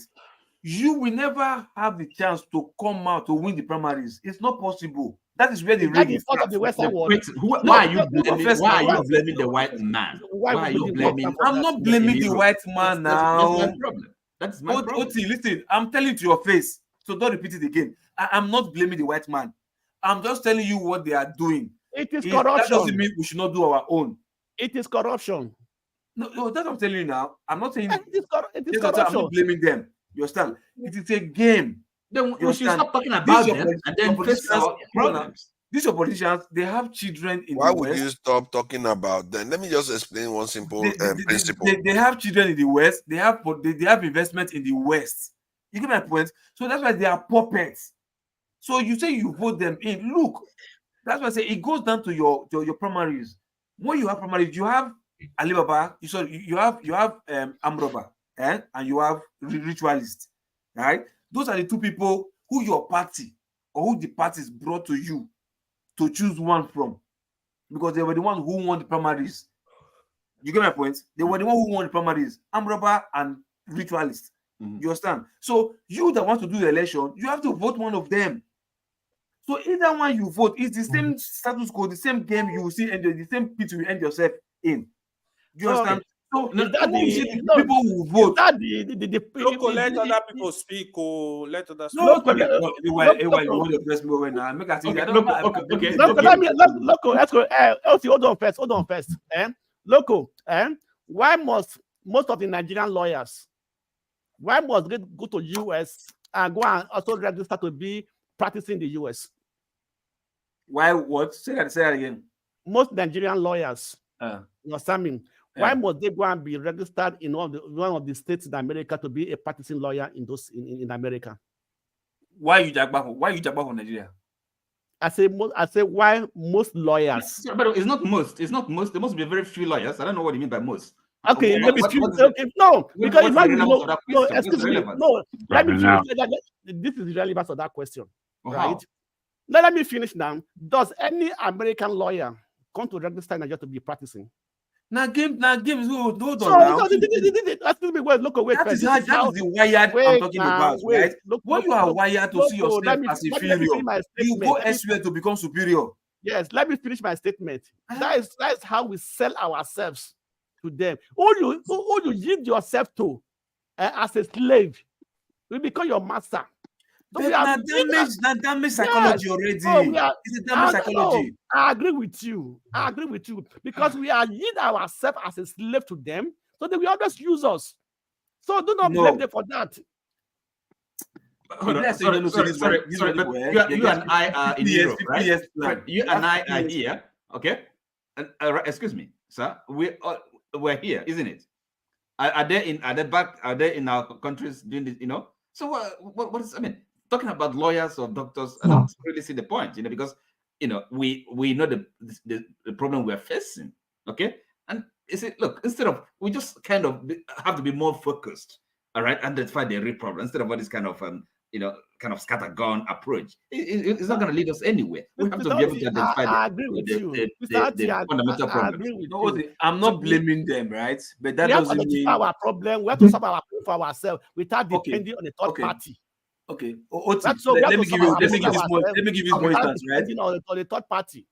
Oti, let me give you more instance, right? You are in an environment where they sell drug dealers are there, this and that, right? Mm-hmm. And you have children there, and those children grew up and they later became drug users. You understand? Will you blame the children for becoming drug users, or you blame the environment that you want me to answer? No, you do. I'm just saying that. Yeah. Okay, can I answer then? Because if you train, you go into an area and so that the place is not convenient, right? You as an adult will like, no, this tree is not good for my kids. So you're saying we are children, right? I mean, as a nation, so we're not mature. No. You are taking my word literally. You understand? Because you are supposed to know that what I'm asking is hypothetical. Well, it's a metaphor. What I'm trying to tell you is this, right? Hold on now. What I'm trying to tell you is this, right? The situation we find ourselves, you understand, is that situation that is manifesting what we are living right now. Trust me, if it has not been like this from the onset, we wouldn't have become where we are. So don't say as if we are doing it because we don't have sense. We have sense. The situation sometimes, right, bend your hand, you understand, to be on survival mode, to become who you are. Situation sometimes. Look, Mr. Loco, if Nigerians want to change Nigeria, they will change it. It's not as easy as you think. Oh, wait. Let me ask one question. Let me ask one question. You understand me? Okay, if, for example, the white man knows that Africa is so rich naturally, do you think that they will have left Africa? Left? Yes. Or leave Africa to Africans to manage? Okay. Okay, now at that time when they were dividing Africa, let me finish my question. When they were dividing Africa, they knew that Africa was naturally rich with all the minerals they have. You think they would have left Africa just easily like that? Do you think that when everybody knows that human being was so powerful, human being can create anything creatable, human being can work, service or whatever, if we are so powerful, why did they leave human being and start embracing AI, artificial intelligence, to be doing job to be replacing human being to do jobs in places? Why did they abandon human being that is so powerful that can do anything? Why did they abandon human being and go for AI? Because it's convenient. They discovered that if they can get to our head, there's no point using force anymore. They can sit in their country, get to our head, and we'll use our hand and bring our stuff and come and give them. Now, person, they put off our head, who will take carry a gas flaring pipeline through Niger to Europe. Did they put gun in our head? Do you realize that technologically, we can do anything for them? Look, do you realize that it's only Africa, most African countries do not fight for their independence. Most African countries do not fight. Why would they fight now when they know I can give you and control you later? Let me finish. Why would I give it to you? They got it in a platter of gold. But yes, now look at India. No, do that what India went to just because of spies, pepper and everything they knew was in India. So do that what they went through before they got their independence. What do they have before they left there? What do they have? They have nothing. Spies now. They have spies now. That's what we are fighting for. Because of that fight, they refuse to give India independence until they start fighting for it. But that was in the negotiation. Let me tell you something. copy. If the British know, if the British Blackstone. knew, wait, Blackstone. Kenji, wait first. Kenji, wait first. They know. We're not going anywhere with this now. Let's move to something else. We're not going anywhere with it. Okay, no problem. We're not going anywhere All with right, it. then we're going to return back to our original topic of consciousness that we're talking about until we're waylaid by I've forgotten who waylaid us to traditional religions. I even want to throw, in a question. I want to throw in a question. What has been raging in the social media and in the Nigerian space for the past 2 weeks because of a particular young lady who was on that their evil program called Big Brother Niger, and made a very, very silly statement that T people, when you go to visit the T people, the T man will offer you his wife as an appreciation for your visiting him. And I wondered where such a evil statement can be coming, which is one of the things we've been discussing on this platform. Some people run with whatever they hear and keep repeating it, even though they have no proof of whatsoever that would have brought about that. So that was raging, and the people that I know will not. And I don't know any T people. I know a lot of I know a lot of things about the T people, but I don't know them to. I don't know anyone who will. And I don't know if it's not even not that I don't know. It is not even their practice to offer their wives to a visitor or whatsoever. It doesn't matter if you are the one who has saved their life and you come to visit them and they will offer you their wife. It's not there. And maybe you guys, if you read it, I mean, or if you heard about it, I don't know what you think about that. So these are some of the things that are said about tribes, and when it's not checked, people begin to say it down the years that this is what is done in this particular ethnic group, and most of them are lies. That lady, where is it from? There's no any religion or there's no any tribe in Nigeria that does such things. I know in some other African countries they do it, but no single tribe in Nigeria does such things. So this goes back to that statement you made earlier on. It's a good time. It's a good thing you said this. And just like the twins issue, you said earlier on about our ancestors not being involved in writing. At that same time, even when in Europe, most of Europe was not involved in writing. As a matter of fact, even the countries that were involved in writing, there were very, very few people amongst those groups that were involved in writing. It was more recently that they started doing, they started with the Bible. They started printing the Bible and making it available to a lot of people. Most people didn't know how to write. Even during those days, we thought there was writing. There was writing on the continent, all right. It's just that it wasn't available to many people. There's the Meroitic text that is in the Kush Kingdom that has lasted more than 3,000 years. That is there that has not been deciphered.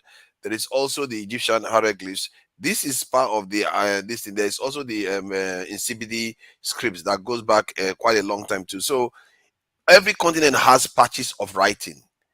It's just that because our continent now, we've a kind of, I think when we say we don't have writing, we are saying our people right here, like the Igbos or Yorubas and Hausas didn't have writing. It doesn't mean there was no writing on the continent. Just the same way, you can still say the same thing about Europe. They were like that too. It's not everywhere. It was in specific areas in Europe. You see what I mean? So yeah, just to address that point. Regarding this thing, I would, people sleeping with this thing. It's the same thing. You can't say just because one person does it here doesn't mean that's the culture of this in the entire West Africa. Killing twins too is the same thing. It's not the culture of the entire, even the South, not to mention the entire this in the region of Nigeria. So some of all these things we associate it, like when the British came and removed stop the twin killing, we make it look like they changed the entire country.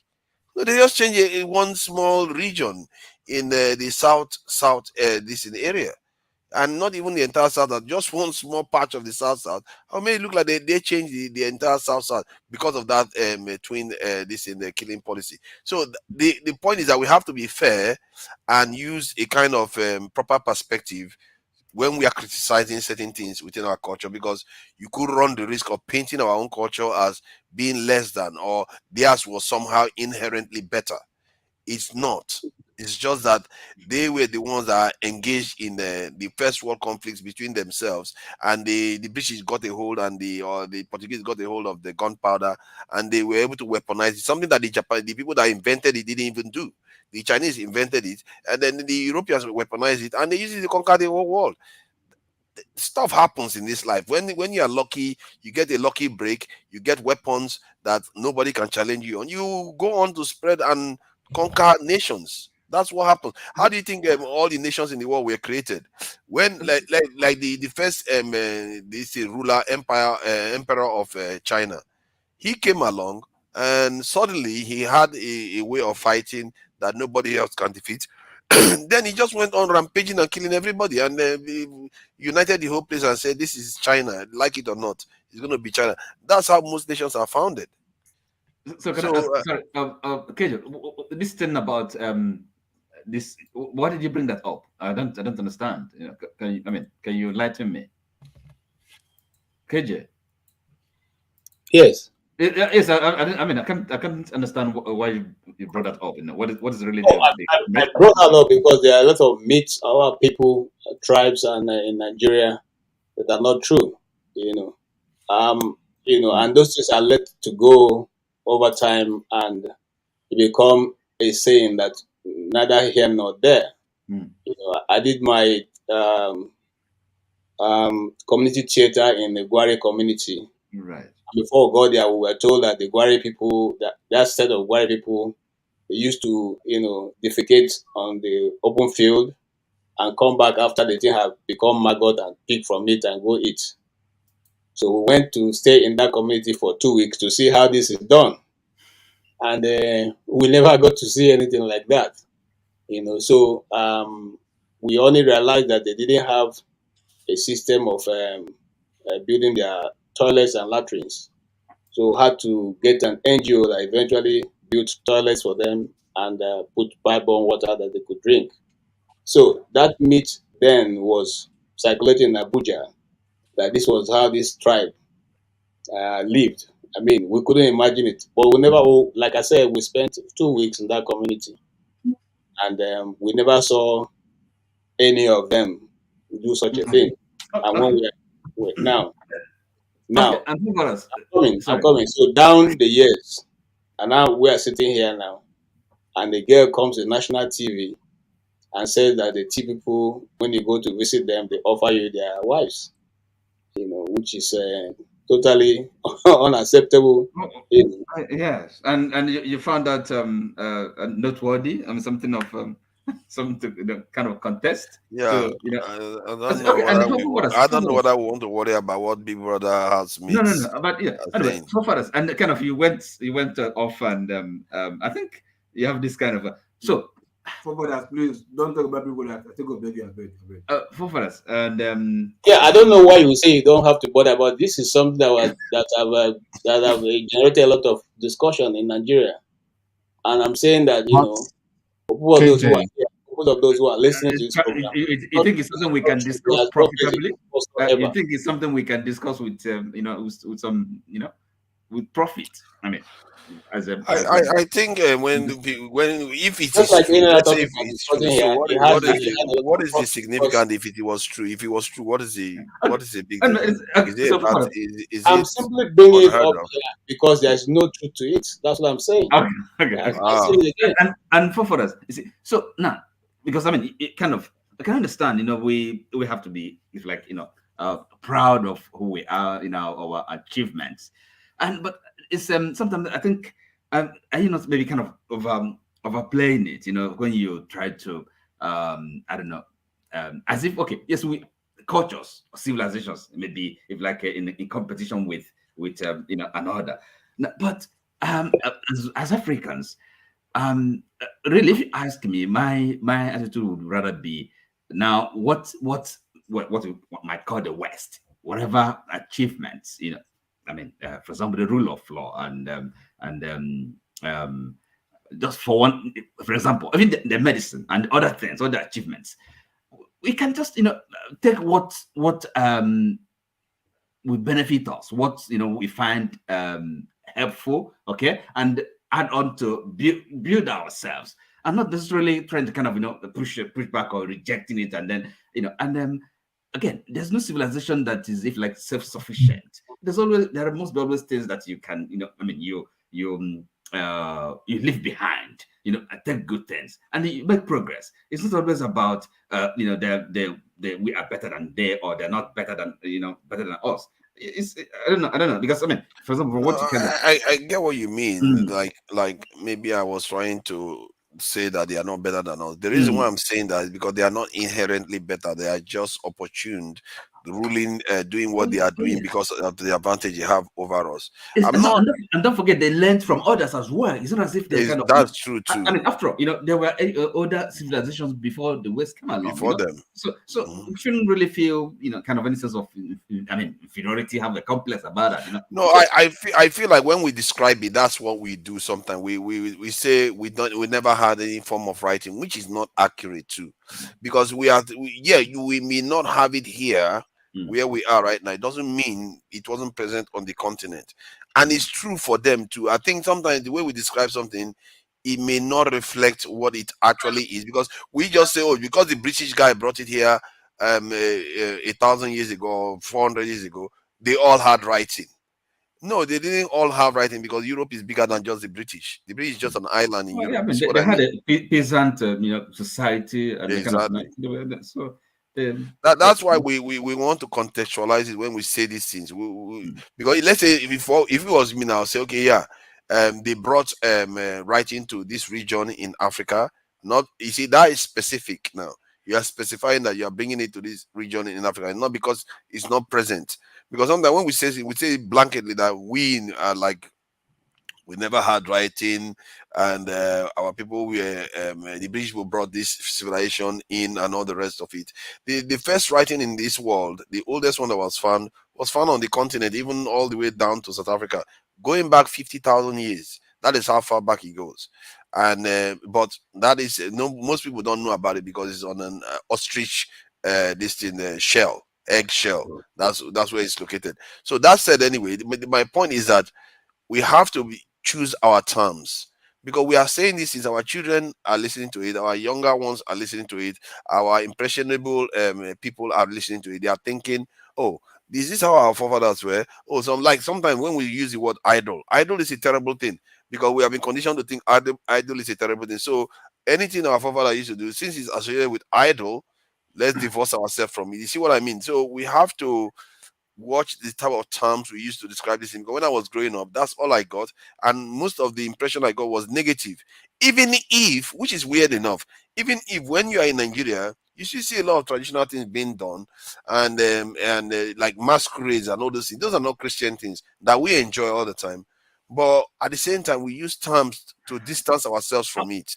Okay, it seems can weird. I just for this, because again, we're back to the subject of religion. You see, now because now when I say idol worship, I think I'm quite let me perhaps I can clarify myself. You see, because again, I'm talking from the point of view of a Christian, okay? Because again, tradition and our culture, it's quite different from religion. And when we talk about again, as a Christian, and if you understand, I don't know if you're a Christian, from the point of view of the Christ, okay, coming to the world. As I said, sorry. Let me just add one thing you just said. Tradition and culture and religion, they are not often. They are often intertwined, especially before now. Okay, that's fine. Yeah. That's fine. But you see, sorry, OT. Sorry. Speak to you later, guys. Hey, thank you for coming in. Yeah, thank you. I appreciate your contribution and all. All right, John. Right. Tomorrow, yeah. Good. Okay. So now look, you see the. I think Tone should be made a honorable member of the night team, really, because he's always there and making sure he's supporting the group. So because you guys spoke a lot today about religion and Christianity and all that. So look, Yes, you're right. It's because I mean, even in Okay, religion, Oti first. Okay, short. Oti, let me ask you a question first. Let me ask you, Papa, you continue. What was the African religion? What was the African religion? I think it's called generally they use the term ancestor worship to an extent. They use the term we can call it pantheism. You know, pantheism. they are different types. They have, well, you see, that's also a tricky term to use. African religion. No, you have to have specific areas. Let me answer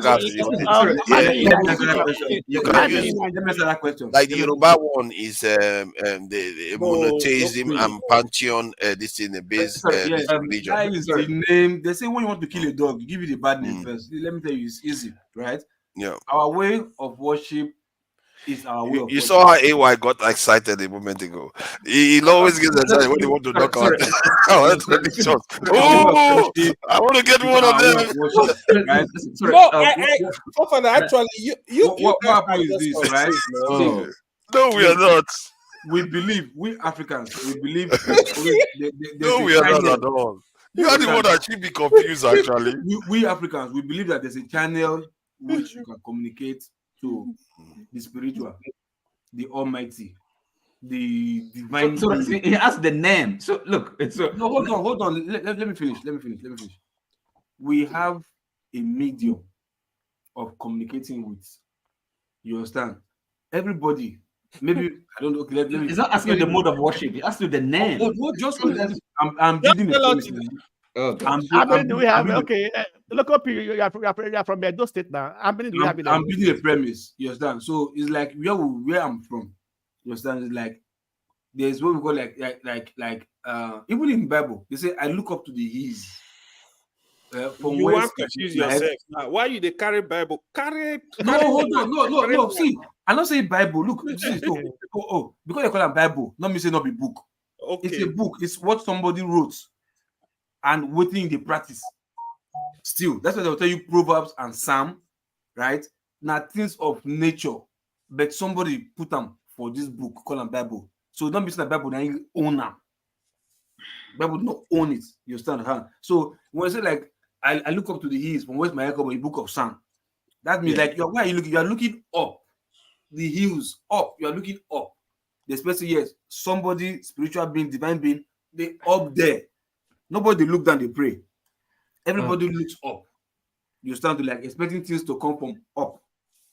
Whether manna from heaven. Look, have you answered the question? No, hold on now, hold on. I'm going to. Are you sure they don't look down? Are you sure? No, they don't. No worry. It's nature of man. Forefather, nobody looks up, looks down. Even when it's traditional religion, if you pick the color, exactly, you understand. Now you don't look down. It's up. So why I tell you about like even what we call like king of the skies, like king of the skies, which was termed Ogiso in my tribe. You understand? King of the skies, they are up there. You understand? So our traditional ruler, we see them as a small god. We represent the king of the skies. You understand? Augusto was not the king of the skies. Augusto, we were the rulers before they changed it to Urban. Well, he was regarded as a god king. The Blackstone has started now. He started this road. He knows though. Hold on. So sorry, Oti, I'm giving you the name, right? So it's like that. So it's medium. Right now, you're like you it's like a portal. You pass through a portal to get to your divinity, divine creation. Okay, you understand? So if you say it doesn't have a name, which this white would term pagan, demonic, they destroy it because they don't understand it, or because they want to destroy us, they give it a bad name to embrace theirs. You understand? Our own was not pagan. Our own was just a way of worship. It may not have a name, or it may have a name at that time. You understand? But it's how to commune with spiritual, your aura, your creator, your God. Okay, right. Okay, look, can I help? Okay, so you've done very well. Hold on. Why you do that? It's either sometimes you look for a medium and you give sacrifice to. you give sacrifice to. Like your Abraham that you believe in the Bible, right? He did the same thing. He slaughtered sacrifice. You understand? To give to the gods. He passed through a medium to connect to the Almighty. You understand? Which tribes are doing, African tribes were doing. You understand? And these people, if they don't understand it, they have to demonize it. You understand? So asking that, what was it called at that time? You understand? Maybe our forefathers may not have the opportunity to tell us the name because they were also brainwashed or trying to be westernized at that time. Okay, So at that time, it was just how it was. Okay. Excuse me. Blackstone. So let me. Okay, first of all, this question you asked, is it what is it? Are you asking it to a question whether we Africans had a religion or not? I want to get to you. No. What I'm trying to ask is this, right? You know, okay, let me as Africa, every tribe have its own god or its own way of worship of a traditional god or things like that. You know, so that is why I said, okay, what was the African maybe say now African religion, or maybe that. Let me say that. Let me put it. Wait, let me put it in a very simple way. Like in the Benin Kingdom, Yoruba Kingdom, right? They have different gods they worship, right? So yes, all those are African religions. Okay, that's fine. No, it's not religion. It's not religion. Okay, it's not African worship. A religion is a worship of the divine or the known. It's a religion. I mean, there's no point of argument about it. What is it? It is a religion. Listen now, but the thing is this, okay, and I can only speak as a Christian, okay. Now our forefathers, including mine, okay. I don't blame you. Then it's not your fault. No. Yes, no. I'll tell you. So our forefathers, including mine, worshipped these gods, okay. But then the thing about Christianity is this, okay, and well, of course, you may not accept it. It's not, you may not believe it. But I'm saying, as a Christian, if you are convinced Christian, if you understand what it's all about, now. And everywhere Christ is preached, Christianity, this man came to the world, okay? The light of the world.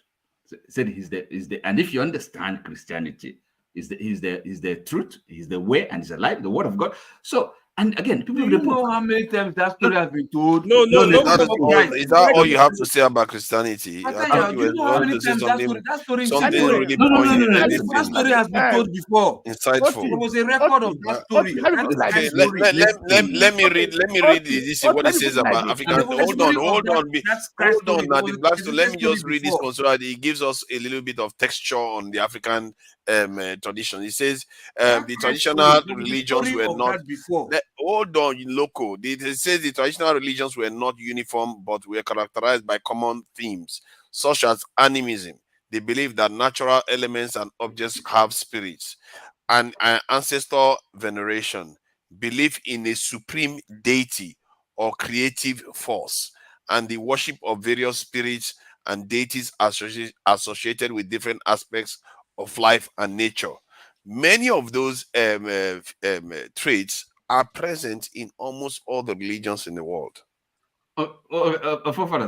That's almost all regions in the world. Okay, nothing. I mean, strange about what you've read. We know that is African religion. Okay, but I'm telling you. Yeah, but they were asking what it was, and it's good that they hear it. I said that earlier on. What you just said out. I said that earlier on, forefather, that the African, the worship, the religion that we worship in our place has all those identity which you just mentioned, and the Christian religion also recognize those things.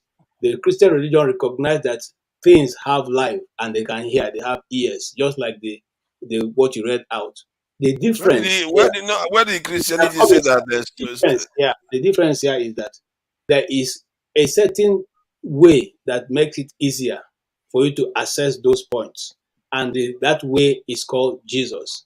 St. Paul went to the Ephesians and he said to them, look, see, AY is not, hold on, sorry, KJ, no, let me just tell AY this. AY, no, let me, KJ, hold on, I need, somebody needs to discipline AY. The way he behaves, you are going to get Islam in trouble. Stop doing that. Other religions are talking about their religion and they are chuckling at them. And you are a Muslim, you're not going to like it when they come at you. I will put you on the background.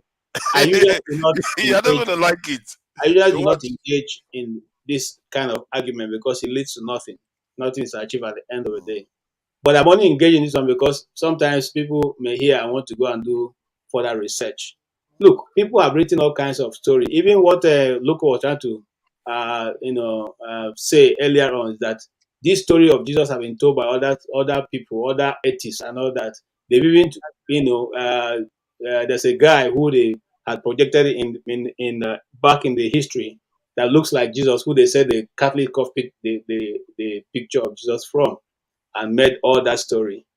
Even we, the Christians, know where those things were brought into the worship of God. We know. We're not saying we don't know. And not every Christian believe that what you see, the blue-eyed guy, is Christ. No, we don't believe that. There are few people who may take it, yes, but that they even tell you, those who even take it, tell that they know that this is not the person. Okay? Yeah. And some other group will tell that they don't even want to accept even what you are saying as the picture. They don't even accept that the Mary and the one you show is the mother and Christ himself. They refuse to accept that. But let's leave out all that. Let's agree. Let's agree without quarreling over it that these are there. All we are saying is that I said this earlier on, which is the fundamental of Christianity, that every other religion said their leaders came, great leaders. They pacified. They got their disciples. Followers. They were able to build kingdoms. But when they died, some of them even said they don't know where they were going. Some said, well, death is the end of what? Of life.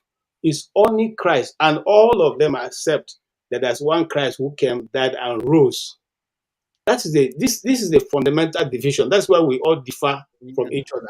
Is it that the traditional worshippers do not use to sacrifice? Yes. But that's what the Christianity says. Our own sacrifice now is no longer goats and chicken and all that. It is Christ who has paid the ultimate price, and that cannot be repeated again. So whether we agree, that's its own difference now, because Christ rose up and our ancestors say we live on anyway, and people have different ways of believing this in the afterlife. You see what I mean? So we all believe that our own is the best. The question is, you should ask yourself is there an afterlife? If you agree at an afterlife, is there a way that you can get to that point in this life where you are now and be able to ascertain that what you're going to meet, where you're going, is correct? There's only one person who have gone and come back. Every other person went and didn't come back.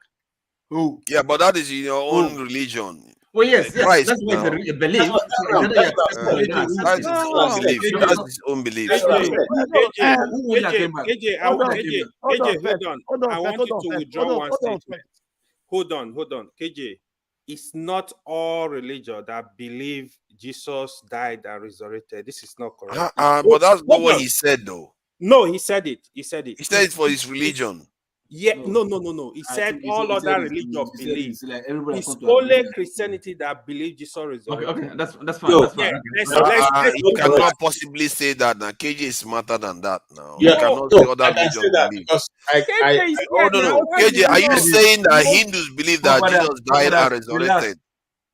Okay, Hindus. You are very fast in. Are you saying that the Babalawo believes that Jesus Christ died and resurrected? No. Even when you go to the this kind of statement, you see, that's an incredible statement to make. Anyway, wait first. This is not any argument. The death of Jesus Christ and resurrection and ascended to heaven. Nobody has disproved it. Nobody has disproved it, right? Who are they calling now? So if nobody has disproved it, that means it is right. Correct. It is true. So it is authentic. Because no scientists are going to disprove it, no religion is going to disprove it, no other religion is going to disprove it that Jesus Christ rose up. Yes, and ascended to heaven. How about prove it that he rose up? Why should they come and disprove it?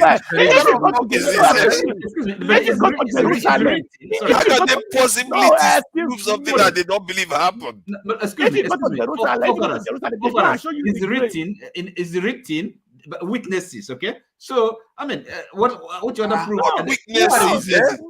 Let's bring them to the presidential district tribunal so that we can table our this thing and they can make their case.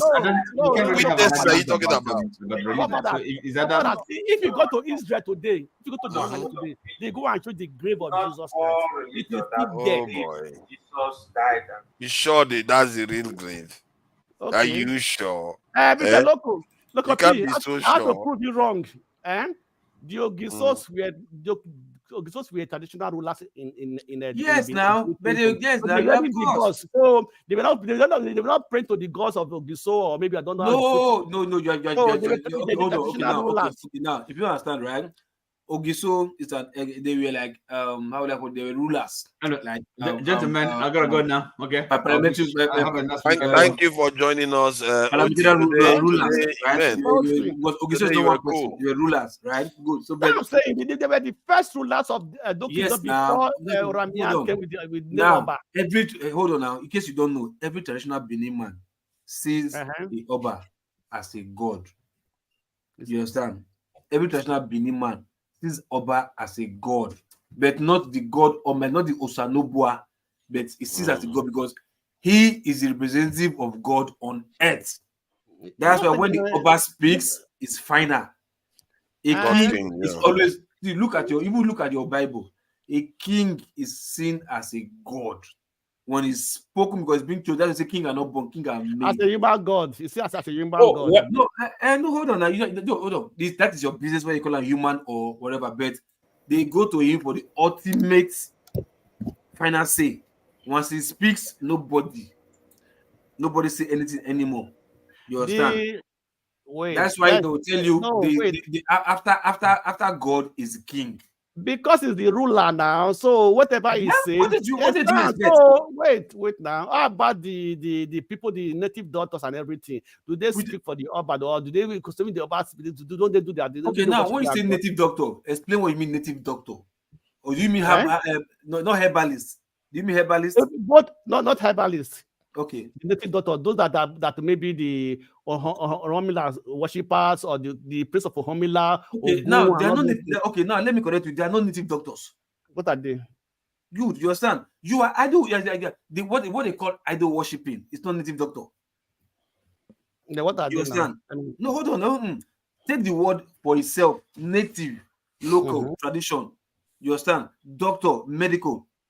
You understand? So it's not always native doctor. You are the one. See, that's why I say we are. But sometimes local they are mixed too. That's the confusion. Sometimes these things are intertwined. No, wait. Most of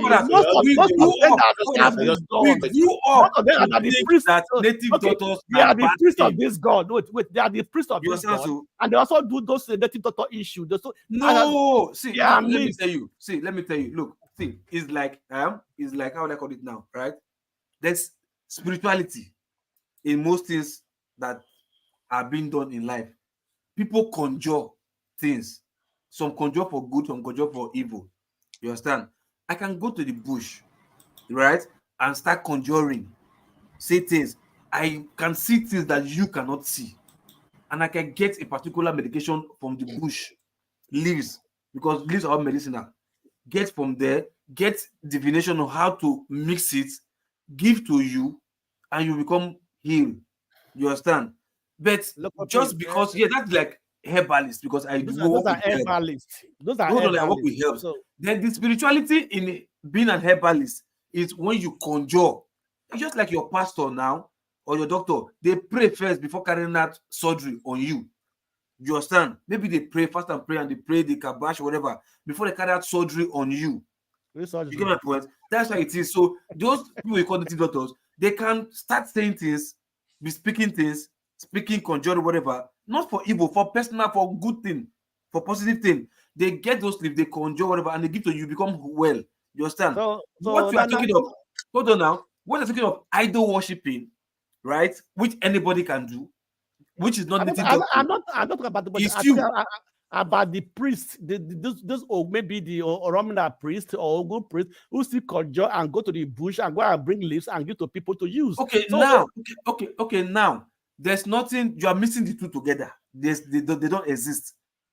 Okay, say thank you see, he's a spiritualist. He conjure. He also then he do juju romila. No. What he conjure has nothing to do with juju ogun or romila or shango. No. It's how would I call it now? Like you are incantate. You are incantating things. You are conjuring. You are speaking things. You incantate. You like you do jazz. Like, hey, you talk to kindness. I don't knock you. You're for something like that. Or I don't knock you. You talk. So you are conjuring. It's not as though do like maybe you are Ogun worshiper or I don't know. Those are different. Mistake we are making is like, because when we are growing, I see we are psychologically damaged. When we are growing up, native doctor, hey, Nabati.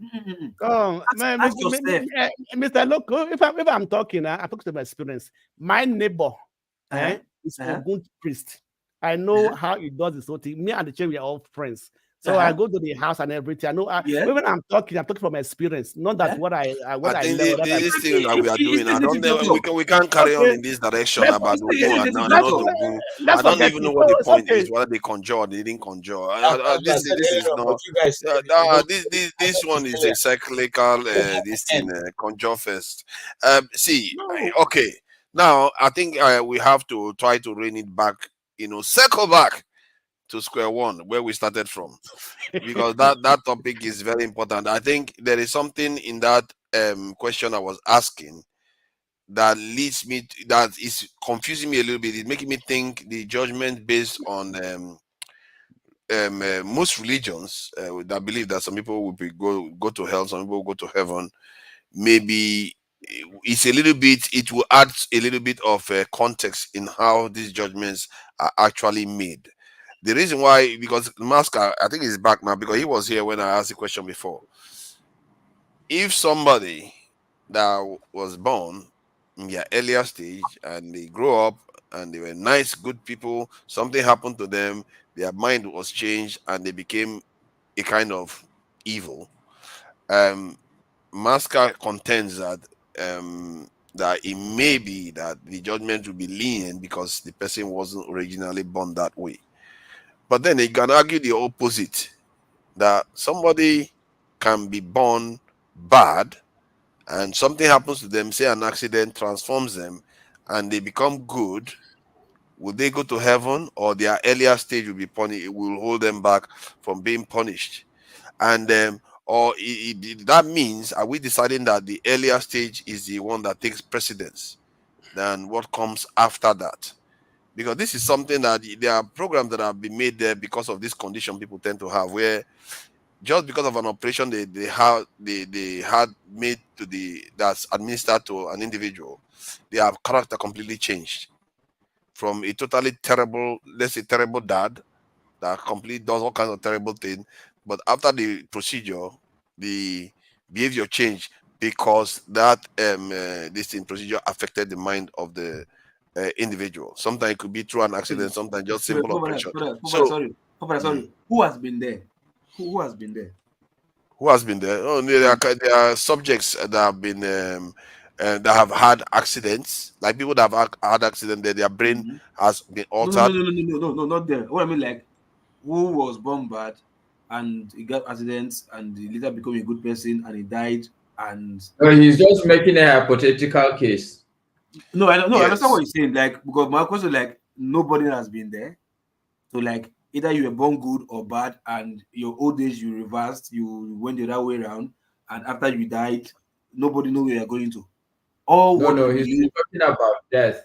It's not. That's what I'm saying. Now, all what we believe is just how we were wired growing up. No, I think what I'm trying to get to is that if the way we go on to pass on, like say if the person dies, how would they be judged? Would they be judged as good or bad?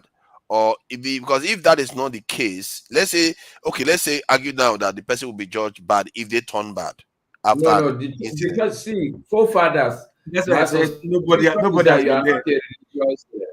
You are not a religious person. If you understand the concept of religion, there are very fundamental items. Forgiveness is a very fundamental concept in religion. Can you hear me? Yeah, I can hear you. Okay. Loud and clear. So the idea that somebody was bad and now he is good. That is all that religion is all about. What else are you going to look for? God is a forgiving God. Okay, good. How about when the person was good, then turned bad? Okay, so I mean, what are you expecting? You were good, you turn bad. Are you not supposed to receive punishment? Okay, good. So what that basically means now is that because the person had had that accident, their mind has changed, has altered, and now they turn bad. Now they are now bad. Sorry, And please. their soul will be that same person, and we are assuming that that person has the same spirit and the same soul. That person now will be judged bad because of that accident. They probably didn't even they may not have be responsible for causing. You see what I mean? Let me respond into the wheel, right? See, what about reincarnation? You are not throwing a spanner, you are throwing a whole wheelbarrow and everything. No, that is not even a topic at all. No, you don't hold on. No, because like now you are this before you did that became this and you now went there. Okay, so who is not coming back again? Because trust me, we have experienced things in this life, not maybe from ourselves. I think we need to be focused here. We need to be focused here. Came back. See, local. We don't want to go into No, reincarnation at the nobody is moment. talking. Once we are not talking about people who have died. You're talking about, you say judgment now, like when you are No.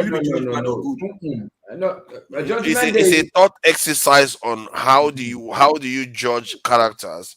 Do you judge them based on what has happened to them?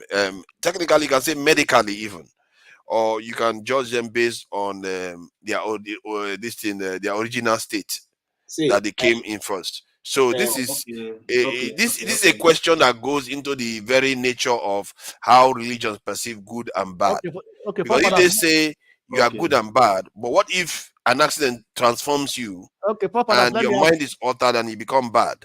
Would you be judged as bad? Let me ask you a question. Have you heard of near-death experience? Yeah, I've heard of it. Yes. Have you followed the documentary or the videos of people? Yeah, NDEs. No. Call it NDEs. Have you experienced it? No. Whoever has experienced it, they can tell us now what they experienced. No, there are many people who has experienced it. Even people who are maybe under coma. Do you know what happened? People under coma. What happens? And why they came back? Exactly. That's where they went to. But see, a lot of people, some scientists believe that is an effect of your mind trying to shut down. Hence why you see those type of things. That it may not be real. Because if you have actually died, you will not see anything at all. And but that said, a person that coma is like it doesn't say it. Only the brain is working. All that part of the body is like it's not working. Yes, so the brain is alive. Yes. Can anybody commune with the dead? Nobody can commune with the dead. But we are talking about, like, how Christianity believes that some people are good and bad. If you are bad, you get sent to hell. If you are good, you get sent to heaven. That's the question. The question I'm asking here, that if somebody, what is this word? You are not even following. Look, you are not even engaging. You are just throwing a totally spanner. I asked question. I asked Baba question. You are not asking questions. You are trying to destroy the whole discussion. Papa, I would say good night. It's early morning. If you say some people commune with the dead, it's 9 o'clock already. 9 hours already. Anyway, I also use it's almost it's past. It's almost 3. I use the commune with the dead. Yeah, I do like some of your submission, especially that first one you gave about how our religion and everything, why the Western religion became more pervasive. You people always argue with me. This doesn't give me time to express my view. You always argue with me. That one you express it fully. That everybody was listening like it was a lecture. But people doesn't listen to me now. So maybe they come and argue with me and go and check internet and bring out, say this is what it is. Everything in the internet are not true. But we need to flesh out this point, because people that it's not like I didn't grow up within religion. You can't grow up in Nigeria and not have religious. No, Papa, let me tell you one thing, Papa. It is not goodness that takes you to heaven. It's not badness. It is believe in Jesus Christ. He said, I'm the way, the truth, and the life. No man come to the Father but through me. So all you have to do that's is it. believe in him and you make it to heaven. Even if If you believe in him, if Hitler turned no, in the Father, last minute. this is what happened. Once you believe in him, you will be transformed. What you used to love, you begin to hate it. These things you used to do, you do them no more. You know, these are they've got the effect of transformation. You understand me? That doesn't seem fair, does it? Like you have done so many evil, and then the last minute you just change and doesn't end up in heaven. That seems like that doesn't seem right for somebody that has done good all their life, and in the last minute they just turn and they end up in hell for eternity. For that matter, that doesn't seem right, does it? No, Pascal. No, Pascal, you know what do you think about that, let me explain to you why your scenario is totally it's okay. False, But okay. at the last minute, from a religious perspective, you know why it's okay? Yeah. Because nobody knows when he's going to die. So the idea that you are, because what you are insinuating is that somebody wants to scam God. You want to wait until the last minute, then you become good. But you don't know when is your last minute. So right. So that's it. Yeah, but that so it's not a scenario that will play out. But it doesn't have anything to do with the argument, though. The argument is that if you are good on top of the fact that you don't know when you're going to die, the most important fact, which I've said it to you before, maybe you didn't listen, but the key thing is that, at least in my religion, there is that fundamental understanding that God can see your intention. He can see inside your heart. If you are scamming him, he knows you are scamming him. If you truly have believed, repented, and now you say, I want to be good, God knows what is your own intention. In fact, the question of consciousness that you raised is very important in this case, because some of the things you are doing, you are not even conscious, and God knows whether you are conscious. For instance, you splash, you are driving, you splash somebody water. Okay. I mean, you are not going to be conscious of that fact in some cases. Yes. If you do it innocently, religiously, God is not going to hold it against you, because he is the all-knowing, not any other person but him. So now by that standard, somebody can do great evil in this world, thinking that and they are still doing the enter right paradise. thing. Yes. You see, that's a fair, consistent position, isn't it? That's I said it earlier on, that when you said that, it means somebody can be bad and go to heaven. As long as in their mind they meant well. So you know that what Hitler could go to heaven because he meant well for his people. Forefathers, you raise the issue of personality, which you should go back to also. Not bad per se. No, so he carved out the concept of personality. So for you to say somebody is bad and he enters heaven, then you are discounting his personality. Exactly. I'm looking at the action, the deeds.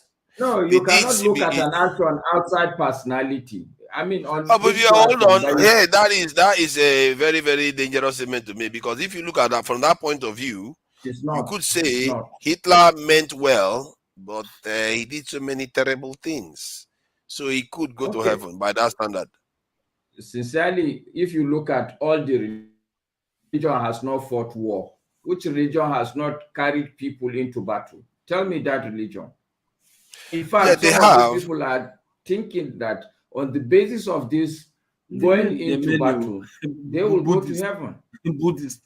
I'm not sure. I'm not sure Hindus bother to go to war for conquest. Really, those ones don't bother. And Buddhists too is another one. They can't be asked. Exactly.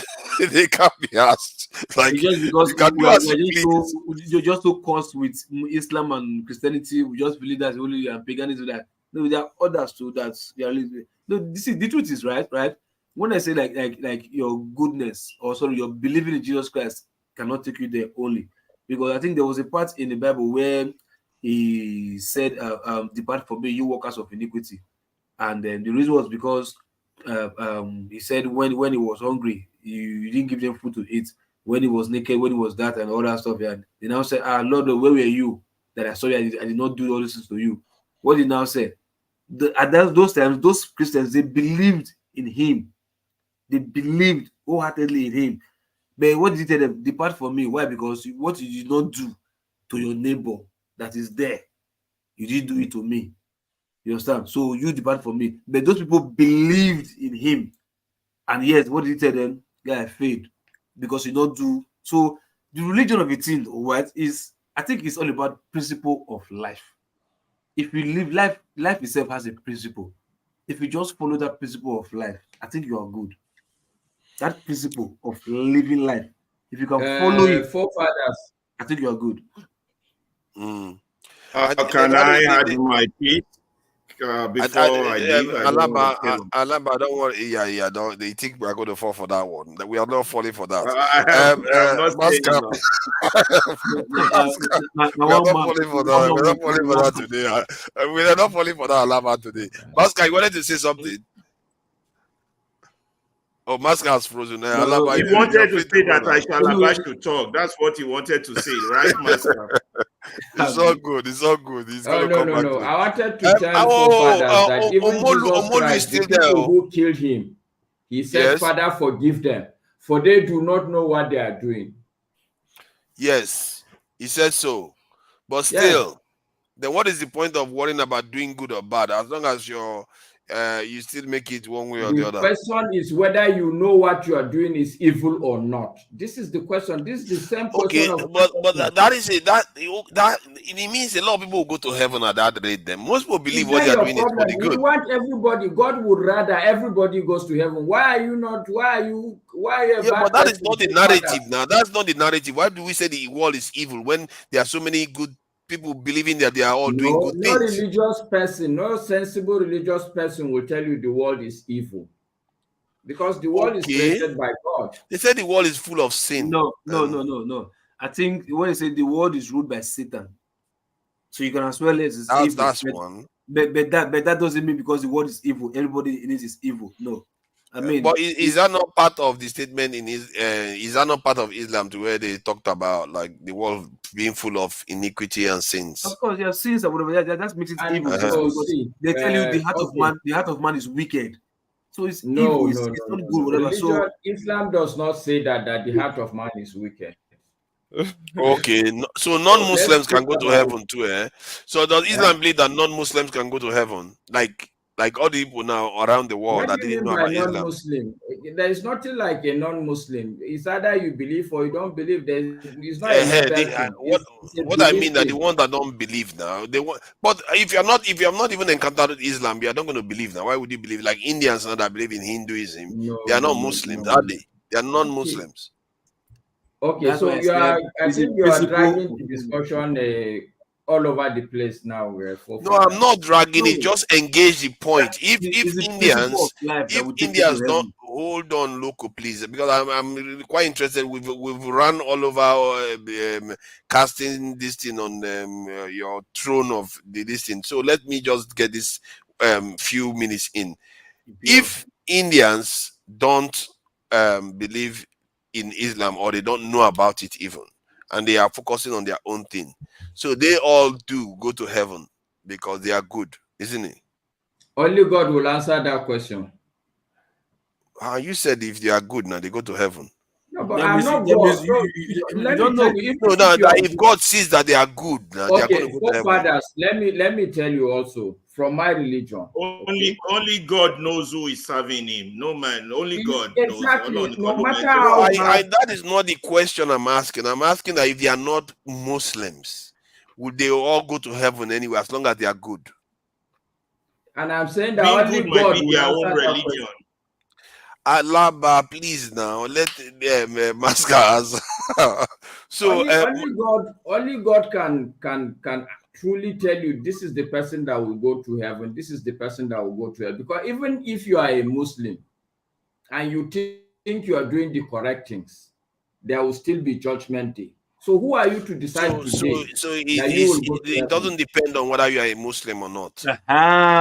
Well, okay, so let me tell you. You see, you need to understand. Hold on now. Try to be straightforward with me. Hey, here. Master, No, Master, You're trying to be technical. Religion is not Yeah, technical. no, because I don't all these No, shifty answers. We need straight answers here. Religion is very, see, forefather, religion is very technical. So there are a lot of concepts that work together. If you take one concept and you leave the other concept, you miss the whole point. Now, so your argument is you want to make going to heaven a linear discussion. If you do good, you go to heaven. Okay? But the reality, But that's what you said now. of, That God decides who is good. That's how you go to heaven. no, that's not what I'm You saying. said it. What I'm saying, okay, no, see, it goes Alaba, back to this issue of consciousness. You say your God intention. That's what you said. That God looks at your intention and whether you are good. If you are good, you go to heaven. Then I said that is not dependent on your religion. Then that's where we are still dancing around. If it doesn't depend on your religion, it means you don't have to be directly Muslim to go to heaven. Forefather, I think if you are asking questions to learn, you will learn. I think you get confused sometimes. Yeah, if you allow the person, you are This guy, you have been all day. Eh? Why are you so sore? Eh? You are Answer the question. Eh? You just Let me explain it. Let me explain. That's what I said is the principle of life. You understand? Because you can't tell me all Muslims or all Christians or all Hindu or all Buddhist or whatever, right? Hold on, come in. Like, it's among all these religions, it's only one that will go to heaven. The rest will not go. I think that is wrong. You understand? Like I said, there's principle of life. If you follow the principle of nature of life, you understand? Even before Christ, just principle of life. If you follow it to the latter, you understand? You will definitely go there. You get my point? Hold on. See. You keep taking us out of the where we are. I swear, it's just Okay, let him finish answering the point. Then let me break it down. Let me break it down so you understand, right? Look, Omolulu has to say something. See, AY, please answer quickly. Then Omolulu goes. Then Alaba is still waiting. So the Alaba, question I see you there. AY, please go ahead. The question you are asking, right? So you need to first of all, what is Islam? You need to define it. So you need to define what makes you a Muslim. So people that are believers of Islam, isn't it? That makes you a Muslim. That's where the problem is. Oh, no, they're not believers. Oh, you missing it up. So are you saying I'm a Muslim now? Hold on. So first of all, you need to define who is a Muslim. What is Islam? So Islam is actually believing in the oneness of God. You can define it that way. Like, you have belief in the oneness of God. So I say Muslim, I believe if you associate partner with that God, calling other stuff God, you are not a believer. So non-believers don't go to heaven. I don't know. You got to meet God. Your Bible have to. You mean that Islam doesn't tell you whether non-believers go to heaven or not? So if you cannot generally say, because who is a non-believer? Okay, it doesn't. Okay, hold on. So, you will be a non-believer. Idol worshippers. you will be a non-believer. Hold on. If you are confused at the point of death. Now, because a non-believer today can be a believer tomorrow. Oh my God, this guy, man. Stop waffling around it. If you're a non-believer, can you go to heaven? Because Master is arguing that if you are good, you can still go to heaven. Hold on. If you are only God knows who's going to heaven. It doesn't matter what they call themselves. Good, yeah, he knows. Yeah, that's true. If you are good, is the principle of heaven. Life. So does that mean that you don't have to be Muslim to go to heaven? That is the point I'm making, so that some people can stop trying to combat people. You just enough with your point, forefathers. Let me talk. We have to make a point. We have to get somewhere.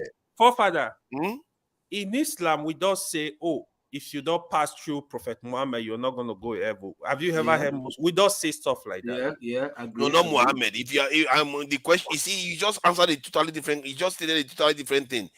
Are you? The point is, if you are not Muslim, are you going to go to heaven? The Islam say that. Who is a Muslim? That is what you need to define. Hey God, you just said it just now. Adherence of the one true God and this thing, believer in the faith, isn't it? And people that believe in Islamic, this thing, follow the Quran and all the rest, good behavior You and all make that me stuff. forget That's all my what. points. But if you don't worry, you forget everything. So you see, AY is the one that AY has his task I will talk. He's make I begging for talk. I will Prof to forget come all and my rescue him. points. AY is I begging for get Prof to very come and few rescue him. principal So points. let Where I want Omolulu. make. Omolulu has to speak. It's Omolulu. It's Omolu is Omolulu. still busy going up and down. He's not ready yet. Omololo, please go ahead before Alaba takes it back because you're not going to sit again. By the time he's done. Yeah, please go ahead. I'm ready. Thank you for your patience. Thank you for your patience. You've been very patient with us. Yeah. Okay, Please good go ahead. afternoon and good afternoon from Yeah, here welcome, and morning, welcome. wherever you are. Yeah, welcome. And I'm Omolo by name. Honestly, like this topic is so interesting, especially for Your audio, since you've been here, no problem now. Your audio is not working. Are you in Nigeria? Yeah. I will say No, it's not that in yes, I can hear you. Yes. No, Yes, it's I can in hear you. Australia. You are in Nigeria? I've been listening No. to what a lot of. I'm in Nigeria. Yes, I'm in Nigeria. I'm Igbo self. Oh my God! If you are in Nigeria, are you in Nigeria? It's Australia now. Australia, those areas. No, I'm not in Nigeria. No, I'm not in Nigeria. Oh, okay. Okay. Nothing to be sorry about. In But your Nigeria? network is delayed.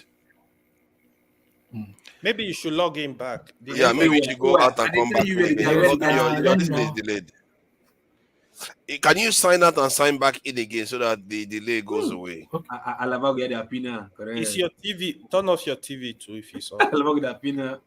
Sorry about that, Omololu. So let that Alaba seems to be destined to speak Okay, first. let me start my own Yeah. before I forget. Number one, only God knows who is going to heaven. Only God knows who is serving him. That's a basic Yoruba proverb. Number two, I think when we are growing up, we are born into each of our religions. So we think it's only our religion that exists. As soon as you get older, you start seeing the world in its bigger sphere. Alaba, sorry, hold on. Let me just let Omolu know. Omolu, you need to sign out and sign back in again so that the delay will go away. Okay. Leave the studio and come back in again. Yeah, come back in. Okay. So meaning that I need to Alaba. leave the studio, right? Yeah, leave the studio and come back in again. Come back. Just leave and come back in again. If you're on a computer, just refresh it and you should be back in. So the only God, as we grow, you see there are many religions. You might say 5, some might even tell you 5,000. But this is my own humanity view of religion. Religion is like a big elephant that everybody is holding different parts. One person is holding the tail and he describes it the way he sees it. One person is holding the leg, he describes it the way he sees it. It's like a tree. One person is holding the trunk, it's like a snake. One person is holding the hunks, it's like so everybody has a different version of their religion. But I know judgment day will come in the spiritual sense, but not in the physical sense. Every person will be judged. Only God will know who comes in, who goes out. All the religions are good. None is superior than the other. I'm sounding like a philosopher. But the only reason I called in actually was because I've always thought religion and politics cannot be separated. In fact, it's what has don't come and change the topic now. We are in consciousness. No, I'm not changing topic. I'm going somewhere with my point. Look, all this colonialism, the rise of the Roman Empire,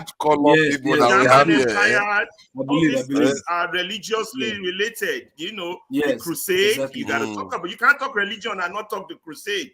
But we are talking about consciousness, not religion, not necessarily religion. Yeah, consciousness. Yeah, consciousness is a key word. So let me land, Father. Let me land. And my AY, you've had your chance, man. You didn't answer the questions. You're like, let them speak. Let them speak. Whenever AY is talking, let them speak. Let them speak. Go ahead, Alaba. As it concerned me, it's exactly the way Fela described religion. Religion is one of the main reasons that has messed Nigeria up. I'm a Christian, so I'll stick with the Christian religion. And those are the ones I will criticize. I won't touch Muslim because I don't know much about Islam and how that has affected the political consciousness of Nigeria. Now, I've told you religion is an opium of the masses if not properly used.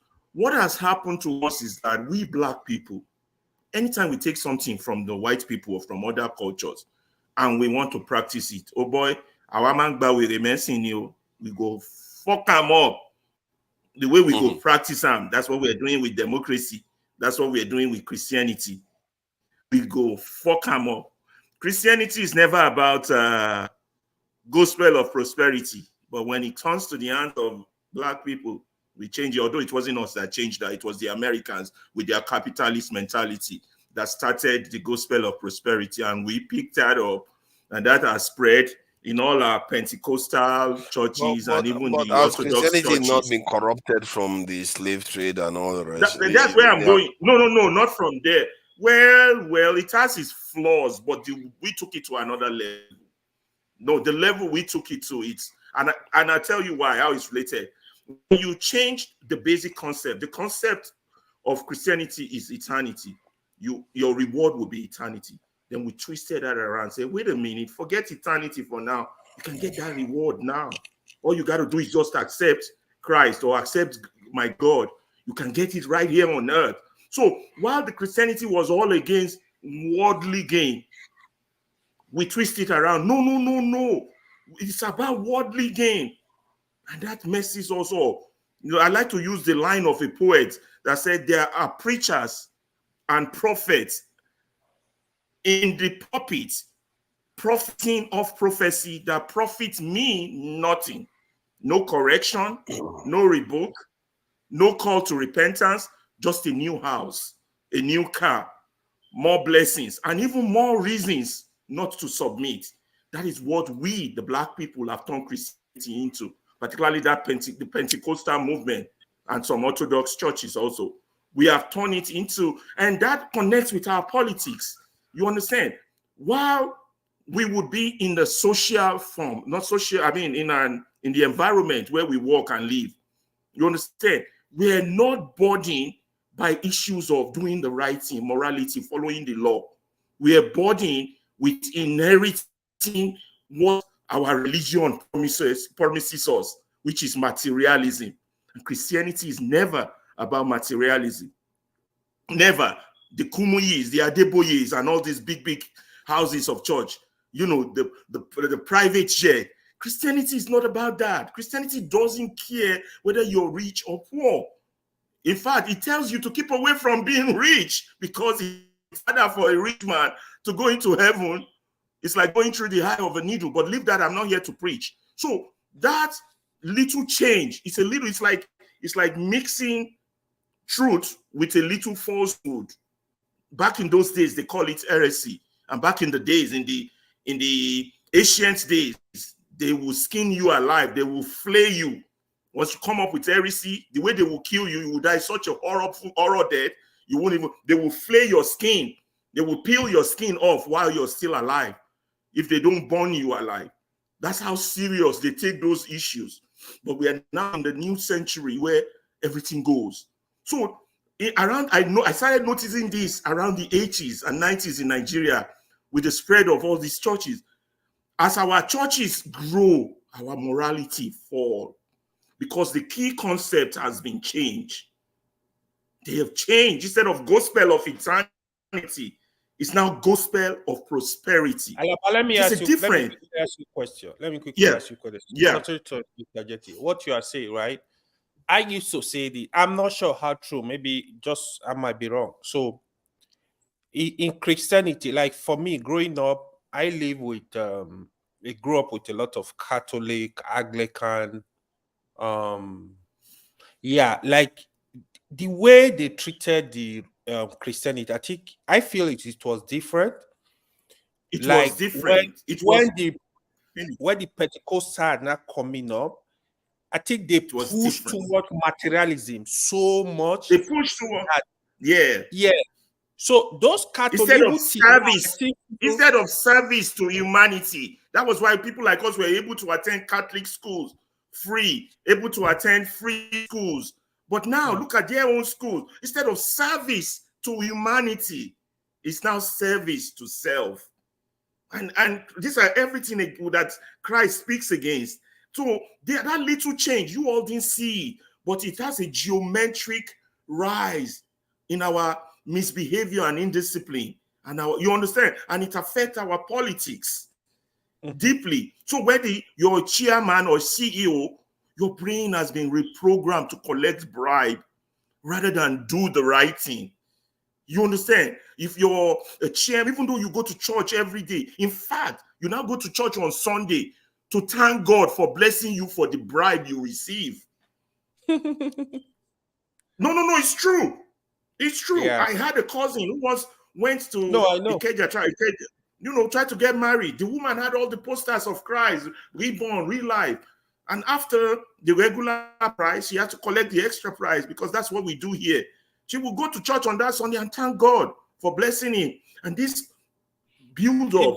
Even Yahoo, they go do Thanksgiving, talk less of. Thanksgiving. They have to. They have to, because it's what is coming out from the pulpit. The pulpit is not about be good, be moral, be a decent human being, love your neighbor as yourself. They changed it. And that change, you all don't notice it. It's what has given that Nigeria that decadence. The judges corrupt, every part of the society corrupt, the police. It was only police before in the days of Fela. Now it's now professors, academics. First, they want to sleep with the girls to give them grade. Then they want to sell handout for money. Sorry. I think you said something just now, right? Love your neighbor as yourself, right? As yourself, good. Yes. Now, I said something about principle of life, right? Yeah. And I think Ewa and Prof were laughing at me like I'm taking to that level. Look, see, life has principle. You understand? Life has laws. That's why you cannot tell anybody that your religion is better than the other person's religion.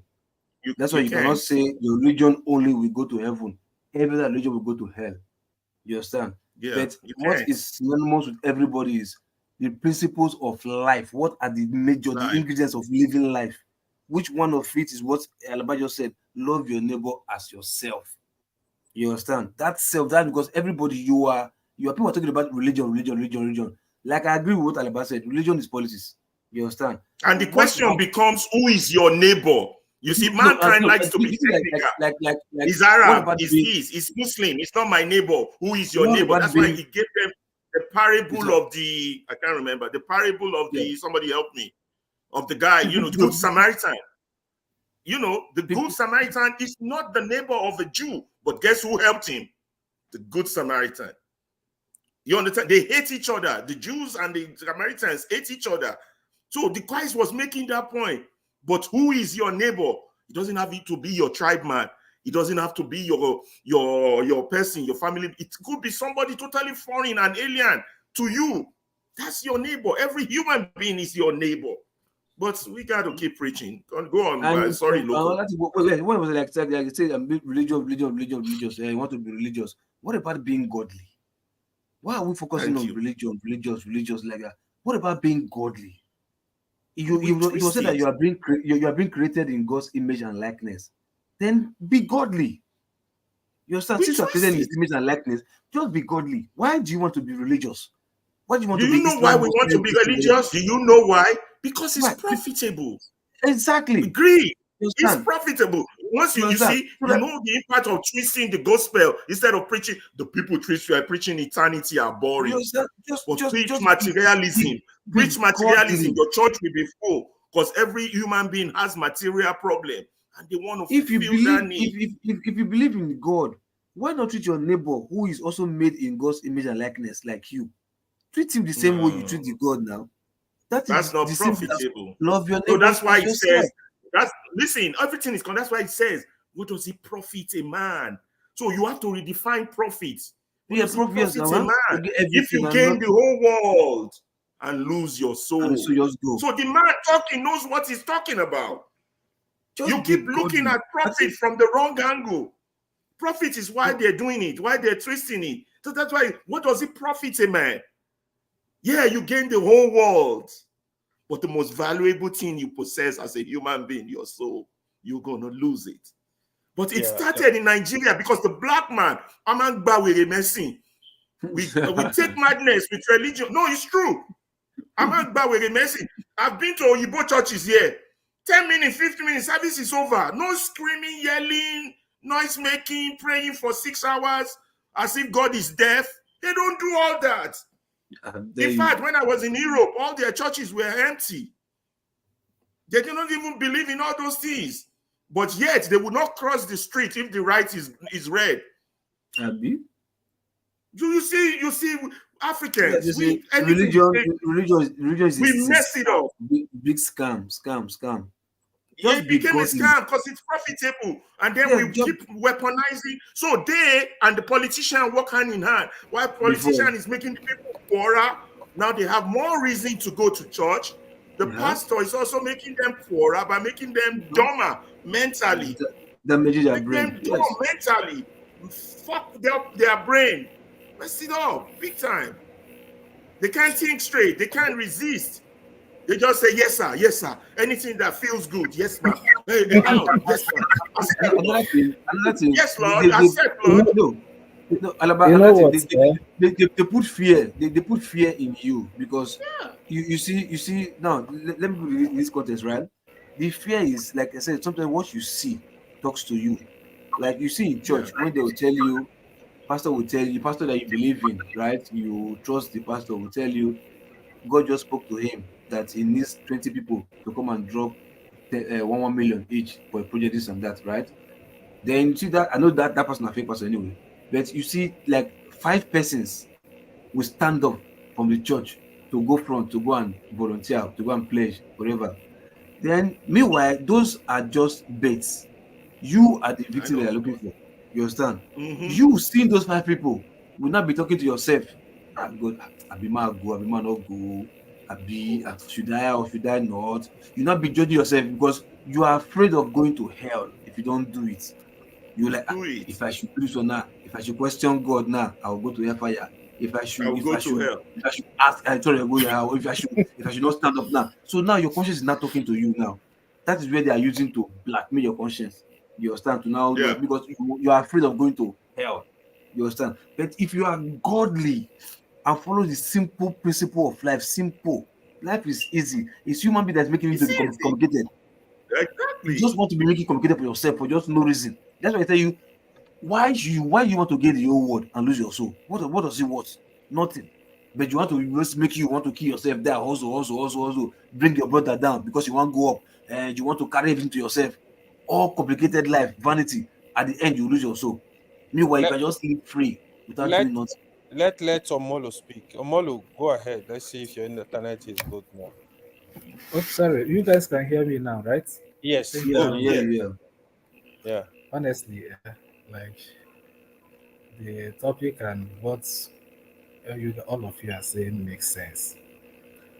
Like what Loco is saying is 100% right. EY, Alaba, like blacksmith and the KJ and the, in fact, what the white people sold to us, they are still living with it. You see, like what these people did to us. What I believe is this: the Christianity that we practice here, we practice in Africa. It seems like it's different from what the white people are practicing.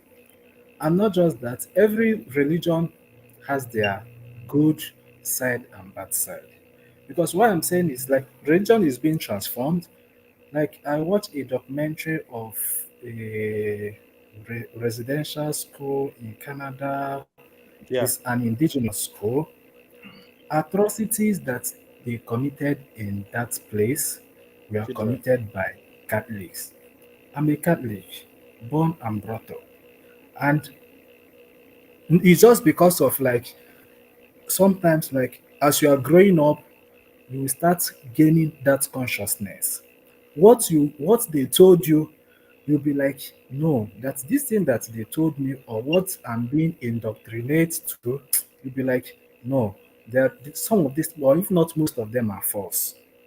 As you are growing, you start seeing that what you were told, like I was told about religion, African religion, and this, the way they portray it, make it look evil. That is not true. Because why I'm saying this is this: there are some Christianity is not the only religion. There are some other religions that you see them they intermarry, like Hindu, they intermarry with. I got friends that are from India. Like I asked the guy, "What religion are you?" He says is Christian. Your wife is what? He said your wife is Hindu, and they live like. In fact, they put religion far aside. They never brought religion in what they are doing. So I'm still like, imagine like this life without or this world without religion. World without religion, we will still live like happily without anything. If there is no religion in this life, believe me, we will live. Religion, religion made us to like it's put us in a cage. In a cage. If there's no religion, honestly, we will live our normal life. Nothing will change. Believe me. Whether you think that maybe it's religion that brought okay, sorry. Whether you think it's religion that made you to be where you are today, or that made you to embrace or see civilization, is not true. Religion or no religion will still live our life.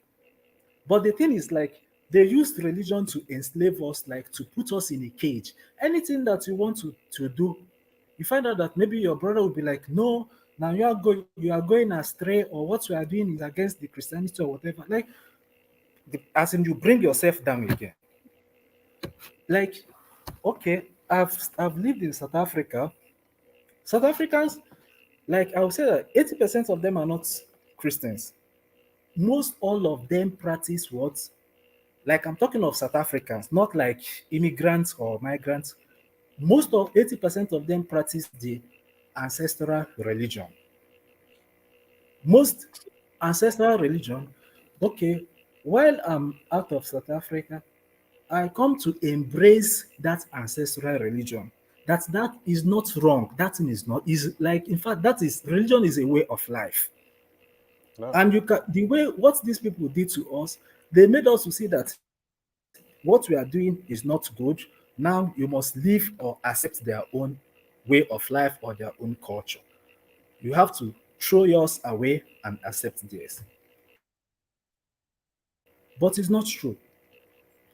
The country that I'm in, they have like I think it was 2 months ago. There is what they call Matariki. That Matariki is like the god of the weather, like sun and moon. Like in fact, it has religious thing, but it's not Christian. And the country they made that day to be a public holiday. So now my question is, these are the people that brought civilization to us, but they still keep theirs. We that they brought that religion to, we threw our own away, and we believe to them that is evil. Like if from what Loco said, he said that it will take years for our mind to be totally free from what they sold to us. That's religion that said they sold to us what they used to cage us. It will take years. For me, I'm seeing it that it will take like maybe like five, let's say for like 3 or 5 centuries. It's not like a 1 year thing for us to free our mind. It will take years because like our kids, and it also depends on how we nurture our kids. Make them to believe that this is what we are told. But when you grow up, you believe in what you feel like or what you feel like to believe. Not like I have to condition you to believe in what I was told. No. I have a daughter. When I gave birth to her, I named her Lolo Mmasinachuku Mona Lisa. The time I left South Africa, I said, no, why must I give this girl Mona Lisa? What is the meaning of Mona Lisa? I called my wife. I said, please, before you go for the birth certificate, I want you to change that name. I want to put South African name, which is Xhosa name. I want to remove that English name. She was like, why? I said, no. What I'm seeing now, I never saw it then. And my eyes opened a bit the time I left Nigeria. But like now, no, in fact, give her that name, remove that English name. She is up to her when she grew up if she wants to answer an English name or maybe give herself an English name, fine. But like I will do my own possible best to for her to see that the way I was raised or like what I was told, now my conscience is fighting. Is this thing true? Is this thing false? And you with your common sense, you see that no, that thing that we are told is not true. Like what for the fact the thing that we are told that like our religion is so bad is there are a few things in our African religion or yes, that are bad, but that doesn't mean that we throw away everything or we say that no everything in our religion is bad. It's not true because even the Christianity itself it has got their own bad things that they did in the past, but now they modernize or like they change some of the things that are we are not good and brought some things that we are good in. So that is how like I was like I'm seeing that if like our own religion they transform it, things that were not good like killing of the twins and other things, just like as we all know, fine. Then brought the ones that were good, we keep it. It will help us. In fact, it will change how it will make us to be free, easy from these people. But from for the fact that they use that religion to cage us, bring us down, it will be very difficult. Because even if you are telling your own brother that no, you know what, that this thing that these people said about Christianity or our religion is bad, that is not true. The person will never believe you. The person will be like, no, you are devilish, you are this, that. So the best thing you just would be like, just like leave the person, stay with your knowledge, but please don't force me to believe in what you believe. Thank you. Believe in your own thing, leave me to believe mine. Know that the Thank you. in Nigeria, in Yoruba, that they intermarry. Marry with a Muslim. Yorubas, most of them, like, it's common to see a Christian marry with a Muslim. But it's not common in the East to see a Christian to marry with a traditionalist or African religion.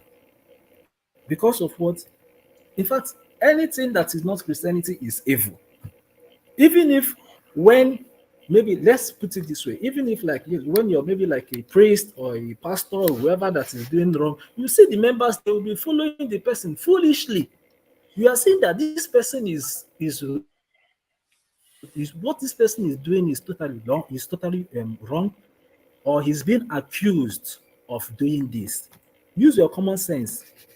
You think the person is right or you think the person is guilty or not, just want to hear his father is pastor or where in fact let him be free, and of which is not applicable here. Whether you are a father or pastor or bishop, whatever, once you committed any crime, the law will go for you. They don't care. You understand? So that is just it. Honestly speaking, like I pray or I wish in time to come, like most people will have that religious consciousness and know that so many things that we are told about our religion, culture, and way of life are false. These people, they won't know our life more than we do. It's us that know how we live because our lifestyle is different from European lifestyle. We cannot be them. It's better for us to embrace our own, polish it. If they want to learn our own, they will learn. If they don't want to learn our own, they should stay. We won't force them. Exactly That's what it. First Father has been saying. Thank you. I think I would like to use that to round that topic down because clearly nobody is answering my questions. Clearly, AY is running the other direction and asking people to answer for him. What am I going to do? What am I going to do? But there is news. There is news. There is news coming in that the French troops are leaving Niger. Very good. Yeah, they're going to be leaving by December. They should be out, except they're waiting to overthrow the government before December. But they say they're going to leave, but they're going to be pulling out by December. So that's good news. They finally decided that, okay, we are not going to be an invading force. They probably calculated that if they attacked the Nigerian regime, it's going to be bad news for them. All the other walls are going to fall. They knew that. So No, now I they're think, pulling out. Or they are delaying, maybe before that December they find some loopholes to overthrow the That's my fear. That's my fear. We don't know whether they are going back home. That's a different thing. They might just move from Niger to Chad. This is the nonsense or to Benin Republic, because they already have troops in Benin Republic. So that is something we don't know, because they kicked them out of Mali and Burkina Faso. They went to Niger. So kicking them out of Niger, they might go to another one again. That is the sad tale, and our fellow Africans are the ones giving them space to occupy. But at least it's good news that they are leaving Niger. They are going to leave them to their own fate with the Americans, by the way. So the Americans are still there. You see, So I would like to round let me up say the something. this thing though. Yeah, go ahead. So I will just Yeah, start to the round up. SDP presidential candidate that came on yesterday, he made mention about like Tinubu be influenced by the Western group, right? I asked him a question. I said, "Do you think the three presidential candidates, the front runners, do you think there is any one of them that that that is not gonna be influenced by that Western influence?" Although he did not give me a direct answer, but here is it, right? Yesterday I was thinking about it, like, what are we gonna? Because one thing I think we must get right, we need to have a Nigeria president that is free from Western influence. Apart from that, is somebody, not that we are not saying we are not fighting the Westerners, we are not fighting anybody. I just want us to have our own freedom to dictate who we want Exactly. friends. So it's gonna be more like like not business as usual. But now, if I want to deal with Russia, I should have that freedom. On this issue, I Yeah. stand with Russia. Play the international politics. I don't know why African leaders, I've never seen any of them that really have that international, understand international politics. If you follow president of Turkey, Erdogan, that's Yeah. what I really like Erdogan. Erdogan, no, he Doesn't play he, around, man. he doesn't play Doesn't play around. around. He doesn't care who you are. It's Mm. about interest. He will stand and tell you, no, we thought Sweden and Norway there and said, no, you're not going to join NATO except you agree to this. He doesn't. Now, Erdogan is dealing with Russia, he's dealing with US, he's dealing with Saudi. He doesn't care who you are. What's interest? Even Israel all over the world. So I don't know when we are going to have that leader that will have that freedom to. It's about interest. Okay, It's on. for my people. Look at Israel. I was surprised yesterday. I knew Israel had to do the hard thing to get to where they got to today. Oh, that they did. The West didn't even like. People used to think. People think that Israel and America, they have been hook, line, and sinker together. No, Israel was under sanction. Israel was sanctioned, and they were not. They were working with South Africa to break the sanction. This thing, just like BRICS countries are trying to do now. They were under sanction. They had to cooperate with. I think some people argue that Israel transferred the nuclear technology to South Africa. Actually, so they were working very, very closely together with the apartheid regime in South Africa.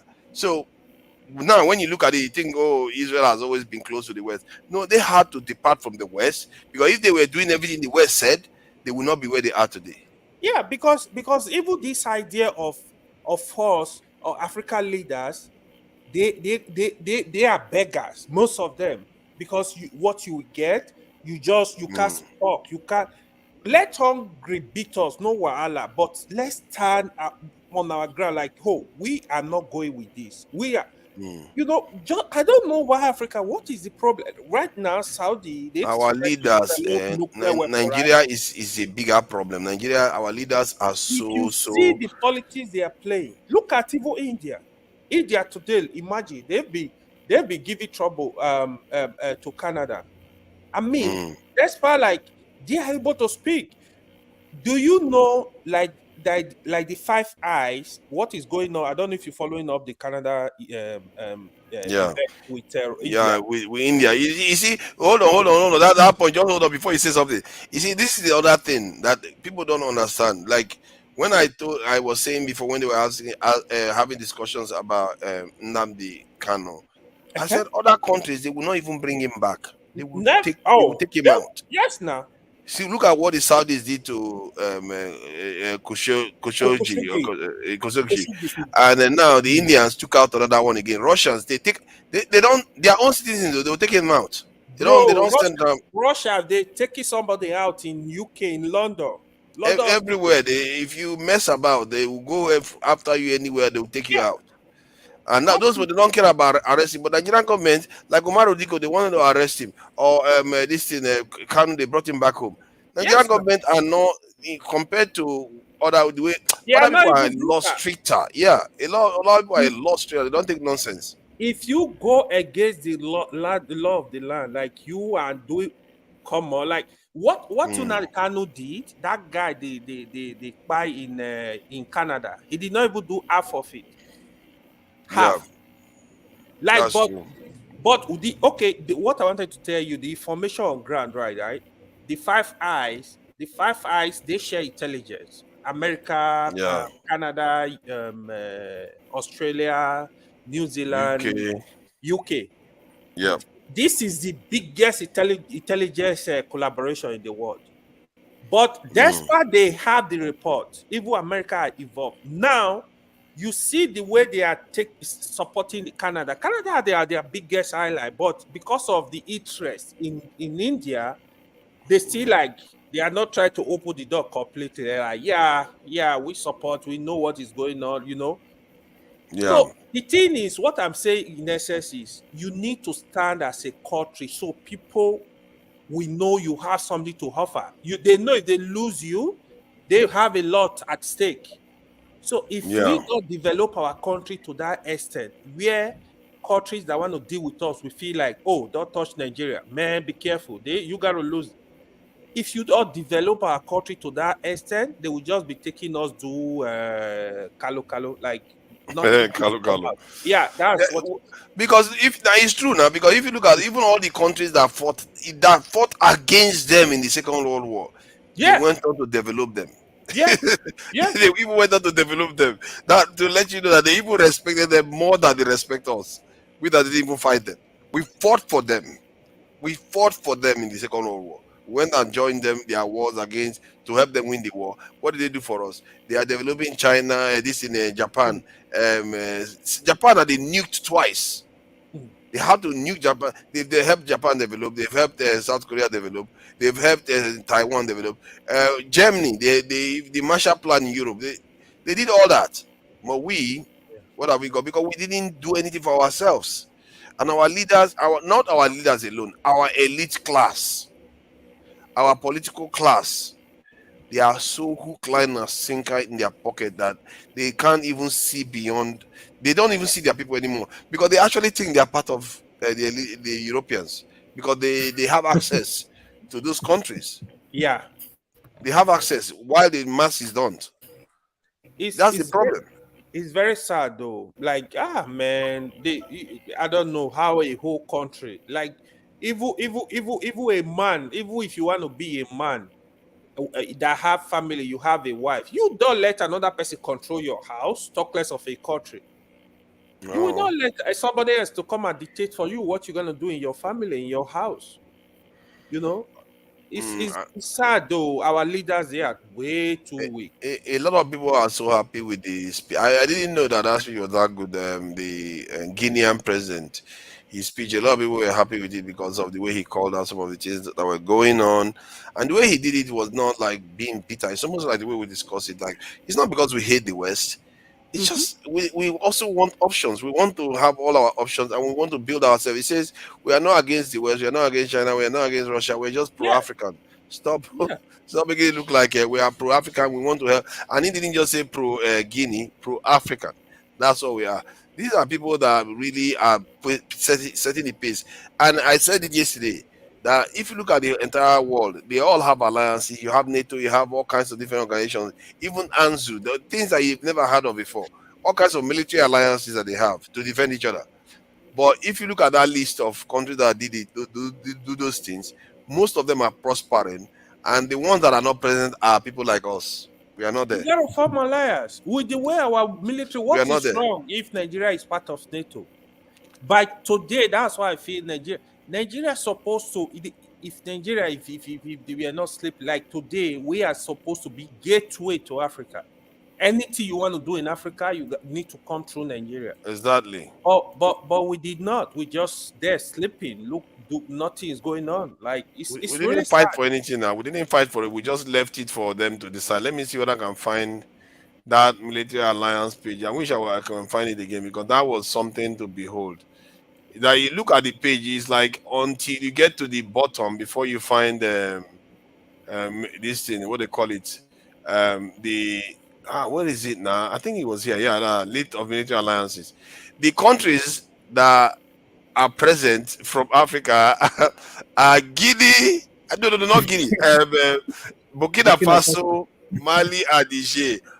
Look at all the other countries. No Nigeria there. Look at that. There's no Nigeria. All the other countries are ganging up together, forming alliances all over the place. You don't have. We are not there. You don't have alliance. Nothing. And how do you think you're going to survive in this world? Everybody's ganging up against themselves, against each other. This is why I argue against all these people that keep saying, let's break up. People are ganging up, forming bigger groups. You are busy talking about breaking up. You want to be forming bigger groups. These are not just trade alliances. These are military alliances I'm talking about. That's what you are seeing here. All these people ganging up against each other. How are you supposed to defeat these other forces when you are busy trying to break up into fragments? You're not going to survive it in this world. If you break the country, it will make it worse now. So we need, like, I don't know, man. Our leaders, I don't know. It's scary. This was where I found Nigeria had a military alliance once. There was one we had with the British, and that was a condition for us to get independence. We didn't know that, but now it turned out that from here I found that information. Let me see whether I can find the Nigerian one. You will see a Nigerian flag in one of them, but you see, I think it's just go up. It's on the top there. Yeah. See, it's there. Yeah. You pass it. I went past it. Yeah, that's it. Yeah. Anglo-Nigerian. This is 1958 to 1962. 62. It was a condition. It turns out, for them to give us independence.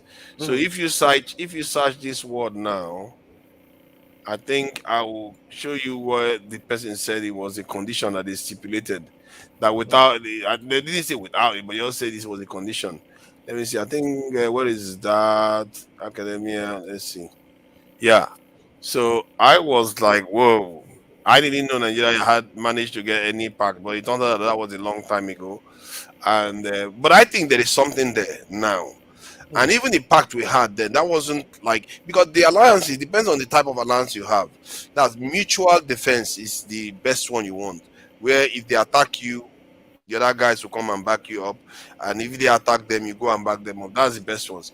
So look at that. You see, the British government only agreed. That's the kind of NATO. Now that's what most people have. The mutual defense, that like the Burkina Faso one now, and the Mali and the others, is for mutual defense. That's how it's supposed to be. So the British, they say the British government only this one surprised me that time. Only agreed to Nigerian independence once the colonial secretary and the minister of defense had secured a Nigerian commitment to defense agreement in 1958. That is the only time. That was the only reason why they agreed to it. Otherwise, they would not agree to it because they felt like they were going to be losing too much. In my mind, I still think that they still have something over our leaders. They still have something because it's too uniform. Like all the way from Nigeria to South Africa, our leaders are just not speaking their own voice. They are not speaking their own voice, and something is off with them, and we don't know exactly what it is. We probably need to dig deeper because this one is just me just finding it from checking list of military alliances. Maybe if we dig deeper, we're going to see documents that reveal the reason why our leaders are the way they are. You know what? Like forefathers, you know, there are like one thing that I am thinking is this: like most politicians, most of our leaders, if you're not in politics, you may not really know what is going on there. But you get to know when you are in that system. Like there is what something Coco said the other Loco said the other time. He said that the the political system in Nigeria is like they will make you or to work in line with that long-term goal of cabal. I think it's either local that said it or AY. Like they will make you to be abide by the long-term goal of if it is 50 years goal, they will channel it, make you to believe, like to work towards the goal. Otherwise, they will kick you out. So most of these are leaders like it's difficult for them to be free from these colonial masters because the way they condition them, they are conditioned that you must be puppet to They are us. colonizers, not colonial masters. We don't want our children to be hearing that. Okay. They are colonizers. I will be correcting this constant every time anybody says it because No, we like want to change. We want to move away from that word. those colonizers, the way they condition our leaders that they must be subject to them. If they are not subject to them, they will remove them. You understand? And our leaders, being greedy as they are, once they assume that power, they work on for the interests of the colonizers. So, like, if African leaders, eh, if African leaders, maybe like 5 or 10 of them, we speak like we have the mind of like this Burkina Faso guy or Mali, and like such mindsets, such mindset is going to liberate Africa in a long term, like maybe in 20 or 30 years to come. Because you see, most of our leaders they are dancing to the tune of the West and the Americans, and they made it that they are there for the interests of for their own personal pockets, not for the masses or the people that they claim that they are representing.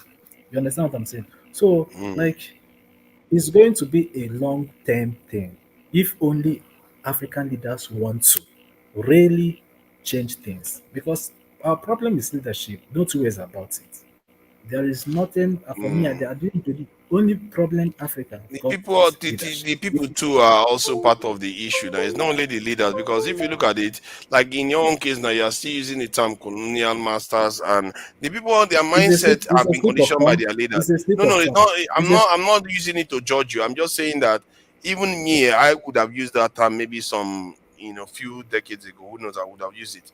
So it's not only you. There are many people like that in Nigeria because we have been conditioned for decades. Our parents have been conditioned for decades to believe this way of looking at the world. So I'm not surprised, even when you are like not your eyes are clear to these things, we still use terms that we don't even realize that still indicates that we have not, in other words, we've not fully exercised everything. I haven't.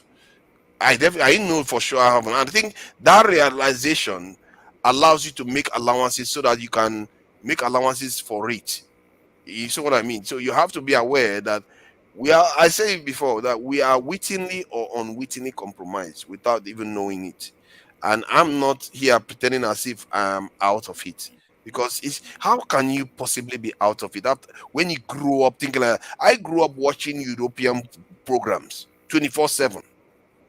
That's all I knew. And how many Nigerian programs did we watch? Most of it was foreign news. And when we were drawing. When I used to draw, I'll be drawing Europeans. I didn't even know how to draw black faces because that's all we saw as the thing to see. It's almost as if it's weird, really. The media, the way the media completely takes over the way you perceive the world.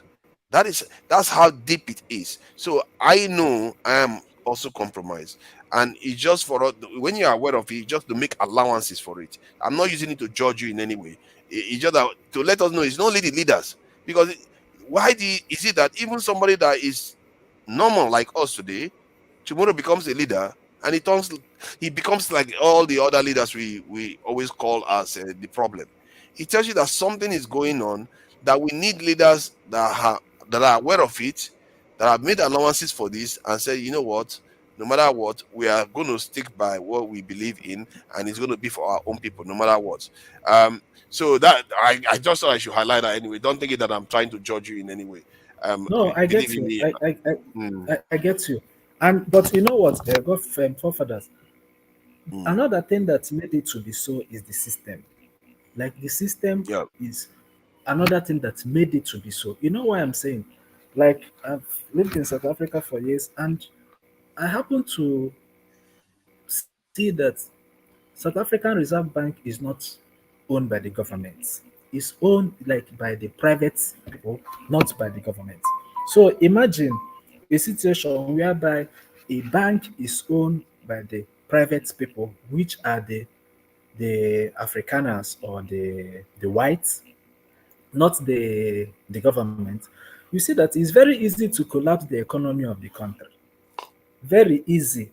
If they said, let's say, if South Africans said that yes, now you want to be totally free, it's much easier like to collapse the economy. So the same thing is also applicable to Nigeria. There are some things that our leaders know that we don't even know, like the subjects they don't know. It's those that are in the authority that knows that, okay, this is what they signed, or this is how things, or what the West, what the West or the Americans, what they want from us. As in, But no, us, as in like, what your other processors, what they be doing before you came. These you all said the what? people, as in all the people before you. This is what they've been doing before you came. So as you came in now, join the line. Loco, do you see this? Thank Do you you very see what they much. wrote there? They say West Africa, the largely Anglophile Nigerian leaders. When they say Anglophile, that's largely Anglophile. we love Europe. Yes, Yeah. the English. Our Anglophile. leaders. This is a European writing this. So Yes, say now. we are Anglophile Nigerian leaders. That's why we agree to this thing. We just see them, we just feel, yeah, like Holy Ghost just catch us. You know, their It's investment, crazy. they have investments there. Their children are there. They do vacation there. They go holiday there. They have treatment, everything there. I mean, come on, what is left to control? They say if it looks like a dog, or walks like a dog, quack like a dog, is obviously a dog. So everything about them is there. The only thing you have is just their presence, to their political presence in that country. That's the only thing there. So Yeah, it's unbelievable. what control are you looking for, and what other control are you looking for? The control is there already. If told you is there. So, and the bad thing about it is like you don't have a choice. They bring two options for you: arm robber and kidnapper. Choose one. You understand? Because that is Yeah. how that's our leader. When people blame us, why did we elect them? Look, don't blame us. The electoral system is fucked in the sense that they will tell you direct primaries or indirect primaries. You understand? Every party should just go for straight election. No need for say let's do a Congress meeting to nominate our flag bearer, because those Congress people, they are few in numbers. They can easily be bribed. You understand? And they will bring one arm robber out. This is the way. Then they will not tell you that it's not a Congress person, because you like the party, or you are a party member. You will now vote that person that the Congress asked you to vote. That might not be your choice, but it was what the Congress, who are representing the party, who they chose, then that would not be there. Because on a very good day, I not see how somebody who is sane will see somebody like Osibanjo and Tinubu and chose Tinubu over Osinbajo and not see how sane that person could be. You understand? But they did it. This was the Congress, the few that got bribed in Abuja that brought Tinubu out. Same thing for Atiku. You understand? So, and Obi might be slightly different because of the political or party prostitute that he was, like thinking of where will I go? Where will I see more customer? Where will I get more votes? So like that. So his own case may be different because they did not do primaries. They just saw him. This is the potential guy. Let's give to this guy. But No, regardless, it's not so. Your description of Peter Obi doesn't seem a bit fair, but I guess it's all right. no, yeah, no, because why I say so because we did not see the chance to see the real him. Like if he was a long-standing member of the party, maybe we would have known how they did their nomination. If it was the same way APC and PDP did their nomination, you understand? So that's why I will just maybe you are looking for where to find relevance, and you will. So we did not test you in that party to see if the same process they use in nominating PDP and APC, if it was the same style Labour used. If not, we would have like, at the same style of winner. That's why I can cut him some slack a little bit. But we know say they'll be the same.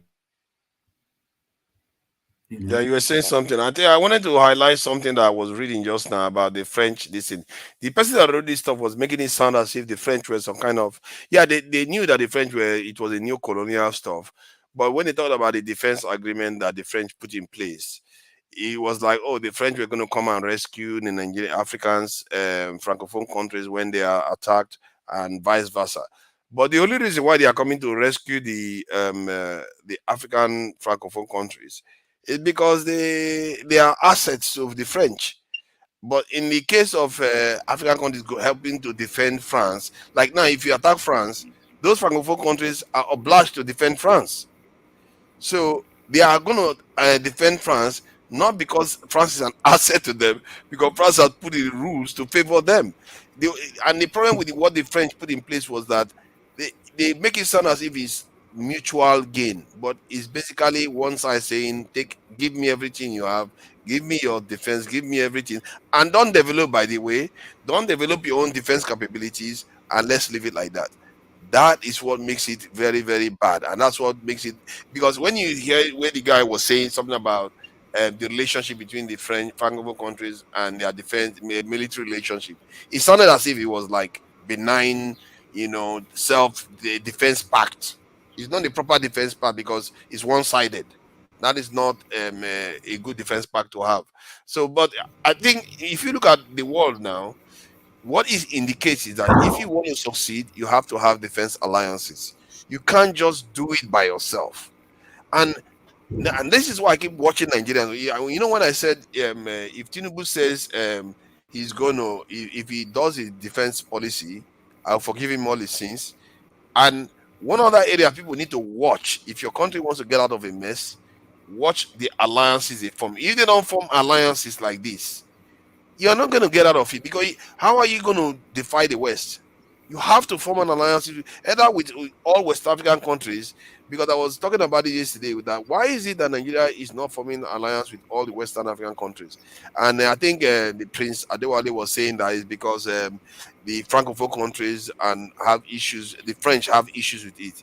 Then we're like, but why did Nigeria not break that control of the French to have alliances with? Because now they are doing it themselves. They have to do it themselves. That's why you have Mali, Burkina Faso, and the others ganging up among themselves now, because Nigeria didn't do it.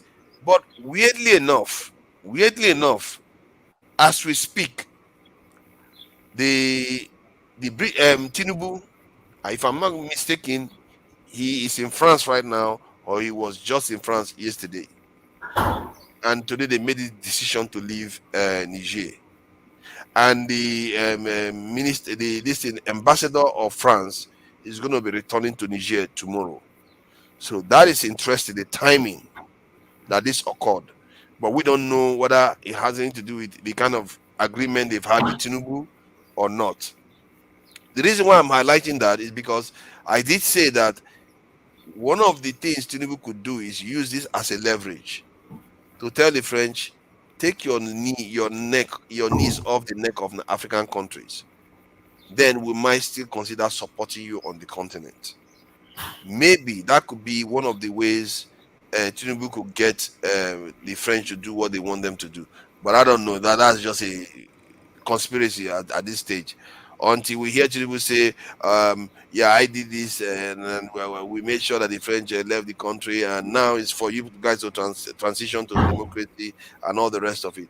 If he says that, I'm quite likely to believe him, because even I suggested that is a potential thing that he could do. Because why invade Niger? You should be asking the French to leave the country. Leave the country, stop exploiting their resources, allow them to develop as they are meant to develop. But we don't know. And one other thing that I thought I should highlight too is that they said Biden didn't meet Tinubu.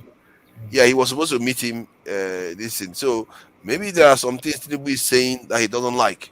Like, Tinubu said something that he was going to do, he may do things that are unpopular. People are assuming that he was referring to Nigeria. But he was at the UN when he was saying it. So, and he was saying in the context that some people seem to have been, they seem to form themselves in such a way that it's going to keep our countries underdeveloped and poor. He said that at the UN. And if he's saying that and he's saying he's willing to do things that are unpopular, he said that to the Secretary General of the UN. So that tells you that maybe Americans are not liking the way he's sounding. That's why they didn't meet him again. Now he's gone to France and the French troops are leaving. We don't know what is going on. And I wish Tinubu made that type of speech to Nigerians, talking to Nigerians, telling them that, it looks like some of the things that is going on, some people are ganged up against us. We need to find our way in this world. If he said that to Nigerians, Nigerians will sign up to it. As a matter of fact, he will unite Nigerians, because everybody will be like, yeah, no wonder we are poor. Let's figure out how to get out of this mess. But we don't have any alliances. Yeah, I agree. And I wish he was saying that to Nigerians, because he goes to the UN. I've never really had any Nigerian leader make that kind of speech for. Some people say Murtala said something similar, but that was, I don't even know where I was when Murtala was in office, because I wasn't conscious of anything at all. I was tiny. So that was a long time ago. No Nigerian leader has said anything like what Tinubu said last week at the UN. And I wish he was saying that kind of stuff to Nigerians, because he Murtala said it. What year was that? They said Murtala said worse even. When he was in office now, 1970. That's 1970 something now. Yeah, long time ago. More. That's a long time ago. Since Nigerian leaders have said something like that, yeah, it's crazy. And they said what he said was even more, more strident than what Tinubu said it gently, but he was there. And I said, I wish he was saying this to Nigerians. Maybe Nigerians will start giving me a little bit of benefit of it, that if you are saying this thing, that there are people that are causing problems for us, and you are willing to do the hard thing to make sure those things are redressed, then people will start asking you, what is it you're going to do? Because one of the places you have to start from is your defense. You have to start from your defense. You have to start from this thing, your alliances. But it looks like Tinubu's alliance is with the US. That's my. But he put this guy. Biden didn't meet him now. But everything that he seems to be doing is indicating that his alliances with the US, not necessarily with the French. The whole thing is confusing. I don't even know what that guy is doing. I don't have a clue. None of them are telling us, and because now the French troops are leaving. So what does that mean? I don't know.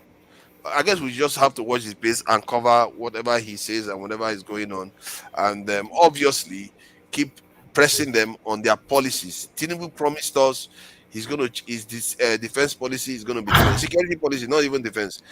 And people in his government are saying he's going to do something about it. Not his security policy. He's going to do something serious about the security of the country. I'm sure a lot of people have told him. Even when he left the country, when he was talking about people coming to invest in the country, many people probably have told him, fix your insecurity before you can start worrying about us coming over. You don't even have to invite us, we will come. And I'm sure most people have told him, let's hope he does that. But I don't know. Because look at this list. This list is a very, very disturbing list that we don't belong in any of this. Why are we not forming one relationship with anybody? Why don't we form a relationship with Israel? Why don't we form a relationship with Iran? That if anybody comes at us, you come after them. Or if anybody comes at you, we come after them too. That's how you build alliances. Or China. Honestly, or Russia. It's very surprising, man, the way these guys operate.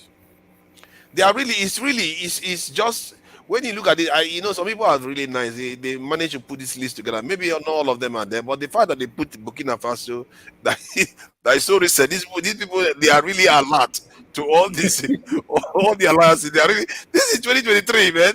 It's not even that long ago. It's about a week ago or two. they signed this alliance, and they've already put it there.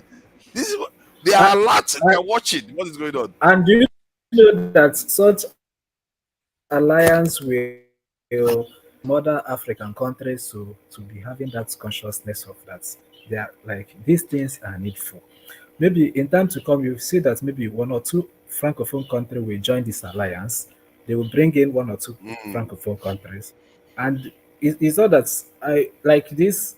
I don't see why Nigeria shouldn't be part of an alliance like this. I'm telling you the truth. It's the French that is killing us. The French is the one that is killing us. Nigeria should own West Africa by now. Because if you look at it, every region in Africa has standby force. I was like, what is the point of having standby force when you don't have a defense pact?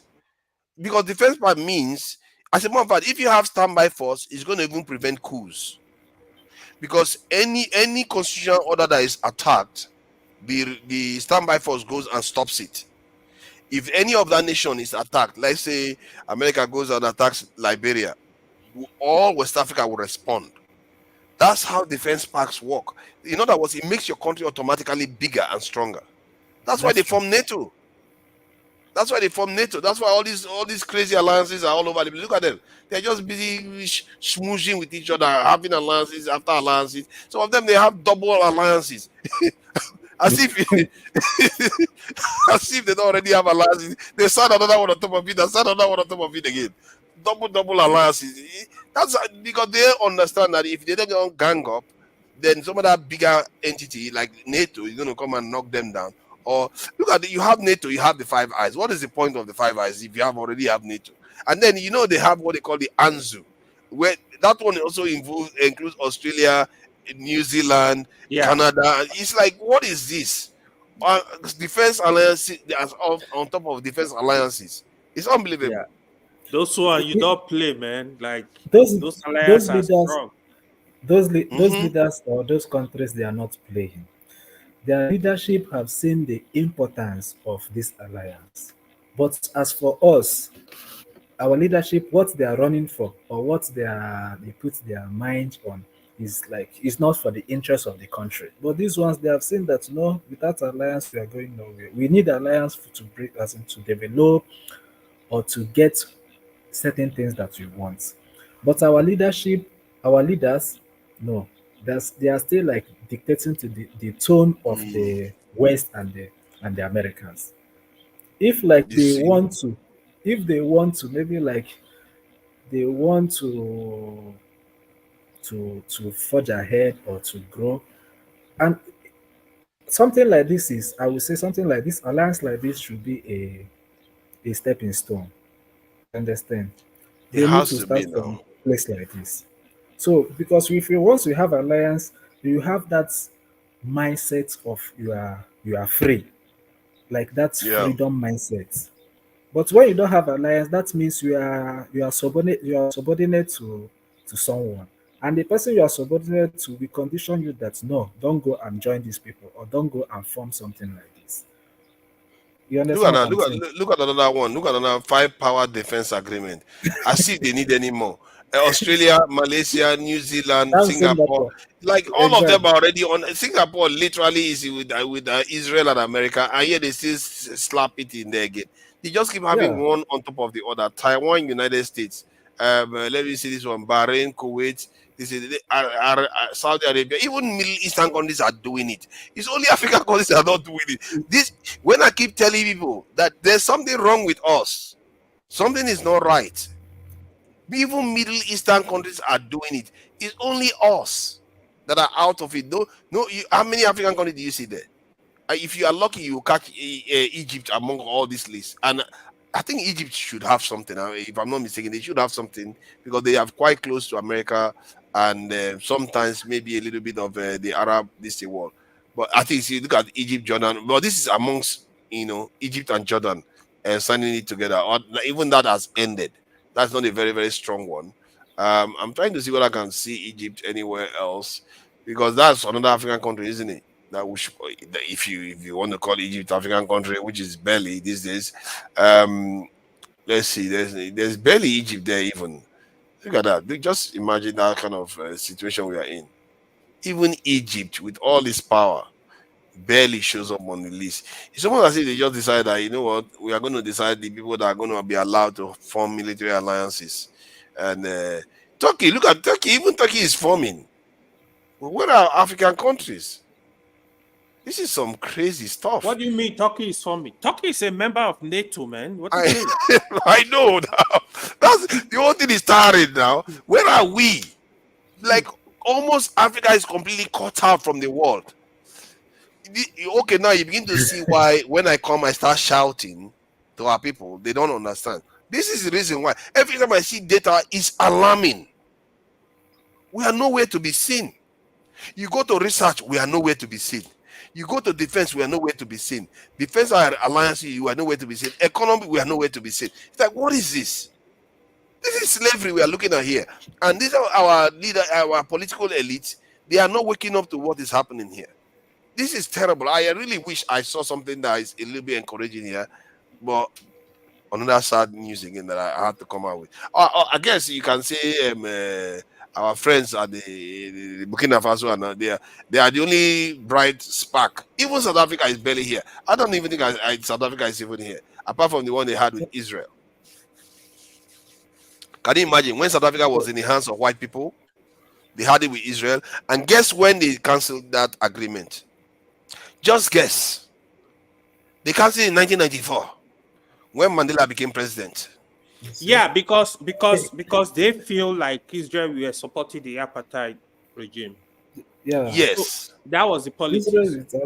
I guess you can. I think that's quite a valid point. But could that be the only reason? Because that's one of the only reason. That's one of the only African countries that were involved in the military pact, and Pope, he was kicked out immediately. That's sad, isn't it? It's a bit sad because for whatever reason, it didn't happen. When the country was white, they had it. Something that made them strong, they had it. The moment the country went in the hands of the black man, they decommissioned their nuclear weapons. So South Africa, Mandela was against nuclear weapons, swear. Was Mandela against nuclear weapons? Something tells me he wasn't. But somehow they took the nuclear weapons from him, and this defense pact fell apart, and nothing else. They were gone. The moment the black guy shows up, nothing else. You are cut out from the world of alliances. There is nothing. No Kenya, no nothing. No. Nothing. Then, like for the fact that we are not in any alliance with any of the countries. Oh my God, man! Is reason for you to say that these people, they will never take us serious. Like the West and the Americans, they will never take us serious. Because the moment we start forming an alliance, it's going to be an eye opener for them to see that yes, these people the continent is beginning to wake up from their sleep. So, but with this Burkina Faso and the Mali one, it's a very good move. I'm telling you, it's a very good move. It's a very good move. It's the first sign of freedom in Africa. What you are seeing here is quite significant. It's the very first sign of true freedom in Africa. That is unheard of. You see what I mean by something that shifts the gear, that shifts the pendulum a little bit. That is the first time I've looked at data and I saw a shift of something I've not seen for a very, very long time. Like if you look at some data online, you will see that we are not present in anything. until like this one. And when I looked at this one, you see that okay, this is a little bit of a nudge in the right direction. Let's hope that they don't destroy it, because after all, Nigeria was once present on this list in the 1958 to 1962. So, but we fell off again. So, and that wasn't even a proper one, because that was with a colonizer.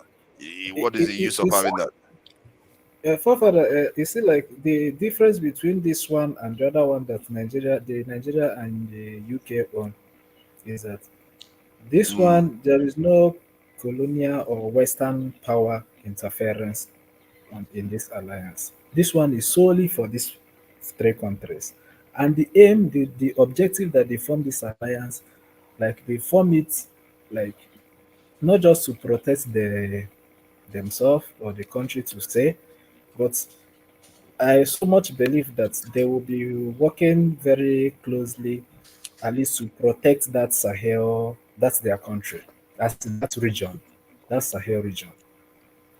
You understand? So this is a very good move. Honestly speaking, I'm so happy seeing this. Very Yeah, happy. I have to say they are the first people that have showed up on this list. That this is the only independent African nations that have done this. That's no Honestly speaking, African. That's for a short period. And these people have held a record here to show I'm up on telling this you, they list. break record. It's unbelievable. It's That's unbelievable.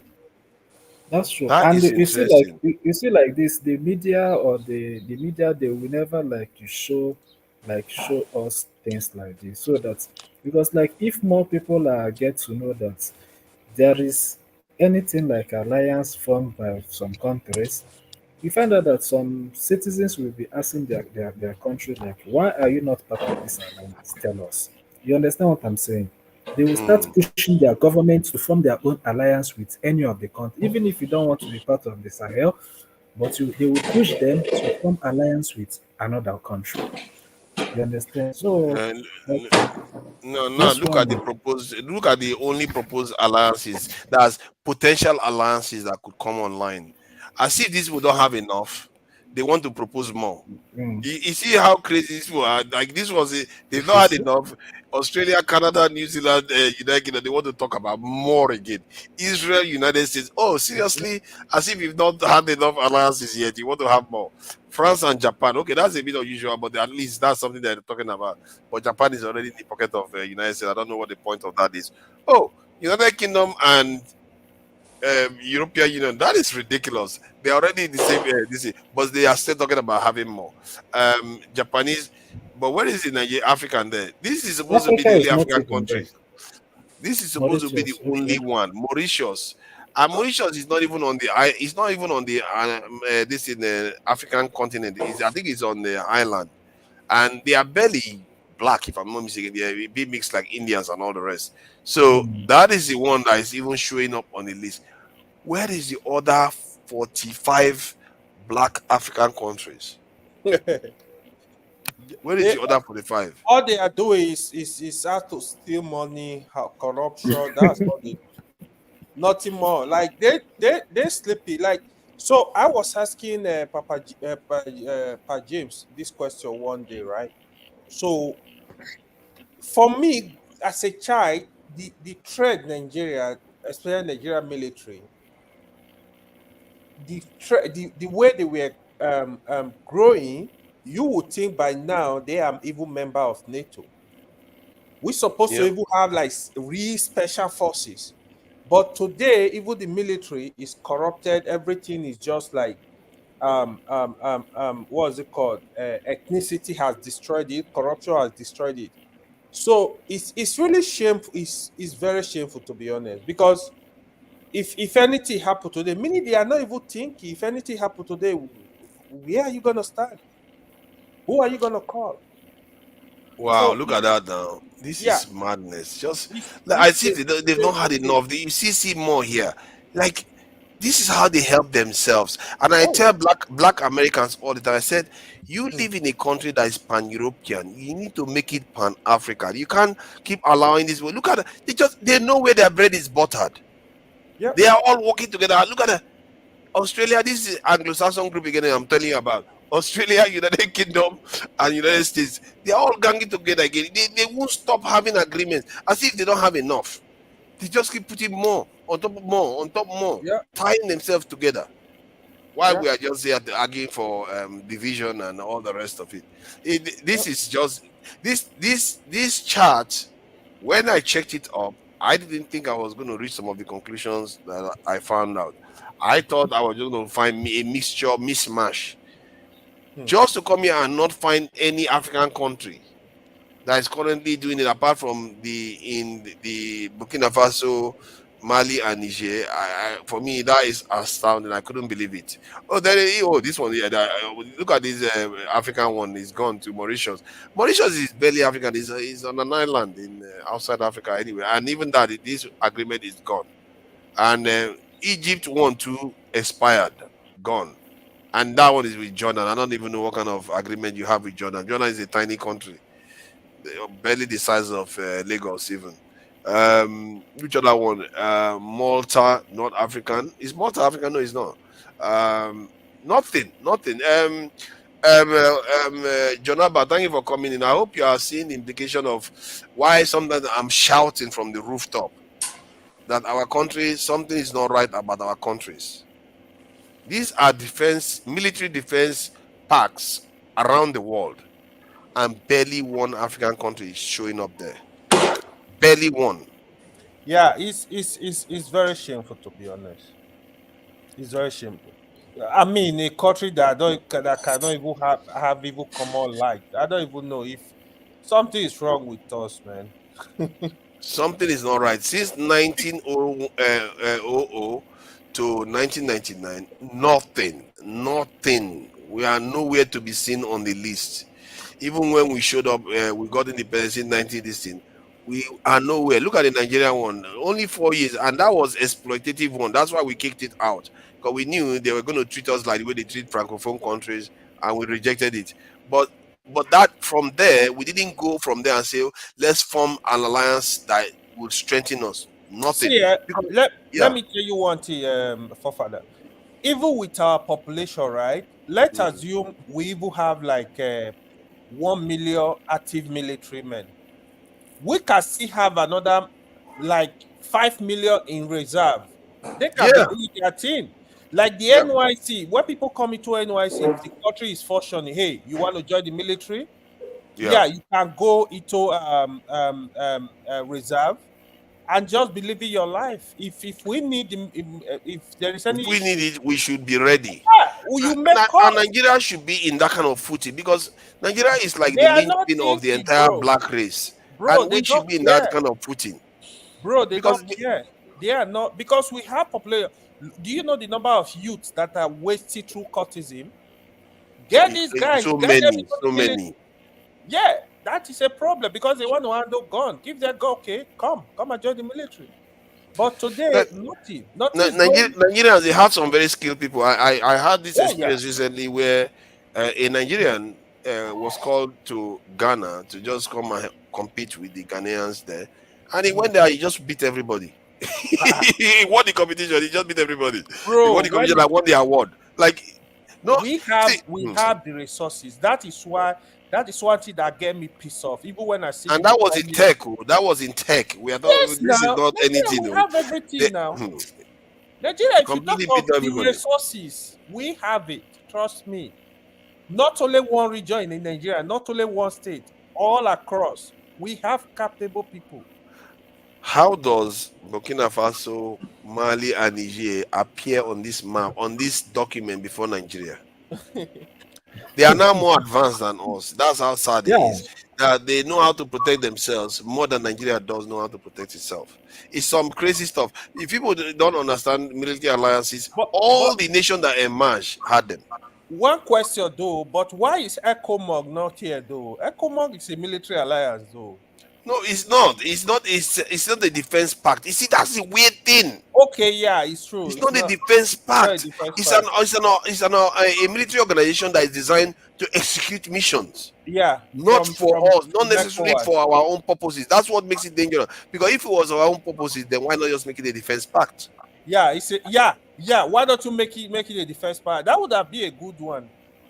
Ecomogu, that would have been a good one. This is a problem, man. It's a real problem. And the way our nations operate, and our leaders don't tell us all these things. We come here and check them.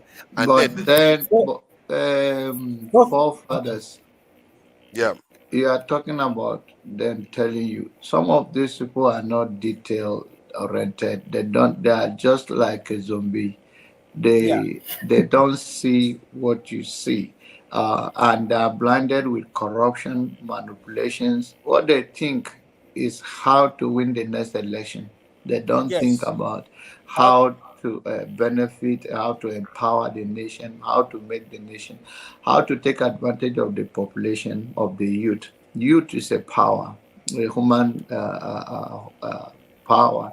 But many of these nations have that same problem. Now, many of these nations are democracies, but they still think about their people. You see, another thing is the fear of the military might, the leader, like the head of state, especially civilian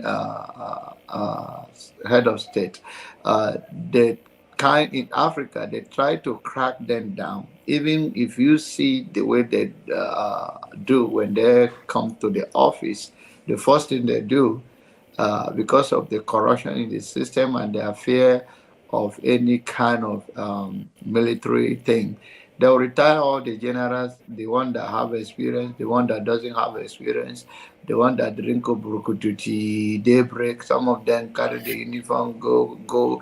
There is nothing. It's a shame if you see some of them that they are not in a good position, not of rank now. They can even be a high rank officer, but the fact that they are not in a good position where they can take a bribe.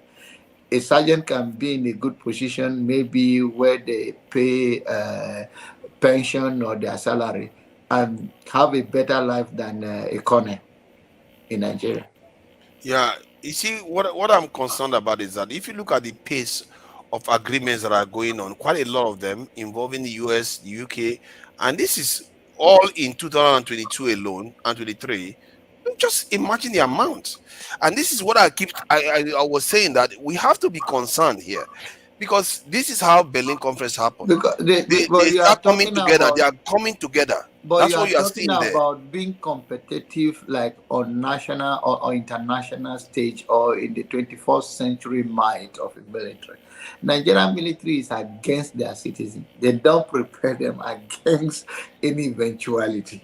So they prepare them. The enough they have is for what they will use to crack down if there is any internal problem. They never prepare for, even for Niger, to take that if Niger, Ghana, or Cote d'Ivoire, any neighboring country, even Cameroon, they don't prepare against anything like that. They don't, even internally, they do not have the enough security strategy to, even if there is outburst of riots today in Nigeria, and Nigerian people really want to go after anything, they themselves overwhelm the military, because the main thing, the only thing they have in their hand, I know it's so radical, they said in Nigeria law, if you propose such thing, all Nigerians need to have gun if they want to. Just look at these ones here now, and you see, just looking at Janaba, just looking at this page, you could almost tell what is going on in the world. You don't need me reading the news alone is disturbing me enough, but looking at this page, you can see the pace. Look at them before now. Look at how many of them showed up with the UK. One, a few of them here, United Kingdom. Yeah, it's still showing up, but it needed to be fine in between. But look at it now. But you They are are all talking coming together about now. advanced, well-advanced country that think about their citizen more than anything else, and the citizens also are well informed about their own value and how they can. Security. They don't play. Yes. So, but you see, one of the reasons in America why gun law is still a problem is that their own mindset, especially the great state is that their belief is that you should be able to defend yourself as a person. And if anything, there is outburst war against any nation, even if the soldiers in the war front are overwhelmed by the military might, the citizen can defend themselves. That is why you see it's a very complicated thing that even the politician cannot solve it. But if you propose that to Nigeria, Nigeria even need more of that, because this is to be honest with you, the Nigerian police are not well equipped, because the money go to the top officers and they send these people out. Some of the things they hold in their hand, that mantle or whatever they are carrying, sometimes they don't even have enough, except the special force. They don't have any bullet in it. Unbelievable. Father, somebody is in the backstage. I think he want to come in. So yeah, somebody's in backstage. Yeah, I saw him now. So Kifaru, you have to put your camera on, no, Kifaru. Why do I need to put my camera on? Sorry, it's not, because this is not streaming only on my channel. That is the rule, man. It's streaming to another channel that you know, the Dr. Damage's channel now. That's where it is. That's why you normally you put your camera on before now, so I'm not sure you are. There's one person that is not on, but no, that's Loco. Loco normally puts it on. He just went to do something. That's why. Very good. Welcome, Kefaru. Yeah, you are in Italy now, isn't it? You are based in Italy. No, I'm in the UK. I'm in the UK. Yeah, right. Don't mind him. He's in Italy. Just go up on that. But you see, this is a really very important conversation. You know, I'm just looking at that military alliance now. I had no idea that he's comparing himself with me there. Who is Niger. The guy, I'll be past my own, so I don't compare yourself with me. No, you'll be past my own, so okay. Why do you sound so aggressive that they don't compare themselves with you? Why? Yeah, so that military alliance, that is something. You see, I think we Africans, we need to be pushed to the wall before we realize that there is a threat. You understand? I don't think if there was no threat in this Sahel region, these people will not find it. They would not even think that we need an alliance. But just because they face this imminent threat from foreign military, that's now when they say, okay, we need to create this alliance. Most African countries, we don't see that we have threat. Okay, as the border was just saying, Nigeria does not see that, we don't have any threat from anybody. So why do we need to even invest this much money in the military? There's no threat, but that's just the truth. Who's going to attack Nigeria, the neighbor? No one. No one is going to attack Nigeria. Niger is not going to attack Nigeria. There's really little threat. I think Nigeria should be like internal security. I think that's what like most people will agree. The internal security is most important for Nigeria. But the military alliance, I think we need to be pushed to the wall. Maybe if England said, okay, we're coming to attack Nigeria to take all your oil. Maybe if they say that, that's when Nigeria will say, okay, maybe we need but why do you have to wait till the last minute, like a beer of this in ABA of what they call it, Ethiopia, that started saying the citizens should come and join the military when the war started with the Tigray. That's when he started calling them to come and join it. He should have gotten a strong military at first. That's the fact that he didn't have a strong military could have led to that problem in the first place. Why do our leaders always wait until something goes wrong? You have to see the world for what it truly is and learn from it. In a way, God is giving you a chance to do it at peace. When you're at peace, why are you waiting until somebody wants to kill you first before you decide that, okay, this is the time for me to start hurrying to go and secure myself? Because military have to have training. They need time. You have to prepare them. Maybe even send them on exercises so that they can be strong. Not when the war has started, then you go and say militia, the citizens should come and conscript and join the army. How are you supposed to fight then? Especially in this modern conflict that is happening these days, you're not going to have a lot of chance to survive it. And that is my problem with our approach, isn't it? we should be looking to military alliance doesn't cost us anything, does it? It doesn't cost us anything. It's just saying that we're going to protect each other. Yeah, go ahead. Forefather, just like what you pointed out the other time, you say that you are still asking, like you still want to know what is the problem with our leaders.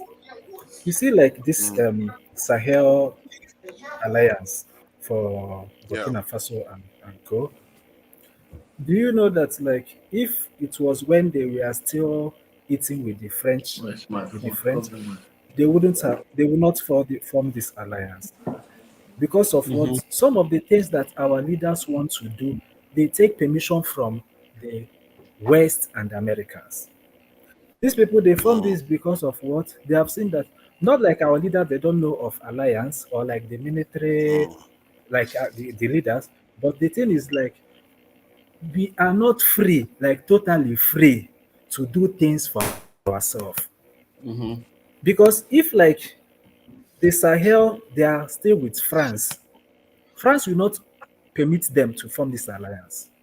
Yeah, I believe that there are some countries that maybe that are thinking towards that that direction, but because of the West and the Americans and their former colonial masters and so on, they made sure that they never achieved that alliance. You understand? we have to break that, and I hope that these yeah, they have to.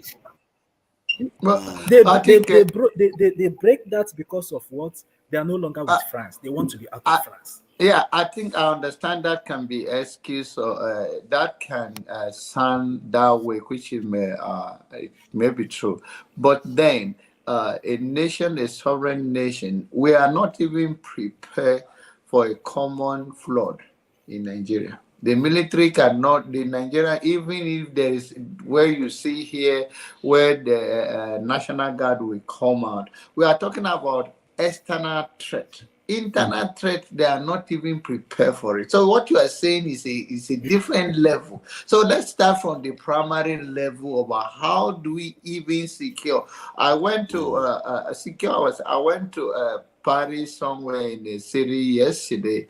Because of the number of the people that they book for the hall, the number of the police there is 10, based on the number of the people that they are registered to be at that event, right? So that is a small portion between the society, how to be in orderly, just for orderliness sake, and for protection in case there is any outbreak of any confusion. This is just a gathering of people, but that is how society functions. You are talking about eternal force, Cameroon, waiting consign us, Cameroon, even so all the neighboring countries is not a threat to us, and we are not even ready for anything. We are not ready to exist as a home. There is no, even the one that we have so far, did the police, Nigerian police force, have respect for you on the street? Did they even know they are left to their right? So many of them.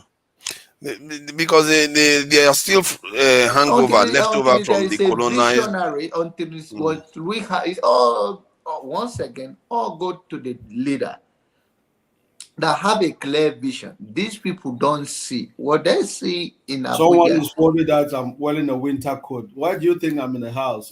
They've started picking on you already. Oh, don't worry.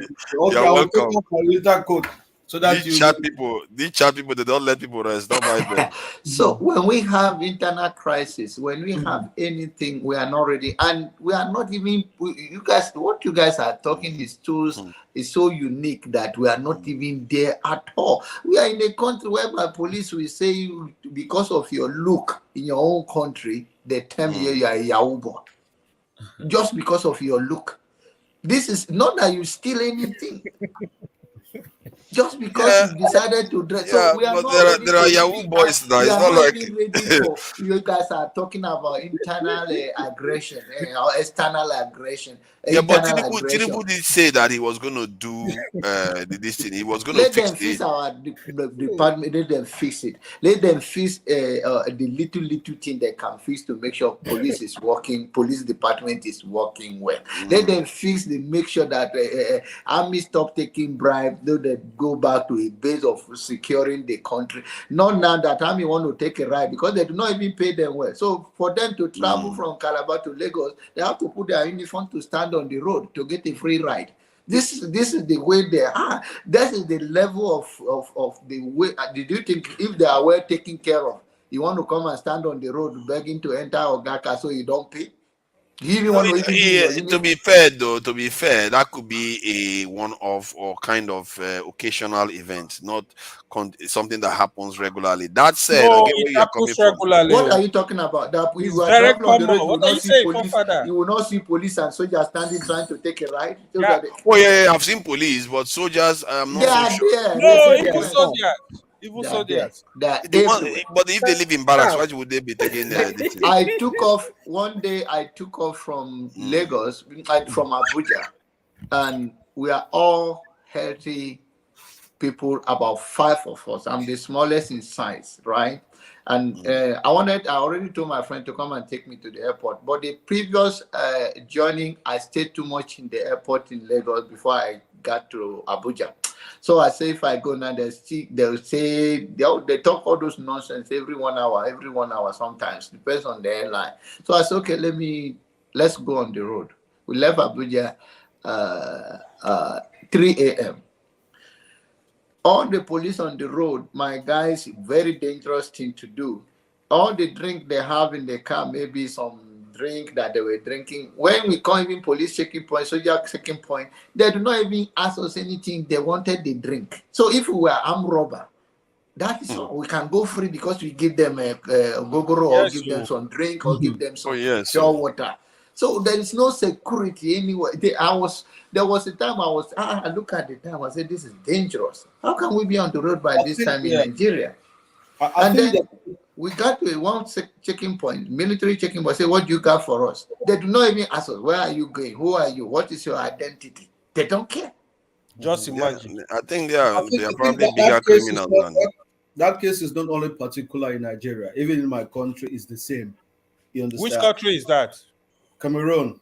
Oh, Cameroon, you cannot even say, no, with all due respect to Cameroonian, when Paul, we are sitting in Sweden or wherever to come to your country, then you are thinking you have a country? You don't have a country. You just have, with all due respect, this is 45, Paul Biya is 45 years in power. So you guys have a broken system completely. And that's why they were saying Nigerian thing is not working. I say other people can complain, but my Cameroonian brothers and sisters, they should go deliver themselves from the hand of old men. I think most Cameroonians have accepted that Paul Biya is a king.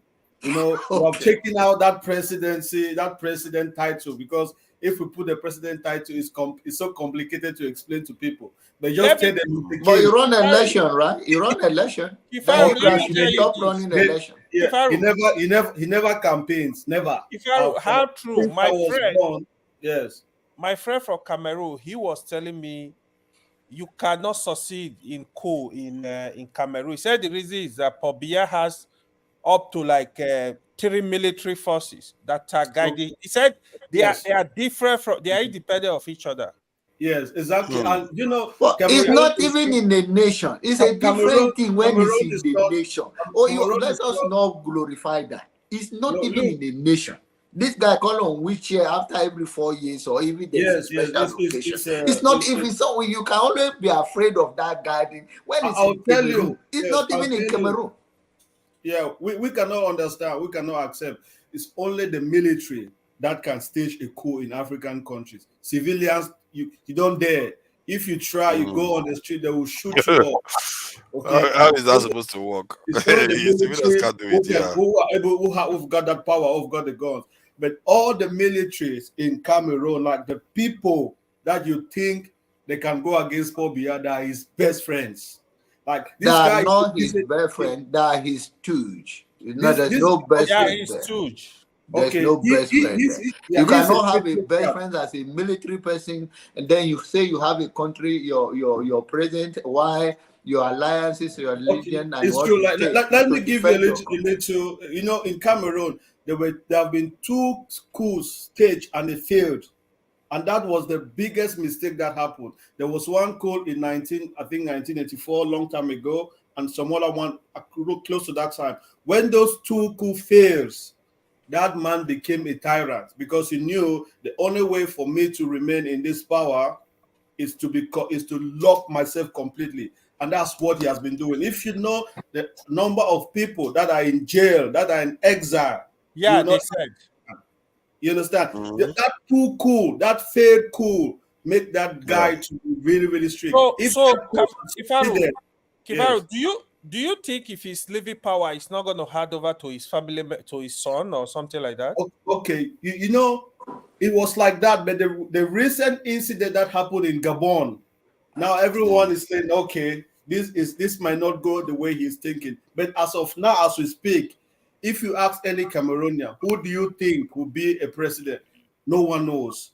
You understand? Because like, if just take for example, all Cameroonians, like more than half of that country has known that man as a president. Because taking the consideration that like the average population of Africa is within their 30 years. So all of them were, when they were born, that's the only person, including myself, who saw as a president. So those people in their mind, they don't even have the concept of someone else being the president. Is even in Uganda, Museveni.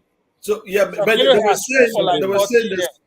they were saying the son, but that guy, he's not that kind of person that loves politics. You understand? You don't even see him. We don't know about his lifestyle. He has his timber business. He's not even involving himself in all those political things. If it was someone that was really, really involved, people will be saying like, okay, maybe, but it's going to be really, really It's going to be problematic when this guy leaves power because there's a lot of hate. Like the people in the north, they don't like him. The Bamileke people, they don't like him. You understand? So, but what you like, you gotta do when he's dead, he's dead. So they have whether these you like Amazonia people that don't like him. You Yeah, understand? Amazonia. Yeah. So when this guy dies, if they don't take care, that's where that country will completely collapse. You understand? Because that power that people have been so scared to fight is no more there. So I think they have lived in fear. The Cameroonians have lived in fear of thought their torrent yes, that have crippled the nation, and that fear is determining whatever they do, and that is what we're going to live for now. Or they'll have to live with it for now. But I encourage my Cameroonian brothers and sisters that they have to change the narrative in Cameroon. And we are complaining about Nigeria. At least we have election every 4 years. This is the first time I said they shouldn't have election in 2027 because there's no need of wasting all those millions. And then the same guy is going to be there. So what is the reason? Why can't they just give us those money that they are saying that they're going to use for election? But apart from that, at least every 4 years, we have the courage to have election no matter what. There's a clear message. We are not where we're supposed to be, but and also this is the reason why I encourage all Nigerians, the younger one participating in election. You have to keep pushing and pushing because those that hold you hostage, they have more resources than you, and they will use it to cripple you. But it is your basic human right to resist it and to be wise about your business so that they don't kill you in the process. The reason why so many of us are speaking from abroad, it is because it's much better if we can do more from here than be in Nigeria, except you belong to 1% of Nigeria. Doesn't mean that the Nigerian citizens does not have the power. The power belongs to the people, but they also have to keep pushing to make sure that the power is in use. Because what you have and you don't use it is equal to not have. So the African dynamic, I think in 21st century, in one way or the other, we are still a slave to the elite. not only to the foreign power. I think we need to bring the military involved in most countries that we want to fight. The military needs to be on our side because that's the only that is we have to bring the military has to be on side of the people. Some people the don't like military is so corrupt. They cannot be. That's the problem. The military is more corrupt. If you are talking about the old military, it's just like old pastor where they call them church rat. You see, you already said so there is the military right now. Yeah, but Jonaba, though, yes, I agree with you, but there has to be still good people in there. It's not uniformly corrupt, isn't it? Yeah. And even if you are corrupt, when we say corruption, is the fact that maybe you take money from this thing. That doesn't mean it don't mean well for the country. There are many of us that some of them mean well, most of them mean well. But do you think that the politicians don't mean well? It is about greed. It's not about not mean well. They mean well. What I mean by that is that if they are given the opportunity to make decisions based on that intention to mean well for the country, they are going to take it. No, that is because of the corruption. Which opportunity do we give to a military man than to empower them, give them the tools to use to protect the civilian? What do you need? You want them to become the head of state? Is that what you are talking about? No. The idea is that if they understand that their role would be more professionalized, if they understand that what they are going to be doing, they are actually going to be doing the duty of protecting their own people. This is not even about greed anymore. This is about your own people, your children, your children's future. There's a way you convey it to them because if you look at these other countries, their foreign future is not there. They're all in abroad anyway. I get what you mean about the top ones, but like these 4 countries that have removed the French influence from their countries, they were once elites too. Yes. They decided that they are going to turn. So there are people amongst them. You have to form your own column. Every military has their 5 columns. So you can even say a military is full of columns.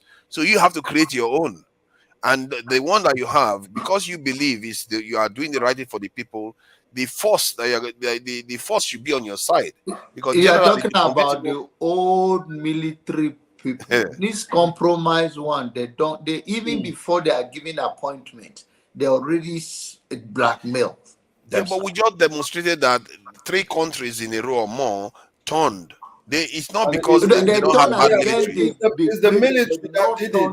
They turn against the abuses of power in their country and trying to free themselves from the being taken advantage by other foreign. Isn't that what you need for our country? That's a bigger problem. That's a bigger problem to deal with.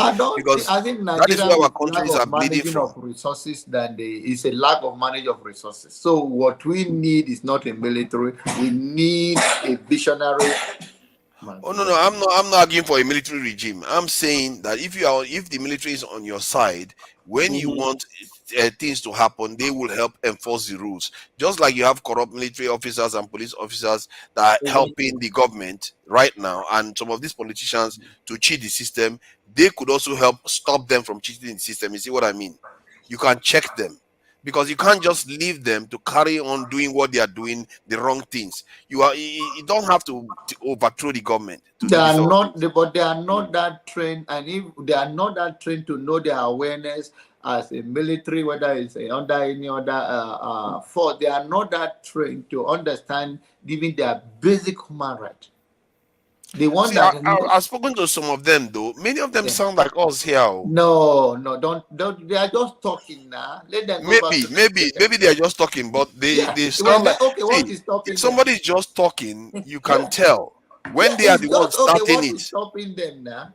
That is nothing. What is stopping them? What is stopping them is that they don't have the support. No, it's not that Nigeria or anybody in Nigeria or any part of African country, because we have African brother now on the platform. Not that we don't know what is the cause or we don't have the knowledge of it. Is that the power that is being that you're going to go against you? There's nothing wrong to. It's a check and balance, and that's why all those institutions exist. So that it not become absolute power, there should be check and balance. The military, the judiciary, and the rest of them. So they cannot function independently in Africa for now. We see what Niger is doing. Niger is doing great to me. I think African countries, we either we believe or not, we still have so much influence from the West. Okay, and they give us some kind of they give us tax for our presidents to execute. That's still the problem we face. I don't think we are completely free. So when you're talking about the people, we should free ourselves from the West first, because the West can't be making decisions in most of our countries. I just saw something, I don't know how true it is, that there is a Trans-Niger pipeline that has to lead from Warri, going through Niger, going to Algeria to supply fuel to Europe. Yeah. And that's the main reason that there's a problem, because Niger is now standing in between that fuel and they can't have that pipeline continue. That's why Nigeria, who's the main, that's the main source of the oil, has a problem. That's why Tinubu needs to fight to make sure that that pipeline passes through Niger without any problem. That's what some people say. I don't know. But if we can still be in that position where the West we're still fighting to satisfy the West, then we are not really free yet, no matter what we do. They just give us, okay, do that, then we decide. So if we free ourselves completely from these Western people, then it doesn't matter. We have to. We have to. And I think that is one thing, but let's also talk about Nigerian resources within Nigeria. How do we manage that? We will understand the foreign affairs in our country, but the what we have so far, how are we managing it?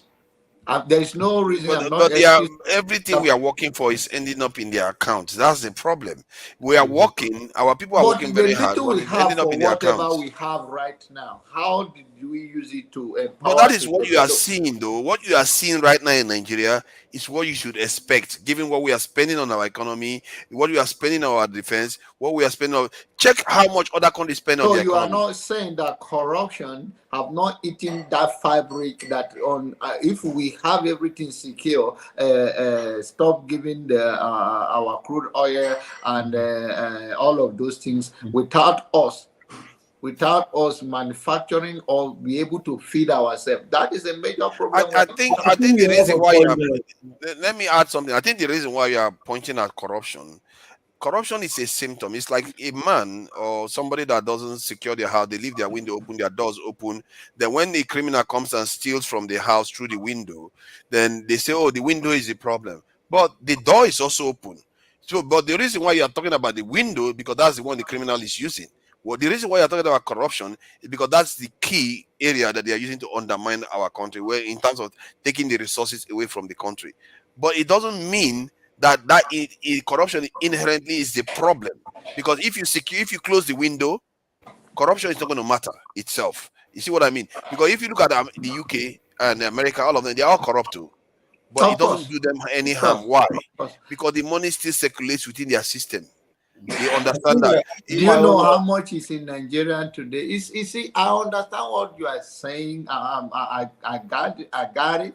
But this is the little we have. Let us say we don't even have oil today, right? Let's stop up oil. We still have enough resources in Nigeria that if we focus to empower ourselves, there are more resources in Nigeria. Whether you talk about farm product, we have all it takes to be independent regardless. It's still do you know how many things get wasted in the middle belt alone? The food that get wasted. You are talking about military, all of those things.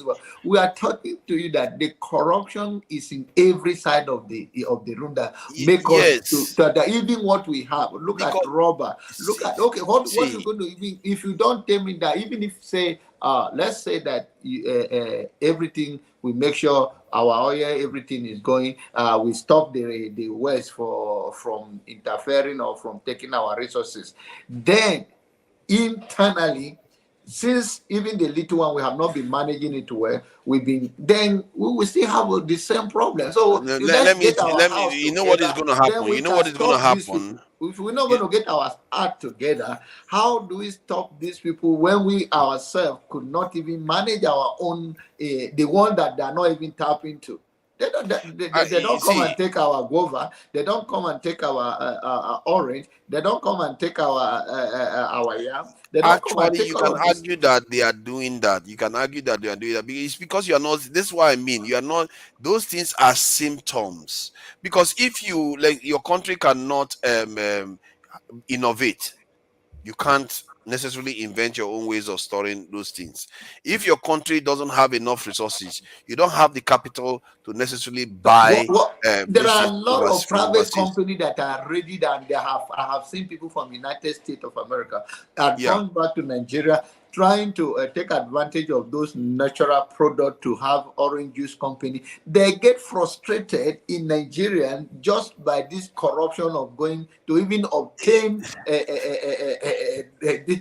obtain license. They will drag you. You stay in the hotel till maybe you move up and down, whether by not that whatever the company that is supposed to get. So there are a lot of internal corruption that and if we don't solve that problem, even if we block all the military thing, all of this thing, the way to stop. See, let me explain the way to solve that problem. Can I just say something? Go ahead. When it comes to corruption in Africa, I think most of the time we Africans, we think corruption is a system that can be stopped by an administration. Corruption in Africa is a cultural problem. That is the root of corruption. It is cultural thing. Even without no government, people in your village with no concept of government corrupt. So fight corruption at the level of the government. Corruption can be fought easily with simple technology. That corruption of accountability, that one can be fought. But the corruption of the mind, that is a cultural thing that needs a complete different revolution to train people that doing this thing is wrong. I think that's the bigger fight to have, because children from like 2 years old, they want to cheat you. They want, it's a culture that we need to fight, and no government or no political degree will stop it if the people within themselves don't see that it's wrong. So that is the fight that's the biggest fight. That's the root cause of corruption. That's just what I wanted to say. Yeah, it's become a way of life that is become normalized. And it's become like so. What we are saying is that, of course, there is no. We should do everything to make sure our stuff belongs to us. We manage it well and all of that. But then the mindset also, we have to change that mindset that it's okay. A police that is taillight is not working will pull you over. That doesn't, not even taillight is not working. They don't have a taillight in their own pickup. We pull you over for not having a taillight for not having a taillight signal in your own car. This is the high level that we do not. Before you do that, then you should have your own working, and then you can to fight that corruption. We need like really drastic measure in Africa. Yeah. Like measures that people there is corruption everywhere, but there is consequences for actions. Exactly. But where there's no consequences, it becomes a way, it's a norm in the society. Sorry to cut you short. Like in China, there was an incident. Some chemists, those chemists were producing baby milk. They had to enhance it with some protein powder so that it can pass the test with fake stuff, and it was discovered, and these people were shot. They were killed like that so that people could see that you can't do these things. But in Africa, you can do something like that and you can bribe your way out and you go free. So we need like really drastic measures to start fighting at really, really top officials, so that when you see corruption like this, they will kill you. That the consequences should be massive and really, really heavy. So people should get scared. Nowhere in the world that there is no corruption, anywhere in the world. But at least you have some certain fear that if you are caught, there is consequence. Yes. But when we normalize it, it becomes a way of life. That's a different mindset. You have to change the mind of the people, because it's one of us that lead the country. It's not the outsider. It's not the people. We are talking two different things altogether. In the country, where what it can benefit the country, let's say 3 children can play soccer very well, and because they are from the same mother, and they can bring championship to the nation, they can say, no, we only need one from this area The other, your talent, keep it to yourself. And it's so, and not only that, you are even lucky if you get there, if you have a good push and have a good manager. Otherwise, the best brain in Africa is on the street. They don't even have that opportunity to serve. What hinder Nigeria from hiring the youth to be in the military, the best? What is hindering them? Why can't they do that? Why we have unemployment? Why can't we hire them even to build our road? If we think there's nothing to do, why can't we hire them to build our bridges? Why can't we engage our youth in many other stuff that we know for sure they can do better? Africans don't value our own. For some reason, we say anything foreign as better. Yeah. We demonizes our own thing. Whatever we have is not good enough. I think at the core of this is, if you stop the bleeding, you can't treat a patient that is bleeding. If you stop the bleeding, then the healing commences. This is why I said we are talking about the symptoms most of the time, and they laugh at us. Actually, they even say it all the time, like, oh, you are corrupt, that's why you are not doing very well. So that you keep chasing your tails, not knowing that it's the bleeding that is causing the problem. Because if your natural resources, all the hard work your people worked, is ending up in their accounts, and then they are instituting policies to keep you underdeveloped, so that most of the stuff you buy it from them. So is them that determine how you have to have a good road in your country? Oh yes, so you don't know how it works. I will do it to you if you give me the chance. Like one of them is if you don't have enough resources, if I want to prevent you from, because to get enough money to do all the roads in your country, you need to do value-added manufacturing, isn't it? You see, let's do one major road that we know we can afford. We have major roads. Come on, you know that we have roads. Well, the major road that there's no pothole that people are dying. Seriously, are you telling me Nigeria doesn't have roads? to Lagos, that's what you are talking about. Yes, we have roads. We have roads that are actually functional. You know that Lagos is not a city for nothing. I'm talking about Ibadan Lagos road. Is that the road you are saying that we have? Yes, most of it. 90% of it. Hold on, you're not being fair. You're not being fair. 90% of it is I'm being fair. I travel on the road all the time. Are you telling me 90% of those roads are not tarred? There are potholes everywhere. It's a dead trap. There's no maintenance from Benue or from Lagos to Lagos to Enugu. Go travel Lagos. I've done it before. I've done it. Okay, and I think you didn't do it recently. It's quite recent.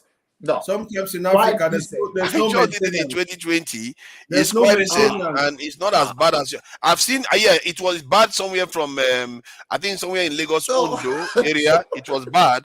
But it wasn't. It was bad. When we say it was bad, they were fixing one other side of the car, this in the motorway, and then the vehicles are traveling on the other way. For how long? I don't know how long, but when we say, hold on, you are saying back right now the road is still going to be the same.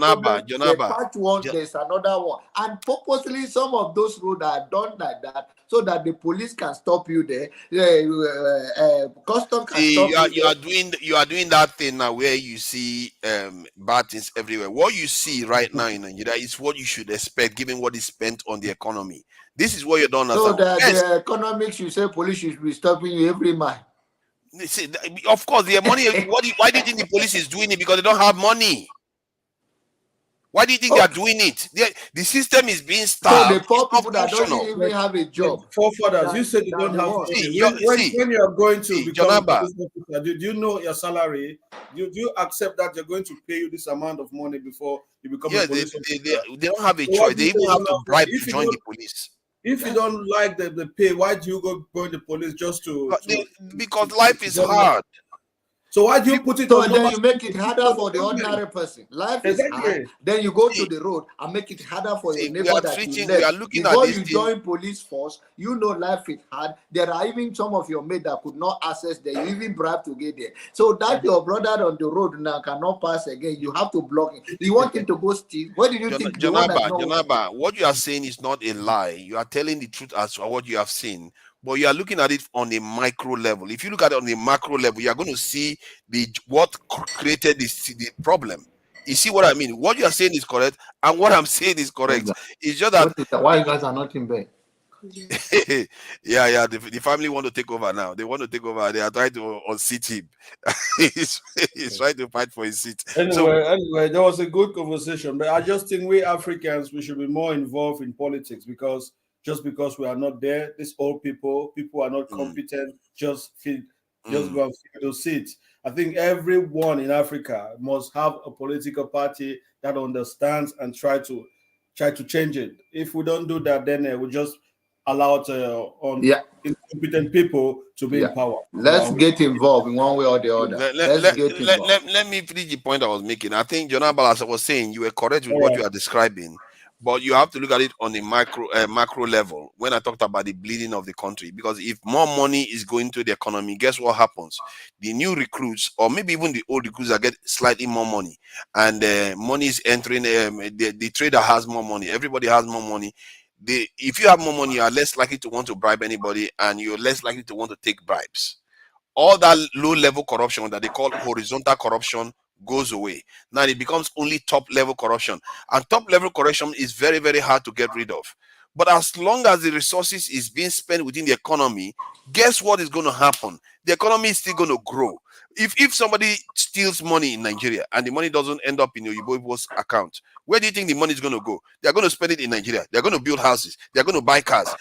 It's going to end up in the hands of everybody again. The economy is going to circulate. So that's why I say corruption on its own is not the real damage. It's just a symptom of what you are seeing, this horizontal corruption. People are stressed. They don't have money in their pocket. Nigeria's economy, we spend about $40 billion on our budget. That is chicken change for a country that is about 5 million population like Singapore. Singapore has got 5 million population. Okay. I want you to draw the contrast between the time that we get independent. How are we doing compared to where we are now? Are we supposed, if we follow it well, just compare it. Where are we now compared to that time? And what is our income, or the source, or the resources that we are using to maintain? Are we better than now? Our road, our employment. I understand we already increased in number and all of that, but how compared to? I think Nigeria GDP per capita, you can look at it through Nigeria GDP per capita, and even then you have to be careful because the currency fluctuation, GDP per capita, you have to look at it based on currency fluctuation, otherwise one can miss the point. Let me pull that up so you can see. Oh no, that I don't know. I shouldn't put 2020, 13, 23. So yeah, it goes up. That's GDP per capita. It goes up and it comes down. And let me see if I can share it with you so you can see what I mean. It goes up and it comes down over different governments and stuff. So that's it there. So as you can see, this goes all the way back to 1960. So sometimes it's even lower in the 60s. Then it went up again, and we got richer in the 1980s or so. That was during the oil boom in the 70s, and it culminated there. And then after that, we started coming down again, military. Then it picked up again. And if you look at this period, especially this period, was when they canceled our national debt. Maybe that helped too. And then we grew, and we grew. And most of this is depreciation of the Naira. So let's be careful. Depreciation of the Naira. So the GDP per capita will increase because of it.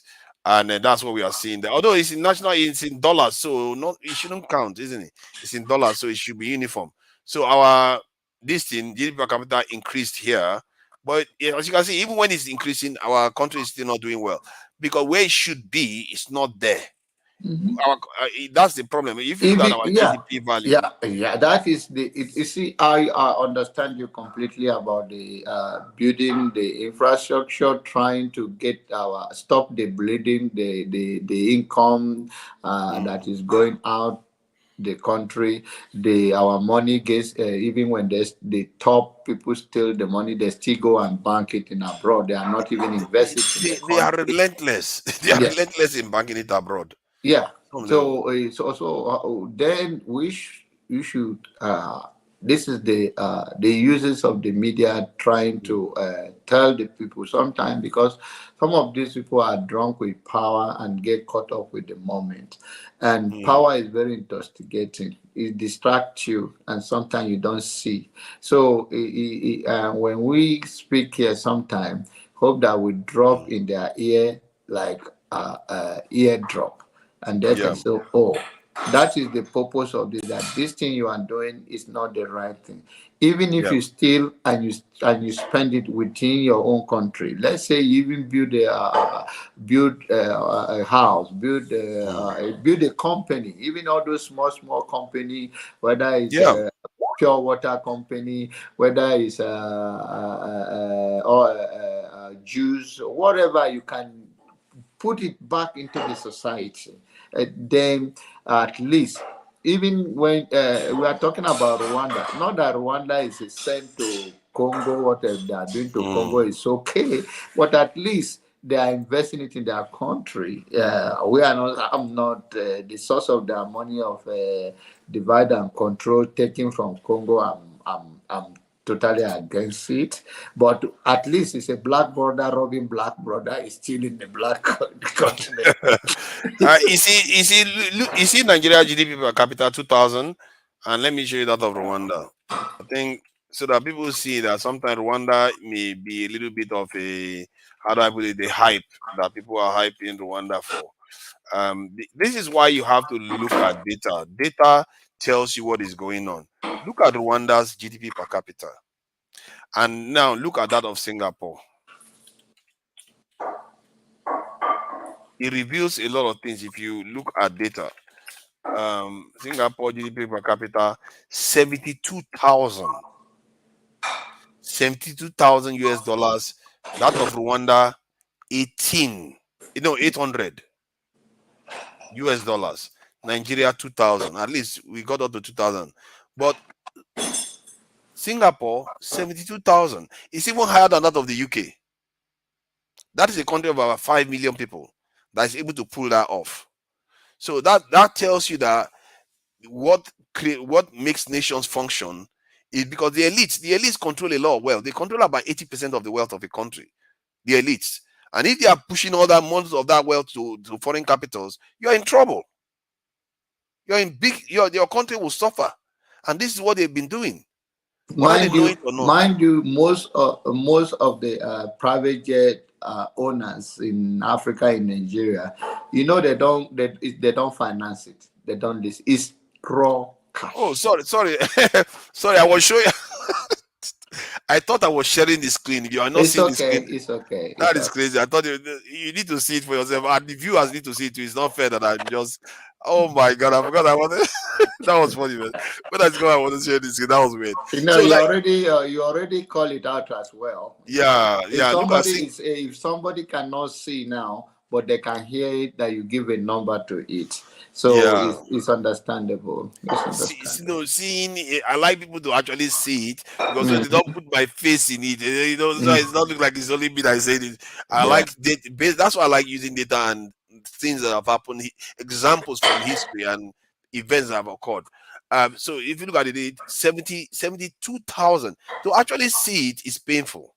One person gets $72,000 dollars in Singapore, their value in terms of the GDP, and Nigeria, Rwanda 800. That I don't know how many times. That's almost 80 times less than that of Singapore, and Nigeria is 2,000. Not too bad, but it's still about 40 times or 30 something times less than that of Singapore. In 2021, right? 2021, yes, 2021. I think if we probably go to 2023, it might actually be worse. If it might actually be worse if we get to 2023. You know what has happened with this government now? Our GDP will reduce now. Nigeria will become second or third in Africa now. Our GDP next year, because of what Tinubu has gone and done. Because it's depreciated in the Nigerian currency. It means that when you convert the Nigerian currency to dollars, our GDP will come down. That's what he has done within how many months of coming into office. He's made naira more devalued. He's made our GDP more devalued. He's made petrol price increase and still paying our subsidies anyway. What kind of geniuses are these? I don't know. I really don't know what kind of geniuses are running our country. They think, you see, running a country, so far, I think I see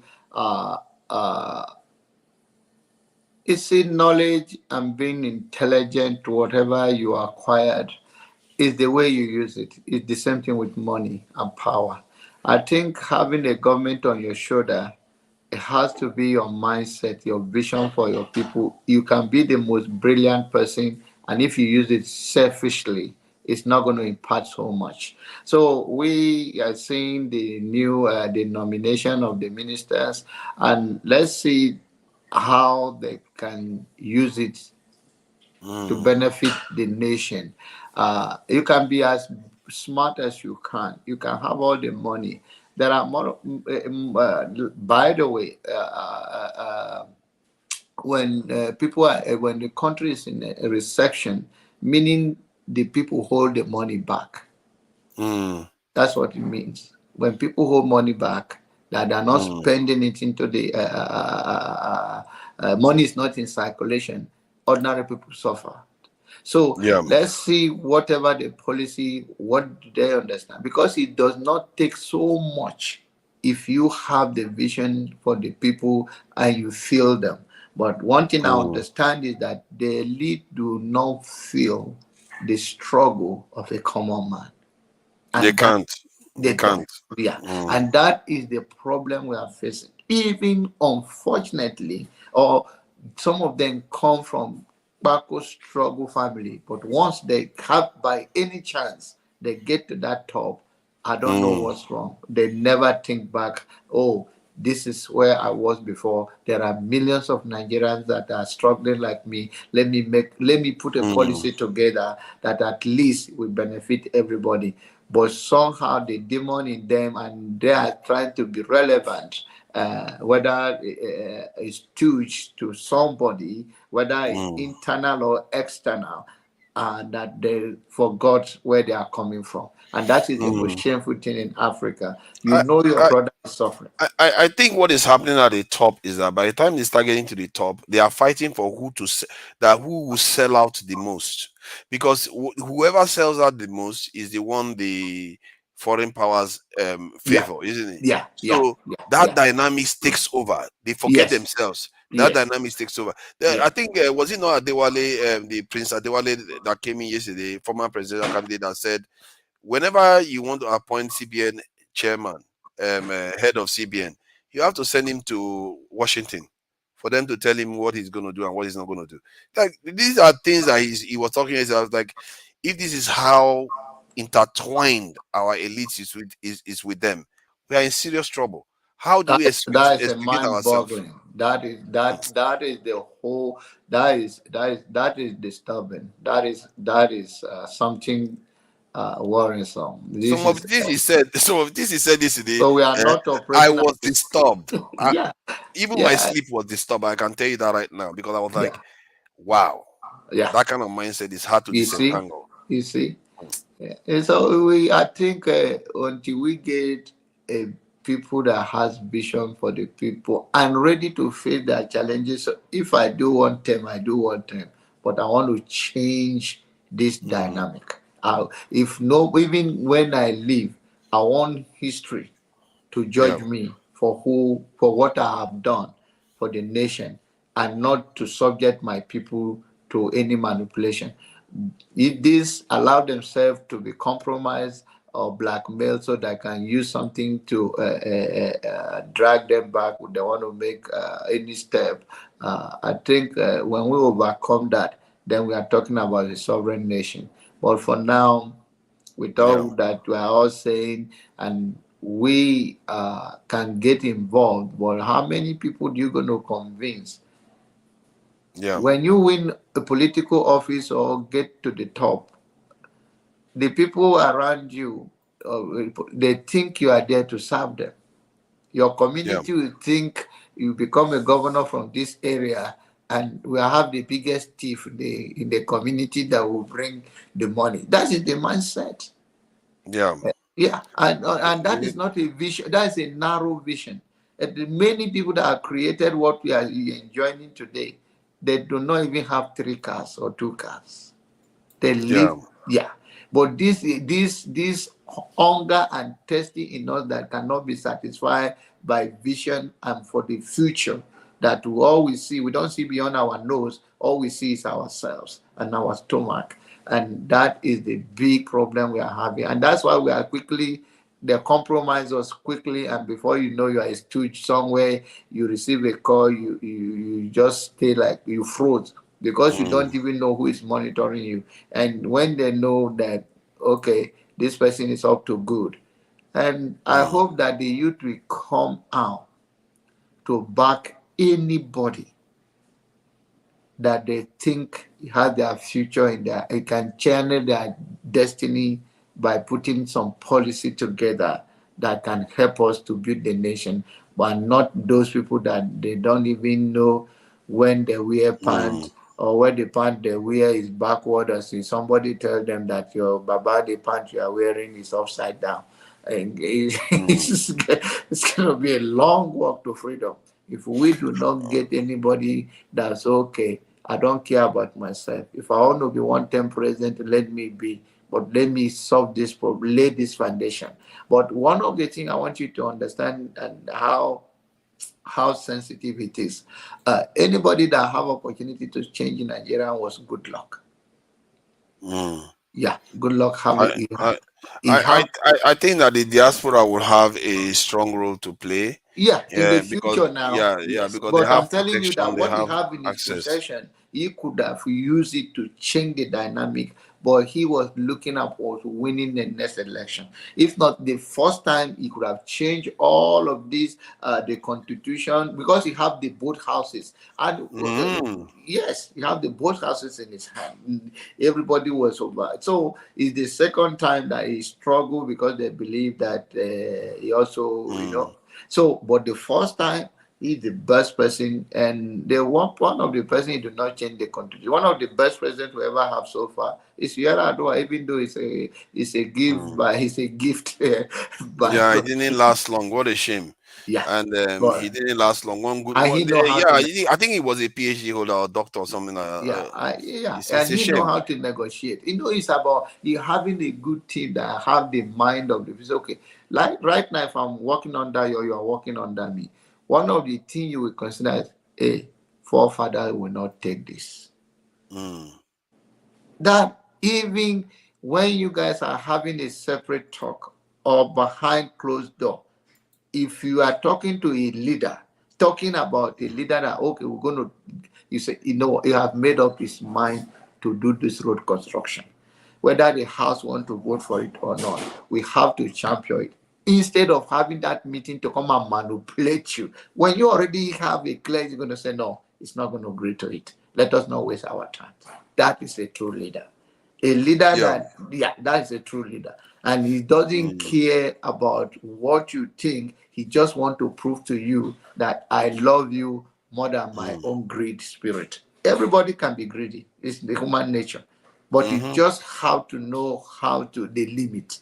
You just know the limit. So, okay, let me do this thing for the nation. You can do stuff and still be greedy. There's no reason why. Most countries in the world, they are greedy. You can do stuff and still be greedy. It's just that our leaders, they've allowed themselves to be paralyzed. They are paralyzed. This is not normal. This is not normal corruption. This is some weird situation we are in. It's a disease. It's a cancer in the spine right now. And it's not only Nigeria. No. Uniform. The 40-something black countries are almost the same. Everywhere. It's remarkable. The other society, advanced country, because of the environment. Like I always say, people are product of environment. The children that they are telling that, 10 years cheat, it's what they grow up to see. They don't mean to cheat. Okay. Thank you, gentlemen, for coming in. I think we have to round up. All right. Today is Monday in the UK, and people have to get busy. And we've done almost 12 hours already. And I really appreciate you coming in, Jonaba, and Omolu,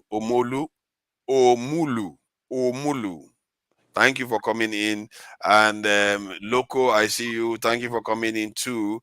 Let me say some good distinct greetings to some of the people on the chat before I round up. Olga, Tima Jack, Oladipo, I see you there.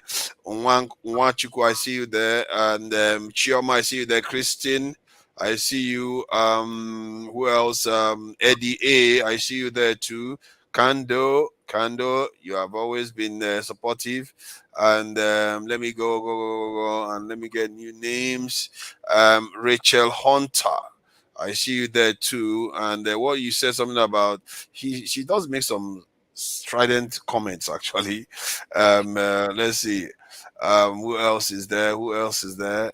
Just something, I missed that one. Adel Bomo, I see you there. Ify King, I see you there too. And Just Jamaica, I see you there. And yeah, I'm not going to be able to read all of them out. Let me just read some of the super chat ones. Alexander Gomez, thank you for the donations. Alexander Gomez again. Chioma, Alexander Gomez. Clapzal, thank you for the donation. Henry Johnson, thank you for the donation. Igbo Basics, thank you for the donation. Alexander Gomez. One Man Went to Mo, Victoria, Alexander Gomez. Black Experience. Alexander Gomez is really, really supportive. He supports all the platforms. I've never seen a Nigerian that just goes. He's so supportive. He doesn't necessarily take sides. He just supports the Nigerian platforms. One has to, people have to, remember him from that. I really appreciate the work he's doing, and all the people that donated, I appreciate you all. And when you see your leaders behaving like this, you need to start giving them a side eye and start wondering why are they doing this type of things, and maybe you should be questioning them too. I think it was you yesterday, Jonaba. I don't want to stress this point. You were asking the prince about why they were wearing those headgear. I was expecting you to say, why don't people get rid of it? Because I want to know. Yeah, he said, he answered it. Even though I didn't answer it, I asked him that way. He answered it that he cannot even bend it. That and he said that the issue is that they feel that it's like even though it's not of respect. Yeah, it's a sign of respect that even when the UK have already thrown it away, it's like it's not even for respect. It's for press. That is not for respect. It's for oppress. It's just exactly. It's not for respect. It's for oppress. So because that wig it look well in 24th century. You can't believe how many people that were complaining about it on that day when they were reading the judgment. And it turns out that when I was asking one of the OB lawyers, Ozakome, he was on the platform, people were asking him about the election. That was the question I asked him. I said, do you support the banning of this headgear or phasing it out? He made 1,001 argument why we shouldn't phase it out. It's like, are you serious? What is that? Ozakome, I don't know whether you know him. Ozakome is a lawyer. For the OB campaign. So he was on a channel and he came on just like Prince yesterday. And I asked him that question about the headgear, that what are you supposed to removing it? People were furious with me. They said, there's an election issue and you are busy asking this question. I said, yeah, because that question tells you the mind of the people. Exactly. Tell you the mind about their mindset. He tell you the mind of the people. He tell you how locked up we are, how our judiciary system, even the people that you introduce it, they are not using it anymore. It's like he's tell you, I don't understand, and he tell you how the judgment will come from them. Something is not add up. So I don't understand. That's why I asked that question now, because if his mindset is like he made a lot of effort to defend it, that's even worse. Yeah, he's not to just say he could have just said, it's a message of the power. We are still working on it. No, he made a lot of effort to defend it. Yeah. Like, wow. It's oppressive. It's oppressive. They want to be different. When you see them on the road, they want you to respect them because it is everybody can wear suit around. Yeah. Why not put one black afro? Like that you want to have respect. But you have to have a Oyibo man head on your head before you have respect. Is the value the value we attach to things, as I summarize because of our running out of time, is the value we add to things. We think that good can make you